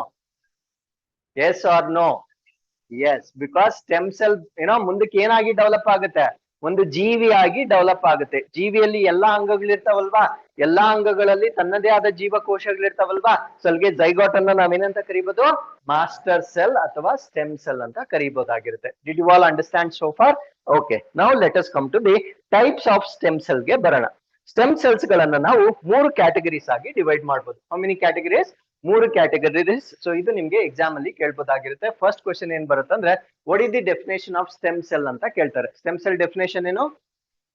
It can give any cell of our body. ನಮ್ಮ ದೇಹದ ಯಾವುದೇ ಕೋಶಗಳನ್ನ ನೀಡ್ತಕ್ಕಂಥ ಸಾಮರ್ಥ್ಯ ಇರುವ ಕೋಶವನ್ನ ನಾವೇನಂತ ಹೇಳ್ತೇವೆ, ಸ್ಟೆಮ್ ಸೆಲ್ ಅಂತ ಹೇಳ್ತೇವೆ. That is the definition that you need to remember. Stem cells ಅಲ್ಲಿ ಎಷ್ಟು ಟೈಪ್ಸ್ ಇರುತ್ತೆ? 3 ಟೈಪ್ಸ್ ಇರುತ್ತೆ. ಸೊ ಫಸ್ಟ್ ಟೈಪ್ ಅನ್ನ ನಾವೇನಂತ ಕರಿತೇವೆ ಅಂದ್ರೆ ಟೋಟಿಪೊಟೆನ್ಸಿ ಅಂತ ಹೇಳ್ತೇವೆ. ಎರಡನೇದನ್ನ ನಾವು ಪ್ಲೂರಿಪೊಟೆನ್ಸಿ ಅಂತ ಹೇಳ್ತೇವೆ. ಮೂರನೇದನ್ನ ನಾವು ಮಲ್ಟಿಪೊಟೆನ್ಸಿ ಅಂತ ಹೇಳ್ತೇವೆ. ಅರ್ಥ ಮಾಡ್ಕೊಳ್ತಾ ಬನ್ನಿ. ಇವಾಗ ಒಂದು ಜೀವಿ ಉತ್ಪತ್ತಿ ಆಗ್ಬೇಕಾದ್ರೆ ಅಲ್ಲಿ 2 ರೀತಿಯ ಕೋಶಗಳಿರ್ತವೆ. ಒಂದನ್ನ ನಾವೇನಂತ ಕರಿತೀವಿ ಅಂದ್ರೆ ಎಂಬ್ರಿಯಾನಿಕ್ ಸೆಲ್ಸ್ ಅಂತ ಹೇಳ್ತೇವೆ. ಏನಂತ ಹೇಳ್ತೇವೆ? ಎಂಬ್ರಿಯಾನಿಕ್ ಸೆಲ್ಸ್, ಭ್ರೂಣದ ಕೋಶಗಳು ಅಂತ ಹೇಳ್ತೇವೆ. ಎರಡನೇದನ್ನ ನಾನ್ ಎಂಬ್ರಿಯಾನಿಕ್ ಸೆಲ್ಸ್ ಅಂತ ಹೇಳ್ತೇವೆ. ಯಾವ್ದು ಎರಡನೇದು? ನಾನ್ ಎಂಬ್ರಿಯಾನಿಕ್ ಸೆಲ್ಸ್. ಇದನ್ನ ಭ್ರೂಣವಲ್ಲದ ಕೋಶಗಳು ಅಂತ ಹೇಳ್ತೇವೆ. ಅರ್ಥ ಆಗ್ತಾ ಇದೆ ಹೇಳ್ತಾ ಇರೋದು? ಸೊ ನಮ್ಮ ಜೀವನ ಅಥವಾ ನಮ್ಮ ಲೈಫ್ ಸ್ಟಾರ್ಟ್ ಆಗೋದು 2 ರೀತಿಯ ಸೆಲ್ಸ್ ಗಳಿಂದ. ಒಂದನ್ನ ನಾವೇನಂತ ಹೇಳ್ತೀವಿ ಅಂದ್ರೆ ಎಂಬ್ರಿಯಾನಿಕ್ ಸೆಲ್ಸ್, ಭ್ರೂಣದ ಕೋಶಗಳು ಅಂತ ಹೇಳ್ತೇವೆ. ಎರಡನೇದನ್ನ ನಾನ್ ಎಂಬ್ರಿಯಾನಿಕ್ ಸೆಲ್ಸ್ ಅಥವಾ ಭ್ರೂಣವಲ್ಲದ ಕೋಶಗಳು ಅಂತ ಹೇಳ್ತೇವೆ. ಇದನ್ನ ಏನಕ್ಕೆ ಹೇಳ್ತಾ ಇದ್ದೀನಿ ಅಂದ್ರೆ, ಯಾವ ಜೀವಕೋಶಗಳು ಎಂಬ್ರಿಯಾನಿಕ್, ನಾನ್ ಎಂಬ್ರಿಯಾನಿಕ್ ಎರಡನ್ನೂ ಕೂಡ ನೀಡ್ತಕ್ಕಂಥ ಸಾಮರ್ಥ್ಯ ಇರುತ್ತೆ, ಆ ಕೋಶಗಳನ್ನ ನಾವೇನಂತ ಕರಿತೇವೆ? ಟೋಟಿಪೊಟೆನ್ಸಿ ಅಂತ ಹೇಳ್ತೇವೆ. ಟೋಟಿ ಅಂದ್ರೆ ಟೋಟಲ್, ಸಂಪೂರ್ಣವಾಗಿರ್ತಕ್ಕಂಥ ಕೋಶಗಳನ್ನ ನೀಡುವ ಯಾವುದೇ ಕೋಶವನ್ನ ನಾವೇನಂತ ಕರಿಬೇಕು? ಟೋಟಿಪೊಟೆನ್ಸಿ ಅಂತ ಹೇಳ್ತೇವೆ. ಸೊ ಇವಾಗ ನಿಮ್ಗೆ ಸ್ವಲ್ಪ ಕನ್ಫ್ಯೂಷನ್ ಆಗಿರುತ್ತೆ. ಎಂಬ್ರಿಯಾನಿಕ್ ಅಂದ್ರೆ ಏನು, ನಾನ್ ಎಂಬ್ರಿಯಾನಿಕ್ ಅಂದ್ರೆ ಏನು, ಸ್ವಲ್ಪ ಡೌಟ್ ಇರುತ್ತೆ. ಅರ್ಥ ಆಯ್ತಲ್ವಾ? ಸೊ ಇವಾಗ ಈ if you try to understand the womb ಅಂದ್ರೆ ತಾಯಿಯ ಗರ್ಭವನ್ನ ನೀವು ಅರ್ಥ ಮಾಡ್ಕೊಳ್ಳಿಕ್ಕೆ ಪ್ರಾರಂಭ ಮಾಡಿದಾಗ, so will have a baby. Baby ಯಾವಾಗ್ಲೂ ಉಲ್ಟಾ ಇರುತ್ತೆ. ಅರ್ಥ ಆಯ್ತಲ್ವಾ? ಸೊ ಭೂಮಿಗೆ ಬಂದ್ಮೇಲೆ ಸ್ಟ್ರೈಟ್ ಕಾಣಿಸ್ತಾರೆ, ಬಟ್ ಉಲ್ಟಾನೇ ಇರೋದು, ರೈಟ್? ಸೊ ಅದಾದ್ಮೇಲೆ ಮದರ್ ಇಂದ ಒಂದು ಕನೆಕ್ಷನ್ ಇರುತ್ತೆ, ಬಿಕಾಸ್ ಮಗುಗೆ ನ್ಯೂಟ್ರಿಯೆಂಟ್ಸ್ ಬೇಕಲ್ವಾ. ಸೊ ತಾಯಿಯಿಂದ ಒಂದು ಕನೆಕ್ಷನ್ ಇರುತ್ತೆ, ಆ ಕನೆಕ್ಷನ್ ಅನ್ನ ನಾವೇನಂತ ಕರಿತೀವಿ ಅಂದ್ರೆ ಪ್ಲಾಸೆಂಟಾ ಅಂತ ಕರಿತೇವೆ. ಅರ್ಥ ಮಾಡ್ಕೊಳ್ಳಿ, ತಾಯಿಯಿಂದ ಏನ್ ಕನೆಕ್ಟ್ ಆಗುತ್ತೆ, ಪ್ಲೆಸೆಂಟಾ ಕನೆಕ್ಟ್ ಆಗುತ್ತೆ. ಮಗುಗೆ ಬೇಕಾಗಿರ್ತಕ್ಕಂಥ ಪೋಷಕಾಂಶಗಳು, ರಕ್ತ ಎಲ್ಲ ಕೂಡ ಏನ್ರಿಂದ ಪಾಸ್ ಆಗುತ್ತೆ, ಪ್ಲೆಸೆಂಟಾ ಇಂದ ಪಾಸ್ ಆಗುತ್ತೆ. ಸೊ ಏನಕ್ಕೆ ಈ ಎಕ್ಸಾಂಪಲ್ ಕೊಡ್ತಾ ಇದ್ದೀನಿ ಅಂದ್ರೆ, ಆ ಪ್ಲೆಸೆಂಟಾ ಇದೆಯಲ್ವಾ, ಅದನ್ನ ನಾನು ಏನಂತ ಕರಿಬೇಕಂದ್ರೆ ನಾನ್ ಎಂಬ್ರಿಯಾನಿಕ್ ಸೆಲ್ಸ್ ಅಂತ ಕರಿತೇವೆ. ಯಾಕಂದ್ರೆ ಅದು ಜನನದ ನಂತರ ಅದ್ರ ಇರುತ್ತಾ, ಕಟ್ ಆಗುತ್ತೆ. So after the birth of the baby ಆ ಎಂಬ್ರಿಯೋ ಅಂತಕ್ಕಂಥದ್ದು ಮಗುವಿನಿಂದ ಸಪರೇಟ್ ಆಗುತ್ತೆ, ವಿಭಜನೆಗೊಳ್ಳುತ್ತೆ. ಸೊ ಅದನ್ನ ನಾವೇನಂತ ಕರಿತೀವಿ ಅಂದ್ರೆ ನಾನ್ ಎಂಬ್ರಿಯಾನಿಕ್ ಸೆಲ್ಸ್ ಅಂತ ಕರಿತೇವೆ. ಸೊ ಎಂಬ್ರಿಯಾನಿಕ್ ಸೆಲ್ಸ್ ಅನ್ನೋದು ನಮ್ಮಲ್ಲೇ ಇರುತ್ತೆ. ಅರ್ಥ ಆಯ್ತಲ್ವಾ? ಸೊ ಈ ಎರಡೂ ಕೋಶಗಳನ್ನ ಕೊಡ್ತಕ್ಕಂಥ ಸಾಮರ್ಥ್ಯ ಇದ್ರೆ ಅದನ್ನ ನಾವೇನಂತ ಕರಿಬೇಕು, ಟೋಟಿಪೊಟೆನ್ಸಿ ಅಂತ ಕರಿತೇವೆ. ಅಲ್ಲಿಗೆ ನಮ್ಮ ಫಸ್ಟ್ ಝೈಗೋಟ್ ಫಾರ್ಮೇಶನ್ ಆಯ್ತಲ್ವಾ, ಆ ಝೈಗೋಟ್ ಟೋಟಿಪೊಟೆನ್ಸಿ ಆಗಿರಲ್ವಾ? ಆಗಿರುತ್ತೆ. ಯಾಕಂದ್ರೆ ಅದು ಎಂಬ್ರಿಯಾನಿಕ್ ಸೆಲ್ಸ್ ಅನ್ನು ಕೊಡುತ್ತೆ, ನಾನ್ ಎಂಬ್ರಿಯಾನಿಕ್ ಸೆಲ್ಸ್ ಅನ್ನು ಕೊಡುತ್ತೆ. ಈ ರೀತಿಯಾಗಿ ಭ್ರೂಣ ಕೋಶಗಳು, ಭ್ರೂಣವಲ್ಲದ ಕೋಶಗಳನ್ನ ಕೊಡ್ತಕ್ಕಂಥ ಯಾವುದೇ ಜೀವಕೋಶಕ್ಕೆ ನಾವೇನಂತ ಕರಿಬೇಕಂದ್ರೆ ಟೋಟಿಪೊಟೆಂಟ್ ಸೆಲ್ಸ್ ಅಂತ ಕರಿತೇವೆ. ಅರ್ಥ ಆಗಿದೆ ಎಲ್ವರ್ಗೂ? ಸೊ ಟೋಟಿಪೊಟೆನ್ಸ್ ಅಂದ್ರೆ ಯಾವ್ಯಾವ ಸೆಲ್ಸ್ ಇರ್ಬೇಕು, ಎಂಬ್ರಿಯಾನಿಕ್, ನಾನ್ ಎಂಬ್ರಿಯಾನಿಕ್ ಎರಡು ಕೂಡ ಇರ್ಬೇಕು. ನಾನ್ ಎಂಬ್ರಿಯಾನಿಕ್ ಎಕ್ಸಾಂಪಲ್ ಯಾವುದು, ಪ್ಲೆಸೆಂಟಾ. ಸೊ ಪ್ಲೆಸೆಂಟಾ ಇರುತ್ತಾ, ಅದು ವ್ಯಾನಿಶ್ ಆಗುತ್ತೆ. ನಮ್ಮ ಜನನದ ನಂತರ after some 10 days or 7 days ಅದು ಡ್ರೈ ಆಗಿ it will fall off by itself, ಅದೇ ಒಣಗೋಗಿ ಬಿದ್ದೋಗುತ್ತೆ. ಅದನ್ನ ನಾವೇನಂತ ಕರಿತಂದ್ರೆ ಪ್ಲೆಸೆಂಟಾ ಅಂತ ಕರಿತೇವೆ. ಸೊ ಪ್ಲೆಸೆಂಟಾವನ್ನ ನಾವು ನಾನ್ ಎಂಬ್ರಿಯಾನಿಕ್ ಸೆಲ್ಸ್ ಅಂತ ಕರಿತೇವೆ. ಸೊ ಭ್ರೂಣ ಕೋಶಗಳು, ಭ್ರೂಣವಲ್ಲದ ಕೋಶಗಳು ಎರಡನ್ನೂ ಕೂಡ ನೀಡ್ತಕ್ಕಂಥ ಸಾಮರ್ಥ್ಯವಿರುವ ಕೋಶಗಳನ್ನ ನಾವೇನಂತ ಕರಿತೇವೆ ಅಂದ್ರೆ ಟೋಟಿಪೊಟೆಂಟ್ ಸೆಲ್ಸ್ ಅಂತ ಕರಿತೇವೆ. Did you all understand so far? So ಇವಾಗ ಎರಡನೇದಕ್ಕೆ ಬರೋಣ. ಎರಡನೇದು ಯಾವುದು, ಪ್ಲೂರಿಪೊಟೆಂಟ್. ಓಕೆ, ಸೊ ಪ್ಲೂರಿಪೊಟೆಂಟ್ ಅಲ್ಲಿ ಒಂದನ್ನ ಮೈನಸ್ ಮಾಡ್ಬೇಕು. ಯಾವ್ದದು? Very good. ಯಾವ್ದನ್ನ ಮೈನಸ್ ಮಾಡ್ಬೇಕು, ನಾನ್ ಎಂಬ್ರಿಯಾನಿಕ್. ಸೊ ಭ್ರೂಣವಲ್ಲದ ಕೋಶಗಳಿಗೆ ಅದು ಕ್ರಿಯೇಟ್ ಮಾಡ್ತಕ್ಕಂಥ ಸಾಮರ್ಥ್ಯ ಇರೋದಿಲ್ಲ. ಆ ಕೋಶಗಳನ್ನ ನಾವೇನಂತ ಕರಿಬೇಕು, ಪ್ಲೂರಿಪೊಟೆಂಟ್ ಸೆಲ್ಸ್ ಅಂತ ಕರಿತೇವೆ. ಅರ್ಥ ಆಯ್ತಲ್ವಾ? ಸೊ ಪ್ಲೂರಿಪೊಟೆಂಟ್ ಸೆಲ್ ಯಾವ್ದನ್ನ ಮಾತ್ರ ಕ್ರಿಯೇಟ್ ಮಾಡುತ್ತೆ, ಎಂಬ್ರಿಯಾನಿಕ್ ಸೆಲ್ಸ್ ಅನ್ನ ಮಾತ್ರ ಕ್ರಿಯೇಟ್ ಮಾಡಿದ್ರೆ ಅದನ್ನ ನಾವೇನಂತ ಹೇಳ್ಬೇಕಂದ್ರೆ ಪ್ಲೂರಿಪೊಟೆಂಟ್ ಅಂತ ಹೇಳ್ತೇವೆ. ಸೊ ಕೊನೆಯದು ಯಾವ್ದು, ಮಲ್ಟಿಪೊಟೆಂಟ್ ಸೆಲ್ಸ್ ಅಂತ ಕರಿತೇವೆ. ಏನಿದು ಮಲ್ಟಿ ಅಂದ್ರೆ ಒಂದ ಜಾಸ್ತಿ. ಸಿ ಇಲ್ಲಿ ಒಂದು ಕ್ರೊನಾಲಜಿ ನೆನ್ಪಿಟ್ಕೊಳ್ಬೇಕು. ಕೆಳಗ್ ಬರ್ತಾ ಅದರ ಪೊಟೆನ್ಸಿ ಅಥವಾ ಸಾಮರ್ಥ್ಯ ಕಡಿಮೆ ಆಗುತ್ತೆ, ಮೇಲಕ್ಕೆ ಹೋಗ್ತಾ ಅದ್ರ ಸಾಮರ್ಥ್ಯ ಏನಾಗುತ್ತೆ, ಜಾಸ್ತಿ ಆಗುತ್ತೆ. ಸೊ ಅದ್ರ ಅರ್ಥ ಏನಂದ್ರೆ ಈ ಮಲ್ಟಿಪೊಟೆಂಟ್ ಅಂದ್ರೆ ಇದು ಕೂಡ ಎಂಬ್ರಿಯಾನಿಕ್ ಸೆಲ್ಸ್ ಅನ್ನೇ ಕೊಡೋದು, ಬಟ್ ಎಲ್ಲಾ ಎಂಬ್ರಿಯಾನಿಕ್ ಸೆಲ್ಸ್ ಅನ್ನ ಕೊಡ್ಲಿಕ್ಕೆ ಸಾಧ್ಯವಾಗಲ್ಲ. ಒಂದ್ ಸಿಂಪಲ್ ಎಕ್ಸಾಂಪಲ್ ಹೇಳ್ತೀನಿ ನೋಡಿ. ಹೀಮೋಪಾಯ್ಟಿಕ್ ಸೆಲ್ಸ್ ಅಂತ ಹೇಳ್ತೇವೆ. ಏನಂತ? ಹೀಮೋಪಾಯ್ಟಿಕ್ ಸೆಲ್ಸ್ ಅಂತ ಹೇಳ್ತೇವೆ. ಏನಂತ? ಹೀಮೋಪಾಯ್ಟಿಕ್ ಸೆಲ್ಸ್. ಈ ಒಂದು ಹೀಮೋಪಾಯ್ಟಿಕ್ ಸೆಲ್ಸ್ ಇರುತ್ತಲ್ವಾ, ಇದನ್ನ ನಾವ್ ಏನಂತ ಕರಿಬಹುದು ಅಂದ್ರೆ ಮಲ್ಟಿಪೊಟೆಂಟ್ ಅಂತ ಕರಿತೇವೆ. ಅದ್ರ ಅರ್ಥ ಏನು ಅಂದ್ರೆ ಇದು ರಕ್ತಕ್ಕೆ ಸಂಬಂಧಿಸಿದ ಕೋಶಗಳನ್ನ ಮಾತ್ರ ಉತ್ಪತ್ತಿ ಮಾಡುತ್ತೆ. ರಕ್ತಕ್ಕೆ ಸಂಬಂಧಿಸಿದ ಕೋಶಗಳು ಯಾವುದು? RBC, WBC, platelets. ಈ ಮೂರನ್ನ ಬಿಟ್ಟು ಬೇರೆ ಯಾವುದನ್ನು ಕೂಡ ಉತ್ಪತ್ತಿ ಮಾಡೋದಿಲ್ಲ. ಆ ರೀತಿಯ ಕೋಶಗಳನ್ನ ನಾವೇನಂತ ಕರಿತೇವೆ, ಮಲ್ಟಿಪೊಟೆಂಟ್ ಸೆಲ್ಸ್ ಅಂತ ಹೇಳ್ತೇವೆ. ಹಾಗಿದ್ರೆ ಮಲ್ಟಿಪೊಟೆಂಟ್ ಕೂಡ ಎಂಬ್ರಿಯಾನಿಕಾ, ನಾನ್ ಎಂಬ್ರಿಯಾನಿಕಾ? ಎಂಬ್ರಿಯಾನಿಕೇ ಆಗಿರುತ್ತೆ, ಬಟ್ ಅದಕ್ಕೆ ಲಿಮಿಟೇಷನ್ಸ್ ಇರುತ್ತೆ. ಅದರ ಅರ್ಥ ಏನು ಅಂದ್ರೆ ಎಲ್ಲ ಕೋಶಗಳನ್ನ ಡೆವಲಪ್ ಮಾಡ್ತಕ್ಕಂಥ ಸಾಮರ್ಥ್ಯ ಇರೋದಿಲ್ಲ. ಒಂದು ಪರ್ಟಿಕ್ಯುಲರ್ ಕ್ಯಾಟಗರಿ ಆಫ್ ಸೆಲ್ಸ್ ಅನ್ನ ಮಾತ್ರ ಕೊಡ್ತಕ್ಕಂಥ ಸಾಮರ್ಥ್ಯ ಇದ್ರೆ ಸೊ ಅದನ್ನ ನಾವೇನಂತ ಕರಿತೀವಿ ಅಂದ್ರೆ ಮಲ್ಟಿಪೊಟೆಂಟ್ ಅಂತ ಕರಿತೇವೆ. ಸೊ ಇನ್ನೊಂದನ್ನ ಬರ್ದಿಲ್ಲ, ಅದು ಅದನ್ನ ಯೂನಿಪೊಟೆಂಟ್ ಅಂತ ಹೇಳ್ತೇವೆ. ಯೂನಿ ಅಂದ್ರೆ ಜಾಸ್ತಿನಾ? ಒಂದೇ. ಇವಾಗ RBC ಸೆಲ್ ಇಂದ RBCನೇ ಉತ್ಪತ್ತಿ ಆದ್ರೆ ಅದನ್ನ ನಾವೇನಂತ ಕರಿಬೇಕು, ಯೂನಿಪೊಟೆಂಟ್ ಅಂತ ಹೇಳ್ತೇವೆ. ಲಿವರ್ ಸೆಲ್ ಇಂದ ಲಿವರ್ ಸೆಲ್ಲೇ ಉತ್ಪತ್ತಿ ಆದ್ರೆ ಅದನ್ನ ಏನಂತ ಕರಿಬೇಕು, ಯೂನಿಪೊಟೆಂಟ್ ಅಂತ ಹೇಳ್ತೇವೆ. ಸೊ ಇಷ್ಟು ಟೈಪ್ಸ್ ನಿಮ್ಗೆ ಈ ಒಂದು ಸ್ಟೆಮ್ ಸೆಲ್ಸ್ ಬಗ್ಗೆ ಗೊತ್ತಿರ್ಬೇಕಾಗಿರುತ್ತೆ. Did you all understand? So stem cell ಅಂದ್ರೆ ಏನು, differentiated or non differentiated? Stem cell ಅಂದ್ರೆ ಅದು differentiated non differentiated? Non differentiated cells ಅನ್ನ ನಾವೇನಂತ ಕರಿತೇವೆ ಅಂದ್ರೆ ಸ್ಟೆಮ್ ಸೆಲ್ಸ್ ಅಂತ ಕರಿತೇವೆ. ಸ್ಟೆಮ್ ಸೆಲ್ಸ್ ಗೆ ಎಲ್ಲಾ ಜೀವಕೋಶಗಳನ್ನ ಉತ್ಪತ್ತಿ ಮಾಡ್ತಕ್ಕಂಥ ಕೆಪಾಸಿಟಿ ಇರುತ್ತಾ ಇರಲ್ವಾ? ಇರುತ್ತೆ. So it can create any type of cell that is present in our body. ಅದನ್ನ ನಾವು ಸ್ಟೆಮ್ ಸೆಲ್ಸ್ ಅಥವಾ ಮಾಸ್ಟರ್ ಸೆಲ್ ಅಂತ ಹೇಳ್ತೇವೆ. How many types are there? 3 types are there. First one ಯಾವುದು? ಟೋಟಿಪೊಟೆನ್ಸಿ. ಎರಡನೇದು ಪ್ಲೂರಿಪೊಟೆನ್ಸಿ. ಮೂರನೇದು ಯಾವುದು? ಮಲ್ಟಿಪೊಟೆಂಟ್ ಅಂತ ಹೇಳ್ತೇವೆ. ಪ್ಲೂರಿಪೊಟೆನ್ಸಿಯ ಕ್ಯಾರೆಕ್ಟರಿಸ್ಟಿಕ್ ಏನು? ಎಂಬ್ರಿಯಾನಿಕ್ ಮತ್ತೆ ನಾನ್ ಎಂಬ್ರಿಯಾನಿಕ್ ಎರಡೂ ರೀತಿಯ ಕೋಶಗಳನ್ನ ಉತ್ಪತ್ತಿ ಮಾಡಿದ್ರೆ ಅದನ್ನ ನಾವೇನಂತ ಹೇಳ್ತೇವೆ, ಟೋಟಿಪೊಟೆನ್ಸಿ ಅಂತ ಹೇಳ್ತೇವೆ. ಎರಡನೇದು ಯಾವುದು? ಪ್ಲೂರಿಪೊಟೆಂಟಿ. ಯಾವ್ದು ಮಾತ್ರ ಉತ್ಪತ್ತಿ ಆಗುತ್ತೆ? ಎಂಬ್ರಿಯಾನಿಕ್ ಮಾತ್ರ ಉತ್ಪತ್ತಿ ಆಗುತ್ತೆ. ಯಾವ್ದು ಉತ್ಪತ್ತಿ ಆಗಲ್ಲ? ನಾನ್ ಎಂಬ್ರಿಯಾನಿಕ್ ಉತ್ಪತ್ತಿ ಆಗೋದಿಲ್ಲ. ಮಲ್ಟಿಪೊಟೆಂಟ್ ಅಂದ್ರೆ ಒಂದು ಕ್ಯಾಟಗರಿ ಆಫ್ ಸೆಲ್ಸ್ ಅನ್ನ ಮಾತ್ರ ಉತ್ಪತ್ತಿ ಮಾಡುತ್ತೆ. ಸೊ ಅದರಿಂದ ಆಚೆ ಅದು ಉತ್ಪತ್ತಿ ಮಾಡೋದಿಲ್ಲ. ಆ ರೀತಿಯ ಕೋಶಗಳನ್ನ ನಾವೇನಂತ ಕರಿತೇವೆ? ಮಲ್ಟಿಪೊಟೆಂಟ್ ಮಾಸ್ಟರ್ ಸೆಲ್ಸ್ ಅಂತ ಕರಿತೇವೆ. Did you all understand? So ಇವತ್ತು ಗೊತ್ತಾಗಿದೆಯಾ ಮಾಸ್ಟರ್ ಸೆಲ್ ಅಂದ್ರೆ? ಸೊ ಇನ್ಮೇಲೆ ನ್ಯೂಸ್ ಪೇಪರ್ ಅಲ್ಲಿ ಮಾಸ್ಟರ್ ಸೆಲ್ ಅಂತ ಓದಿದ್ರೆ ಅರ್ಥ ಆಗುತ್ತಾ ಕಾನ್ಸೆಪ್ಟ್ ಏನು ಅಂತ? ಸೊ ಇದನ್ನ ನಾವು ಇತ್ತೀಚೆಗೆ ಸಾಕಷ್ಟು ಥೆರಪಿಯಲ್ಲಿ, ಟ್ರೀಟ್ಮೆಂಟ್ ಅಲ್ಲಿ ನಾವು ಯೂಸ್ ಮಾಡ್ತಾ ಇದೀವಿ. ಫಾರ್ ಎಕ್ಸಾಂಪಲ್, ಇವಾಗ ಡಯಾಬಿಟಿಸ್ ಬರುತ್ತೆ ಅಂತ ತಿಳ್ಕೊಳ್ಳೋಣ. ಮಧುಮೇಹ ಆಗ್ಲಿಕ್ಕೆ ಯಾವ ಹಾರ್ಮೋನಿನ ಕೊರತೆಯಿಂದ ಏನೋ ಡಯಾಬಿಟಿಸ್ ಬರುತ್ತೆ? ಇನ್ಸುಲಿನ್. ಇನ್ಸುಲಿನ್ ಎಲ್ಲಿಂದ ಉತ್ಪತ್ತಿ ಆಗುತ್ತೆ ಅಂದ್ರೆ ನಮ್ಮ ದೇಹದ ಪ್ಯಾಂಕ್ರಿಯಾಸ್ ನಲ್ಲಿ beta cells of islets of Langerhans ಅಂತ ಇರುತ್ತೆ. ಇದೆಲ್ಲ ಮುಂದೆ ಹೇಳ್ತೀನಿ, ಏನೇನೋ ಹೇಳ್ತಾ ಇದ್ದೀರ ಅಂತ ತಲೆ ಕೆಡ್ಸ್ಕೋಬೇಡಿ. ಸೊ ಇದನ್ನೆಲ್ಲ ಚಾಪ್ಟರ್ ಬಂದಾಗ ನಾನು ಮುಂದೆ ಹೇಳ್ತೇನೆ. ಸೊ ನಮ್ಮ ಪ್ಯಾಂಕ್ರಿಯಾಸ್ ನಲ್ಲಿ ಬೀಟಾ ಸೆಲ್ಸ್ ಅಂತ ಇರುತ್ತೆ. ಆ ಬೀಟಾ ಸೆಲ್ಸ್ ಅಲ್ಲಿ ಇನ್ಸುಲಿನ್ ಹಾರ್ಮೋನ್ ಉತ್ಪತ್ತಿ ಆಗುತ್ತೆ. ಇಮ್ಯಾಜಿನ್, ಇವಾಗ ಬೀಟಾ ಸೆಲ್ಸ್ ಡ್ಯಾಮೇಜ್ ಆಗಿದೆ ಡ್ಯೂ ಟು ವೇರಿಯಸ್ ರೀಸನ್. ಅವರಲ್ಲಿ ಬೀಟಾ ಸೆಲ್ಸ್ ಕೆಲಸ ಮಾಡ್ತಾ ಇಲ್ಲ. ಹಾಗಿದ್ರೆ ಸ್ಟೆಮ್ ಸೆಲ್ ನಾವು ಅಲ್ಲಿ ಯೂಸ್ ಮಾಡ್ಬೋದಾ? Can we create beta cells there? So that is how we can use this for treatment of multiple diseases, not only cancer. I just gave you an example because India is known to be cancer capital today, because we have the highest number of cancer patients in India. So ಅದರಿಂದ ಇಂಡಿಯಾನ ನಾವು cancer capital ಅಂತ ಹೇಳ್ತೇವೆ. ಅದರಿಂದ ಅದೊಂದು example ತಗೊಂಡೆ. So stem cells ಅಂತಕ್ಕಂಥದ್ದು ಕೇವಲ ಕ್ಯಾನ್ಸರ್ಗೆ ಮಾತ್ರವಲ್ಲ, ನಮ್ಮ ದೇಹದಲ್ಲಿ ಯಾವುದೇ ಕೋಶಗಳ ಒಂದು ಡಿಫೆಕ್ಟ್ ಇದ್ದಾಗ ಅದನ್ನ ರೀಪ್ಲೇಸ್ ಮಾಡ್ಲಿಕ್ಕೆ ನಾವು ಯಾವ ಟೆಕ್ನಾಲಜಿ ಯೂಸ್ ಮಾಡ್ಬೋದು? ಸ್ಟೆಮ್ ಸೆಲ್ ಟೆಕ್ನಾಲಜಿಯನ್ನ ನಾವು ಯೂಸ್ ಮಾಡ್ಬೋದಾಗಿರುತ್ತೆ. So this is found to be proven, but ಇನ್ನೂ ಕೂಡ ಇದು ಡಾರ್ಮೆಂಟ್ ಸ್ಟೇಜ್ ಅಲ್ಲಿ ಇದೆ, ಅಂದ್ರೆ ಇನ್ನು ಡೆವಲಪ್ಮೆಂಟಲ್ ಸ್ಟೇಜ್ ಅಲ್ಲಿ ಇದೆ. ಸೊ ಎವಾಲ್ವ್ ಆಗ್ತಾ ಆಗ್ತಾ we may get the better treatment options ಅನ್ನ ನಾವಿಲ್ಲಿ ಪಡಿಬಹುದಾಗಿರುತ್ತೆ. Did you all understand? So which is the example of non embryonic cell? ಯಾವ್ದಪ್ಪ? Placenta. Very good. So placenta ಒಂದನ್ನ ಮಾತ್ರ ನಾವೇನಂತ ಕರಿತೇವೆ ಅಂದ್ರೆ ನಾನ್ ಎಂಬ್ರಿಯಾನಿಕ್ ಸೆಲ್ ಅಂತ ಕರಿತೇವೆ. ಸೊ ಇಲ್ಲಿಗೆ we have completed the types of what? Stem cell. Did you all understand so far? Okay, ಎಲ್ಲಿಂದ ಸ್ಟಾರ್ಟ್ ಮಾಡಿದ್ವಿ ನಾವು?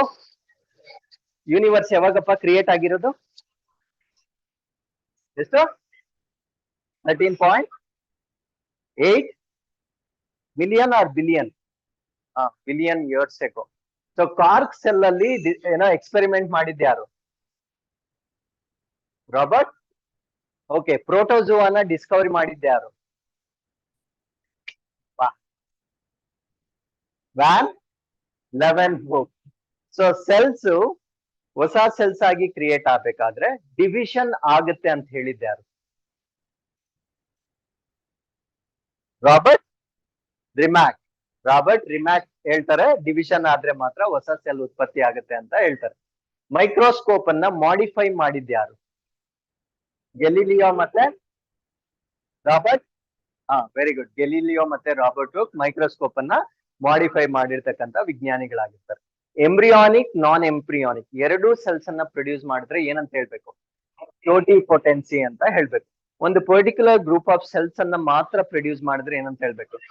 ಮಲ್ಟಿಪೊಟೆಂಟ್ ಅಂತ ಹೇಳ್ಬೇಕು.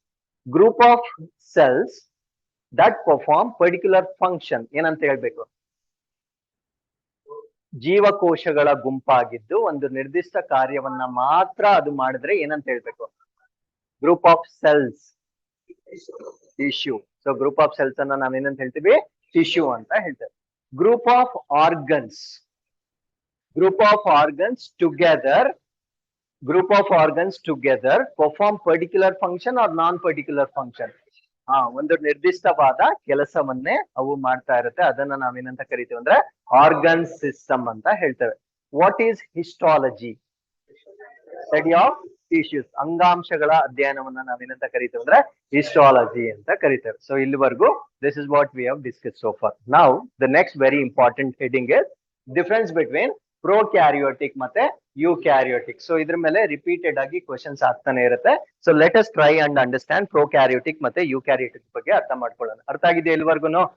ಯಾವುದೇ ಕನ್ಫ್ಯೂಷನ್ಸ್ ಇಲ್ವಾ? So am I fast or it is okay? ಓಕೆನಾ?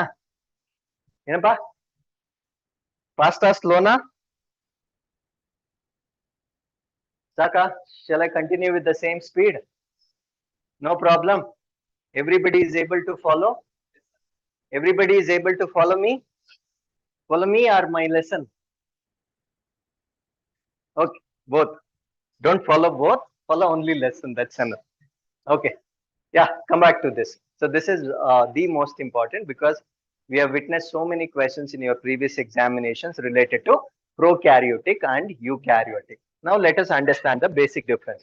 Prokaryotic andre ಏನು, eukaryotic andre ಏನು.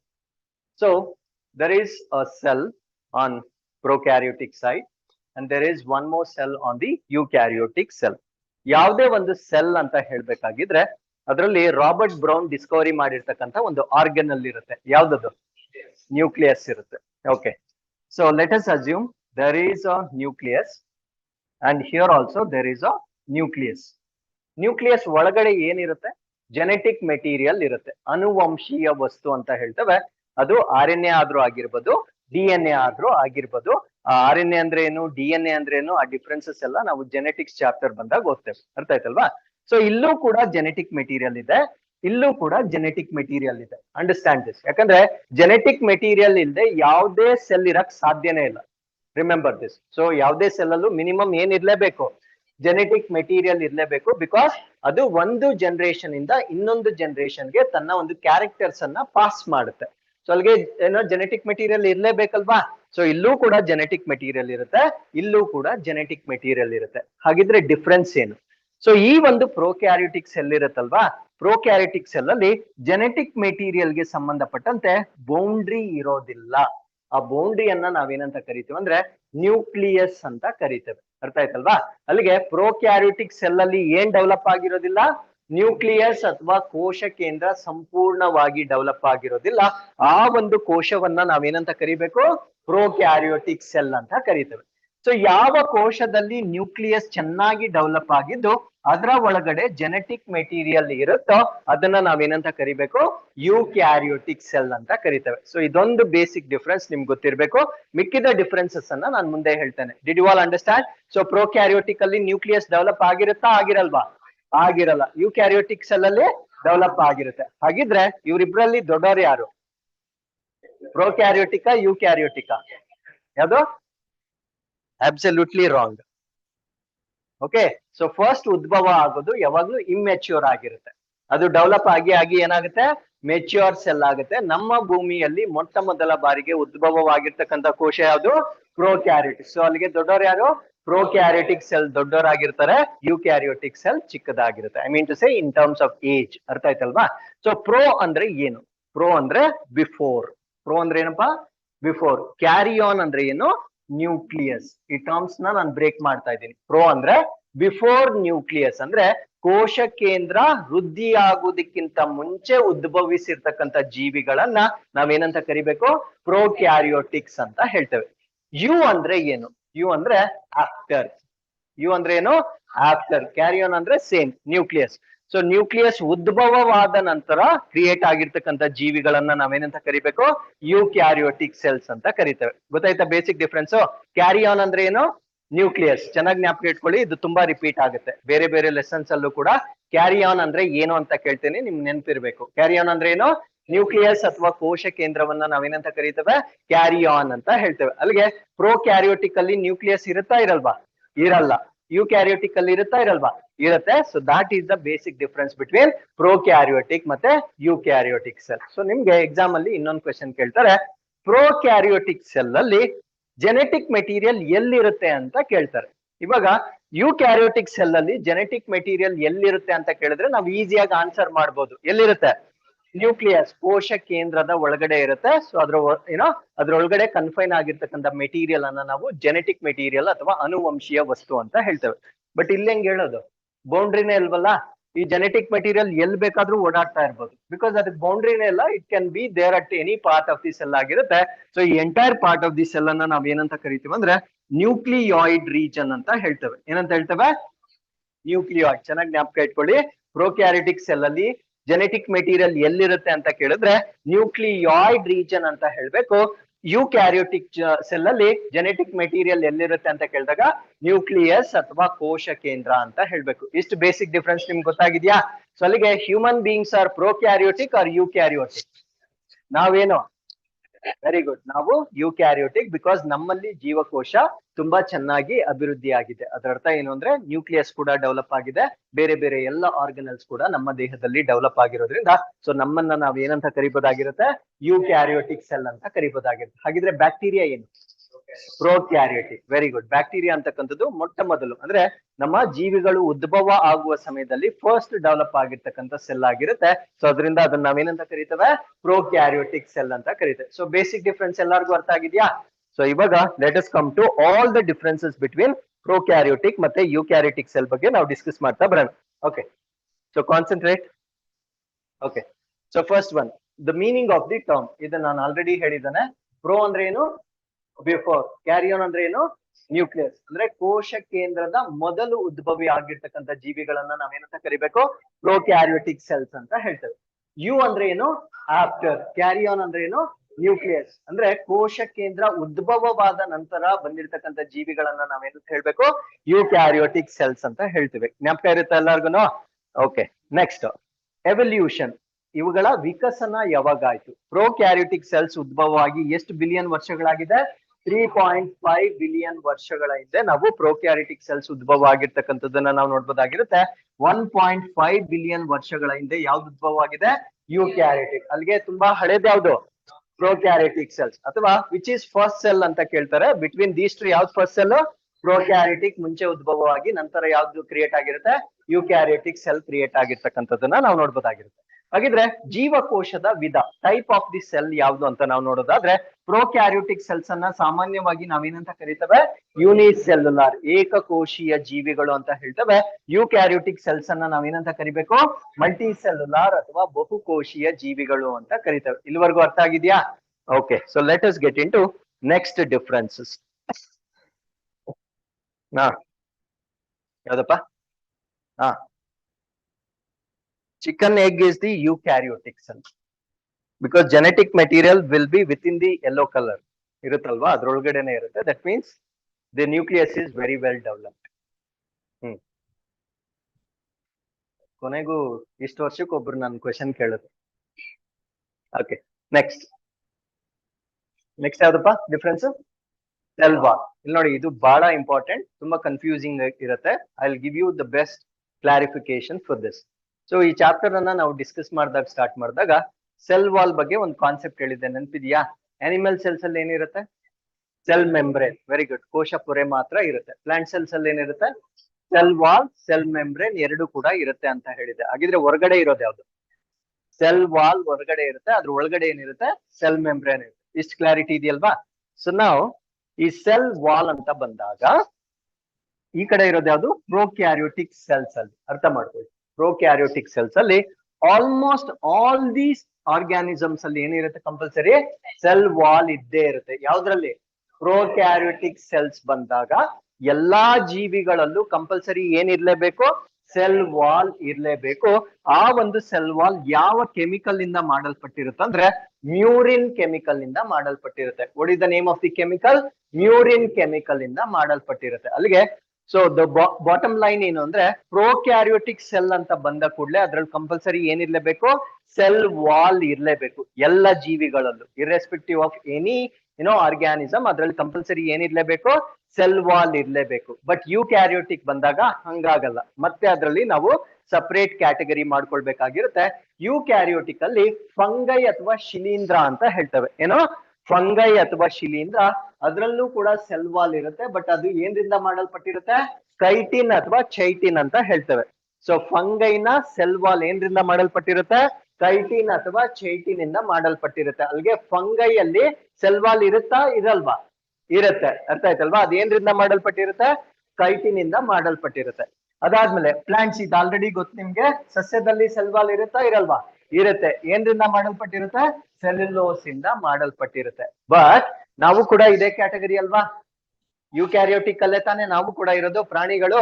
ಸೊ ಪ್ರಾಣಿಗಳಲ್ಲಿ ಸೆಲ್ ವಾಲ್ ಇರುತ್ತಾ ಇರಲ್ವಾ? ಇರಲ್ಲ. So there is no cell wall in the animal. So ಇಷ್ಟು ಡಿಫ್ರೆನ್ಸಸ್ ನಿಮ್ಗೆ ಗೊತ್ತಿರಬೇಕು. I repeat again, cell wall ಅಂತ ಬಂದ ಕೂಡಲೇ ಪ್ರೋಕ್ಯಾರಿಯೋಟಿಕ್ ಅಲ್ಲಿ ಸೆಲ್ ವಾಲ್ ಇರುತ್ತಾ ಇರಲ್ವಾ? ಇರುತ್ತೆ. ಎಲ್ಲಾದ್ರಲ್ಲೂ ಸೆಲೆಕ್ಟಿವ್? ಎಲ್ಲಾದ್ರಲ್ಲೂ ಇರ್ಲೇಬೇಕು. ಏನ್ರಿಂದ ಮಾಡಲ್ಪಟ್ಟಿರುತ್ತೆ? ಮ್ಯೂರಿನ್ ಇಂದ ಮಾಡಲ್ಪಟ್ಟಿರುತ್ತೆ. So this is clear. ನಾವು when we get into eukaryotic cell ಬಂದಾಗ 3 ಕ್ಯಾಟಗರೀಸ್ ಆಗಿ ಡಿವೈಡ್ ಮಾಡಿ. ಫಸ್ಟ್ ಕ್ಯಾಟಗರಿ ಯಾವುದು? ಫಂಗೈ. ಫಂಗೈಲ್ ಸೆಲ್ ವಾಲ್ ಇರುತ್ತಾ ಇರಲ್ವಾ? ಇರುತ್ತೆ. ಏನ್ರಿಂದ ಮಾಡಲ್ಪಟ್ಟಿರುತ್ತೆ? ಕೈಟಿನ್ ಇಂದ ಮಾಡಲ್ಪಟ್ಟಿರುತ್ತೆ. ಎರಡನೇ ಕ್ಯಾಟಗರಿ ಯಾವುದು? ಪ್ಲಾಂಟ್ಸ್. ಸೆಲ್ ವಾಲ್ ಇರುತ್ತಾ ಇರಲ್ವಾ? ಇರುತ್ತೆ. ಏನ್ರಿಂದ ಮಾಡಲ್ಪಟ್ಟಿರುತ್ತೆ? ಸೆಲ್ಯುಲರ್ಸ್ ಇಂದ ಮಾಡಲ್ಪಟ್ಟಿರುತ್ತೆ. ಮೂರನೇ ಕ್ಯಾಟಗರಿ ಯಾವುದು? ಆನಿಮಲ್ಸ್. ಆನಿಮಲ್ಸ್ ಅಲ್ಲಿ ಸೆಲ್ ವಾಲ್ ಇರುತ್ತಾ ಇರಲ್ವಾ? ಇರಲ್ಲ. ಸೊ ಇಷ್ಟು ಕ್ಲಾರಿಫಿಕೇಶನ್ ನಿಮ್ಗೆ ಸೆಲ್ ವಾಲ್ ರಿಲೇಟೆಡ್ ಗೊತ್ತಿರ್ಬೇಕಾಗಿರುತ್ತೆ. Did you all understand? Okay. So next ಬರೋಣ ಆರ್ಗನಲ್ಸ್ ಅಥವಾ ಕಣದಂಗಗಳು. ಆರ್ಗನಲ್ಸ್ ಅಂದ್ರೆ ಜೀವಕೋಶದ ಒಳಗಡೆ ಇರ್ತಕ್ಕಂಥ ವಸ್ತುಗಳನ್ನ ನಾವೇನಂತ ಕರಿತೀವಿ ಅಂದ್ರೆ ಆರ್ಗನಲ್ಸ್ ಅಂತ ಹೇಳ್ತೇವೆ. For example nucleus, mitochondria, endoplasmic reticulum, Golgi complex ಆಗಿರ್ಬೋದು, ರೈಬೋಸೋಮ್, ಲೈಸೋಸೋಮ್, ಇವೆಲ್ಲವನ್ನ ಒಟ್ಟಿಗೆ ಸೇರಿಸಿ ನಾವೇನಂತ ಹೇಳ್ತೀವಿ ಅಂದ್ರೆ ಆರ್ಗನಲ್ಸ್ ಅಂತ ಹೇಳ್ತೇವೆ. Tell me with your common sense. Prokaryotic cell ಅಲ್ಲಿ ಎಲ್ಲಾ ಆರ್ಗನಲ್ಸ್ ಡೆವಲಪ್ ಆಗಿರ್ತಾವ? ಕೆಲವು ಮಾತ್ರ ಡೆವಲಪ್ ಆಗಿರ್ತಾವ? ಕೆಲವು ಮಾತ್ರ ಡೆವಲಪ್ ಆಗಿರುತ್ತೆ. ಯಾಕಂದ್ರೆ ಅದು ಇನಿಷಿಯಲ್ ಸೆಲ್ ಆಗಿರುತ್ತೆ. ಎಲ್ಲ ಕೂಡ ಅದರಲ್ಲಿ ಅಭಿವೃದ್ಧಿ ಹೊಂದಿರೋದಿಲ್ಲ. ಸೊ ಅದರಿಂದ ಇದನ್ನ ನಾವೇನಂತ ಹೇಳ್ತೀವಿ ಅಂದ್ರೆ ವೆರಿ ಫ್ಯೂ, ಅಂದ್ರೆ ತುಂಬಾ ಕಡಿಮೆ ಇರ್ತಕ್ಕಂಥ ಕಣದಂಗಗಳನ್ನ ನಾವು ನೋಡ್ಬೋದಾಗಿರುತ್ತೆ. ನಮ್ಮಲ್ಲಿ ಎಲ್ಲ ಇರುತ್ತಲ್ವಾ? ಸೊ ಆಲ್ಮೋಸ್ಟ್ ಎಲ್ಲ ಆರ್ಗನಲ್ಸ್ ಅನ್ನ ನಮ್ಮ ಜೀವಕೋಶಗಳಲ್ಲಿ ನಾವು ನೋಡ್ಬೋದಾಗಿರುತ್ತೆ. So this is the difference between the organelles between prokaryotic ಮತ್ತೆ ಯುಕ್ಯಾರಿಯೋಟಿಕ್. ನೆಕ್ಸ್ಟ್ ಯಾವುದು? ಮೆಟಬಾಲಿಸಮ್, ಚಯಾಪಚಯ ಕ್ರಿಯೆ. What is the definition of metabolism? ಯಾರಾದ್ರೂ ಹೇಳಿ. ಮೆಟಬಾಲಿಸಮ್ ಡೆಫಿನೇಷನ್ ಗೊತ್ತಾ ಯಾರಿಗಾದ್ರು? What is the meaning of metabolism? ದಿನ ಕೇಳ್ತಾನೆ ಇರ್ತೀವಿ ಮೆಟಬಾಲಿಸಮ್ ಅಂತ. What is the meaning of metabolism? ಏನಪ್ಪಾ? Tell me whatever you know. Doesn't matter even if it is wrong. Ability to digest. Okay, that's wrong. Fantastic. Next. Digestion is nowhere related to metabolism. It is. Then you said digestion. I didn't say. Any energy. Okay, very good. Remember, metabolism is always related to release of energy. Metabolism ಯಾವ್ದಕ್ಕೆ ಸಂಬಂಧಪಟ್ಟಿರುತ್ತೆ? Release of energy ಗೆ ಸಂಬಂಧಪಟ್ಟಿರುತ್ತೆ. Now, what do you mean by this? See, whatever the food that we consume, ಅದರಲ್ಲಿ major part of our food ಯಾವ್ದಾಗಿರುತ್ತೆ ಅಂದ್ರೆ carbohydrates ಆಗಿರುತ್ತೆ. ನಮ್ಮ ಆಹಾರದಲ್ಲಿ ಬಹುತೇಕ ನಾವು ಏನನ್ನ ಸೇವನೆ ಮಾಡ್ತೀವಿ? ಕಾರ್ಬೋಹೈಡ್ರೇಟ್ಸ್ ಅನ್ನ ಸೇವನೆ ಮಾಡ್ತೀವಿ. ಸೊ ಇದರಲ್ಲಿ the best source of energy ಯಾವುದು ಅಂದ್ರೆ ಗ್ಲೂಕೋಸ್. ಏನಿರುತ್ತೆ ಕಾರ್ಬೋಹೈಡ್ರೇಟ್ಸ್ ಅಲ್ಲಿ? ಗ್ಲೂಕೋಸ್ ಇರುತ್ತೆ. ಸೊ ನಾವು suppose if you are very tired and feeling uneasy, as soon as we get into the hospital, first ನಮ್ಗೆ ಏನ್ ಕೊಡ್ತಾರೆ? ಗ್ಲೂಕೋಸ್ ಅನ್ನ ನಮ್ಗೆ ಇಂಜೆಕ್ಟ್ ಮಾಡ್ತಾರೆ. ಕಾರಣ ಏನು ಅಂದ್ರೆ ಗ್ಲೂಕೋಸ್ ಅನ್ನ ನಾವು ಇನ್ಸ್ಟೆಂಟ್ ಸೋರ್ಸ್ ಆಫ್ ಎನರ್ಜಿ ಅಂತ ಹೇಳ್ತೇವೆ. ಶಕ್ತಿ ಇಮಿಡಿಯೇಟ್ ಆಗಿ ನಮ್ಗೆ ಶಕ್ತಿ ಬರುತ್ತೆ, ಅದರಿಂದ ನಾವು ಗ್ಲೂಕೋಸ್ ಅನ್ನ ನಾವು ಇನ್ಸ್ಟೆಂಟ್ ಸೋರ್ಸ್ ಆಫ್ ಎನರ್ಜಿ ಅಂತ ಹೇಳ್ತೇವೆ. ಬಟ್ ರಿಮೆಂಬರ್, ಗ್ಲೂಕೋಸ್ ರೀತಿಯಲ್ಲೇ ಇದ್ದರೆ ನಮ್ಗೆ ಶಕ್ತಿ ಬರೋದಿಲ್ಲ. ಅರ್ಥ ಆಯ್ತಲ್ವಾ? ಗ್ಲೂಕೋಸ್ ನಮ್ಮ ದೇಹದಲ್ಲಿ ಬ್ರೇಕ್ ಆಗ್ಬೇಕು. ಅರ್ಥ ಆಯ್ತಲ್ವಾ? ಸೊ ಈ ಬ್ರೇಕ್ ಆಗ್ಬೇಕಾಗಿದ್ರೆ 2 ಪಾಸಿಬಿಲಿಟೀಸ್ ಇರುತ್ತೆ. ಬ್ರೇಕ್ ಆಗ್ಲಿಕ್ಕೆ ಎಷ್ಟು ಪಾಸಿಬಿಲಿಟೀಸ್? 2 ಪಾಸಿಬಿಲಿಟಿ. ಫಸ್ಟ್ ಪಾಸಿಬಿಲಿಟಿ ಏನು ಅಂದ್ರೆ ಇನ್ the presence of oxygen, in the absence of oxygen. ಅರ್ಥ ಮಾಡ್ಕೊಳ್ಳಿ. ನಾವು ಸೇವನೆ ಮಾಡ್ತಕ್ಕಂಥ ಕಾರ್ಬೋಹೈಡ್ರೇಟ್ ಅಲ್ಲಿ ಏನಿರುತ್ತೆ? ಗ್ಲೂಕೋಸ್ ಇಂದ ಏನ್ ಬರುತ್ತೆ? ಶಕ್ತಿ ಬರುತ್ತೆ. ಸೊ ಗ್ಲೂಕೋಸ್ ಇಂದ ಶಕ್ತಿ ಬರ್ಬೇಕಾದ್ರೆ ಬರೀ ಗ್ಲೂಕೋಸ್ ರೀತಿಯಲ್ಲಿದ್ರೆ ನಮಗ್ ಶಕ್ತಿ ಬರಲ್ಲ. ಗ್ಲೂಕೋಸ್ ಏನಾಗಬೇಕು? ಬ್ರೇಕ್ ಆಗ್ಬೇಕಾದ್ರೆ 2 ಪಾಸಿಬಿಲಿಟಿ ಇದೆ. ಒಂದು, ಆಮ್ಲಜನಕ ಇದ್ದಾಗ ಒಂದ್ಸತಿ ಬ್ರೇಕ್ ಆಗುತ್ತೆ, ಆಮ್ಲಜನಕ ಇಲ್ಲದೆ ಇದ್ರೂ ಕೂಡ ಅದು ಬ್ರೇಕ್ ಆಗುತ್ತೆ. ಆಮ್ಲಜನಕ ಇದ್ದಾಗ ಬ್ರೇಕ್ ಆದ್ರೆ ಅದನ್ನ ನಾವು ಏರೋಬಿಕ್ ಅಂತ ಕರಿತೇವೆ, ವಾಯುವಿಕ ಅಂತ ಹೇಳ್ತೇವೆ. ಅರ್ಥ ಮಾಡ್ಕೊಳ್ಳಿ. ಆಮ್ಲಜನಕವಿದ್ದಾಗ ಗ್ಲೂಕೋಸ್ ಬ್ರೇಕ್ ಆದ್ರೆ ಏನಂತ ಕರಿಬೇಕು? ಅದನ್ನ ಏರೋಬಿಕ್ ಮೆಟಬಾಲಿಸಮ್, ವಾಯುವಿಕ ಚಯಾಪಚಯ ಕ್ರಿಯೆ ಅಂತ ಹೇಳ್ತೇವೆ. ಆಮ್ಲಜನಕವಿಲ್ಲದೆ ಇದ್ದಾಗ ಗ್ಲೂಕೋಸ್ ಬ್ರೇಕ್ ಆದ್ರೆ ಅದನ್ನ ಏನಂತ ಕರಿಬೇಕು ನಾವು? ಅನೇರೋಬಿಕ್ ಅಥವಾ ಅವಾಯುವಿಕ ಚಯಾಪಚಯ ಕ್ರಿಯೆ ಅಂತ ಹೇಳ್ತೇವೆ. ಹಾಗಿದ್ರೆ ಪ್ರೋಕ್ಯಾರಿಯೋಟಿಕ್ ಅಲ್ಲಿ ಯಾವ ರೀತಿಯ ಮೆಟಬಾಲಿಸಮ್ ನಡೆಯುತ್ತೆ ಅಂತ ಪ್ರಶ್ನೆ ಕೇಳಿದಾಗ ಏರೋಬಿಕ್, ಅನೇರೋಬಿಕ್ 2 ನಡೆಯುತ್ತೆ. ಯಾವ್ದಾವ್ದು ನಡೆಯುತ್ತೆ? ವಾಯುವಿಕ ಮತ್ತೆ ಅವಾಯುವಿಕ 2 ನಡೆಯುತ್ತೆ. ಯಾವ ಜೀವಿಗಳಲ್ಲಿ? ಪ್ರೋಕ್ಯಾರಿಯೋಟಿಕ್ ಜೀವಿಗಳಲ್ಲಿ. ಇವಾಗ ಮೆಟಬಾಲಿಸಮ್ ಅಂದ್ರೆ ಗೊತ್ತಾಯ್ತಾ ನಿಮ್ಗೆ? ಮೆಟಬಾಲಿಸಮ್ ಅಲ್ಲಿ ಏನ್ ಬ್ರೇಕ್ ಆಗುತ್ತೆ? ಗ್ಲೂಕೋಸ್ ಬ್ರೇಕ್ ಆಗುತ್ತೆ. ಗ್ಲೂಕೋಸ್ ಬ್ರೇಕ್ ಆಗಿ ಕಾರ್ಬನ್ ಡೈಆಕ್ಸೈಡ್ ಪ್ಲಸ್ ವಾಟರ್ ಅನ್ನ ರಿಲೀಸ್ ಮಾಡಿ, ಸೊ ಅದ್ರ ಜೊತೆಗೆ ಎಟಿಪಿ ಅನ್ನ ರಿಲೀಸ್ ಮಾಡುತ್ತೆ. ಏನನ್ನ? ಎಟಿಪಿ ಅನ್ನ ನಾವು ಅಡಿನೋಸಿನ್ ಟ್ರೈಫಾಸ್ಫೇಟ್ ಅಂತ ಹೇಳ್ತೇವೆ. ಈ ಪ್ರೋಸೆಸ್ ಹೆಂಗ್ ನಡೆಯುತ್ತೆ ಅನ್ನೋದನ್ನ ರೆಸ್ಪಿರೇಷನ್ ಚಾಪ್ಟರ್ ಬಂದಾಗ ಕಂಪ್ಲೀಟ್ ಆಗಿ ಹೇಳ್ತೇನೆ. ಸೊ ಇವಾಗ ಅದ್ರ ಅವಶ್ಯಕತೆ ಇಲ್ಲ. ಸದ್ಯಕ್ಕೆ ನಿಮ್ಗೆ ಗೊತ್ತಿರ್ಬೇಕಾಗಿರ್ತಕ್ಕಂಥ ಪಾಯಿಂಟ್ ಏನು ಅಂದ್ರೆ ಮೆಟಬಾಲಿಸಮ್ ಅಂದ್ರೆ ಏನು ಅಂತ ಗೊತ್ತಿರ್ಬೇಕು. ಮೆಟಬಾಲಿಸಮ್ ಅಂದ್ರೆ break down of glucose. Glucose ಹೊಡಿತಕ್ಕಂಥ ಪ್ರಕ್ರಿಯೆಯನ್ನ ನಾವೇನಂತ ಕರಿತೇವೆ? ಮೆಟಬಾಲಿಸಮ್ ಅಂತ ಕರಿತೇವೆ. ಗ್ಲೂಕೋಸ್ ಬ್ರೇಕ್ ಆಗ್ಬೇಕಾದ್ರೆ ಎಷ್ಟು ಆಪರ್ಚುನಿಟೀಸ್ ಇದಾವೆ? 2 ಆಪರ್ಚುನಿಟೀಸ್ ಇದಾವೆ. ಫಸ್ಟ್ ಯಾವ್ದು? ಆಮ್ಲಜನಕ ಇದ್ದಾಗ ಅದನ್ನ ಏನಂತ ಕರಿಬೇಕು ನಾವು? ಏರೋಬಿಕ್ ಅಂತ ಕರಿತೇವೆ. ಆಮ್ಲಜನಕ ಇಲ್ಲದೆ ಇದ್ದಾಗ ಅನೇರೋಬಿಕ್ ಅಂತ ಕರಿತೇವೆ. ಅಲ್ಲಿಗೆ ಪ್ರೋಕ್ಯಾರಿಯೋಟಿಕ್ ಅಲ್ಲಿ ಮೆಟಬಾಲಿಸಮ್ ಯಾವ ರೀತಿ ಆಗುತ್ತೆ? ಏರೋಬಿಕ್, ಅನೇರೋಬಿಕ್ ಎರಡೂ ರೀತಿಯಲ್ಲಿ ಆಗ್ತಕ್ಕಂಥ ಚಯಾಪಚಯ ಕ್ರಿಯೆ ಎಲ್ಲಾಗುತ್ತೆ? ಪ್ರೋಕ್ಯಾರಿಯೋಟಿಕ್ ಜೀವಿಗಳಲ್ಲಿ ಆಗ್ತಕ್ಕಂಥದ್ದು. ನಾವು ಯುಕ್ಯಾರಿಯೋಟಿಕ್ ಗೊತ್ತಪ್ಪ, ಮೆಟಬಾಲಿಸಮ್ ಯಾವ್ದು ಅಂತ ಕೇಳಿ. ಯಾವ್ದು? ಶೋರ? ಓಕೆ, ಇಲ್ಲಿ ನೋಡಿ ಏನ್ ಬರ್ದಿದ್ದೀನಿ ನಾನು. Mostly aerobic. We are not completely aerobic. ನಾವು ಬಹುತೇಕ ವಾಯುವಿಕ ಜೀವಿಗಳು ಅಂತ ಕರಿಬಹುದು. ನಾವು what is the difference? Mostly aerobic, complete aerobic ಏನ್ ವ್ಯತ್ಯಾಸ? For example, let us assume we are doing physical exercise. ನೀವು PSI ಆಸ್ಪಿರೆಂಟ್ ಆದ್ರೆ 1200 ಮೀಟರ್ಸ್ ಏನೋ ನೀವು ಓಡ್ಬೇಕಲ್ವಾ? So imagine that you are running. So ನೀವು ಓಡ್ತಾ ಇದ್ದಾಗ ನಮ್ಗೆ ಶಕ್ತಿ ಬೇಕಾಗುತ್ತೆ. ಶಕ್ತಿ ಬೇಕಾದ್ರೆ ಏನ್ ಬ್ರೇಕ್ ಆಗ್ಬೇಕು? ಗ್ಲೂಕೋಸ್ ಬ್ರೇಕ್ ಆಗ್ಬೇಕು. ಸೊ ನಮ್ಮ ದೇಹದಲ್ಲಿ ನಾವು ರನ್ನಿಂಗ್ ಮಾಡುವಾಗ ರೆಸ್ಪಿರೇಷನ್ ರೇಟ್ ಜಾಸ್ತಿ ಆಗುತ್ತಾ ಕಡಿಮೆ ಆಗುತ್ತಾ? ಜಾಸ್ತಿ ಆಗುತ್ತೆ. ಏನಕ್ಕೆ ಜಾಸ್ತಿ ಆಗುತ್ತೆ ಇವತ್ತು ಗೊತ್ತಾಯ್ತಾ? ಗ್ಲೂಕೋಸ್ ಬ್ರೇಕ್ ಆಗ್ಬೇಕಾದ್ರೆ ನಾವ್ ಏನನ್ನ ಸಪ್ಲೈ ಮಾಡ್ಬೇಕು? ಆಮ್ಲಜನಕವನ್ನ ಸಪ್ಲೈ ಮಾಡ್ಬೇಕು. ಅದರಿಂದ ನಮ್ಮ ಬ್ರೀತಿಂಗ್ ರೇಟ್ ಏನಾಗುತ್ತೆ ಅಂದ್ರೆ ಜಾಸ್ತಿ ಆಗುತ್ತೆ. ಸೊ ಬ್ರೀತ್ ಮಾಡ್ತಾ ಇದೀವಿ, ಜಾಸ್ತಿ ಆಯ್ತು, ಅದು ಒಂದು ಹೈಯೆಸ್ಟ್ ಥ್ರೆಶೋಲ್ಡ್ ಬಂದ್ ರೀಚ್ ಆಗಿದೆ. ಅದರಿಂದ ಆಚೆ ನಾವು ಬ್ರೀತ್ ಮಾಡಿದ್ರೆ ಲಂಗ್ಸ್ ಹೊಡೆದೋಗುತ್ತೆ. ಆ ಕೆಪಾಸಿಟಿಗೆ ಬಂದು ನಾವು ರೀಚ್ ಆಗಿದ್ದೀವಿ. ಬಟ್ ನನ್ನ ದೇಹಕ್ಕೆ ಇನ್ನೂ ಎನರ್ಜಿ ಬೇಕು, ಅದು ಸಾಕಾಗ್ತಾ ಇಲ್ಲ. ನಾನು ಸಪ್ಲೈ ಮಾಡ್ತಾ ಇರ್ತಕ್ಕಂಥ ಆಮ್ಲಜನಕ ಸಾಕಾಗ್ತಾ ಇಲ್ಲ, ಬಟ್ ನಾನು ಹೈಯೆಸ್ಟ್ ಪೊಟೆನ್ಶಿಯಲ್ ಆಲ್ರೆಡಿ ರೀಚ್ ಆಗ್ಬಿಟ್ಟಿದ್ದೇನೆ. ಹಂಗನ್ಬಿಟ್ಟು ನಾವು ನಮ್ಮ ಫಿಸಿಕಲ್ ಆಕ್ಟಿವಿಟಿನ ಅಲ್ಲಿಗೆ ನಿಲ್ಸೋದಿಲ್ಲ. ಅರ್ಥ ಆಯ್ತಲ್ವಾ? ನಮ್ಮ ದೇಹ ಏನಾಗುತ್ತೆ ಅಂದ್ರೆ when there is no oxygen available anymore, ಅದು ಎರಡನೇ ಪಾತ್ಗೆ ಶಿಫ್ಟ್ ಆಗುತ್ತೆ. ಯಾವ್ದು ಎರಡನೇ path? Presence of oxygen or absence of oxygen? Absence of ಆಕ್ಸಿಜನ್ಗೆ ನಮ್ಮ ದೇಹ ಶಿಫ್ಟ್ ಆಗುತ್ತೆ. ಸೊ ಅದರಿಂದ ಯುಕ್ಯಾರಿಯೋಟಿಕ್ ಜೀವಿಗಳನ್ನ ನಾವೇನಂತ ಕರಿಬೇಕು? ಮೋಸ್ಟ್ಲಿ ಏರೋಬಿಕ್ ಅಂತ ಕರಿಬೇಕು. ಅನೇರೋಬಿಕ್ ಆಗ್ಬೇಕಾದ್ರೆ ನಾವೇನ್ ಮಾಡ್ಬೇಕು? ಫಿಸಿಕಲ್ ಆಕ್ಟಿವಿಟಿ ಮಾಡ್ಬೇಕಂದ್ರೆ ದೈಹಿಕವಾಗಿ ಏನಾದ್ರೂ ಚಟುವಟಿಕೆಗಳನ್ನ ಮಾಡಿದಾಗ ನಮ್ಮ ದೇಹ ಯಾವ ಮೆಟಬಾಲಿಸಮ್ ಚೇಂಜ್ ಆಗುತ್ತೆ? ಅನೇರೋಬಿಕ್ ಮೆಟಬಾಲಿಸಮ್ಗೆ ಚೇಂಜ್ ಆಗುತ್ತೆ. ಅರ್ಥ ಆಗಿದೆಯಾ ಇಷ್ಟು? So this is what you need to understand with respect to metabolism. Did you all understand? So metabolism when it comes to prokaryotic ಯಾವ ವಿಧಗಳಲ್ಲಿ ನಡೆಯುತ್ತೆ? ಏರೋಬಿಕ್ ಮತ್ತೆ ಅನೇರೋಬಿಕ್ ಎರಡು ವಿಧಗಳಲ್ಲಿ ನಡೆಯುತ್ತೆ. ನಾವು ಬಂದಾಗ ಯುಕ್ಯಾರಿಯೋಟಿಕ್ ಬಂದಾಗ ಏನ್ರಲ್ಲಿ ನಡೆಯುತ್ತೆ? ಮೋಸ್ಟ್ಲಿ ಏರೋಬಿಕ್ ಅಂತ ಬರೀಬೇಕು. ಎಲ್ಲೂ ಕೂಡ ಕಂಪ್ಲೀಟ್ಲಿ ಏರೋಬಿಕ್ ಅಂತ ಬರೀಲಿಕ್ಕೆ ಬರೋದಿಲ್ಲ. ಬಿಕಾಸ್ ನಮ್ಮ ದೇಹಕ್ಕೆ ಎರಡು ಕೆಪಾಸಿಟಿ ಇರುತ್ತೆ. ವಾಯುವಿಕ ಕೂಡ ಇರುತ್ತೆ, ಅವಾಯುವಿಕ ಕೂಡ ಇರುತ್ತೆ. ಸೊ ಅದರಿಂದ ನಾವು ಬಹುತೇಕ ವಾಯುವಿಕ ಅಂತ ನಮ್ಮ ಮೆಟಬಾಲಿಸಮ್ ಅನ್ನ ಬರಿಬಹುದಾಗಿರುತ್ತೆ. Did you all understand? Okay, next difference ಬರೋಣ. So next difference is about genetic material, ಅನುವಂಶೀಯ ವಸ್ತು. Now tell me with your common sense. Genetic material prokaryotic ಅಲ್ಲಿ ಚೆನ್ನಾಗಿ ಡೆವಲಪ್ ಆಗಿರುತ್ತಾ? ಯುಕ್ಯಾರಿಯೋಟಿಕ್ ಅಲ್ಲಿ ಚೆನ್ನಾಗಿ ಡೆವಲಪ್ ಆಗಿರುತ್ತಾ? ಆಬ್ವಿಯಸ್ಲಿ ಎಲ್ಲಿ ಡೆವಲಪ್ ಆಗಿರ್ಬೇಕು? ಯುಕ್ಯಾರಿಯೋಟಿಕ್ ಅಲ್ಲಿ ಡೆವಲಪ್ ಆಗಿರುತ್ತೆ. ಸೊ ಯುಕ್ಯಾರಿಯೋಟಿಕ್ ಅಲ್ಲಿ ಇರ್ತಕ್ಕಂಥ ಜೆನೆಟಿಕ್ ಮೆಟೀರಿಯಲ್ ಅನ್ನ ನಾವೇನಂತ ಕರಿತೀವಿ ಅಂದ್ರೆ ಕ್ರೋಮೋಸೋಮ್ ಅಥವಾ ವರ್ಣತಂತುಗಳು ಅಂತ ಕರಿತೇವೆ. ಸೊ ಅದು ಜೆನೆಟಿಕ್ ಮೆಟೀರಿಯಲ್ ನ ಹೈಯೆಸ್ಟ್ ಮೆಚ್ಯೂರಿಟಿ ಆಗಿರುತ್ತೆ. ಅದಕ್ಕಿಂತ ಆಚೆ ದೇರ್ ಇಸ್ ನೋ ಮೆಚ್ಯೂರಿಟಿ. ಅದನ್ನ ನಾವು ಕ್ರೋಮೋಸೋಮ್ ಅಂತ ಹೇಳ್ತೇವೆ. ಕ್ರೋಮೋಸೋಮ್ ಗಿಂತ ಆಚೆ ಯಾವ್ದು ಜೆನೆಟಿಕ್ ಮೆಟೀರಿಯಲ್ ಇಲ್ಲ. ಅರ್ಥ ಆಯ್ತಲ್ವಾ? ಬಟ್ ಯುಕ್ಯಾರಿಯೋಟಿಕ್ ಪ್ರೋಕ್ಯಾರಿಯೋಟಿಕ್ ತುಂಬಾ ಅರ್ಲಿ ಸ್ಟೇಜ್ ಆಫ್ ಸೆಲ್ ಆಗಿರೋದ್ರಿಂದ ಅಲ್ಲಿ ಸಿಂಗಲ್ ಸರ್ಕ್ಯುಲರ್ ಡಬಲ್ ಸ್ಟ್ಯಾಂಡೆಡ್ DNA ಮಾತ್ರ ಇರುತ್ತೆ. ಸೊ ಇಲ್ಲಿ ಕ್ರೋಮೋಸೋಮ್ ಅನ್ನೋ ಕಾನ್ಸೆಪ್ಟ್ ಬರೋದಿಲ್ಲ. ಕ್ರೋಮೋಸೋಮ್ ಅಷ್ಟು ಡೆವಲಪ್ ಆಗಿರೋದಿಲ್ಲ. ಸೊ ಒಂದೇ ಒಂದು ಎರಡು ಸುರುಳಿಗಳನ್ನ ಹೊಂದಿರತಕ್ಕಂತ ಏನನ್ನ ಹೊಂದಿರ್ತಾವಲ್ಲಿ? DNA ನ ಮಾತ್ರ ನಾವು ಹೊಂದಿರಬಹುದಾಗಿರುತ್ತೆ. ಬಟ್ ಸಿಂಪಲ್ ಆಗಿ ಹೇಳೋದಾದ್ರೆ ಜೆನೆಟಿಕ್ ಮೆಟೀರಿಯಲ್ ಇಲ್ಲಿ ಇಮ್ಮೆಚ್ಯೂರ್ ಆಗಿರುತ್ತೆ. ಇಲ್ಲೇನಾಗಿರುತ್ತೆ? ಕಂಪ್ಲೀಟ್ಲಿ ಮೆಚ್ಯೂರ್ ಅಥವಾ ಪ್ರಬುದ್ಧವಾಗಿ ಡೆವಲಪ್ ಆಗಿರ್ತಕ್ಕಂಥದ್ದನ್ನ ನಾವು ನೋಡ್ಬೋದಾಗಿರುತ್ತೆ. ಗೊತ್ತಾಯ್ತಾ difference? So next difference is location of genetic material. ಇದು ಆಲ್ರೆಡಿ ನಿಮಗೆ ಗೊತ್ತು. ಪ್ರೋಕ್ಯಾರಿಯೋಟಿಕ್ ಅಲ್ಲಿ ಜೆನೆಟಿಕ್ ಮೆಟೀರಿಯಲ್ ಎಲ್ಲಿದೆ ಅಂತ ಕೇಳಿದ್ರೆ ಎಲ್ಲಿ ಬರೀತೀರಾ? ನ್ಯೂಕ್ಲಿಯಾಯ್ಡ್ ರೀಜನ್ ಅಲ್ಲಿ ಇರುತ್ತೆ. ಅಲ್ಲಿಗೆ ನ್ಯೂಕ್ಲಿಯಸ್ ಇರುತ್ತಾ ಇರಲ್ವಾ? ಇರಲ್ಲ. ಆ ಎಲ್ಲಾ ಪ್ರದೇಶವನ್ನ ಒಟ್ಟಿಗೆ ಸೇರಿಸಿ ನಾವೇನಂತ ಹೇಳ್ತೇವೆ?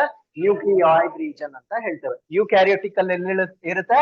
ನ್ಯೂಕ್ಲಿಯಸ್ ಅಥವಾ ಕೋಶ ಕೇಂದ್ರದಲ್ಲಿ ಇರುತ್ತೆ. ಸೊ ಕೊನೆಯ ಡಿಫ್ರೆನ್ಸ್ ಏನು ಅಂದ್ರೆ ಮೋಡ್ ಆಫ್ ಸೆಲ್ ಡಿವಿಷನ್, ಕೋಶ ವಿಭಜನೆ ಹೇಗಾಗುತ್ತೆ? ಪ್ರೋಕ್ಯಾರಿಯೋಟಿಕ್ ಸೆಲ್ ಅಲ್ಲಿ ಎರಡು ಟೈಪ್ಸ್ ಇರುತ್ತೆ. ಒಂದು ಬೈನರಿ ಫ್ಯೂಷನ್ ಅಂತ ಕರಿತೇವೆ, ಇನ್ನೊಂದನ್ನ ಬಡ್ಡಿಂಗ್ ಅಂತ ಕರಿತೇವೆ. ಅಂದ್ರೆ ವಿಮಾನ ವಿದಳನ, ಇನ್ನೊಂದನ್ನ ಮಗ್ಗುವಿಕೆ ಅಂತ ಕರಿತೇವೆ. ಸೊ ಇವೆಲ್ಲ ಟರ್ಮ್ಸ್ ಅನ್ನ ನಾವು ಸೆಲ್ ಡಿವಿಷನ್ ಚಾಪ್ಟರ್ ಅಲ್ಲಿ ಓದ್ತೇವೆ. Right now you don't worry. So prokaryotic ಬಂದಾಗ ಯಾವ ಎರಡು ವಿಧಗಳು?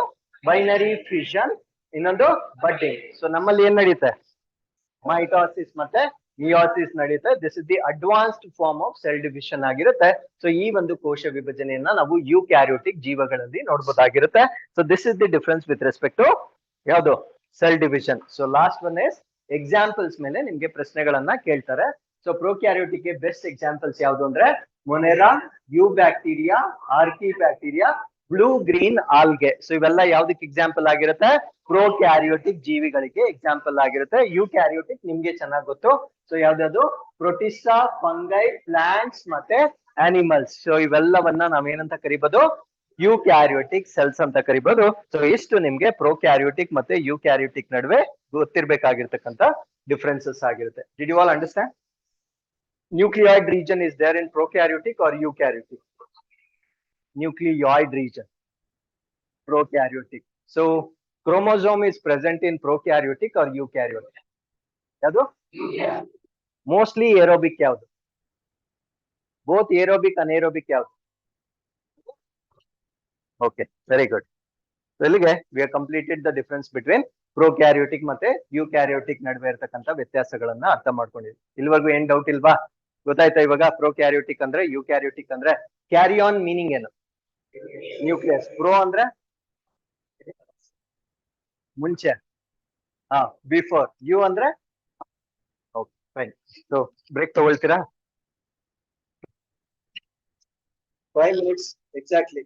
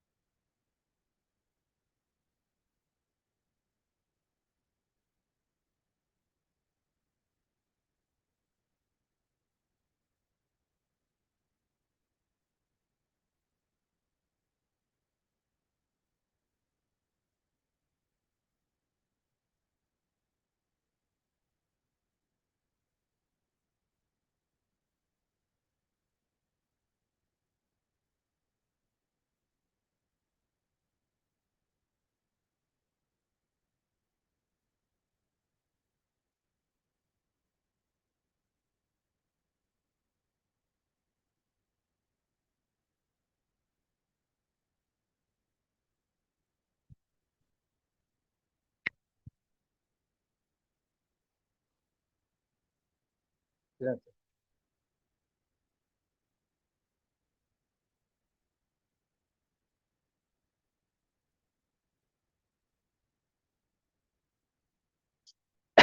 So let's continue. ಹಾ, ಇಷ್ಟೊತ್ತು ಅರ್ಥ ಆಗಿದೆಯಲ್ಲ ಪ್ರೊಕ್ಯಾರಿಯೋಟಿಕ್ ಮತ್ತೆ eukaryotic. Okay, now I have a question for you. So we now have clear understanding or differences between prokaryotic and eukaryotic. Can anyone tell me virus is prokaryotic or eukaryotic?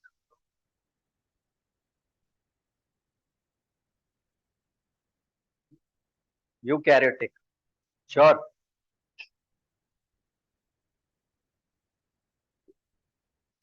Prokaryotic.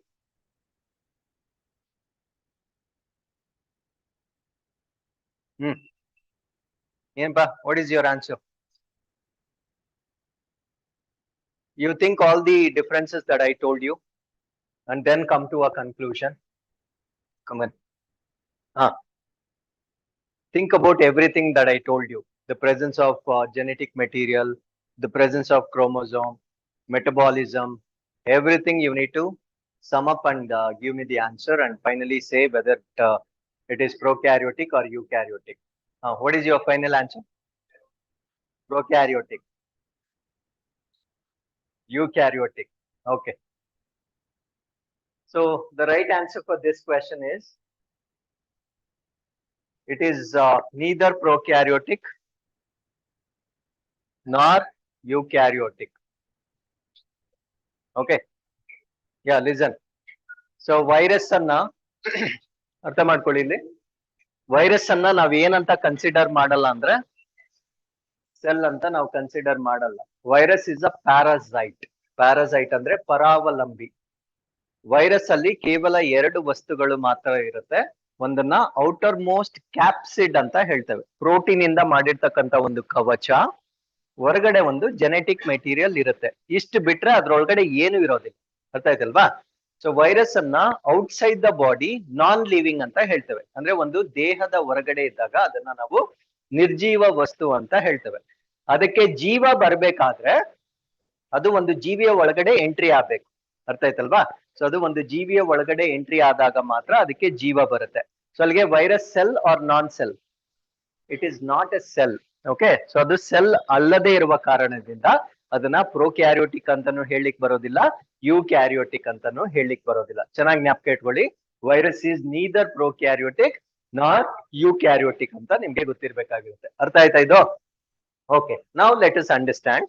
ಇದುವರೆಗೂ ನಾವು broader context ಅಲ್ಲಿ cell ಅಂದ್ರೆ ಏನು, stem cells ಅಂದ್ರೆ ಏನು, prokaryotic ಅಂದ್ರೆ ಏನು, eukaryotic ಅಂದ್ರೆ ಏನು, ಎಲ್ಲದರ ಬಗ್ಗೆ ನಾವು ಡಿಸ್ಕಸ್ ಮಾಡಿದ್ದೇವೆ.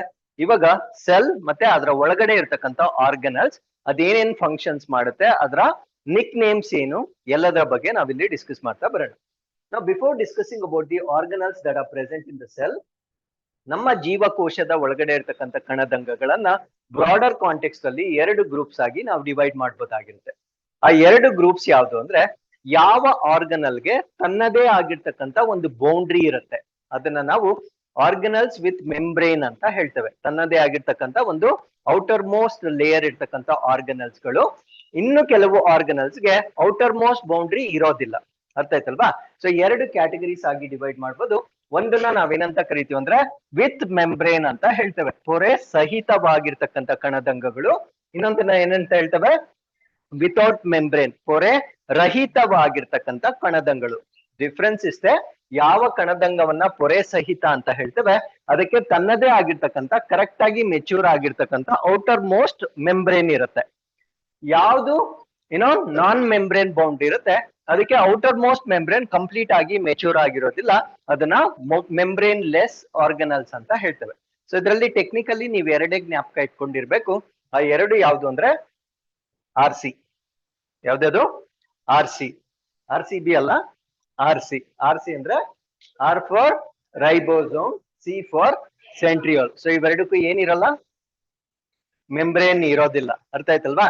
ಸೊ ಇವೆರಡನ್ನ ಜ್ಞಾಪಕ ಇಟ್ಕೊಳ್ಳಿ. ಅವ್ರ ಎಕ್ಸಾಮ್ ಅಲ್ಲಿ ಮಿಕ್ಕಿದ್ ಏನ್ ಎಕ್ಸಾಂಪಲ್ ಕೊಟ್ರು ಅದಕ್ಕೆ ಏನಿರುತ್ತೆ, ಮೆಂಬ್ರೇನ್ ಇರುತ್ತೆ. ಅರ್ಥ ಆಯ್ತಲ್ವಾ? ಸೊ ಟೆಕ್ನಿಕಲಿ ನೀವ್ ಎಷ್ಟು ಮಾತ್ರ ಜ್ಞಾಪಕ ಇಟ್ಕೊಳ್ಬೇಕು, ಎರಡು ಮಾತ್ರ ಜ್ಞಾಪಕ ಇಟ್ಕೊಳ್ಬೇಕು. So R C B match ಗೆಲ್ಲಲ್ಲ, ಆರ್ ಸಿ ಗೆ ಮೆಂಬ್ರೇನ್ ಇರಲ್ಲ. ಏನಪ್ಪಾ ಗೆಲ್ಲುತ್ತಾ ಈ ವರ್ಷ?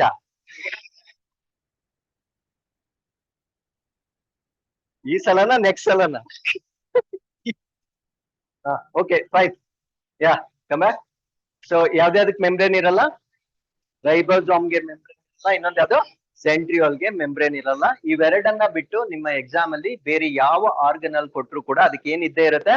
ಮೆಂಬ್ರೇನ್ ಇದ್ದೇ ಇರುತ್ತೆ. ಸೊ ಇವೆರಡು ಪಾಯಿಂಟ್ ಅನ್ನ ನೆನ್ಪಿಟ್ಕೊಳ್ಳಿ. ಸೊ ಇವಾಗ ಒಂದೊಂದ್ ಪಾರ್ಟ್ ಅನ್ನೇ ನಾವು ಡಿಸ್ಕಸ್ ಮಾಡ್ತಾ ಬರೋಣ. So let us start with the outermost structure of the cell. Outermost structure, remember I am discussing about animal cell. ಇವಾಗ ಇದಾದ್ಮೇಲೆ ನಾನು ಮತ್ತೆ ಪ್ಲಾಂಟ್ ಸೆಲ್ ವಾಪಸ್ ಬರ್ತೀನಿ. ಸೊ ಅನಿಮಲ್ ಸೆಲ್ ಬಗ್ಗೆ ಡಿಸ್ಕಸ್ ಮಾಡ್ತಾ ಇರೋದ್ರಿಂದ ಸೆಲ್ ಮೆಂಬ್ರೇನ್ ಅನ್ಬೇಕಾ, ಸೆಲ್ ವಾಲ್ ಅನ್ಬೇಕಾ? ಸೆಲ್ ಮೆಂಬ್ರೇನ್, ಕೋಶ ಪೊರೆ ಅಂತ ಹೇಳ್ಬೇಕಾಗಿರುತ್ತೆ. ಸೊ ಫಸ್ಟ್ ನಾವು ಕೋಶ ಪೊರೆಯ ಬಗ್ಗೆ ನಾವು ಡಿಸ್ಕಸ್ ಮಾಡ್ತಾ ಬರೋಣ. ಕೋಶ ಪೊರೆಯನ್ನ ನಾವು outer most membrane of the cell ಅಥವಾ ಜೀವಕೋಶದ ಅತ್ಯಂತ ಹೊರಗಿನ ಪದರ ಅಂತ ಹೇಳ್ತೇವೆ. ಸೊ ಇದು ಏನ್ರಿಂದ ಮಾಡಲ್ಪಟ್ಟಿರುತ್ತೆ? ಸೊ ಇದು ಪ್ರೋಟೀನ್ಸ್ ಇಂದ ಮಾಡಲ್ಪಟ್ಟಿರುತ್ತೆ. ಅದಾದ್ಮೇಲೆ ಲಿಪಿಡ್ಸ್ ಇಂದ ಮಾಡಲ್ಪಟ್ಟಿರುತ್ತೆ. ಅದಾದ್ಮೇಲೆ ಏನ್ ಕೂಡ ಇರುತ್ತೆ? ಕಾರ್ಬೋಹೈಡ್ರೇಟ್ಸ್ ಕೂಡ ಇರುತ್ತೆ. ಅಂದ್ರೆ ಮೇಜರ್ ಫುಡ್ ಕಾಂಪೊನೆಂಟ್ಸ್ ಏನೇನಿದಾವೆ, ನಾವು ಸೇವನೆ ಮಾಡ್ತಕ್ಕಂಥ ಆಹಾರದಲ್ಲಿರ್ತಕ್ಕಂಥ ಆಹಾರ ಘಟಕಗಳು ಪ್ರೋಟೀನ್ಸ್, ಲಿಪಿಡ್ಸ್, ಕಾರ್ಬೋಹೈಡ್ರೇಟ್ಸ್ ಎಲ್ಲವಿಂದ ಕೂಡ ಮಾಡಲ್ಪಟ್ಟಿರುತ್ತೆ. ಸೊ ಈ ಸೆಲ್ ಮೆಂಬ್ರೇನ್ ಇದೆಯಲ್ವಾ, ಇದು single layer double layer? This cell membrane is single layer or double layer? ಹೆಂಗ್ ಕಾಣಿಸ್ತಾ ಇದೆ ನಿಮ್ಗೆ? ಡಬಲ್ ಅಲ್ವಾ? So it is a sandwich of two layers. So ಎರಡು ಲೇಯರ್ ಗಳ ಒಂದು ಸಂಗಮವಾಗಿರ್ತಕ್ಕಂಥ ಒಂದು ಮೆಂಬ್ರೇನ್ ಆಗಿರುತ್ತೆ. ಸೊ ಅದರಿಂದ ಇದನ್ನ ನಾವೇನಂತ ಕರಿತೀವಿ ಅಂದ್ರೆ ಫಾಸ್ಫೋಲಿಪಿಡ್ ಬೈ ಲೇಯರ್ ಅಂತ ಕರಿತೇವೆ. What is the other name of cell membrane? Phospholipid by layer ಅಂತ ಕರಿತೇವೆ. ಸೊ ಸೆಲ್ ಮೆಂಬ್ರೇನ್ ಗೆ ನಾವು ಫಾಸ್ಫೋಲಿಪಿಡ್ ಬೈ ಲೇಯರ್ ಅಂತ ಕರಿತೇವೆ, because it is not one layer, it is double layer ಆಗಿರುತ್ತೆ. Can we see cell membrane through ordinary microscope?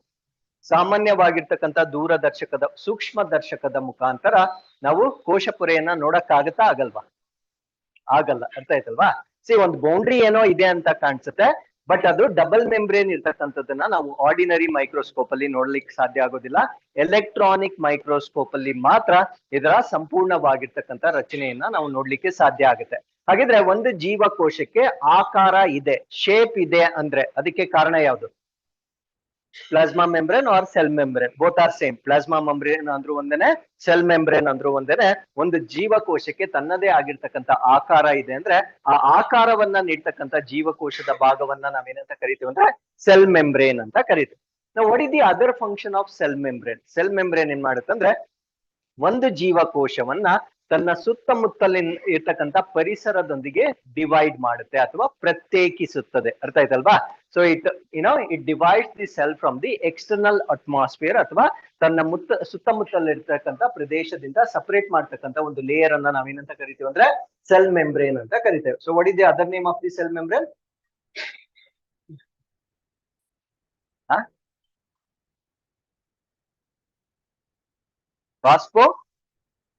Phospholipid bilayer ಅಂತ ಕರಿತೇವೆ. ಇದನ್ನ ನಾವು ಆರ್ಡಿನರಿ ಮೈಕ್ರೋಸ್ಕೋಪ್ ಅಲ್ಲಿ ನೋಡಕ್ಕಾಗತ್ತಾ? ನೋಡಕ್ಕಾಗಲ್ಲ. ಇದನ್ನ ನಾವು ಎಲೆಕ್ಟ್ರಾನಿಕ್ ಮೈಕ್ರೋಸ್ಕೋಪ್ ಅಲ್ಲಿ ನೋಡ್ಬೇಕಾಗಿರುತ್ತೆ. ಸೊ ಇದು ಮೇಜರ್ಲಿ ಪ್ರೋಟೀನ್ಸ್, ಲಿಪಿಡ್ಸ್ ಮತ್ತೆ ಕಾರ್ಬೋಹೈಡ್ರೇಟ್ಸ್ ಗಳಿಂದ ಮಾಡಲ್ಪಟ್ಟಿರುತ್ತೆ. ಸೊ ಇದನ್ನ ನಾವೇನಂತ ಕರಿತೀವಿ ಅಂದ್ರೆ ಸೆಲ್ ಮೆಂಬ್ರೇನ್ ಅಂತ ಕರಿತೇವೆ. ಸೆಲ್ ಮೆಂಬ್ರೇನ್ ಗೆ ಸಂಬಂಧಪಟ್ಟಂತೆ ಒಂದು ಮಾಡೆಲ್ ಇರುತ್ತೆ ಅಥವಾ ಒಂದು ಮಾದರಿ ಇರುತ್ತೆ. ಅದನ್ನ ನಾವೇನಂತ ಕರಿತೀವಿ, ಅದನ್ನ ಕೊಟ್ಟಿರ್ತಕ್ಕಂಥವ್ರು ಯಾರು ಅಂದ್ರೆ ಸಿಂಗರ್ ಮತ್ತೆ ನಿಕೋಲ್ಸನ್. ಸೊ ಈ ಇಬ್ಬರು ವಿಜ್ಞಾನಿಗಳು ಸೆಲ್ ಮೆಂಬ್ರೇನ್ ಗೆ ಸಂಬಂಧಪಟ್ಟಂತೆ ಒಂದು ಫ್ಲೂಯಿಡ್ ಮೊಸಾಯಿಕ್ ಮಾಡೆಲ್ ಅಂತ ಒಂದು ಥಿಯರಿಯನ್ನ ಪ್ರಪೋಸ್ ಮಾಡ್ತಾರೆ. Now what is this fluid mosaic model? So fluid mosaic model ಅಂದ್ರೆ ಏನು?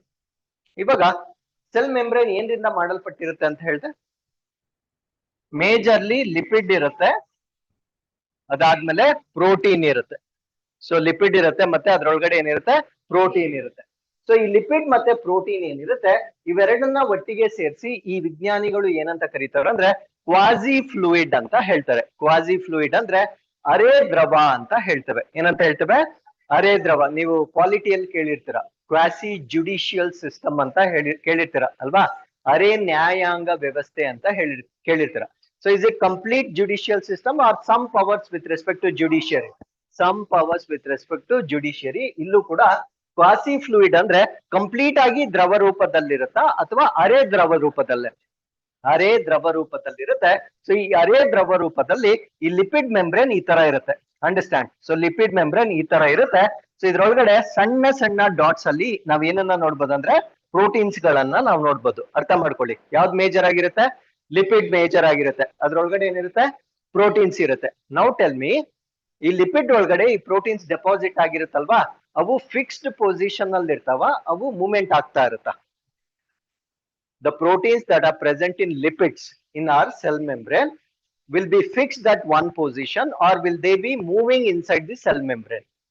They will be moving inside, because ಈ ಒಂದು ಲಿಪಿಡ್ ಯಾವ ಒಂದು ಕನ್ಸಿಸ್ಟೆನ್ಸಿಯನ್ನ ಹೊಂದಿರುತ್ತೆ, ಕ್ವಾಸಿ ಫ್ಲೂಯಿಡ್, ದ್ರವ ರೂಪದಲ್ಲಿ ವಸ್ತುಗಳು ಮೂವ್ ಆಗುತ್ತಾ, ಸ್ಟ್ಯಾಟಿಕ್ ಆಗಿರುತ್ತಾ, ಮೂವ್ ಆಗುತ್ತಲ್ವಾ. ಸೊ ಇಲ್ಲೂ ಕೂಡ ಅಷ್ಟೇ ಪ್ರೋಟೀನ್ ಗಳು ಏನಾಗ್ತಾ ಇರುತ್ತಂದ್ರೆ ಮೂವ್ ಆಗ್ತಾ ಇರ್ತಕ್ಕಂಥದ್ದನ್ನ ನಾವು ನೋಡ್ಬೋದಾಗಿರುತ್ತೆ. ಸೊ ಈ ಒಂದು ಥಿಯರಿಯನ್ನ ಪ್ರಪೋಸ್ ಮಾಡಿರ್ತಕ್ಕಂಥ ವಿಜ್ಞಾನಿಗಳು ಯಾರು, ಸಿಂಗರ್ ಮತ್ತೆ ನಿಕೋಲ್ಸನ್. ಈ ಥಿಯರಿಯನ್ನ ನಾವ್ ಏನಂತ ಕರಿತೇವೆ ಅಂದ್ರೆ ಫ್ಲೂಯಿಡ್ ಮೊಸಾಯಿಕ್ ಮಾಡೆಲ್ ಅಂತ ಕರಿತೇವೆ. ಅರ್ಥ ಆಗಿದೆಯಲ್ವಾ.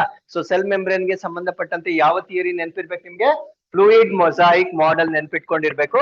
ಫ್ಲೂಯಿಡ್ ಮೊಸಾಯಿಕ್ ಮಾಡೆಲ್ ಅಂದ್ರೆ ಸೆಲ್ ಮೆಂಬ್ರೇನ್ ಅಂತಕ್ಕಂಥದ್ದು ಒಂದು ಕ್ವಾಸಿ ಫ್ಲೂಯಿಡ್ ಆಗಿರುತ್ತೆ. ಆ ಕ್ವಾಸಿ ಫ್ಲೂಯಿಡ್ ನಲ್ಲಿ ಲಿಪಿಡ್ ಸಬ್ಸ್ಟೆನ್ಸ್ ಒಳಗಡೆ ಏನ್ ಮೂವ್ ಆಗ್ತಾ ಇರುತ್ತೆ, ಪ್ರೋಟೀನ್ ಗಳು ಮೂವ್ ಆಗ್ತಾ ಇರ್ತಕ್ಕಂಥದ್ದನ್ನ ನಾವು ನೋಡ್ಬೋದಾಗಿರುತ್ತೆ. ಸೊ ಈ ಒಂದು ಸಿದ್ಧಾಂತವನ್ನ ನಾವು ಸಿಂಗರ್ ಮತ್ತೆ ನಿಕೋಲ್ಸನ್ ನೀಡಿರ್ತಕ್ಕಂಥ ಒಂದು ಸಿದ್ಧಾಂತವಾಗಿರುತ್ತೆ. ಸೊ ನೆಕ್ಸ್ಟ್ ಎರಡನೇ ಕಾಂಪೊನೆಂಟ್ ಗೆ ಬಂದಾಗ, ಕೋಶ ಪೊರೆಯ ಒಳಗಡೆ ಇರ್ತಕ್ಕಂಥ ದ್ರವ ರೂಪದ ವಸ್ತುವನ್ನ ನಾವೇನಂತ ಕರಿತೀವಿ ಅಂದ್ರೆ ಸೈಟೋಪ್ಲಾಸಮ್ ಅಥವಾ ಕೋಶ ದ್ರವ್ಯ ಅಂತ ಕರಿತೇವೆ. ಕೋಶ ದ್ರವ್ಯ ಏನ್ರಿಂದ ಮಾಡಲ್ಪಟ್ಟಿರುತ್ತಂದ್ರೆ ಇಲ್ಲಿ ನೋಡಿ, 80% ಆಫ್ ವಾಟರ್. ಸೊ ಇಮ್ಯಾಜಿನ್ ನಾವು ನಮ್ಮ ದೇಹದ ಪ್ರತಿಯೊಂದು ಕೋಶದಲ್ಲೂ ಎಷ್ಟು ಪರ್ಸೆಂಟೇಜ್ ವಾಟರ್ ಇರುತ್ತೆ, 80% ವಾಟರ್ ಇರುತ್ತೆ. That's why having water is very very important to make our cells not get dehydrated. ಅರ್ಥ ಆಯ್ತಲ್ವಾ. ಸೊ 80% ನೀರಿನಿಂದ ಕೂಡಿರುತ್ತೆ. ಹಾಗಿದ್ರೆ ಸೈಟೋಪ್ಲಾಸಮ್ ಕೆಲಸ ಏನು, ಸೈಟೋಪ್ಲಾಸಮ್ ಕೆಲಸ ಏನು ಅಂದ್ರೆ, ನಮ್ಮ ಜೀವಕೋಶದಲ್ಲಿ ಬೇರೆ ಬೇರೆ ಎಲ್ಲ ಕಣದಂಗಗಳಿರ್ತಾವಲ್ವಾ, ಆ ಎಲ್ಲ ಕಣದಂಗಗಳಿಗೆ ಇದು ಆಸರೆ, ಸಪೋರ್ಟ್ ಆಗಿ ಇರುತ್ತೆ. ಅರ್ಥ ಆಯ್ತಲ್ವಾ. ಆ ಸಪೋರ್ಟ್ ಮೆಕ್ಯಾನಿಸಮ್ ಅನ್ನ ಒದಗಿಸ್ತಕ್ಕಂಥ ದ್ರವರೂಪದ ವಸ್ತುವನ್ನ ನಾವೇನಂತ ಕರಿತೀವಿ ಅಂದ್ರೆ ಸೈಟೋಪ್ಲಾಸಮ್ ಅಂತ ಹೇಳ್ತೇವೆ. ಇವಾಗ ನ್ಯೂಕ್ಲಿಯಸ್ ಇದೆ, ಎಂಡೋಪ್ಲಾಸ್ಮಿಕ್ ರೆಟಿಕ್ಯುಲಮ್ ಇದೆ, ಮೈಟೋಕಾಂಡ್ರಿಯಾ ಇದೆ. ಸೊ ಇವೆಲ್ಲದಕ್ಕೂ ಒಂದು ಆಸರೆ ಬೇಕಲ್ವಾ. ಸೊ ಆ ಆಸರಿಯಾಗಿ ಕೆಲಸ ಮಾಡ್ತಕ್ಕಂಥ ಒಂದು ವಸ್ತುವನ್ನ ನಾವೇನಂತ ಕರಿತೀವಿ ಅಂದ್ರೆ ಸೈಟೋಪ್ಲಾಸಮ್ ಅಂತ ಹೇಳ್ತೇವೆ. ನಾವು what is the location of cytoplasm ಅಂತ ನಿಮ್ಗೆ ಪ್ರಶ್ನೆ ಕೇಳ್ತಾರೆ. ಸೊ ನಾವು in simple terms inside the cell ಅಂತ ಬರೆಯಕ್ಕಾಗಲ್ಲ, because there is a difference ಏನು ಅಂದ್ರೆ, ಇದು ಸೆಲ್ ಮೆಂಬ್ರೇನ್ ಅಲ್ವಪ್ಪ, center part of the cell ಅನ್ನ ಏನಂತ ಕರಿತೇವೆ, ನ್ಯೂಕ್ಲಿಯಸ್ ಅಂತ ಕರಿತೇವೆ. ಸೊ ಸೈಟೋಪ್ಲಾಸಮ್ ಬಂದು ಸೆಲ್ ಮೆಂಬ್ರೇನ್ ಇಂದ ನ್ಯೂಕ್ಲಿಯಸ್ ನ ಔಟರ್ ಮೋಸ್ಟ್ ಮೆಂಬ್ರೇನ್ ಅನ್ನ ನಾವು ನ್ಯೂಕ್ಲಿಯರ್ ಮೆಂಬ್ರೇನ್ ಅಂತ ಕರಿತೇವೆ, ಕೋಶ ಕೇಂದ್ರ ಪೊರೆ ಅಂತ ಹೇಳ್ತೇವೆ. ಅರ್ಥ ಆಯ್ತಲ್ವಾ. ಸೈಟೋಪ್ಲಾಸಮ್ ಇವೆರಡರ ಮಧ್ಯ ಮಾತ್ರ ಇರುತ್ತೆ. ಯಾವೆರಡರ ಮಧ್ಯ, ಸೆಲ್ ಮೆಂಬ್ರೇನ್ ಕೋಶ ಪೊರೆ ಮತ್ತೆ ಕೋಶ ಕೇಂದ್ರ ಪೊರೆ, ಅವೆರಡರ ಮಧ್ಯೆ ಇರ್ತಕ್ಕಂಥ ದ್ರವರೂಪದ ವಸ್ತುವನ್ನ ನಾವೇನಂತ ಕರಿತೇವೆ ಅಂದ್ರೆ ಕೋಶ ದ್ರವ್ಯ ಅಂತ ಕರಿತೇವೆ. ಹಾಗಿದ್ರೆ ನ್ಯೂಕ್ಲಿಯಸ್ ಒಳಗಡೆ ಸೈಟೋಪ್ಲಾಸಮ್ ಇದೆಯಾ ಇಲ್ವಾ, ಇರಲ್ಲ. ಜ್ಞಾಪಕ ಇಟ್ಕೊಳ್ಳಿ, ಕೋಶ ಕೇಂದ್ರದ ಒಳಗಡೆ ಏನಿರೋದಿಲ್ಲ, ಸೈಟೋಪ್ಲಾಸಮ್ ಇರೋದಿಲ್ಲ.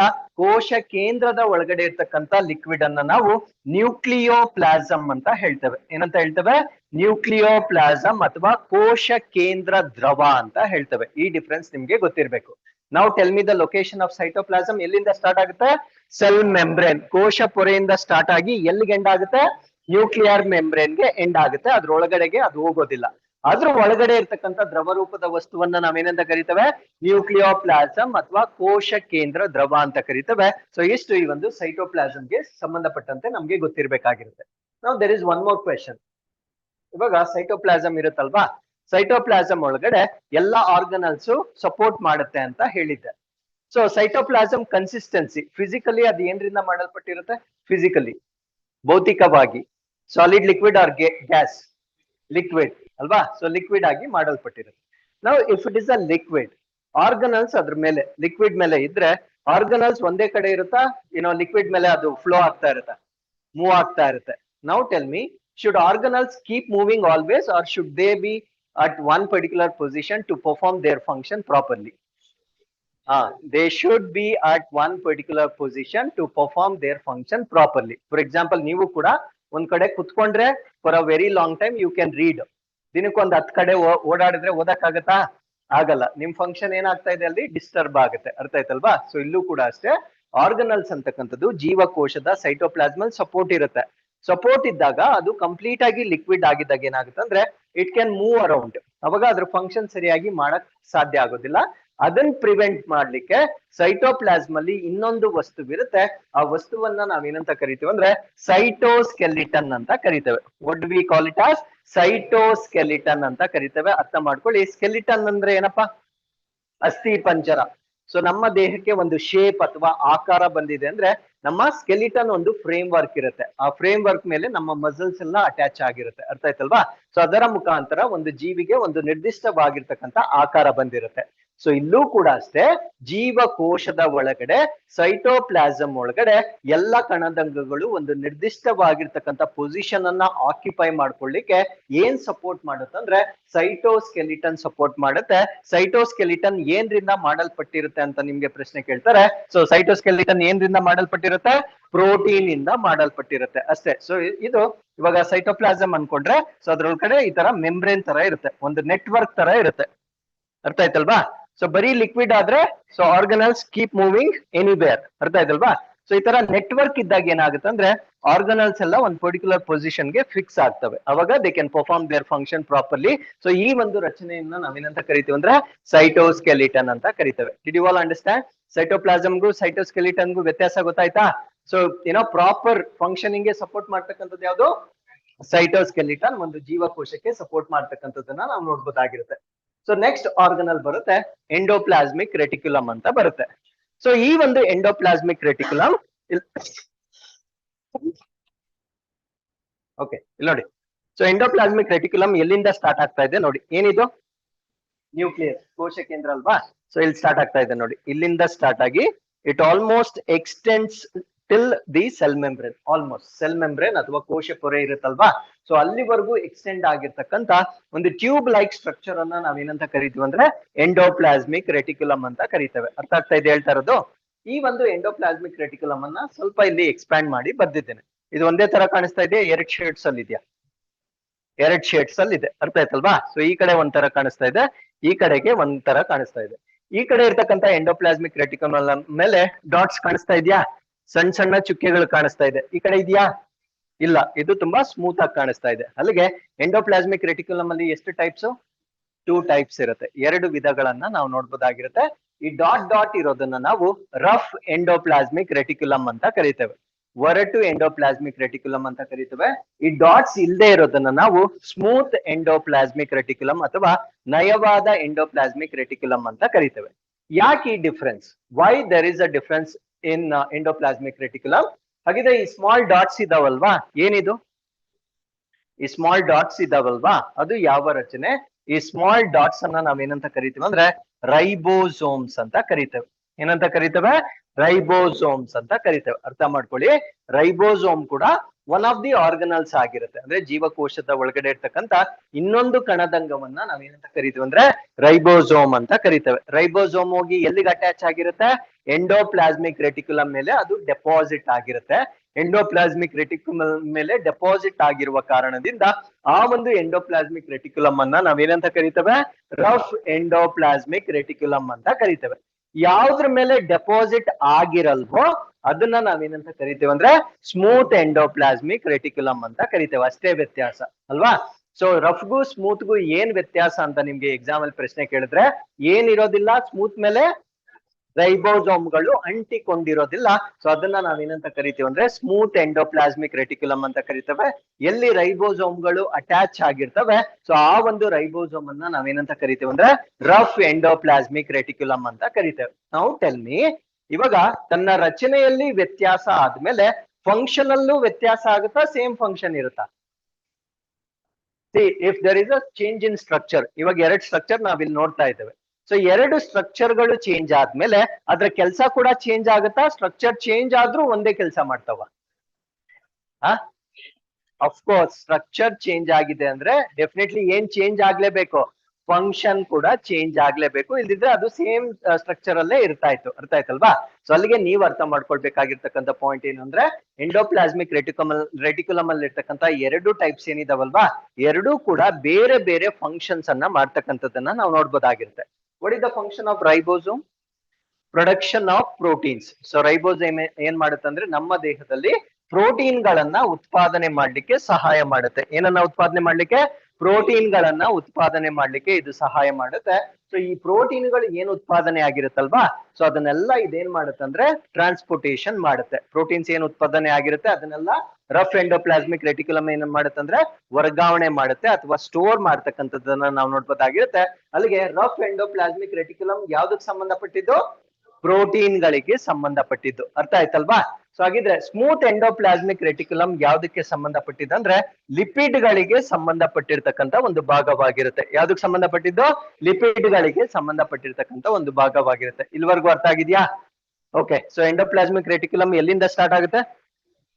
ನ್ಯೂಕ್ಲಿಯರ್ ಮೆಂಬ್ರೇನ್ ಇಂದ ಸ್ಟಾರ್ಟ್ ಆಗಿ ಆಲ್ಮೋಸ್ಟ್ ಜೀವಕೋಶದ ಸಂಪೂರ್ಣ ಭಾಗದಲ್ಲಿ ಆವರಿಸಿರ್ತಕ್ಕಂಥ ಒಂದು ನೆಟ್ವರ್ಕ್ ಲೈಕ್ ಸ್ಟ್ರಕ್ಚರ್ ಅನ್ನ ನಾವೇನಂತ ಕರಿತೀವಿ ಅಂದ್ರೆ ಎಂಡೋಪ್ಲಾಸ್ಮಿಕ್ ರೆಟಿಕ್ಯುಲಮ್ ಅಂತ ಕರಿತೇವೆ. How many types are there in endoplasmic reticulum? 2 types ಇರುತ್ತೆ. ಒಂದ್ ಯಾವ್ದು? Rough endoplasmic reticulum. ಎರಡನೇದು ಯಾವ್ದು? Smooth endoplasmic reticulum. Rough endoplasmic reticulum ಮೇಲೆ ಏನ್ ಡೆಪಾಸಿಟ್ ಆಗಿರುತ್ತೆ? ರೈಬೋಸೋಮ್ಗಳು ಡೆಪಾಸಿಟ್ ಆಗಿರುತ್ತೆ. ರೈಬೋಸೋಮ್ ನ ಕೆಲಸವೇನು? ಪ್ರೋಟೀನ್ಸ್ ಅನ್ನ ಸಿಂಥಸೈಸ್ ಮಾಡ್ತಕ್ಕಂಥದ್ದು. ಅಲ್ಲಿಗೆ ರಫ್ ಎಂಡೋಪ್ಲಾಸ್ಮಿಕ್ ರೆಟಿಕ್ಯುಲಮ್ ಯಾವ್ದನ್ನ ಪ್ರೋಸೆಸ್ ಮಾಡುತ್ತೆ? ಪ್ರೋಟೀನ್ ಗಳನ್ನ ಪ್ರೋಸೆಸ್ ಮಾಡ್ತಕ್ಕಂಥ ಒಂದು ಭಾಗವಾಗಿರುತ್ತೆ. ಸ್ಮೂತ್ ಎಂಡೋಪ್ಲಾಸ್ಮಿಕ್ ರೆಟಿಕ್ಯುಲಮ್ ಮೇಲೆ ರೈಬೋಸೋಮ್ಗಳು ಅಟ್ಯಾಚ್ ಆಗಿರೋದಿಲ್ಲ, ಅದರಿಂದ ಅದನ್ನ ನಾವು ಸ್ಮೂತ್ ಎಂಡೋಪ್ಲಾಸ್ಮಿಕ್ ರೆಟಿಕ್ಯುಲಮ್ ಅಂತ ಕರಿತೇವೆ. ಸೊ ಅದರ ಫಂಕ್ಷನ್ ಏನು ಅಂದ್ರೆ ಲಿಪಿಡ್ ಗಳನ್ನ ಪ್ರೋಸೆಸ್ ಮಾಡ್ತಕ್ಕಂಥದ್ದು ಅದರ ಫಂಕ್ಷನ್ ಆಗಿರುತ್ತೆ. Did you all understand so far? So this is what you need to remember in case of endoplasmic reticulum. ಅರ್ಥ ಆಯ್ತಾ? Okay. So what is the other name of endoplasmic reticulum? So ಇದನ್ನ ನಾವೇನಂತ ಕರಿತೇವೆ? Transport system of cell ಅಥವಾ ಜೀವಕೋಶದ ಸಾರಿಗೆ ವ್ಯವಸ್ಥೆ ಅಂತ ಕೂಡ ಕರಿತೇವೆ. ಸೊ ಹಾಗಿದ್ರೆ how many types are there? Rough ಅಂತ ಒಂದಿದೆ, ಇನ್ನೊಂದು ಯಾವ್ದು? Smooth endoplasmic reticulum. ಎರಡು ರೀತಿಯ ವಿಧಗಳನ್ನ ನಾವು ನೋಡ್ಬೋದಾಗಿರುತ್ತೆ. ಸೊ ರಫ್ ಎಂಡೋಪ್ಲಾಸ್ಮಿಕ್ ರೆಟಿಕ್ಯುಲಮ್ ಮೇಲೆ ಏನ್ ಡೆಪಾಸಿಟ್ ಆಗಿರುತ್ತೆ? ರೈಬೋಸೋಮ್ಗಳು ಡೆಪಾಸಿಟ್ ಆಗಿರುತ್ತೆ. ರೈಬೋಸೋಮ್ಗಳು ಏನಕ್ಕೆ ಸಂಬಂಧಪಟ್ಟಿದ್ದು? ಪ್ರೋಟೀನ್ ಗಳನ್ನ ಸಿಂಥಸೈಸ್ ಮಾಡ್ತಕ್ಕಂಥ ಕಣದಂಗಗಳಾಗಿ ನಾವು ಕನ್ಸಿಡರ್ ಮಾಡ್ಬೋದಾಗಿರುತ್ತೆ. ಅದಾದ್ಮೇಲೆ ಸ್ಮೂತ್ ಎಂಡೋಪ್ಲಾಸ್ಮಿಕ್ ರೆಟಿಕ್ಯುಲಮ್ ಯಾವ್ದಕ್ಕೆ ಸಂಬಂಧಪಟ್ಟಿದ್ದು? ಫ್ಯಾಟ್ ಅಥವಾ ಲಿಪಿಡ್ ಗಳನ್ನ ಮ್ಯಾನುಫ್ಯಾಕ್ಚರ್ ಮಾಡ್ತಕ್ಕಂಥ ಒಂದು ಭಾಗವಾಗಿರುತ್ತೆ. ಸೊ ಇಲ್ಲಿ ಒಂದು ನಿಮ್ ಬುಕ್ಸ್ ಅಲ್ಲಿ ಇಲ್ಲ, ಈ ಪಾಯಿಂಟ್ ಅನ್ನ ಏನೋ ಜ್ಞಾಪಕ ಇಟ್ಕೊಳ್ಳಿ. ಬುಕ್ಸ್ ಅಲ್ಲಿ ಅಂದ್ರೆ ನಿಮ್ ಸ್ಟ್ಯಾಂಡರ್ಡ್ ಬುಕ್ ಅಲ್ಲಿ, ನನ್ನ ನೋಟ್ಸ್ ಅಲ್ಲಿ ಇದೆ, ಡೋಂಟ್ ವರಿ. ಓಕೆ. ಇವಾಗ there is one organ in our body that's called as detoxifying organ ಅಂತ ಹೇಳ್ತೇವೆ. ಏನ್ ಆರ್ಗನ್? ಡಿಟಾಕ್ಸಿಫೈಯಿಂಗ್ ಅಂದ್ರೆ ನಿರ್ವಿಷೀಕರಣ ಅಂಗ ಅಂತ ಹೇಳ್ತೇವೆ. Now what do you mean by detoxification? For example, let us assume that you take a tablet for any pain or any ailment. ಒಂದು tablet ತಗೊಂಡಿದ್ದೀರಾ ಅಂತ ತಗೊಳ್ಳೋಣ. ಇಮ್ಯಾಜಿನ್ ಒಂದು ಪೇನ್ ಕಿಲ್ಲರ್ ಪ್ಯಾರಾಸಿಟಮಲ್ ಟ್ಯಾಬ್ಲೆಟ್ ತಗೊಂಡಿದ್ದೀರಾ. ಈ ಪ್ಯಾರಾಸಿಟಮಲ್ ಜೀವನ ಪೂರ್ತಿ ಕೆಲಸ ಮಾಡುತ್ತಾ or only for some time? Only for some time. ಅದಾದ್ಮೇಲೆ ಅದು ನ್ಯೂಟ್ರಲೈಸ್ ಆಗುತ್ತೆ. ಎಲ್ಲಿ ನ್ಯೂಟ್ರಲೈಸ್ ಆಯ್ತು? What is responsible for that? ಆ ನ್ಯೂಟ್ರಲೈಸ್ ಆಗ್ತಕ್ಕಂಥ ಭಾಗವನ್ನ ನಾವೇನಂತ ಕರಿತೇವೆ ಅಂದ್ರೆ ಲಿವರ್ ಅಂತ ಕರಿತೇವೆ. ಅಂದ್ರೆ ನಮ್ಮ ದೇಹದಲ್ಲಿ ಏನೇನ್ ಎಕ್ಸೆಸ್ ಇರುತ್ತೆ, which could be harmful to our body, ಅದನ್ನೆಲ್ಲ ತಟಸ್ಥಗೊಳಿಸ್ತಕ್ಕಂಥ ಆರ್ಗನ್ ಯಾವ್ದಾಗಿರುತ್ತೆ ಅಂದ್ರೆ ಲಿವರ್ ಆಗಿರುತ್ತೆ. ಅರ್ಥ ಆಯ್ತಲ್ವಾ?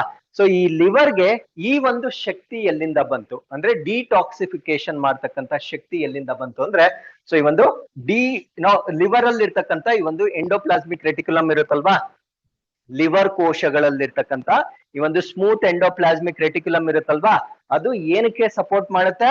ಡಿಟಾಕ್ಸಿಫೈಯಿಂಗ್ ದ ಪಾಯ್ಸನ್. ಸೊ ಲಿವರ್ ಅಲ್ಲಿ ಏನಾದ್ರೂ ನಮ್ಮ ದೇಹಕ್ಕೆ ಅಪ್ಪಿತಪ್ಪಿ ಏನಾದ್ರೂ ಟಾಕ್ಸಿಕ್ ಮೆಟೀರಿಯಲ್ಸ್ ಏನಾದ್ರೂ ಒಳಗಡೆ ಹೋದಾಗ ಅದನ್ನ ನ್ಯೂಟ್ರಲೈಸ್ ಮಾಡ್ತಕ್ಕಂಥ ಭಾಗ ಯಾವುದು? ಲಿವರ್. ಅರ್ಥ ಇಲ್ವಾ? ಲಿವರ್ಗೆ ಸಪೋರ್ಟ್ ಮಾಡ್ತಕ್ಕಂಥದ್ದು ಯಾವುದು? Smooth endoplasmic reticulum. ಅರ್ಥ ಆಗಿದೆಯಲ್ವಾ? ಅಲ್ಲಿಗೆ ಸ್ಮೂತ್ ಎಂಡೋಪ್ಲಾಸ್ಮಿಕ್ ರೆಟಿಕ್ಯುಲಮ್ ಏನ್ ಕೆಲಸ ಕೂಡ ಮಾಡುತ್ತೆ? ಡಿಟಾಕ್ಸಿಫೈಯಿಂಗ್ ಕೆಲಸ ಕೂಡ ಮಾಡುತ್ತೆ. ಎಲ್ಲಾ ಕೋಶಗಳಲ್ಲೂ ಮಾಡುತ್ತಾ? ಲಿವರ್ ಅಲ್ಲಿ ಮಾತ್ರ ಮಾಡುತ್ತಾ? ಲಿವರ್ ಅಲ್ಲಿ ಮಾತ್ರ ಮಾಡುತ್ತೆ. ಇದು ಗೊತ್ತಿರ್ಬೇಕು ನಿಮ್ಗೆ. ಅರ್ಥ ಆಯ್ತಲ್ವಾ? ನಮ್ಮ ದೇಹದ ಎಲ್ಲಾ ಕೋಶಗಳು ಡಿಟಾಕ್ಸಿಫೈ ಮಾಡೋದಿಲ್ಲ. ಯಾವ್ದು ಮಾತ್ರ? ಲಿವರ್ ಮಾತ್ರ. ಜಾಸ್ತಿ ಆಲ್ಕೋಹಾಲಿಸಮ್ ಮಾಡಿದ್ರೆ ಯಾವ ಆರ್ಗನ್ ಹಾಳಾಗುತ್ತೆ?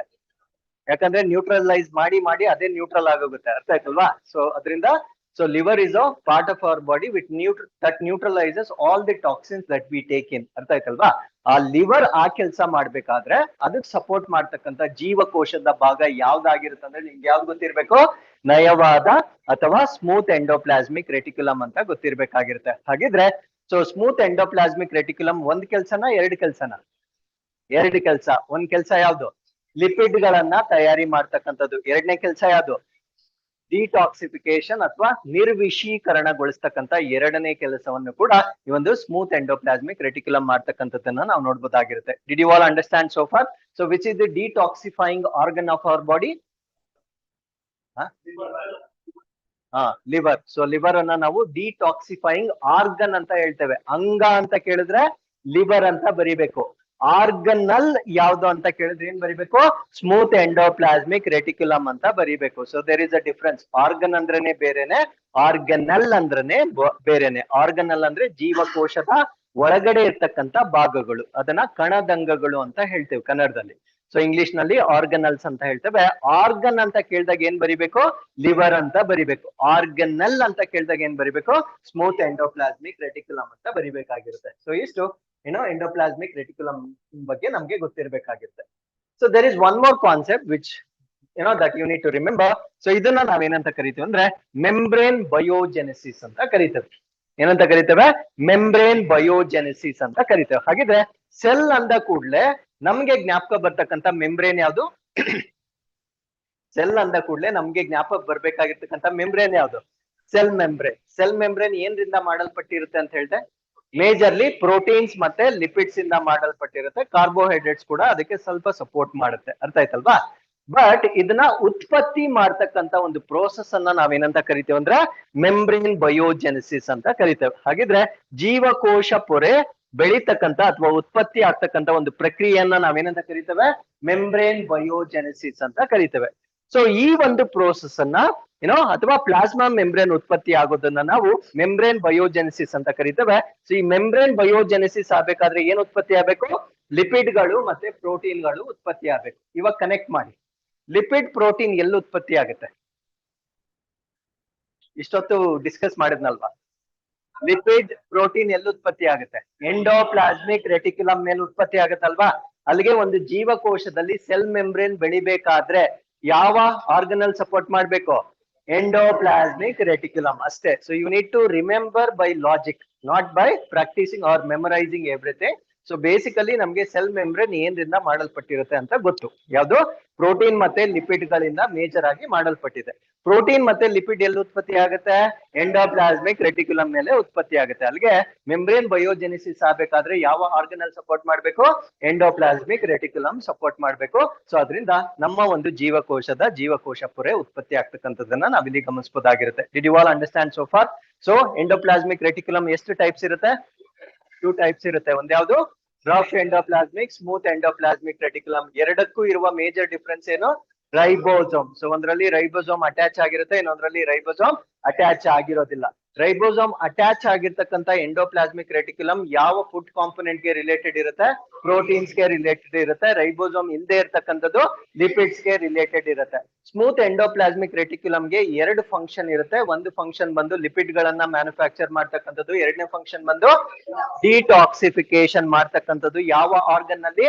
ಲಿವರ್ ನಲ್ಲಿ. ಸೊ ಇವೆರಡು ಕೆಲಸಗಳ ಜೊತೆಗೆ ಎಂಟೈರ್ ಎಂಡೋಪ್ಲಾಸ್ಮಿಕ್ ರೆಟಿಕ್ಯುಲಮ್ ಇನ್ನೂ ಒಂದು ಇಂಪಾರ್ಟೆಂಟ್ ಕೆಲಸ ಮಾಡುತ್ತೆ. ಆ ಕೆಲಸ ಏನು ಅಂದ್ರೆ ಮೆಂಬ್ರೇನ್ ಬಯೋಜೆನೆಸಿಸ್ ಅಥವಾ ನಮ್ಮ ಕೋಶ ಪೊರೆ ಉತ್ಪತ್ತಿ ಆಗ್ಲಿಕ್ಕೂ ಕೂಡ ಸಪೋರ್ಟ್ ಮಾಡ್ತಕ್ಕಂತ ಫುಡ್ ಕಾಂಪೊನೆಂಟ್ಸ್ ಅನ್ನ ಮ್ಯಾನುಫ್ಯಾಕ್ಚರ್ ಮಾಡ್ತಕ್ಕಂಥದ್ದನ್ನ ನಾವಿಲ್ಲಿ ನೋಡ್ಬೋದಾಗಿರುತ್ತೆ. ಸೊ ಇಷ್ಟು ನಮ್ಗೆ ಎಂಡೋಪ್ಲಾಸ್ಮಿಕ್ ರೆಟಿಕ್ಯುಲಮ್ ಬಗ್ಗೆ ಗೊತ್ತಿರಬೇಕಾಗಿರುತ್ತೆ. Did you all understand? Okay. So endoplasmic reticulum ಆದ್ಮೇಲೆ ನೆಕ್ಸ್ಟ್ ಬರ್ತಕ್ಕಂತ ಆರ್ಗನಲ್ ಅನ್ನ ನಾವೇನಂತ ಕರಿತೀವಿ ಅಂದ್ರೆ ಗಾಲ್ಜಿ ಆಪರೇಟಸ್ ಅಥವಾ ಗಾಲ್ಜಿ ಕಾಂಪ್ಲೆಕ್ಸ್ ಅಂತ ಕರಿತೇವೆ. ಸೊ ಗಾಲ್ಜಿ ಆಪರೇಟಸ್ ಅಥವಾ ಗಾಲ್ಜಿ ಕಾಂಪ್ಲೆಕ್ಸ್ ಅಂದ್ರೆ ಏನು? ಇವಾಗ ಪ್ರೋಟೀನ್ಸ್ ಉತ್ಪತ್ತಿ ಆಯ್ತು, ಲಿಪಿಡ್ಸ್ ಕೂಡ ಉತ್ಪತ್ತಿ ಆಯ್ತು. ನಾವು tell me with your common sense, ಈ ಪ್ರೋಟೀನ್ಸ್ ಮತ್ತೆ ಲಿಪಿಡ್ಸ್ ಉತ್ಪತ್ತಿ ಆಯ್ತಲ್ವಾ? ಇದು ನಮ್ಮ ಜೀವಕೋಶಕ್ಕೆ ಎಷ್ಟು ಬೇಕೋ ಅಷ್ಟೇ ಉತ್ಪತ್ತಿ ಆಗುತ್ತಾ ಅಥವಾ ಎಕ್ಸಸ್ ಕೂಡ ಉತ್ಪತ್ತಿ ಆಗ್ತಕ್ಕಂಥ ಸಾಧ್ಯತೆ ಇರುತ್ತಾ? ಯಾ, ಆಬ್ವಿಯಸ್ಲಿ. ಸೊ ಅದು ಕರೆಕ್ಟ್ ಆಗಿ ಸ್ಕೇಲಿಂಗ್ ಮಾಡ್ಲಿಕ್ಕೆ ಬರೋದಿಲ್ಲ. ಸೊ ಅದು ನಮಗೆ ಅವಶ್ಯಕತೆ ಇರ್ತಕ್ಕಂತ ಹೆಚ್ಚಿನ ಪ್ರೋಟೀನ್ಗಳು ಉತ್ಪತ್ತಿ ಆಗ್ತಕ್ಕಂಥ ಸಾಧ್ಯತೆ ಇರುತ್ತೆ. ನಾವು can we throw that proteins out of the cell or should be reserve it? ಅದನ್ನ ನಾವು ಸಂಗ್ರಹಣೆ ಮಾಡ್ಕೊಳ್ಬೇಕು. ಯಾಕಂದ್ರೆ ಪ್ರೋಟೀನ್ಸ್ ಅಂತಕ್ಕಂಥದ್ದು ನಮ್ಮ ದೇಹಕ್ಕೆ ಅಗತ್ಯವಾಗಿರ್ತಕ್ಕಂಥ ಒಂದು ಪೋಷಕಾಂಶವಾಗಿರುತ್ತೆ. ಅದನ್ನ ನಾವು ಬಿಸಾಕಕ್ಕಾಗಲ್ಲ. ಹಾಗಿದ್ರೆ ಆ ಸ್ಟೋರಿಂಗ್ ಕೆಲಸ ಮಾಡ್ತಕ್ಕಂಥ ಪಾರ್ಟ್ ಅನ್ನ ನಾವೇನಂತ ಕರಿತೇವೆ ಅಂದ್ರೆ ಗಾಲ್ಜಿ ಕಾಂಪ್ಲೆಕ್ಸ್ ಅಂತ ಕರಿತೇವೆ. ಇದೇನ್ ಮಾಡುತ್ತಂದ್ರೆ ಅದೇನು ಎಂಡೋಪ್ಲಾಸ್ಮಿಕ್ ರೆಟಿಕ್ಯುಲಮ್ ಮೇಲೆ ಉತ್ಪತ್ತಿ ಆಗಿರುತ್ತೆ, ಅದನ್ನ ರೀಪ್ರೋಸೆಸಿಂಗ್ ಮಾಡುತ್ತೆ. ರೀಪ್ರೋಸೆಸಿಂಗ್ ಅಂದ್ರೆ ಏನು? ಫಾರ್ ಎಕ್ಸಾಂಪಲ್, ಇವಾಗ ಜಸ್ಟ್ ಫಾರ್ ಇಮ್ಯಾಜಿನೇಷನ್, ಪ್ರೋಟೀನ್ ಇಷ್ಟು ದಪ್ಪ ಕ್ರಿಯೇಟ್ ಆಗಿದೆ ಅಂತ ತಿಳ್ಕೊಳ್ಳೋಣ. Because different proteins will have different sizes and shapes. Just for example ಇಷ್ಟು ದಪ್ಪ ಇದೆ ಅಂತ ತಿಳ್ಕೊಳ್ಳೋಣ. ಸೊ ಇನ್ನೊಂದು ಪ್ರೋಟೀನ್ ಇಷ್ಟೇ ಇದೆ ಅಂತ ತಿಳ್ಕೊಳ್ಳೋಣ. ಇವೆರಡರಲ್ಲಿ ಯಾವ್ದನ್ನ ನಾವು ಜಾಸ್ತಿ ಸ್ಟೋರ್ ಮಾಡ್ಬೋದು? ಚಿಕ್ಕದಾಗಿರೋದನ್ನ ನಾವು ಜಾಸ್ತಿ ಸ್ಟೋರ್ ಮಾಡ್ಬೋದು. ಅರ್ಥ ಆಯ್ತಲ್ವಾ? ಚಿಕ್ಕದಾಗಿದ್ರೆ ಅದು ಕಡಿಮೆ ಜಾಗವನ್ನ ಅದು ಆಕ್ಯುಪೈ ಮಾಡ್ಕೊಳ್ಳುತ್ತೆ. ಸೊ ಜಾಸ್ತಿ ಕ್ವಾಂಟಿಟಿಯನ್ನ ನಾವು ಸೇವ್ ಮಾಡ್ಬೋದಾಗಿರುತ್ತೆ. ಸೊ ಇವಾಗ ಪ್ರೋಟೀನ್ ತುಂಬಾ ದೊಡ್ಡದಾಗಿದ್ರೆ ಅದನ್ನ ಸೇವ್ ಮಾಡ್ಕೊಳ್ಳೋದಕ್ಕೆ ಜಾಸ್ತಿ ಸ್ಪೇಸ್ ಬೇಕಾಗುತ್ತೆ. ಅದರಿಂದ ಗಾಲ್ಗಿ ಕಾಂಪ್ಲೆಕ್ಸ್ ಏನ್ ಮಾಡುತ್ತೆ ಅಂದ್ರೆ ಇದನ್ನ ಮಾಡಿಫೈ ಮಾಡ್ಕೊಳ್ಳುತ್ತೆ. ಏನ್ ಮಾಡ್ಕೊಳ್ಳುತ್ತೆ? ಮಾಡಿಫೈ ಅಥವಾ ಮಾರ್ಪಾಡು ಮಾಡ್ಕೊಂಡು ಅದರ ಸೈಜ್ ಅನ್ನ ಏನ್ ಮಾಡ್ಕೊಳ್ಳುತ್ತೆ? ಚಿಕ್ಕದಾಗಿ ಮಾಡ್ಕೊಳ್ಳುತ್ತೆ. ಏನಕ್ಕೆ ಸೈಜ್ ರೆಡ್ಯೂಸ್ ಆಗ್ಬೇಕು? ಜಾಸ್ತಿ ಪ್ರೋಟೀನ್ಸ್ ಗಳನ್ನ ನಾವು ಸ್ಟೋರ್ ಮಾಡ್ಬೋದು. ತುಂಬಾ ಸೈಜ್ ಇದ್ರೆ ನಾವು ಜಾಸ್ತಿ ಸ್ಟೋರ್ ಮಾಡಕ್ಕಾಗತ್ತಾ? ಸ್ಟೋರ್ ಮಾಡಕ್ಕಾಗಲ್ಲ. ಸೊ ಅದನ್ನ ರೀಪ್ರೊಸೆಸಿಂಗ್ ಮಾಡಿ ಪ್ಯಾಕೇಜಿಂಗ್ ಮಾಡ್ಕೊಳ್ತಕ್ಕಂಥದ್ದನ್ನ ನಾವು ನೋಡ್ಬೋದಾಗಿರುತ್ತೆ. So this is the function of Golgi complex ಆಗಿರುತ್ತೆ. ಡಿಡ್ ಯು ಆಲ್ ಅಂಡರ್ಸ್ಟ್ಯಾಂಡ್ ಏನ್ ಗಾಲ್ಜಿ ಕಾಂಪ್ಲೆಕ್ಸ್ ಕೆಲಸ? So storage and package. So ಅದನ್ನ ಮಾಡಿಫೈ ಮಾಡ್ಕೊಂಡು ಪ್ಯಾಕೇಜಿಂಗ್ ಮಾಡ್ಕೊಳ್ತಕ್ಕಂಥ ಕೆಲಸವನ್ನ ನಾವು ಗಾಲ್ಜಿ ಕಾಂಪ್ಲೆಕ್ಸ್ ನಲ್ಲಿ ನೋಡ್ಬೋದಾಗಿರುತ್ತೆ. So what are the three functions? One is storage, ಎರಡನೇದೇನೋ ಮಾಡಿಫಿಕೇಶನ್ ಮಾರ್ಪಾಡು, ಮೂರನೇದೇನೋ ಪ್ಯಾಕೇಜಿಂಗ್. ಸೊ ಈ ಮೂರು ಪ್ರಕ್ರಿಯೆಗಳನ್ನ ನಾವು ಗಾಲ್ಜಿ ಕಾಂಪ್ಲೆಕ್ಸ್ ನಲ್ಲಿ ನೋಡ್ಬೋದಾಗಿರುತ್ತೆ. ಸೊ ಗಾಲ್ಜಿ ಕಾಂಪ್ಲೆಕ್ಸ್ ಗೆ ಇನ್ನೊಂದು ಕೆಲಸ ಕೂಡ ಇರುತ್ತೆ. ಆ ಕೆಲಸ ಏನು ಅಂದ್ರೆ formation of lysosome. So lysosome ಗಳ ಉತ್ಪಾದನೆಯನ್ನು ಕೂಡ ಈ ಗಾಲ್ಜಿ ಕಾಂಪ್ಲೆಕ್ಸ್ ಅಲ್ಲಿ ನಡೀತಕ್ಕಂಥದ್ದನ್ನ ನಾವು ನೋಡ್ಬೋದಾಗಿರುತ್ತೆ. ಲೈಸೋಸೋಮ್ ಏನ್ ಕೆಲಸ ಅಂತ ನಾನು ಮುಂದೆ ಡಿಸ್ಕಸ್ ಮಾಡ್ತೀನಿ. ಅರ್ಥ ಆಯ್ತಲ್ವಾ? ಲೈಸೋಸೋಮ್ ನಾವು ಡಿಸ್ಕಸ್ ಮಾಡಿದೀವಾ ಮಾಡಿಲ್ವಾ? ಇನ್ನು ಮಾಡಿಲ್ಲ. ನಾವು ಡಿಸ್ಕಸ್ ಮಾಡಿದ್ದೆ ಯಾವ್ದು? Ribosome. This is what? Lysosome. So ಅವೆರಡು ಕೂಡ ಬೇರೆ ಬೇರೆ ಆರ್ಗನಲ್ಸ್ ಆಗಿರುತ್ತೆ. ಹಾಗಿದ್ರೆ ಗಾಲ್ಜಿ ಕಾಂಪ್ಲೆಕ್ಸ್ ನಲ್ಲಿ ಉತ್ಪತ್ತಿ ಆಗ್ತಕ್ಕಂಥ ಕಣದಂಗ ಯಾವುದು? ಲೈಸೋಸೋಮ್ಗಳು ಉತ್ಪತ್ತಿ ಆಗ್ತಕ್ಕಂಥದ್ದನ್ನ ನಾವಿಲ್ಲಿ ಗಮನಿಸಬಹುದಾಗಿರುತ್ತೆ. ಸೊ ಇದನ್ನ ನಾವೇನಂತ ಕರಿತೇವೆ ಅಂದ್ರೆ ಗಾಲ್ಜಿ ಕಾಂಪ್ಲೆಕ್ಸ್ ಅಂತ ಕರಿತೇವೆ. ನಾವು ಟೆಲ್ ಮಿ, ಪ್ಲಾಂಟ್ಸ್ ಅಲ್ಲಿ ಗಾಲ್ಜಿ ಕಾಂಪ್ಲೆಕ್ಸ್ ಇರ್ಬೇಕಾ ಇಲ್ಲದೆ ಇದ್ರೂ ನಡೆಯುತ್ತಾ?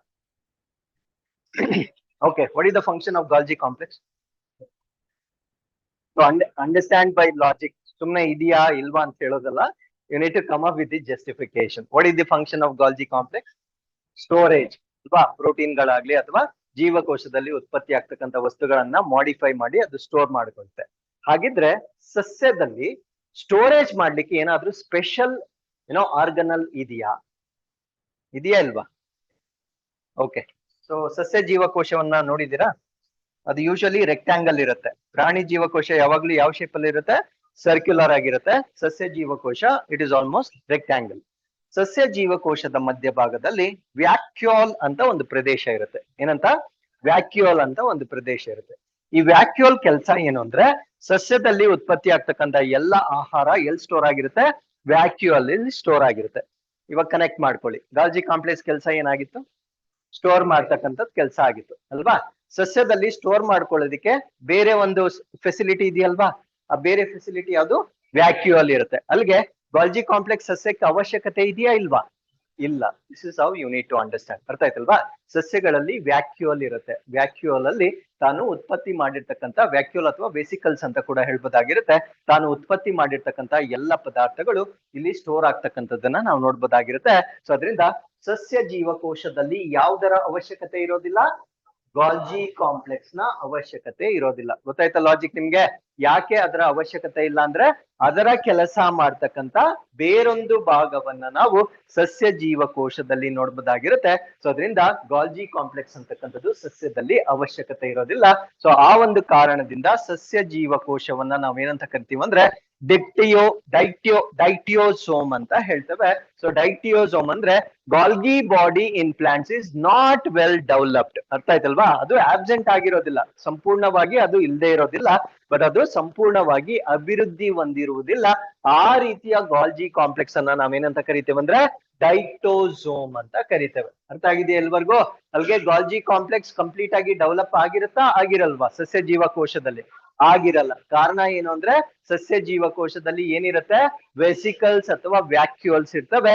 ಆ ವ್ಯಾಕ್ಯೂಲ್ಸ್ ಗಳಲ್ಲಿ ಸ್ಟೋರೇಜ್ ಫಂಕ್ಷನ್ ಅನ್ನ ಮಾಡುವ ಕಾರಣದಿಂದ ಈ ಒಂದು ಗಾಲ್ಜಿ ಕಾಂಪ್ಲೆಕ್ಸ್ ಅವಶ್ಯಕತೆ ಇಲ್ಲ. ಅರ್ಥ ಆಯ್ತಲ್ವಾ?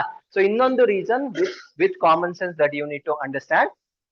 ಸಸ್ಯಗಳಲ್ಲಿ ಯಾವ ಪ್ರಕ್ರಿಯೆ ಆಗುತ್ತೆ? ಫುಡ್ ಪ್ರೊಡಕ್ಷನ್ಗೆ ಫೋಟೋಸಿಂಥಸಿಸ್ ಆಗುತ್ತೆ. ಫೋಟೋಸಿಂಥಸಿಸ್ ಆಗ್ಬೇಕಾದ್ರೆ ಏನ್ ಬೇಕು?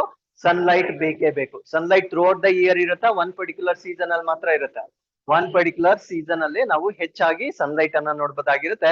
ಫಾರ್ ಎಕ್ಸಾಂಪಲ್ ಇವತ್ತು, if you take example of today, Did you see the sun today? No. So we haven't seen the sun today. ಅಲ್ಲಿಗೆ ಸಸ್ಯಗಳು ಸತ್ತೋಗುತ್ತಾ ಇವತ್ತು? ಸತ್ತೋಗಲ್ಲ. ಸೊ ಯಾಕೆ ಸತ್ತೋಗಲ್ಲ ಅಂದ್ರೆ, ಸೊ ಅದ್ರಲ್ಲಿ ಏನಾಗಿರುತ್ತೆ, ಆಹಾರ ಸ್ಟೋರ್ ಆಗಿರುತ್ತೆ. ಆಹಾರ ಸ್ಟೋರ್ ಆಗ್ಲಿಕ್ಕೆ ಜಾಸ್ತಿ ಪ್ಲೇಸ್ ಬೇಕಾ, ಕಡಿಮೆ ಪ್ಲೇಸ್ ಬೇಕಾ? ಜಾಸ್ತಿ ಪ್ಲೇಸ್ ಬೇಕು ಸಸ್ಯಗಳಲ್ಲಿ. ಬಟ್ ಪ್ರಾಣಿಗಳಿಗೆ ಅವಶ್ಯಕತೆ ಇಲ್ಲ. ಆಹಾರವನ್ನ ಹುಡ್ಕೊಂಡು ಎಲ್ಲಿಗ್ ಬೇಕಾದ್ರೂ ಹೊಟ್ಟೋಗ್ತವೆ ಪ್ರಾಣಿಗಳು. ಸಸ್ಯಗಳು ಹೋಗುತ್ತಾ ನಡ್ಕೊಂಡು? ಹೋಗಲ್ಲ. ಸಸ್ಯಗಳಲ್ಲಿ ಸ್ಟೋರೇಜ್ಗೆ ಜಾಸ್ತಿ ಸ್ಪೇಸ್ ಬೇಕಾಗಿರುತ್ತೆ. ಆ ಜಾಸ್ತಿ ಸ್ಪೇಸ್ ಅನ್ನೇ ನಾವೇನಂತ ಕರಿತೀವಿ ಅಂದ್ರೆ ವ್ಯಾಕ್ಯೂಲ್ಸ್ ಅಥವಾ ವೆಸಿಕಲ್ಸ್ ಅಂತ ಕರಿತೇವೆ. ಗಾಲ್ಜಿ ಬಾಡಿ ಅಷ್ಟು ಚಿಕ್ಕ ಪ್ಲೇಸ್ ಅಲ್ಲಿ ಸಸ್ಯಗಳು ಆಹಾರವನ್ನ ಸ್ಟೋರ್ ಮಾಡಕ್ಕಾಗಲ್ಲ, ಅದು ಅದಕ್ಕೆ ಸಾಕಾಗೋದಿಲ್ಲ. ಅರ್ಥ ಆಯ್ತಲ್ವಾ? ಸೊ ಅದರಿಂದ ಗಾಲ್ಜಿ ಕಾಂಪ್ಲೆಕ್ಸ್ ಅಂತಕ್ಕಂಥದ್ದು ಸಸ್ಯಗಳಲ್ಲಿ ಸರಿಯಾಗಿ ಮೆಚ್ಯೂರ್ ಆಗದೆ ಇರ್ತಕ್ಕಂಥದ್ದನ್ನ ನಾವು ನೋಡ್ಬೋದಾಗಿರುತ್ತೆ. ಆ ಒಂದು ಪಾರ್ಟ್ ಅನ್ನ ನಾವೇನಂತ ಕರಿಬೇಕು? ಡೈಟೋಸೋಮ್ ಅಂತ ಕರಿಬಹುದಾಗಿರುತ್ತೆ. ಗೊತ್ತಾಯ್ತಾ ಲಾಜಿಕ್ ಇವಾಗ? So this is how you need to connect to the reality and understand the subject. So next, so Golgi apparatus ಇನ್ನೊಂದು ಕೆಲಸ ಕೂಡ ಮಾಡುತ್ತೆ. ಏನ್ ಮಾಡುತ್ತೆ ಅಂದ್ರೆ, ಇದು ಗ್ಲೈಕೋಪ್ರೋಟೀನ್ಸ್ ಅನ್ನ ಮತ್ತೆ ಗ್ಲೈಕೋಲಿಪಿಡ್ಸ್ ಗಳನ್ನ ಫಾರ್ಮೇಶನ್ ಕೂಡ ಮಾಡುತ್ತೆ. ಯಾವ್ದಾವ್ದನ್ನ? ಗ್ಲೈಕೋಪ್ರೋಟೀನ್ಸ್ ಮತ್ತೆ ಗ್ಲೈಕೋಲಿಪಿಡ್ ಗಳನ್ನ ಮ್ಯಾನುಫ್ಯಾಕ್ಚರ್ ಮಾಡುತ್ತೆ. ಗ್ಲೈಕೋಪ್ರೋಟೀನ್ ಮತ್ತೆ ಗ್ಲೈಕೋಲಿಪಿಡ್ಸ್ ನಮ್ಗೆ ಏನಕ್ಕೆ ಸಪೋರ್ಟ್ ಆಗುತ್ತೆ ಅಂದ್ರೆ, ಸೆಲ್ ಮೆಂಬ್ರೇನ್ ನ ರಚನೆಗೆ ಸಪೋರ್ಟ್ ಆಗ್ತಕ್ಕಂಥ ವಸ್ತುಗಳಾಗಿರ್ತವೆ. ಯಾವ್ದ್ಯಾವ್ದು?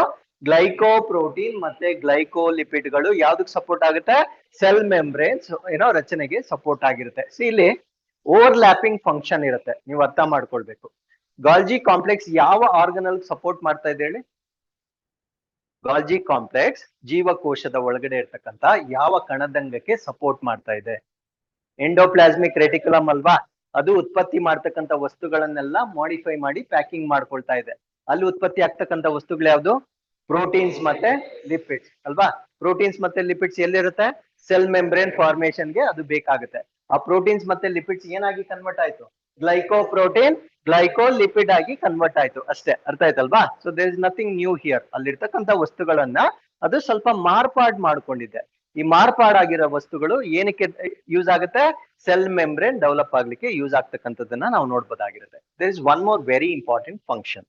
ಇವಾಗ ಒಂದ್ ಸೆಲ್, ಅನಿಮಲ್ ಸೆಲ್ ಅನ್ನ ಸಪರೇಟ್ ಮಾಡಿ, ಪ್ಲಾಂಟ್ ಸೆಲ್ ಅನ್ನ ಸಪರೇಟ್ ಮಾಡಿ, ಎರಡನ್ನು ಪಕ್ಕದಲ್ಲಿ ಜೋಡಿಸಿ, ಅವೆರಡು ಮ್ಯೂಚುಯಲಿ ಎಕ್ಸ್ಚೇಂಜ್ ಆಫ್ ಮೆಟೀರಿಯಲ್ ಆಗುತ್ತಾ, ಅಥವಾ will they develop an understanding or they will leave separately? ಒಂದು ಪ್ರಾಣಿ ಜೀವಕೋಶವನ್ನು ತಗೊಂಡ್ರಿ, ಇನ್ನೊಂದು ಸಸ್ಯ ಜೀವಕೋಶದಿಂದ ಒಂದ್ ಸೆಲ್ ತಗೊಂಡ್ರಿ. ಎರಡನ್ನ ಪಕ್ಕದಲ್ಲಿಟ್ರೆ ಅವೆರಡು ಕಮ್ಯುನಿಕೇಟ್ ಆಗುತ್ತಾ, ಆಗಲ್ವಾ? ಆಗಲ್ಲ. ಅರ್ಥ ಆಯ್ತಲ್ವಾ? ಸೊ ಒಂದು ಜೀವಕೋಶ ಇನ್ನೊಂದು ಜೀವಕೋಶವನ್ನ ರೆಕಗ್ನೈಸ್ ಮಾಡ್ಲಿಕ್ಕೆ ಸಪೋರ್ಟ್ ಆಗ್ತಕ್ಕಂಥ ಭಾಗವನ್ನ ನಾವೇನಂತ ಕರಿತೇವೆ ಅಂದ್ರೆ ಗಾಲ್ಜಿ ಆಪರೇಟಸ್ ಅಂತ ಕರಿತೇವೆ. ಅರ್ಥ ಆಯ್ತಲ್ವಾ? ಸೊ ಆ ಒಂದು ಕಾರಣದಿಂದ ಪ್ರಾಣಿ ಜೀವಕೋಶದೊಂದಿಗೆ ಮಾತ್ರ ಕಮ್ಯುನಿಕೇಶನ್ ಮಾಡುತ್ತೆ, ಸಸ್ಯ ಜೀವಕೋಶದೊಂದಿಗೆ ಮಾತ್ರ ಕಮ್ಯುನಿಕೇಶನ್ ಮಾಡುತ್ತೆ. ಸೊ ಆ ಒಂದು ಕಮ್ಯುನಿಕೇಶನ್ಗೆ ಸಪೋರ್ಟ್ ಮಾಡ್ತಕ್ಕಂಥ ಭಾಗವನ್ನ ಕೂಡ ನಾವು ಗಾಲ್ಜಿ ಆಪರೇಟಸ್ ಅಂತ ಕರಿತೇವೆ. Did you all understand? So ಅಲ್ಲಿಗೆ ನಮ್ಮ ಜೀವಕೋಶ ಯಾವ ಜೀವಕೋಶದೊಂದಿಗೆ ಮಾತ್ರ ಕಮ್ಯುನಿಕೇಟ್ ಮಾಡುತ್ತೆ? ನಮ್ಮ ಜೀವಕೋಶದೊಂದಿಗೆ ಮಾತ್ರ ಕಮ್ಯುನಿಕೇಟ್ ಮಾಡುತ್ತೆ. ಕಮ್ಯುನಿಕೇಶನ್ ಅಂದ್ರೆ ಎಕ್ಸ್ಚೇಂಜ್ ಆಫ್ ಮೆಟೀರಿಯಲ್ ಇರ್ಬೋದು, ಅಥವಾ passage of liquid from one side to another side ಇರ್ಬೋದು. ಸೊ ಈ ಒಂದು ಫಂಕ್ಷನ್ಸ್ ಅನ್ನ ಮಾಡ್ಲಿಕ್ಕೆ ಸಪೋರ್ಟ್ ಮಾಡ್ತಕ್ಕಂಥ ಭಾಗವನ್ನ ನಾವೇನಂತ ಕರಿತೇವೆ? ಗಾಲ್ಜಿ ಆಪರೇಟಸ್ ಅಂತ ಕರಿತೇವೆ. ಸೊ ಇಲ್ಲಿಗೆ ಗಾಲ್ಜಿ ಆಪರೇಟಸ್ ಕಂಪ್ಲೀಟ್ ಆಗಿರುತ್ತೆ. Did you all understand? Okay, tell me, Golgi apparatus, what is the other name of Golgi apparatus? Golgi complex. Okay, what is the function of Golgi apparatus? ಬರೀ storage ಹೇಳಿದ್ರೆ ಸಾಕಾಗಲ್ಲ. Storage, packaging and modification. So ಈ ಮೂರು ಕೆಲಸಗಳನ್ನ ನಾವು ಗಾಲ್ಜಿ ಆಪರೇಟಸ್ ನಲ್ಲಿ ನಾವು ನೋಡ್ಬೋದಾಗಿರುತ್ತೆ. ಸೊ ಗಾಲ್ಜಿ ಆಪರೇಟಸ್ ಪ್ಲಾಂಟ್ಸ್ ಅಲ್ಲಿ ಇರ್ಬೇಕಾ, ಇಲ್ಲದೆ ಇದ್ರು ನಡೀತಾ? ಇಲ್ಲದೆ ಇದ್ರು ನಡೆಯುತ್ತೆ. ಯಾಕೆ? ಪ್ಲಾಂಟ್ಸ್ ಅಲ್ಲಿ ಏನಿರುತ್ತೆ? ವ್ಯಾಕ್ಯೂಲ್ಸ್ ಇರುತ್ತೆ. ವ್ಯಾಕ್ಯೂಲ್ ಕೆಲಸ ಏನು? ಸ್ಟೋರೇಜ್ ಆಫ್ ದಿ ಫುಡ್ ಆಗಿರುತ್ತೆ. ಸೊ ಪ್ಲಾಂಟ್ಸ್ ಅಲ್ಲಿ ಜಾಸ್ತಿ ಫುಡ್ ಸ್ಟೋರೇಜ್ ಆಗ್ಬೇಕಾ, ಅನಿಮಲ್ಸ್ ಅಲ್ಲಿ ಸ್ಟೋರ್ ಆಗ್ಬೇಕಾ? ಪ್ಲಾಂಟ್ಸ್ ಅಲ್ಲಿ ಜಾಸ್ತಿ ಸ್ಟೋರೇಜ್ ಆಗಬೇಕು. Because if there is no sunlight, there is no photosynthesis. If there is no photosynthesis, plants are going to die. But animals are not like that.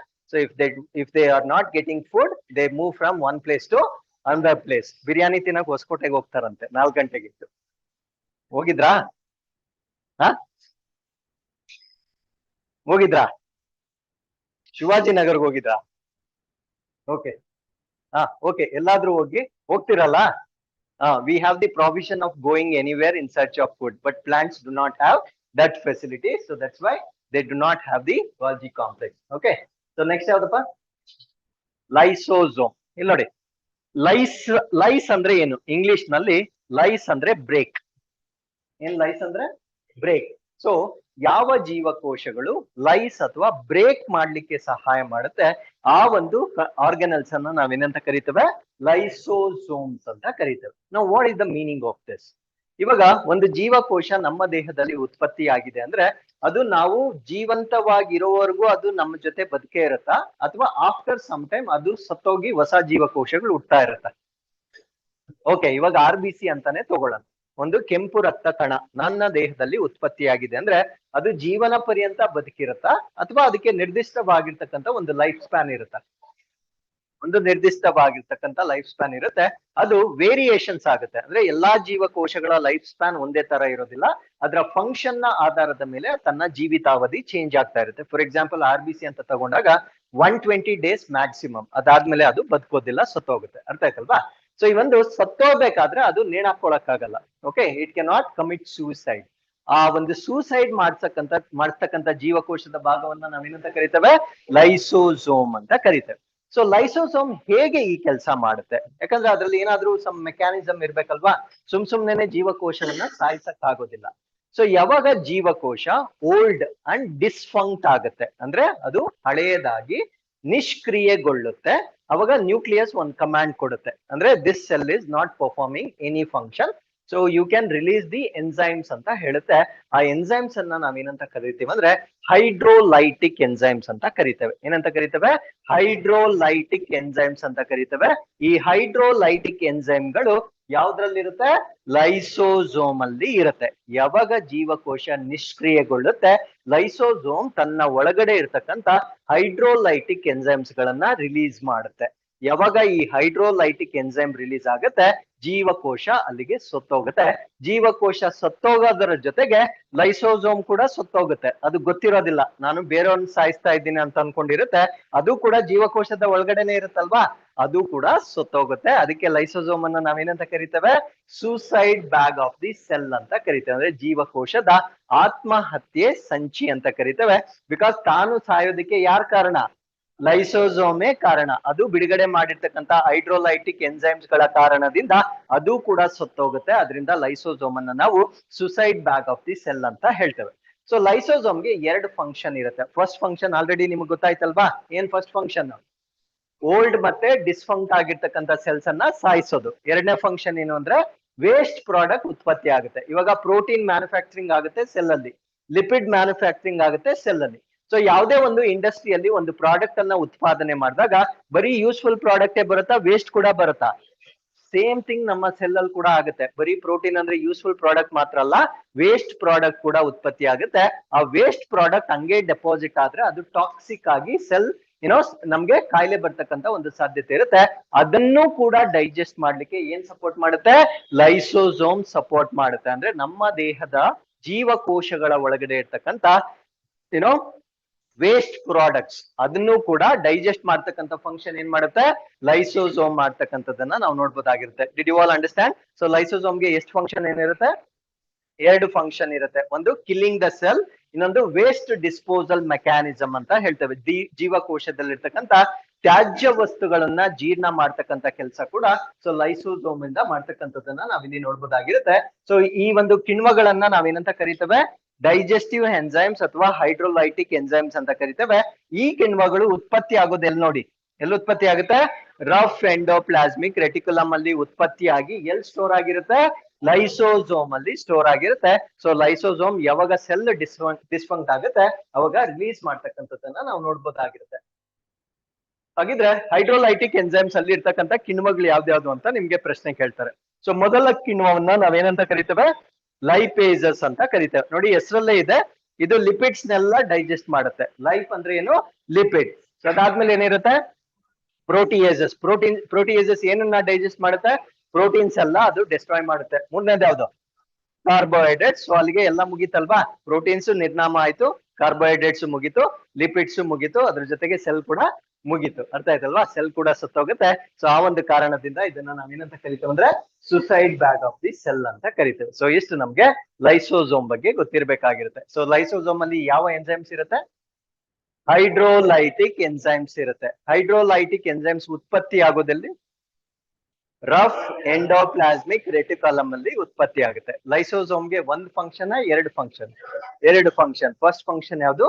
Killing the cell. Second function ಯಾವುದು? Waste disposal ಮಾಡ್ತಕ್ಕಂಥದ್ದು. ತನಗೆ ಇರ್ತಕ್ಕಂಥ ಎರಡನೇ function ಆಗಿ ನಾವು consider ಮಾಡಬಹುದಾಗಿರುತ್ತೆ. So next is very very important. ಯಾವ್ದಿದು? Mitochondria. What is the other name of mitochondria? Powerhouse of the cell. ಜೀವಕೋಶದ ಶಕ್ತಿ ಕೇಂದ್ರ ಅಂತ ಕರಿತೇವೆ. ಏನಕ್ಕೆ ಇದನ್ನ powerhouse of the cell ಅಂತ ಕರಿತೇವೆ? ಫಸ್ಟ್ ಪಾಯಿಂಟ್ ಅದ್ ನಮಗ್ ಗೊತ್ತಿರ್ಬೇಕು. ಅವಾಗ್ಲೇ ನಾನು ಒಂದು ಮೆಟಬಾಲಿಸಂ ಬಗ್ಗೆ ನಿಮ್ ಜೊತೆ ಮಾತಾಡ್ದೆ. ಜ್ಞಾಪಕ ಇದೆಯಾ? ಮೆಟಬಾಲಿಸಂ ಅಂದ್ರೆ ಏನ್ ಜ್ಞಾಪಕ ಬರ್ಬೇಕು ನಿಮ್ಗೆ? ಗ್ಲೂಕೋಸ್ ಜ್ಞಾಪಕ ಬರ್ಬೇಕು ಅಲ್ವಾ? ಸೊ ಗ್ಲೂಕೋಸ್ ಏನಾಗುತ್ತಂದ್ರೆ, in the presence of oxygen, ಆಮ್ಲಜನಕದ ಉಪಸ್ಥಿತಿಯೊಂದಿಗೆ ಕಾರ್ಬನ್ ಡೈಆಕ್ಸೈಡ್ ಪ್ಲಸ್ ವಾಟರ್ ಆಗಿ ಬ್ರೇಕ್ ಆಗಿ, ಸೊ ಅದ್ರ ಜೊತೆ ಏನನ್ನ ರಿಲೀಸ್ ಮಾಡುತ್ತೆ? ATP ನ ರಿಲೀಸ್ ಮಾಡುತ್ತೆ. ATP ಅನ್ನ ನಾವೇನಂತ ಕರಿತೀವಿ ಅಂದ್ರೆ ಕರೆನ್ಸಿ ಆಫ್ ದ ಸೆಲ್ ಅಂತ ಕರಿತೇವೆ. ನಿಮ್ ಮೊಬೈಲ್ ಕರೆನ್ಸಿ ಅಲ್ಲ, ಜೀವಕೋಶದ ಕರೆನ್ಸಿ ಅಥವಾ ಜೀವಕೋಶದ ಶಕ್ತಿ ಅಂತ ಕರಿತೀವಿ. ಸೊ ಈ ATP ಎಲ್ಲಿಂದ ರಿಲೀಸ್ ಆಯ್ತು? ಗ್ಲೂಕೋಸ್. ಗ್ಲೂಕೋಸ್ ಏನ್ರಿಂದ ಬ್ರೇಕ್ ಆಯ್ತು? ಆಕ್ಸಿಜನ್. ಈ ಪ್ರೋಸೆಸ್ ನಡೆಯೋದಿಲ್ಲ ಅಂದ್ರೆ, ಸೊ ಅದಕ್ಕೆ ಮೈಟೋಕಾಂಡ್ರಿಯನ್ನ ನಾವೇನಂತ ಕರಿಬೇಕು? Powerhouse of the cell. So ATPಗಳು ಉತ್ಪತ್ತಿ ಆಗ್ತಕ್ಕಂಥ ಒಂದು ಭಾಗ ಮೈಟೋಕಾಂಡ್ರಿಯಾ ಆಗಿರೋದ್ರಿಂದ ಮೈಟೋಕಾಂಡ್ರಿಯಾವನ್ನ ನಾವೇನಂತ ಕರಿತೀವಿ ಅಂದ್ರೆ power house of the cell ಅಂತ ಕರಿತೇವೆ. ನಾವು let us understand more about mitochondria. Mitochondria first point ನಿಮ್ಗೆ ಏನ್ ಗೊತ್ತಿರ್ಬೇಕಂದ್ರೆ, ಅದು 2 ಲೇಯರ್ಸ್ ಅನ್ನ ಹೊಂದಿರುತ್ತೆ. How many layers? 2 ಲೇಯರ್ಸ್ ಅನ್ನ ಹೊಂದಿರುತ್ತೆ. ಔಟರ್ ಲೇಯರ್ ಬಂದು ಸ್ಮೂತ್ ಆಗಿರುತ್ತೆ ನೋಡಿ, ಅದು ಎಲ್ಲೂ ಫೋಲ್ಡ್ ಆಗಿರಲ್ಲ, ಸ್ಟ್ರೇಟ್ ಇರುತ್ತಲ್ವಾ? ಸೊ ಇದು ಔಟರ್ ಮೋಸ್ಟ್ ಮೆಂಬ್ರೇನ್ ಆಗಿರುತ್ತೆ. ಇನ್ನರ್ ಮೆಂಬ್ರೇನ್ ನೋಡಿ, ಕಾಣಿಸ್ತಾ ಇದೆಯಾ foldings? Can U C? So ಸಾಕಷ್ಟು ಫೋಲ್ಡಿಂಗ್ಸ್ ಆಗಿರುತ್ತೆ.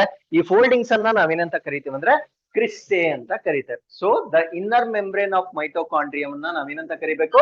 ಕ್ರಿಸ್ಟೆ ಅಂತ ಕರಿತೇವೆ. ಕನ್ನಡದಲ್ಲಿ ಮಡಿಕೆಗಳು ಅಂತ ಹೇಳ್ತೇವೆ. ಮಡಿಕೆಗಳು ಅಂದ್ರೆ ಏನು? ಫೋಲ್ಡಿಂಗ್ಸ್ ಇದ್ರೆ ಅದನ್ನ ನಾವೇನಂತ ಕರಿತೇವೆ ಅಂದ್ರೆ ಮಡಿಕೆಗಳು. ಫೋಲ್ಡ್ ಮೌಂಟೇನ್ಸ್ ಅಂತ ಕೇಳಿದ್ರ ಜಿಯೋಗ್ರಫಿಯಲ್ಲಿ, ಮಡಿಕೆ ಪರ್ವತಗಳು ಅಂತ ಹೇಳ್ತೇವೆ. ಅದೇ ರೀತಿ ಇಲ್ಲಿ ಫೋಲ್ಡ್ ಆಗಿರೋದ್ರಿಂದ ಇದನ್ನ ನಾವೇನಂತ ಹೇಳ್ತೇವೆ? ಏನೋ ಏನಂತ? ಮಡಿಕೆಗಳು. ನಿಮ್ಗೆ ಮಡಿಕೆಗಳು ಅಂತ ಕೊಡೋದಿಲ್ಲ, ಕ್ರಿಸ್ಟೆ ಅಂತಾನ ಕೊಡ್ತಾರೆ. What is the inner membrane of the mitochondria ಅಂತ ಕೇಳ್ತಾರೆ. ಮೈಟೋಕಾಂಡ್ರಿಯಾ ಒಳಪದರ ಯಾವುದು ಅಂತ ಕೇಳ್ತಾರೆ. ಏನಂತ ಬರಿಬೇಕು ನೀವು? ಕ್ರಿಸ್ಟೆ ಅಂತ ನೆನ್ಪಿಟ್ಕೊಳ್ಬೇಕು. Now the next question is why the inner membrane is folded ಅಂತ ಕೇಳ್ತಾರೆ. ರೀಸನಿಂಗ್ ಗೊತ್ತಿರ್ಬೇಕು. ಔಟರ್ ಮೆಂಬ್ರೇನ್ ಏನೋ ಸ್ಮೂತ್ ಆಗಿದೆ, ಇನ್ನರ್ ಮೆಂಬ್ರೇನ್ ಯಾಕೆ ಹಿಂಗೆಲ್ಲ ಮಡ್ಚ್ಕೊಂಡಿದೆ ಅಂತ ಪ್ರಶ್ನೆ ಕೇಳ್ತಾರೆ. The answer for that question is, now understand, I have a thread which is running from point A to point B. I have one more thread which is running from same point A to same point B. So ಇವೆರಡು thread ಅಲ್ಲಿ surface area ಯಾವ್ದು ಜಾಸ್ತಿ ಇದೆ ಅಂದ್ರೆ, first one ಜಾಸ್ತಿ ಇದೆಯಾ, second one ಜಾಸ್ತಿ ಇದೆ? ಆಬ್ವಿಯಸ್ಲಿ ಸಿ ಲೆಂತ್ ಮಾತ್ರ ಇಷ್ಟೇ ಇದೆ, ಬಟ್ ಒಂದು ತುಂಬಾ ಫೋಲ್ಡ್ಸ್ ಆಗಿದೆ, ಇನ್ನೊಂದು ನೇರವಾಗಿದೆ. ಇವೆರಡರಲ್ಲಿ ಸರ್ಫೇಸ್ ಏರಿಯಾ ಯಾವ್ದು ಜಾಸ್ತಿ ಅಂದ್ರೆ ಆಬ್ವಿಯಸ್ಲಿ ಎಲ್ಲಿ ಜಾಸ್ತಿ ಇರುತ್ತೆ? ಫಸ್ಟ್ ಒನ್ ಅಲ್ಲಿ ಜಾಸ್ತಿ ಇರುತ್ತೆ. ಸೊ ನಾವು you need to connect that logic here. ಇವಾಗ ಜಾಸ್ತಿ ಎನರ್ಜಿ ಉತ್ಪತ್ತಿ ಆಗ್ಬೇಕಾದ್ರೆ ಜಾಸ್ತಿ ಸರ್ಫೇಸ್ ಇರಬೇಕು. ಆ ಸರ್ಫೇಸ್ ಮೇಲೆ ಗ್ಲೂಕೋಸ್ ಬ್ರೇಕ್ ಆಗಿ ಏನನ್ನ ಉತ್ಪತ್ತಿ ಮಾಡ್ತಾ ಇರುತ್ತೆ? ATP ಅನ್ನ ಉತ್ಪತ್ತಿ ಮಾಡ್ತಾ ಇರುತ್ತೆ. ಇವಾಗ ಜಾಸ್ತಿ ಶಕ್ತಿ ಉತ್ಪತ್ತಿ ಆಗ್ಬೇಕಾದ್ರೆ ಸರ್ಫೇಸ್ ಕಮ್ಮಿ ಇರ್ಬೇಕಾ, ಜಾಸ್ತಿ ಇರ್ಬೇಕಾ? ಜಾಸ್ತಿ ಇರ್ಬೇಕು. ಜಾಸ್ತಿ ಸರ್ಫೇಸ್ ಕ್ರಿಯೇಟ್ ಆಗ್ಬೇಕಾಗಿದ್ರೆ ಫೋಲ್ಡ್ ಇರ್ಬೇಕಾ, ಸ್ಟ್ರೇಟ್ ಇರ್ಬೇಕಾ? ಅಷ್ಟೇ ಲಾಜಿಕ್. ಅರ್ಥ ಆಯ್ತಲ್ವಾ? ಸೊ ಅದು ಯಾಕೆ ಫೋಲ್ಡ್ ಆಗಿರುತ್ತಂದ್ರೆ it gives lot of surface for creation of energy. Glucose metabolism ಆಗ್ಲಿಕ್ಕೆ ಜಾಸ್ತಿ ಒಂದು ಮೇಲ್ಮೈಯನ್ನ ನೀಡುವ ಕಾರಣದಿಂದ ಸೊ ಒಳಗಡೆ ಇರ್ತಕ್ಕಂಥ ಲೇಯರ್ ಫೋಲ್ಡ್ ಆಗಿರ್ತಕ್ಕಂಥದ್ದನ್ನ ನಾವು ನೋಡ್ಬೋದಾಗಿರುತ್ತೆ. Did you all understand so far? ಆಮೇಲೆ ಇನ್ನರ್ ಮೆಂಬ್ರೇನ್ ಒಳಗಡೆ ಒಂದು ಲಿಕ್ವಿಡ್ ಇರುತ್ತೆ. ಅರ್ಥ ಮಾಡ್ಕೊಳ್ಳಿ, ಇನ್ನರ್ ಮೆಂಬ್ರೇನ್ ಒಳಗಡೆ ಒಂದು ಲಿಕ್ವಿಡ್ ಇರುತ್ತೆ. ಆ ಲಿಕ್ವಿಡ್ ಅನ್ನ ನಾವೇನಂತ ಕರಿತೇವೆ ಅಂದ್ರೆ ಮ್ಯಾಟ್ರಿಕ್ಸ್ ಅಂತ ಕರಿತೇವೆ. ಕನ್ನಡದಲ್ಲಿ ಮಾತೃಕೆ ಅಂತ ಹೇಳ್ತೇವೆ. ಕನ್ನಡದಲ್ಲಿ ಏನೋ ಮಾತೃಕೆ, ಇಂಗ್ಲಿಷ್ ನಲ್ಲಿ ಏನಂತ ಹೇಳ್ತೇವೆ? ಮ್ಯಾಟ್ರಿಕ್ಸ್ ಅಂತ ಹೇಳ್ತೇವೆ. ಸೊ ಇನ್ನೊಂದು ವಿಶೇಷವಾಗಿರ್ತಕ್ಕಂಥ ಒಂದು ಮಾಹಿತಿ ಮೈಟೋಕಾಂಡ್ರಿಯಾ ಬಗ್ಗೆ ನಮ್ಗೆ ಗೊತ್ತಿರ್ಬೇಕಾಗಿರುತ್ತೆ. ಮೈಟೋಕಾಂಡ್ರಿಯಾ ತನ್ನದೇ ಆಗಿರ್ತಕ್ಕಂಥ ಜೆನೆಟಿಕ್ ಮೆಟೀರಿಯಲ್ ಅನ್ನ ಹೊಂದಿರುತ್ತೆ. ಅರ್ಥ ಆಯ್ತಲ್ವಾ? ಮೈಟೋಕಾಂಡ್ರಿಯಾದಲ್ಲಿ ಏನಿರುತ್ತೆ? ತನ್ನದೇ ಆಗಿರ್ತಕ್ಕಂಥ ಜೆನೆಟಿಕ್ ಮೆಟೀರಿಯಲ್ ಅನ್ನ ಹೊಂದಿರತಕ್ಕಂಥ ಒಂದು ಭಾಗವಾಗಿರುತ್ತೆ. That was the question is in one of your PSI examination.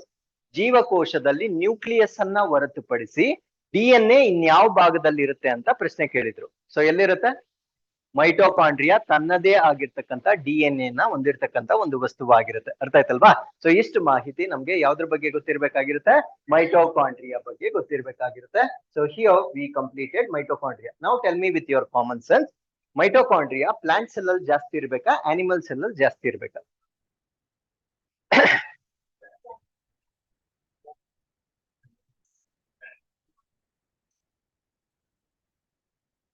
ಎಲ್ಲಿ ಜಾಸ್ತಿ ಇರಬೇಕು? ನಂಬರ್ಸ್ ಅಲ್ಲಿ. ಸಿ ಎರಡರಲ್ಲೂ ಇರುತ್ತೆ. Mitochondria is present in both plants and animal cell. ಎಲ್ಲಿ ಜಾಸ್ತಿ ಇರಬೇಕು? ಎಲ್ಲಿ? ಆನಿಮಲ್ ಸೆಲ್ ಅಲ್ಲಿ ಜಾಸ್ತಿ ಇರಬೇಕು. Because plant cells R producers of carbohydrate, glucose ಅನ್ನ ಉತ್ಪತ್ತಿ ಮಾಡ್ತಕ್ಕಂಥ ಕೋಶಗಳು. ಅರ್ಥ ಆಯ್ತಲ್ವಾ? ಸೊ ಅಲ್ಲಿ ಮೆಟಬಾಲಿಸಮ್ ಆಗ್ತಕ್ಕಂಥ ಅವಶ್ಯಕತೆ ಇಲ್ಲ. ಬಟ್ ಗ್ಲೂಕೋಸ್ ಯುಟಿಲೈಸ್ ಆಗ್ತಕ್ಕಂಥದ್ದಲ್ಲಿ ಆನಿಮಲ್ ಸೆಲ್ಸ್ ಅಲ್ಲಿ ಯುಟಿಲೈಸ್ ಆಗುತ್ತೆ. ಅದು ಯುಟಿಲೈಸ್ ಆಗ್ಬೇಕಾದ್ರೆ ಏನಿರ್ಬೇಕು? ಮೈಟೋಕಾಂಡ್ರಿಯಾ ಇರಬೇಕು. ಸೊ ಮೈಟೋಕಾಂಡ್ರಿಯಾಗಳ ಸಂಖ್ಯೆ ಯಾವಾಗ್ಲೂ ಎಲ್ಲಿ ಜಾಸ್ತಿ ಇರುತ್ತಂದ್ರೆ ಆನಿಮಲ್ ಸೆಲ್ ಅಲ್ಲಿ ಪ್ಲಾಂಟ್ ಸೆಲ್ ಗಳಿಗಿಂತ ಜಾಸ್ತಿ ಮೈಟೋಕಾಂಡ್ರಿಯಾ ಇರ್ತಕ್ಕಂಥದ್ದನ್ನ ನಾವು ಹೆಚ್ಚಾಗಿ ನೋಡ್ಬೋದಾಗಿರುತ್ತೆ. ನೆಕ್ಸ್ಟ್, ಸೊ ಏನೋ ಮೈಟೋಕಾಂಡ್ರಿಗೆ ಏನೇನಿರುತ್ತೆ? ತನ್ನದೇ ಆಗಿರ್ತಕ್ಕಂಥ DNA ಕೂಡ ಇರುತ್ತೆ. DNA ಜೊತೆಗೆ ಏನಿರುತ್ತೆ? ರೈಬೋಸೋಮ್ ಕೂಡ ಇರುತ್ತೆ. So the mitochondria has its own DNA ಜೊತೆಗೆ ಏನ್ ಕೂಡ ಇರುತ್ತೆ? ರೈಬೋಸೋಮ್ ಅನ್ನು ಕೂಡ ಹೊಂದಿರುತ್ತೆ. ಸೊ ಈ ಒಂದು DNA ನ ನಾವೇನಂತ ಕರಿತೀವಿ ಅಂದ್ರೆ ಎಂಟಿ DNA ಅಂತ ಕರಿತೇವೆ. ಏನಂತ ಕರಿತೇವೆ? ಎಂಟಿ DNA. ಎಂಟಿ ಅಂದ್ರೆ ಖಾಲಿ DNA ಅಲ್ಲ. ಎಂಟಿ ಅಂದ್ರೆ ಅದ್ರೊಳಗಡೆ ಏನೇನಿರುತ್ತೆ? DNA ಕೂಡ ಇರುತ್ತೆ, ರೈಬೋಸೋಮ್ ಕೂಡ ಇರುತ್ತೆ. ಅದನ್ನ ನಾವೇನಂತ ಕರಿತೇವೆ ಅಂದ್ರೆ ಎಂಟಿ DNA ಅಂತ ಕರಿತೇವೆ. ಸೊ ಇವಾಗ ಇನ್ನೊಂದು ಕ್ವೆಶನ್. ಇವಾಗ ಆನಿಮಲ್ ಸೆಲ್ ಅಂತ ತಗೊಂಡ್ರೆ ಜೆನೆಟಿಕ್ ಮೆಟೀರಿಯಲ್ ಎಲ್ಲೆಲ್ಲಿ ಇರುತ್ತೆ? ನ್ಯೂಕ್ಲಿಯಸ್, ಕೋಶ ಕೇಂದ್ರದ ಒಳಗಡೆ ಇರುತ್ತೆ. ಅದಾದ್ಮೇಲೆ ಮೈಟೋಕಾಂಡ್ರಿಯಾ ಒಳಗಡೆ ಇರುತ್ತೆ. ಗೊತ್ತಾಯ್ತಾ? ಯಾವ ಸೆಲ್ ಅಲ್ಲಿ? ಆನಿಮಲ್ ಸೆಲ್ ಅಲ್ಲಿ ಜೆನೆಟಿಕ್ ಮೆಟೀರಿಯಲ್ ಎಲ್ಲೆಲ್ಲಿ ಇರುತ್ತೆ ಅಂದ್ರೆ ಒಂದು ಕೋಶ ಕೇಂದ್ರದ ಒಳಗಡೆ ಇದೆ, ಇನ್ನೊಂದೆಲ್ಲಿದೆ? ಮೈಟೋಕಾಂಡ್ರಿಯಾ ಒಳಗಡೆ ಇದೆ. ಇದೇ ಪ್ರಶ್ನೆಯನ್ನ ಪ್ಲಾಂಟ್ ಸೆಲ್ ಅಲ್ಲಿ ಕೇಳ್ತಾರೆ. ಪ್ಲಾಂಟ್ ಸೆಲ್ ಅಲ್ಲಿ ನ್ಯೂಕ್ಲಿಯಸ್ ಅಲ್ಲಿ ಜೆನೆಟಿಕ್ ಮೆಟೀರಿಯಲ್ ಇರುತ್ತೆ. ನ್ಯೂಕ್ಲಿಯಸ್ ಅನ್ನ ಹೊರತುಪಡಿಸಿ ಪ್ಲಾಂಟ್ ಸೆಲ್ ಅಲ್ಲಿ ಇನ್ನೆಲ್ಲಿ ಜೆನೆಟಿಕ್ ಮೆಟೀರಿಯಲ್ ಇರುತ್ತೆ ಅಂತ ಕೇಳ್ತಾರೆ. What is your answer?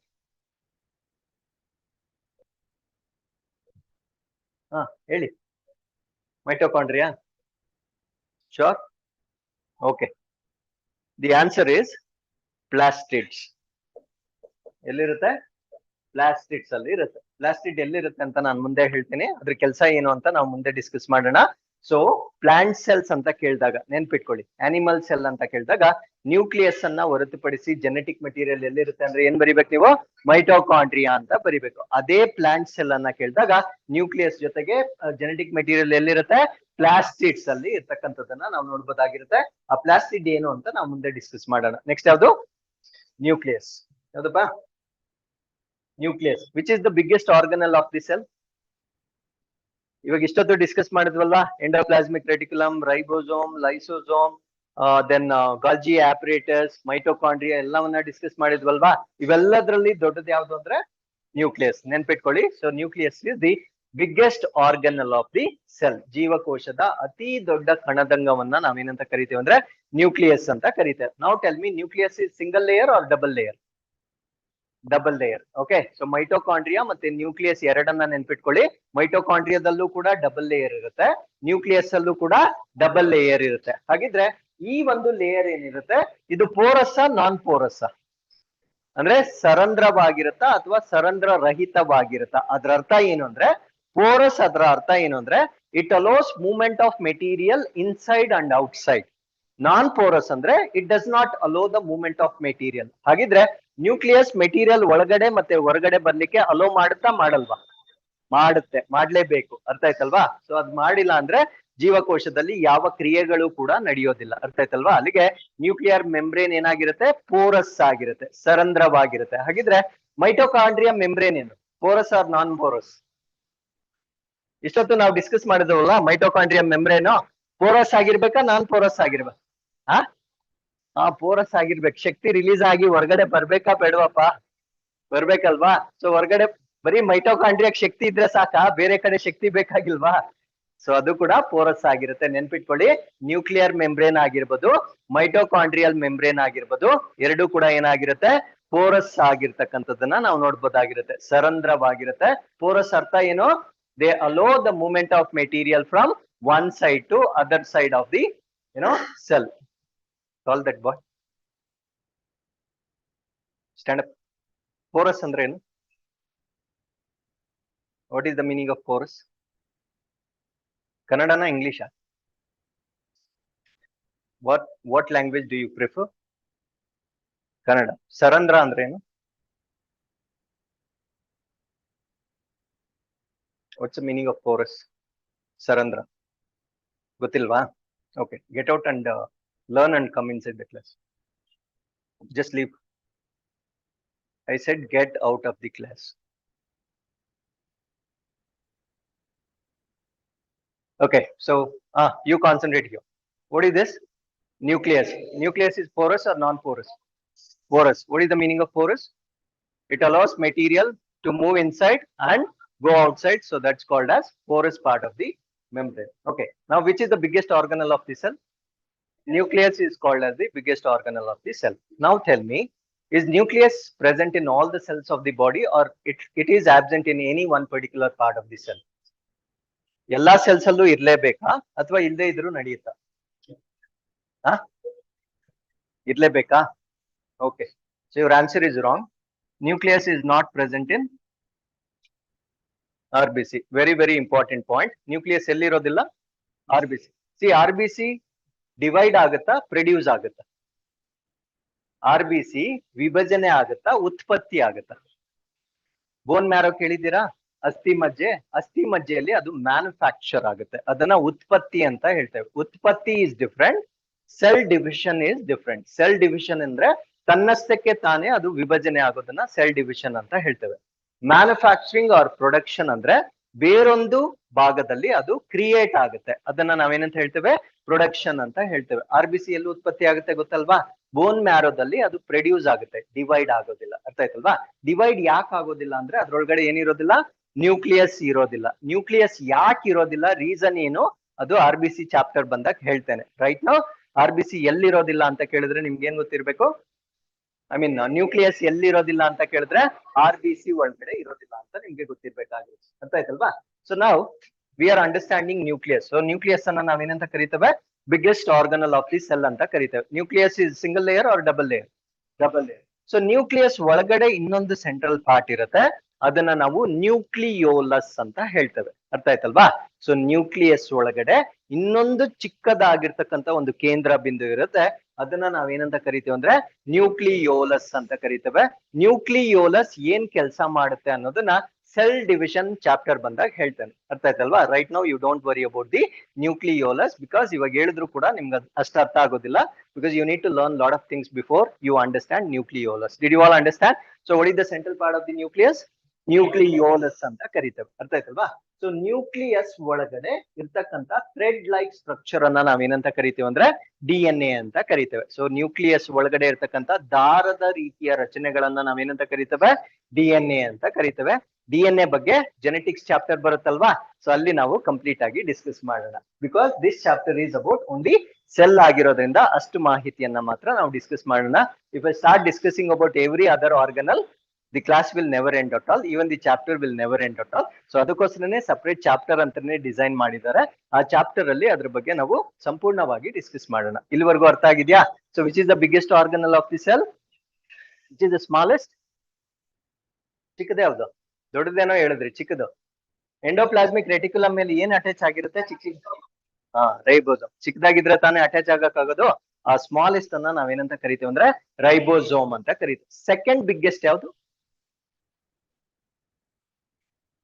Endoplasmic reticulum ನ ನಾವು ಆಕ್ಚುಲಿ ನ್ಯೂಕ್ಲಿಯಸ್ ಗಿಂತ ದೊಡ್ಡದದು ಆಕ್ಚುಲಿ ಎಂಡೋಪ್ಲಾಸ್ಮಿಕ್ ರೆಟಿಕ್ಯುಲಮ್, ಬಟ್ ಅದನ್ನ ನಾವು ಕನ್ಸಿಡರ್ ಮಾಡೋದಿಲ್ಲ, ಬಿಕಾಸ್ ಅದು ನೆಟ್ವರ್ಕ್ ಆಗಿರುತ್ತೆ. ಅದಕ್ಕೆ ಒನ್ ಪರ್ಟಿಕ್ಯುಲರ್ ಸೈಜ್ ಅಂತ ಇರೋದಿಲ್ಲ, ಒಂದ್ ಕಡೆ ದೊಡ್ಡಾಗಿರುತ್ತೆ, ಒಂದ್ ಕಡೆ ಚಿಕ್ಕದಾಗಿರುತ್ತೆ. ಸೊ ಅದರಿಂದ ಎಂಡೋಪ್ಲಾಸ್ಮಿಕ್ ರೆಟಿಕ್ಯುಲಮ್ ನ ನಾವು ಸೈಜ್ ಬಗ್ಗೆ ಡಿಸ್ಕಸ್ ಮಾಡಲ್ಲ. But nucleus is one single component.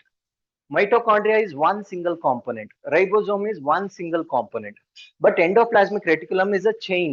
ಅದು ಮಧ್ಯದಲ್ಲೂ ಬ್ರೇಕ್ ಆಗ್ಬೋದು, ಕಂಟಿನ್ಯೂ ಆಗ್ಬೋದು, ಆ ತರ ಇರುತ್ತೆ. ಸೊ ಅದರಿಂದ ಎಂಡೋಪ್ಲಾಸ್ಮಿಕ್ ರೆಟಿಕ್ಯುಲಮ್ ಅನ್ನ ನಾವು ಸೈಜ್ ಬಗ್ಗೆ ಅದನ್ನ ಕನ್ಸಿಡರೇಷನ್ ಮಾಡೋದೇ ಇಲ್ಲ. ಅರ್ಥ ಆಯ್ತಲ್ವಾ? ಸೊ ಬಿಗ್ಗೆಸ್ಟ್ ಯಾವ್ದು ಅಂತ ಕೇಳಿದ್ರೆ ನ್ಯೂಕ್ಲಿಯಸ್, ಸ್ಮಾಲೆಸ್ಟ್ ಯಾವ್ದು ಅಂತ ಕೇಳಿದ್ರೆ ರೈಬೋಸೋಮ್. ಸೆಕೆಂಡ್ ಬಿಗ್ಗೆಸ್ಟ್ ಯಾವ್ದು ಅಂತ ಕೇಳಿದ್ರೆ ಮೈಟೋಕಾಂಡ್ರಿಯಾ. ಅರ್ಥ ಆಯ್ತಲ್ವಾ? ಸೊ ಇಷ್ಟು ಪಾಯಿಂಟ್ಸ್ ನಿಮ್ಗೆ ಒಂದು ನ್ಯೂಕ್ಲಿಯಸ್ ಬಗ್ಗೆ ಗೊತ್ತಿರ್ಬೇಕಾಗಿರುತ್ತೆ. ಸೊ ನ್ಯೂಕ್ಲಿಯಸ್ ನ ಇನ್ನೊಂದು ಹೆಸರೇನು ಅಂದ್ರೆ ಬ್ರೈನ್ ಆಫ್ ದಿ ಸೆಲ್ ಅಂತ ಹೇಳ್ತೇವೆ, ಜೀವಕೋಶದ ಮೆದುಳು ಅಂತ ಹೇಳ್ತೇವೆ, ಅಥವಾ remote control of the cell ಅಂತ ಕೂಡ ಕರೀತಾರೆ. ಬಿಕಾಸ್ ಎಲ್ಲ ಕಂಟ್ರೋಲ್ ಇದ್ರ ಕೈಯಲ್ಲೇ ಇರುತ್ತೆ. ಜೀವಕೋಶದಲ್ಲಿ ಏನಾಗ್ಬೇಕಾದ್ರೂ ಎಲ್ಲಿಂದ ಕಮಾಂಡ್ ಬರ್ಬೇಕಾಗಿರುತ್ತೆ? ಸೊ ನ್ಯೂಕ್ಲಿಯಸ್ ಇಂದ ಕಮಾಂಡ್ ಬರ್ಬೇಕಾಗಿರುತ್ತೆ. So that is the important part of this particular thing. So nucleus ಒಳಗಡೆ ಒಂದು ಲಿಕ್ವಿಡ್ ಇರುತ್ತೆ ಅಂತ ಅವಾಗ್ಲೇನೆ ಹೇಳಿದ್ದೆ. ಏನದ್ ಲಿಕ್ವಿಡ್? ಸೈಟೋಪ್ಲಾಸ್ಮಾ.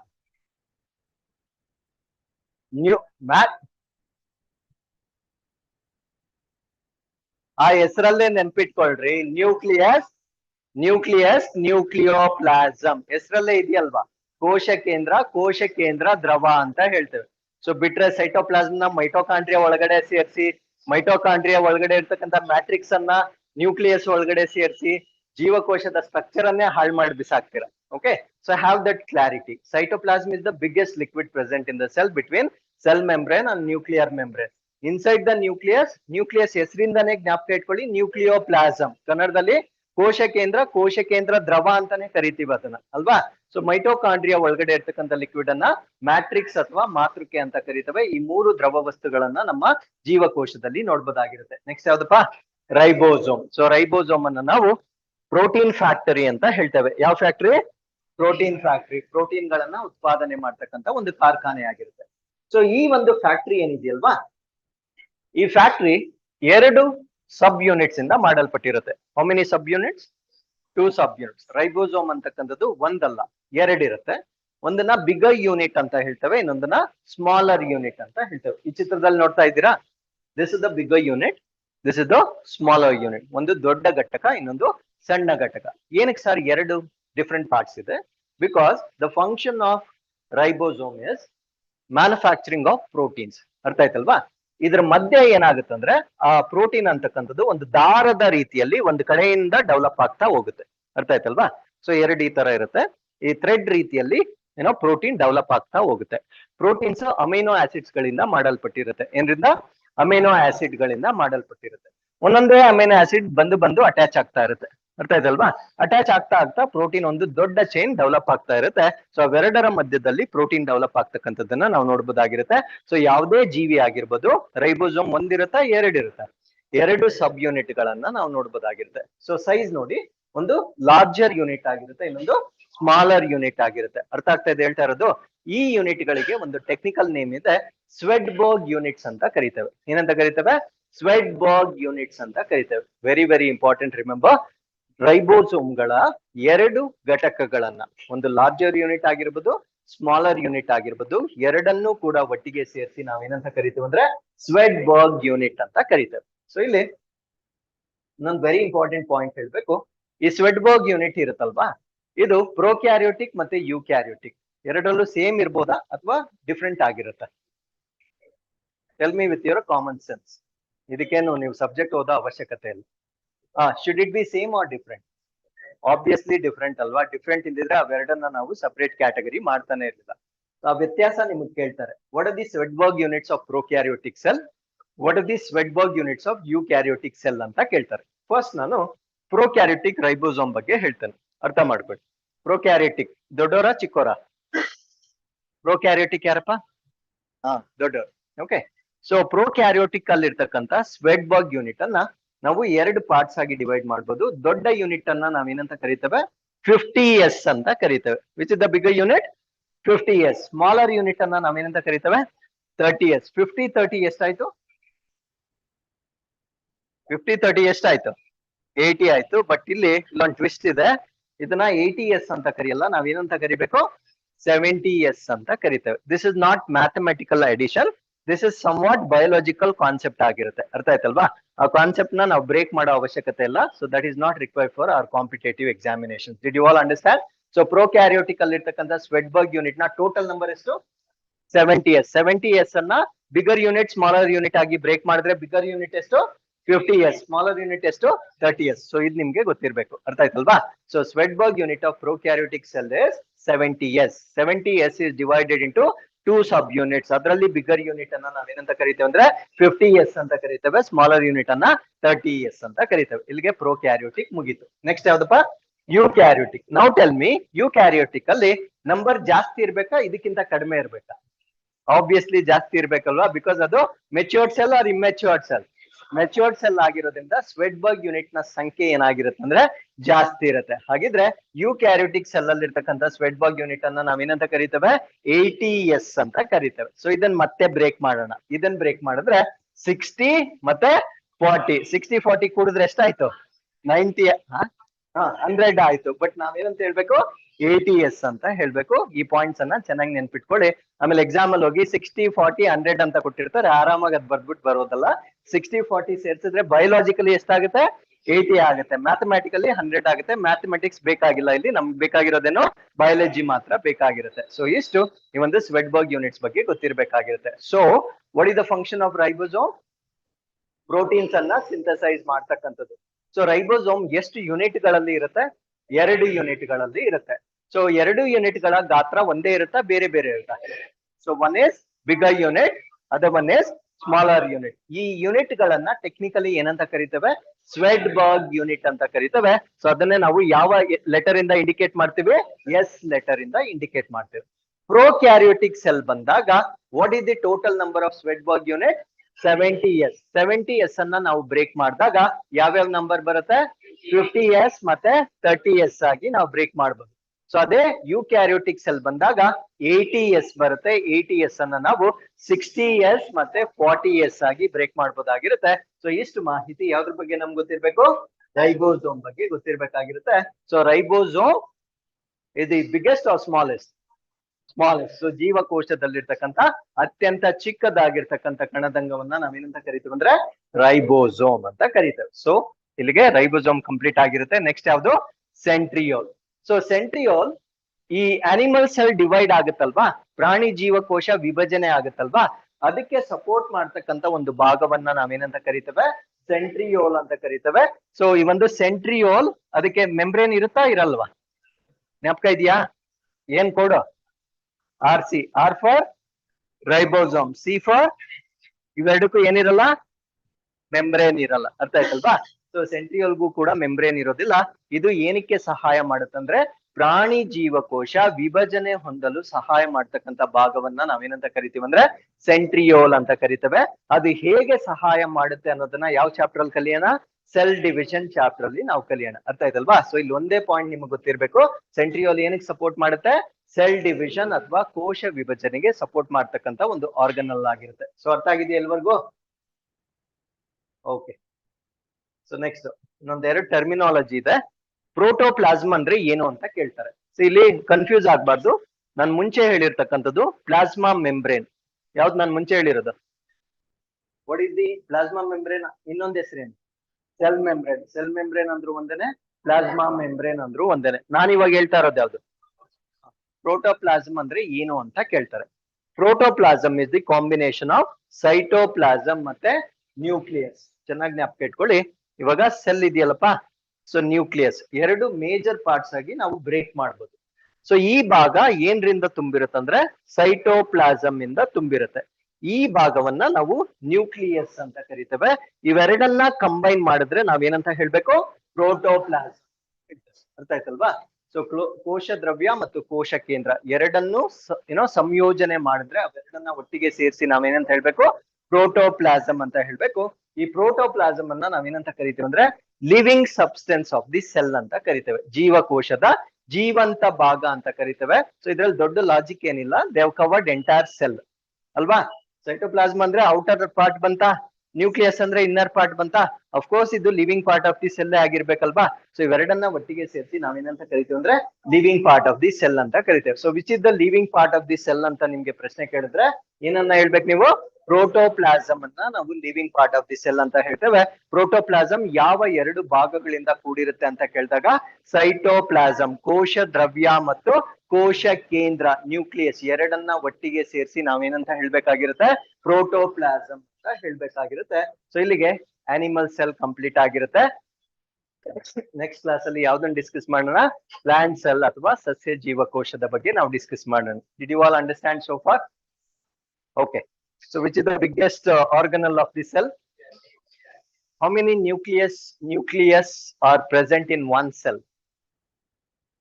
ಒಂದು ಜೀವಕೋಶದಲ್ಲಿ ಎಷ್ಟು ಕೋಶ ಕೇಂದ್ರಗಳು ಇರಬಹುದು?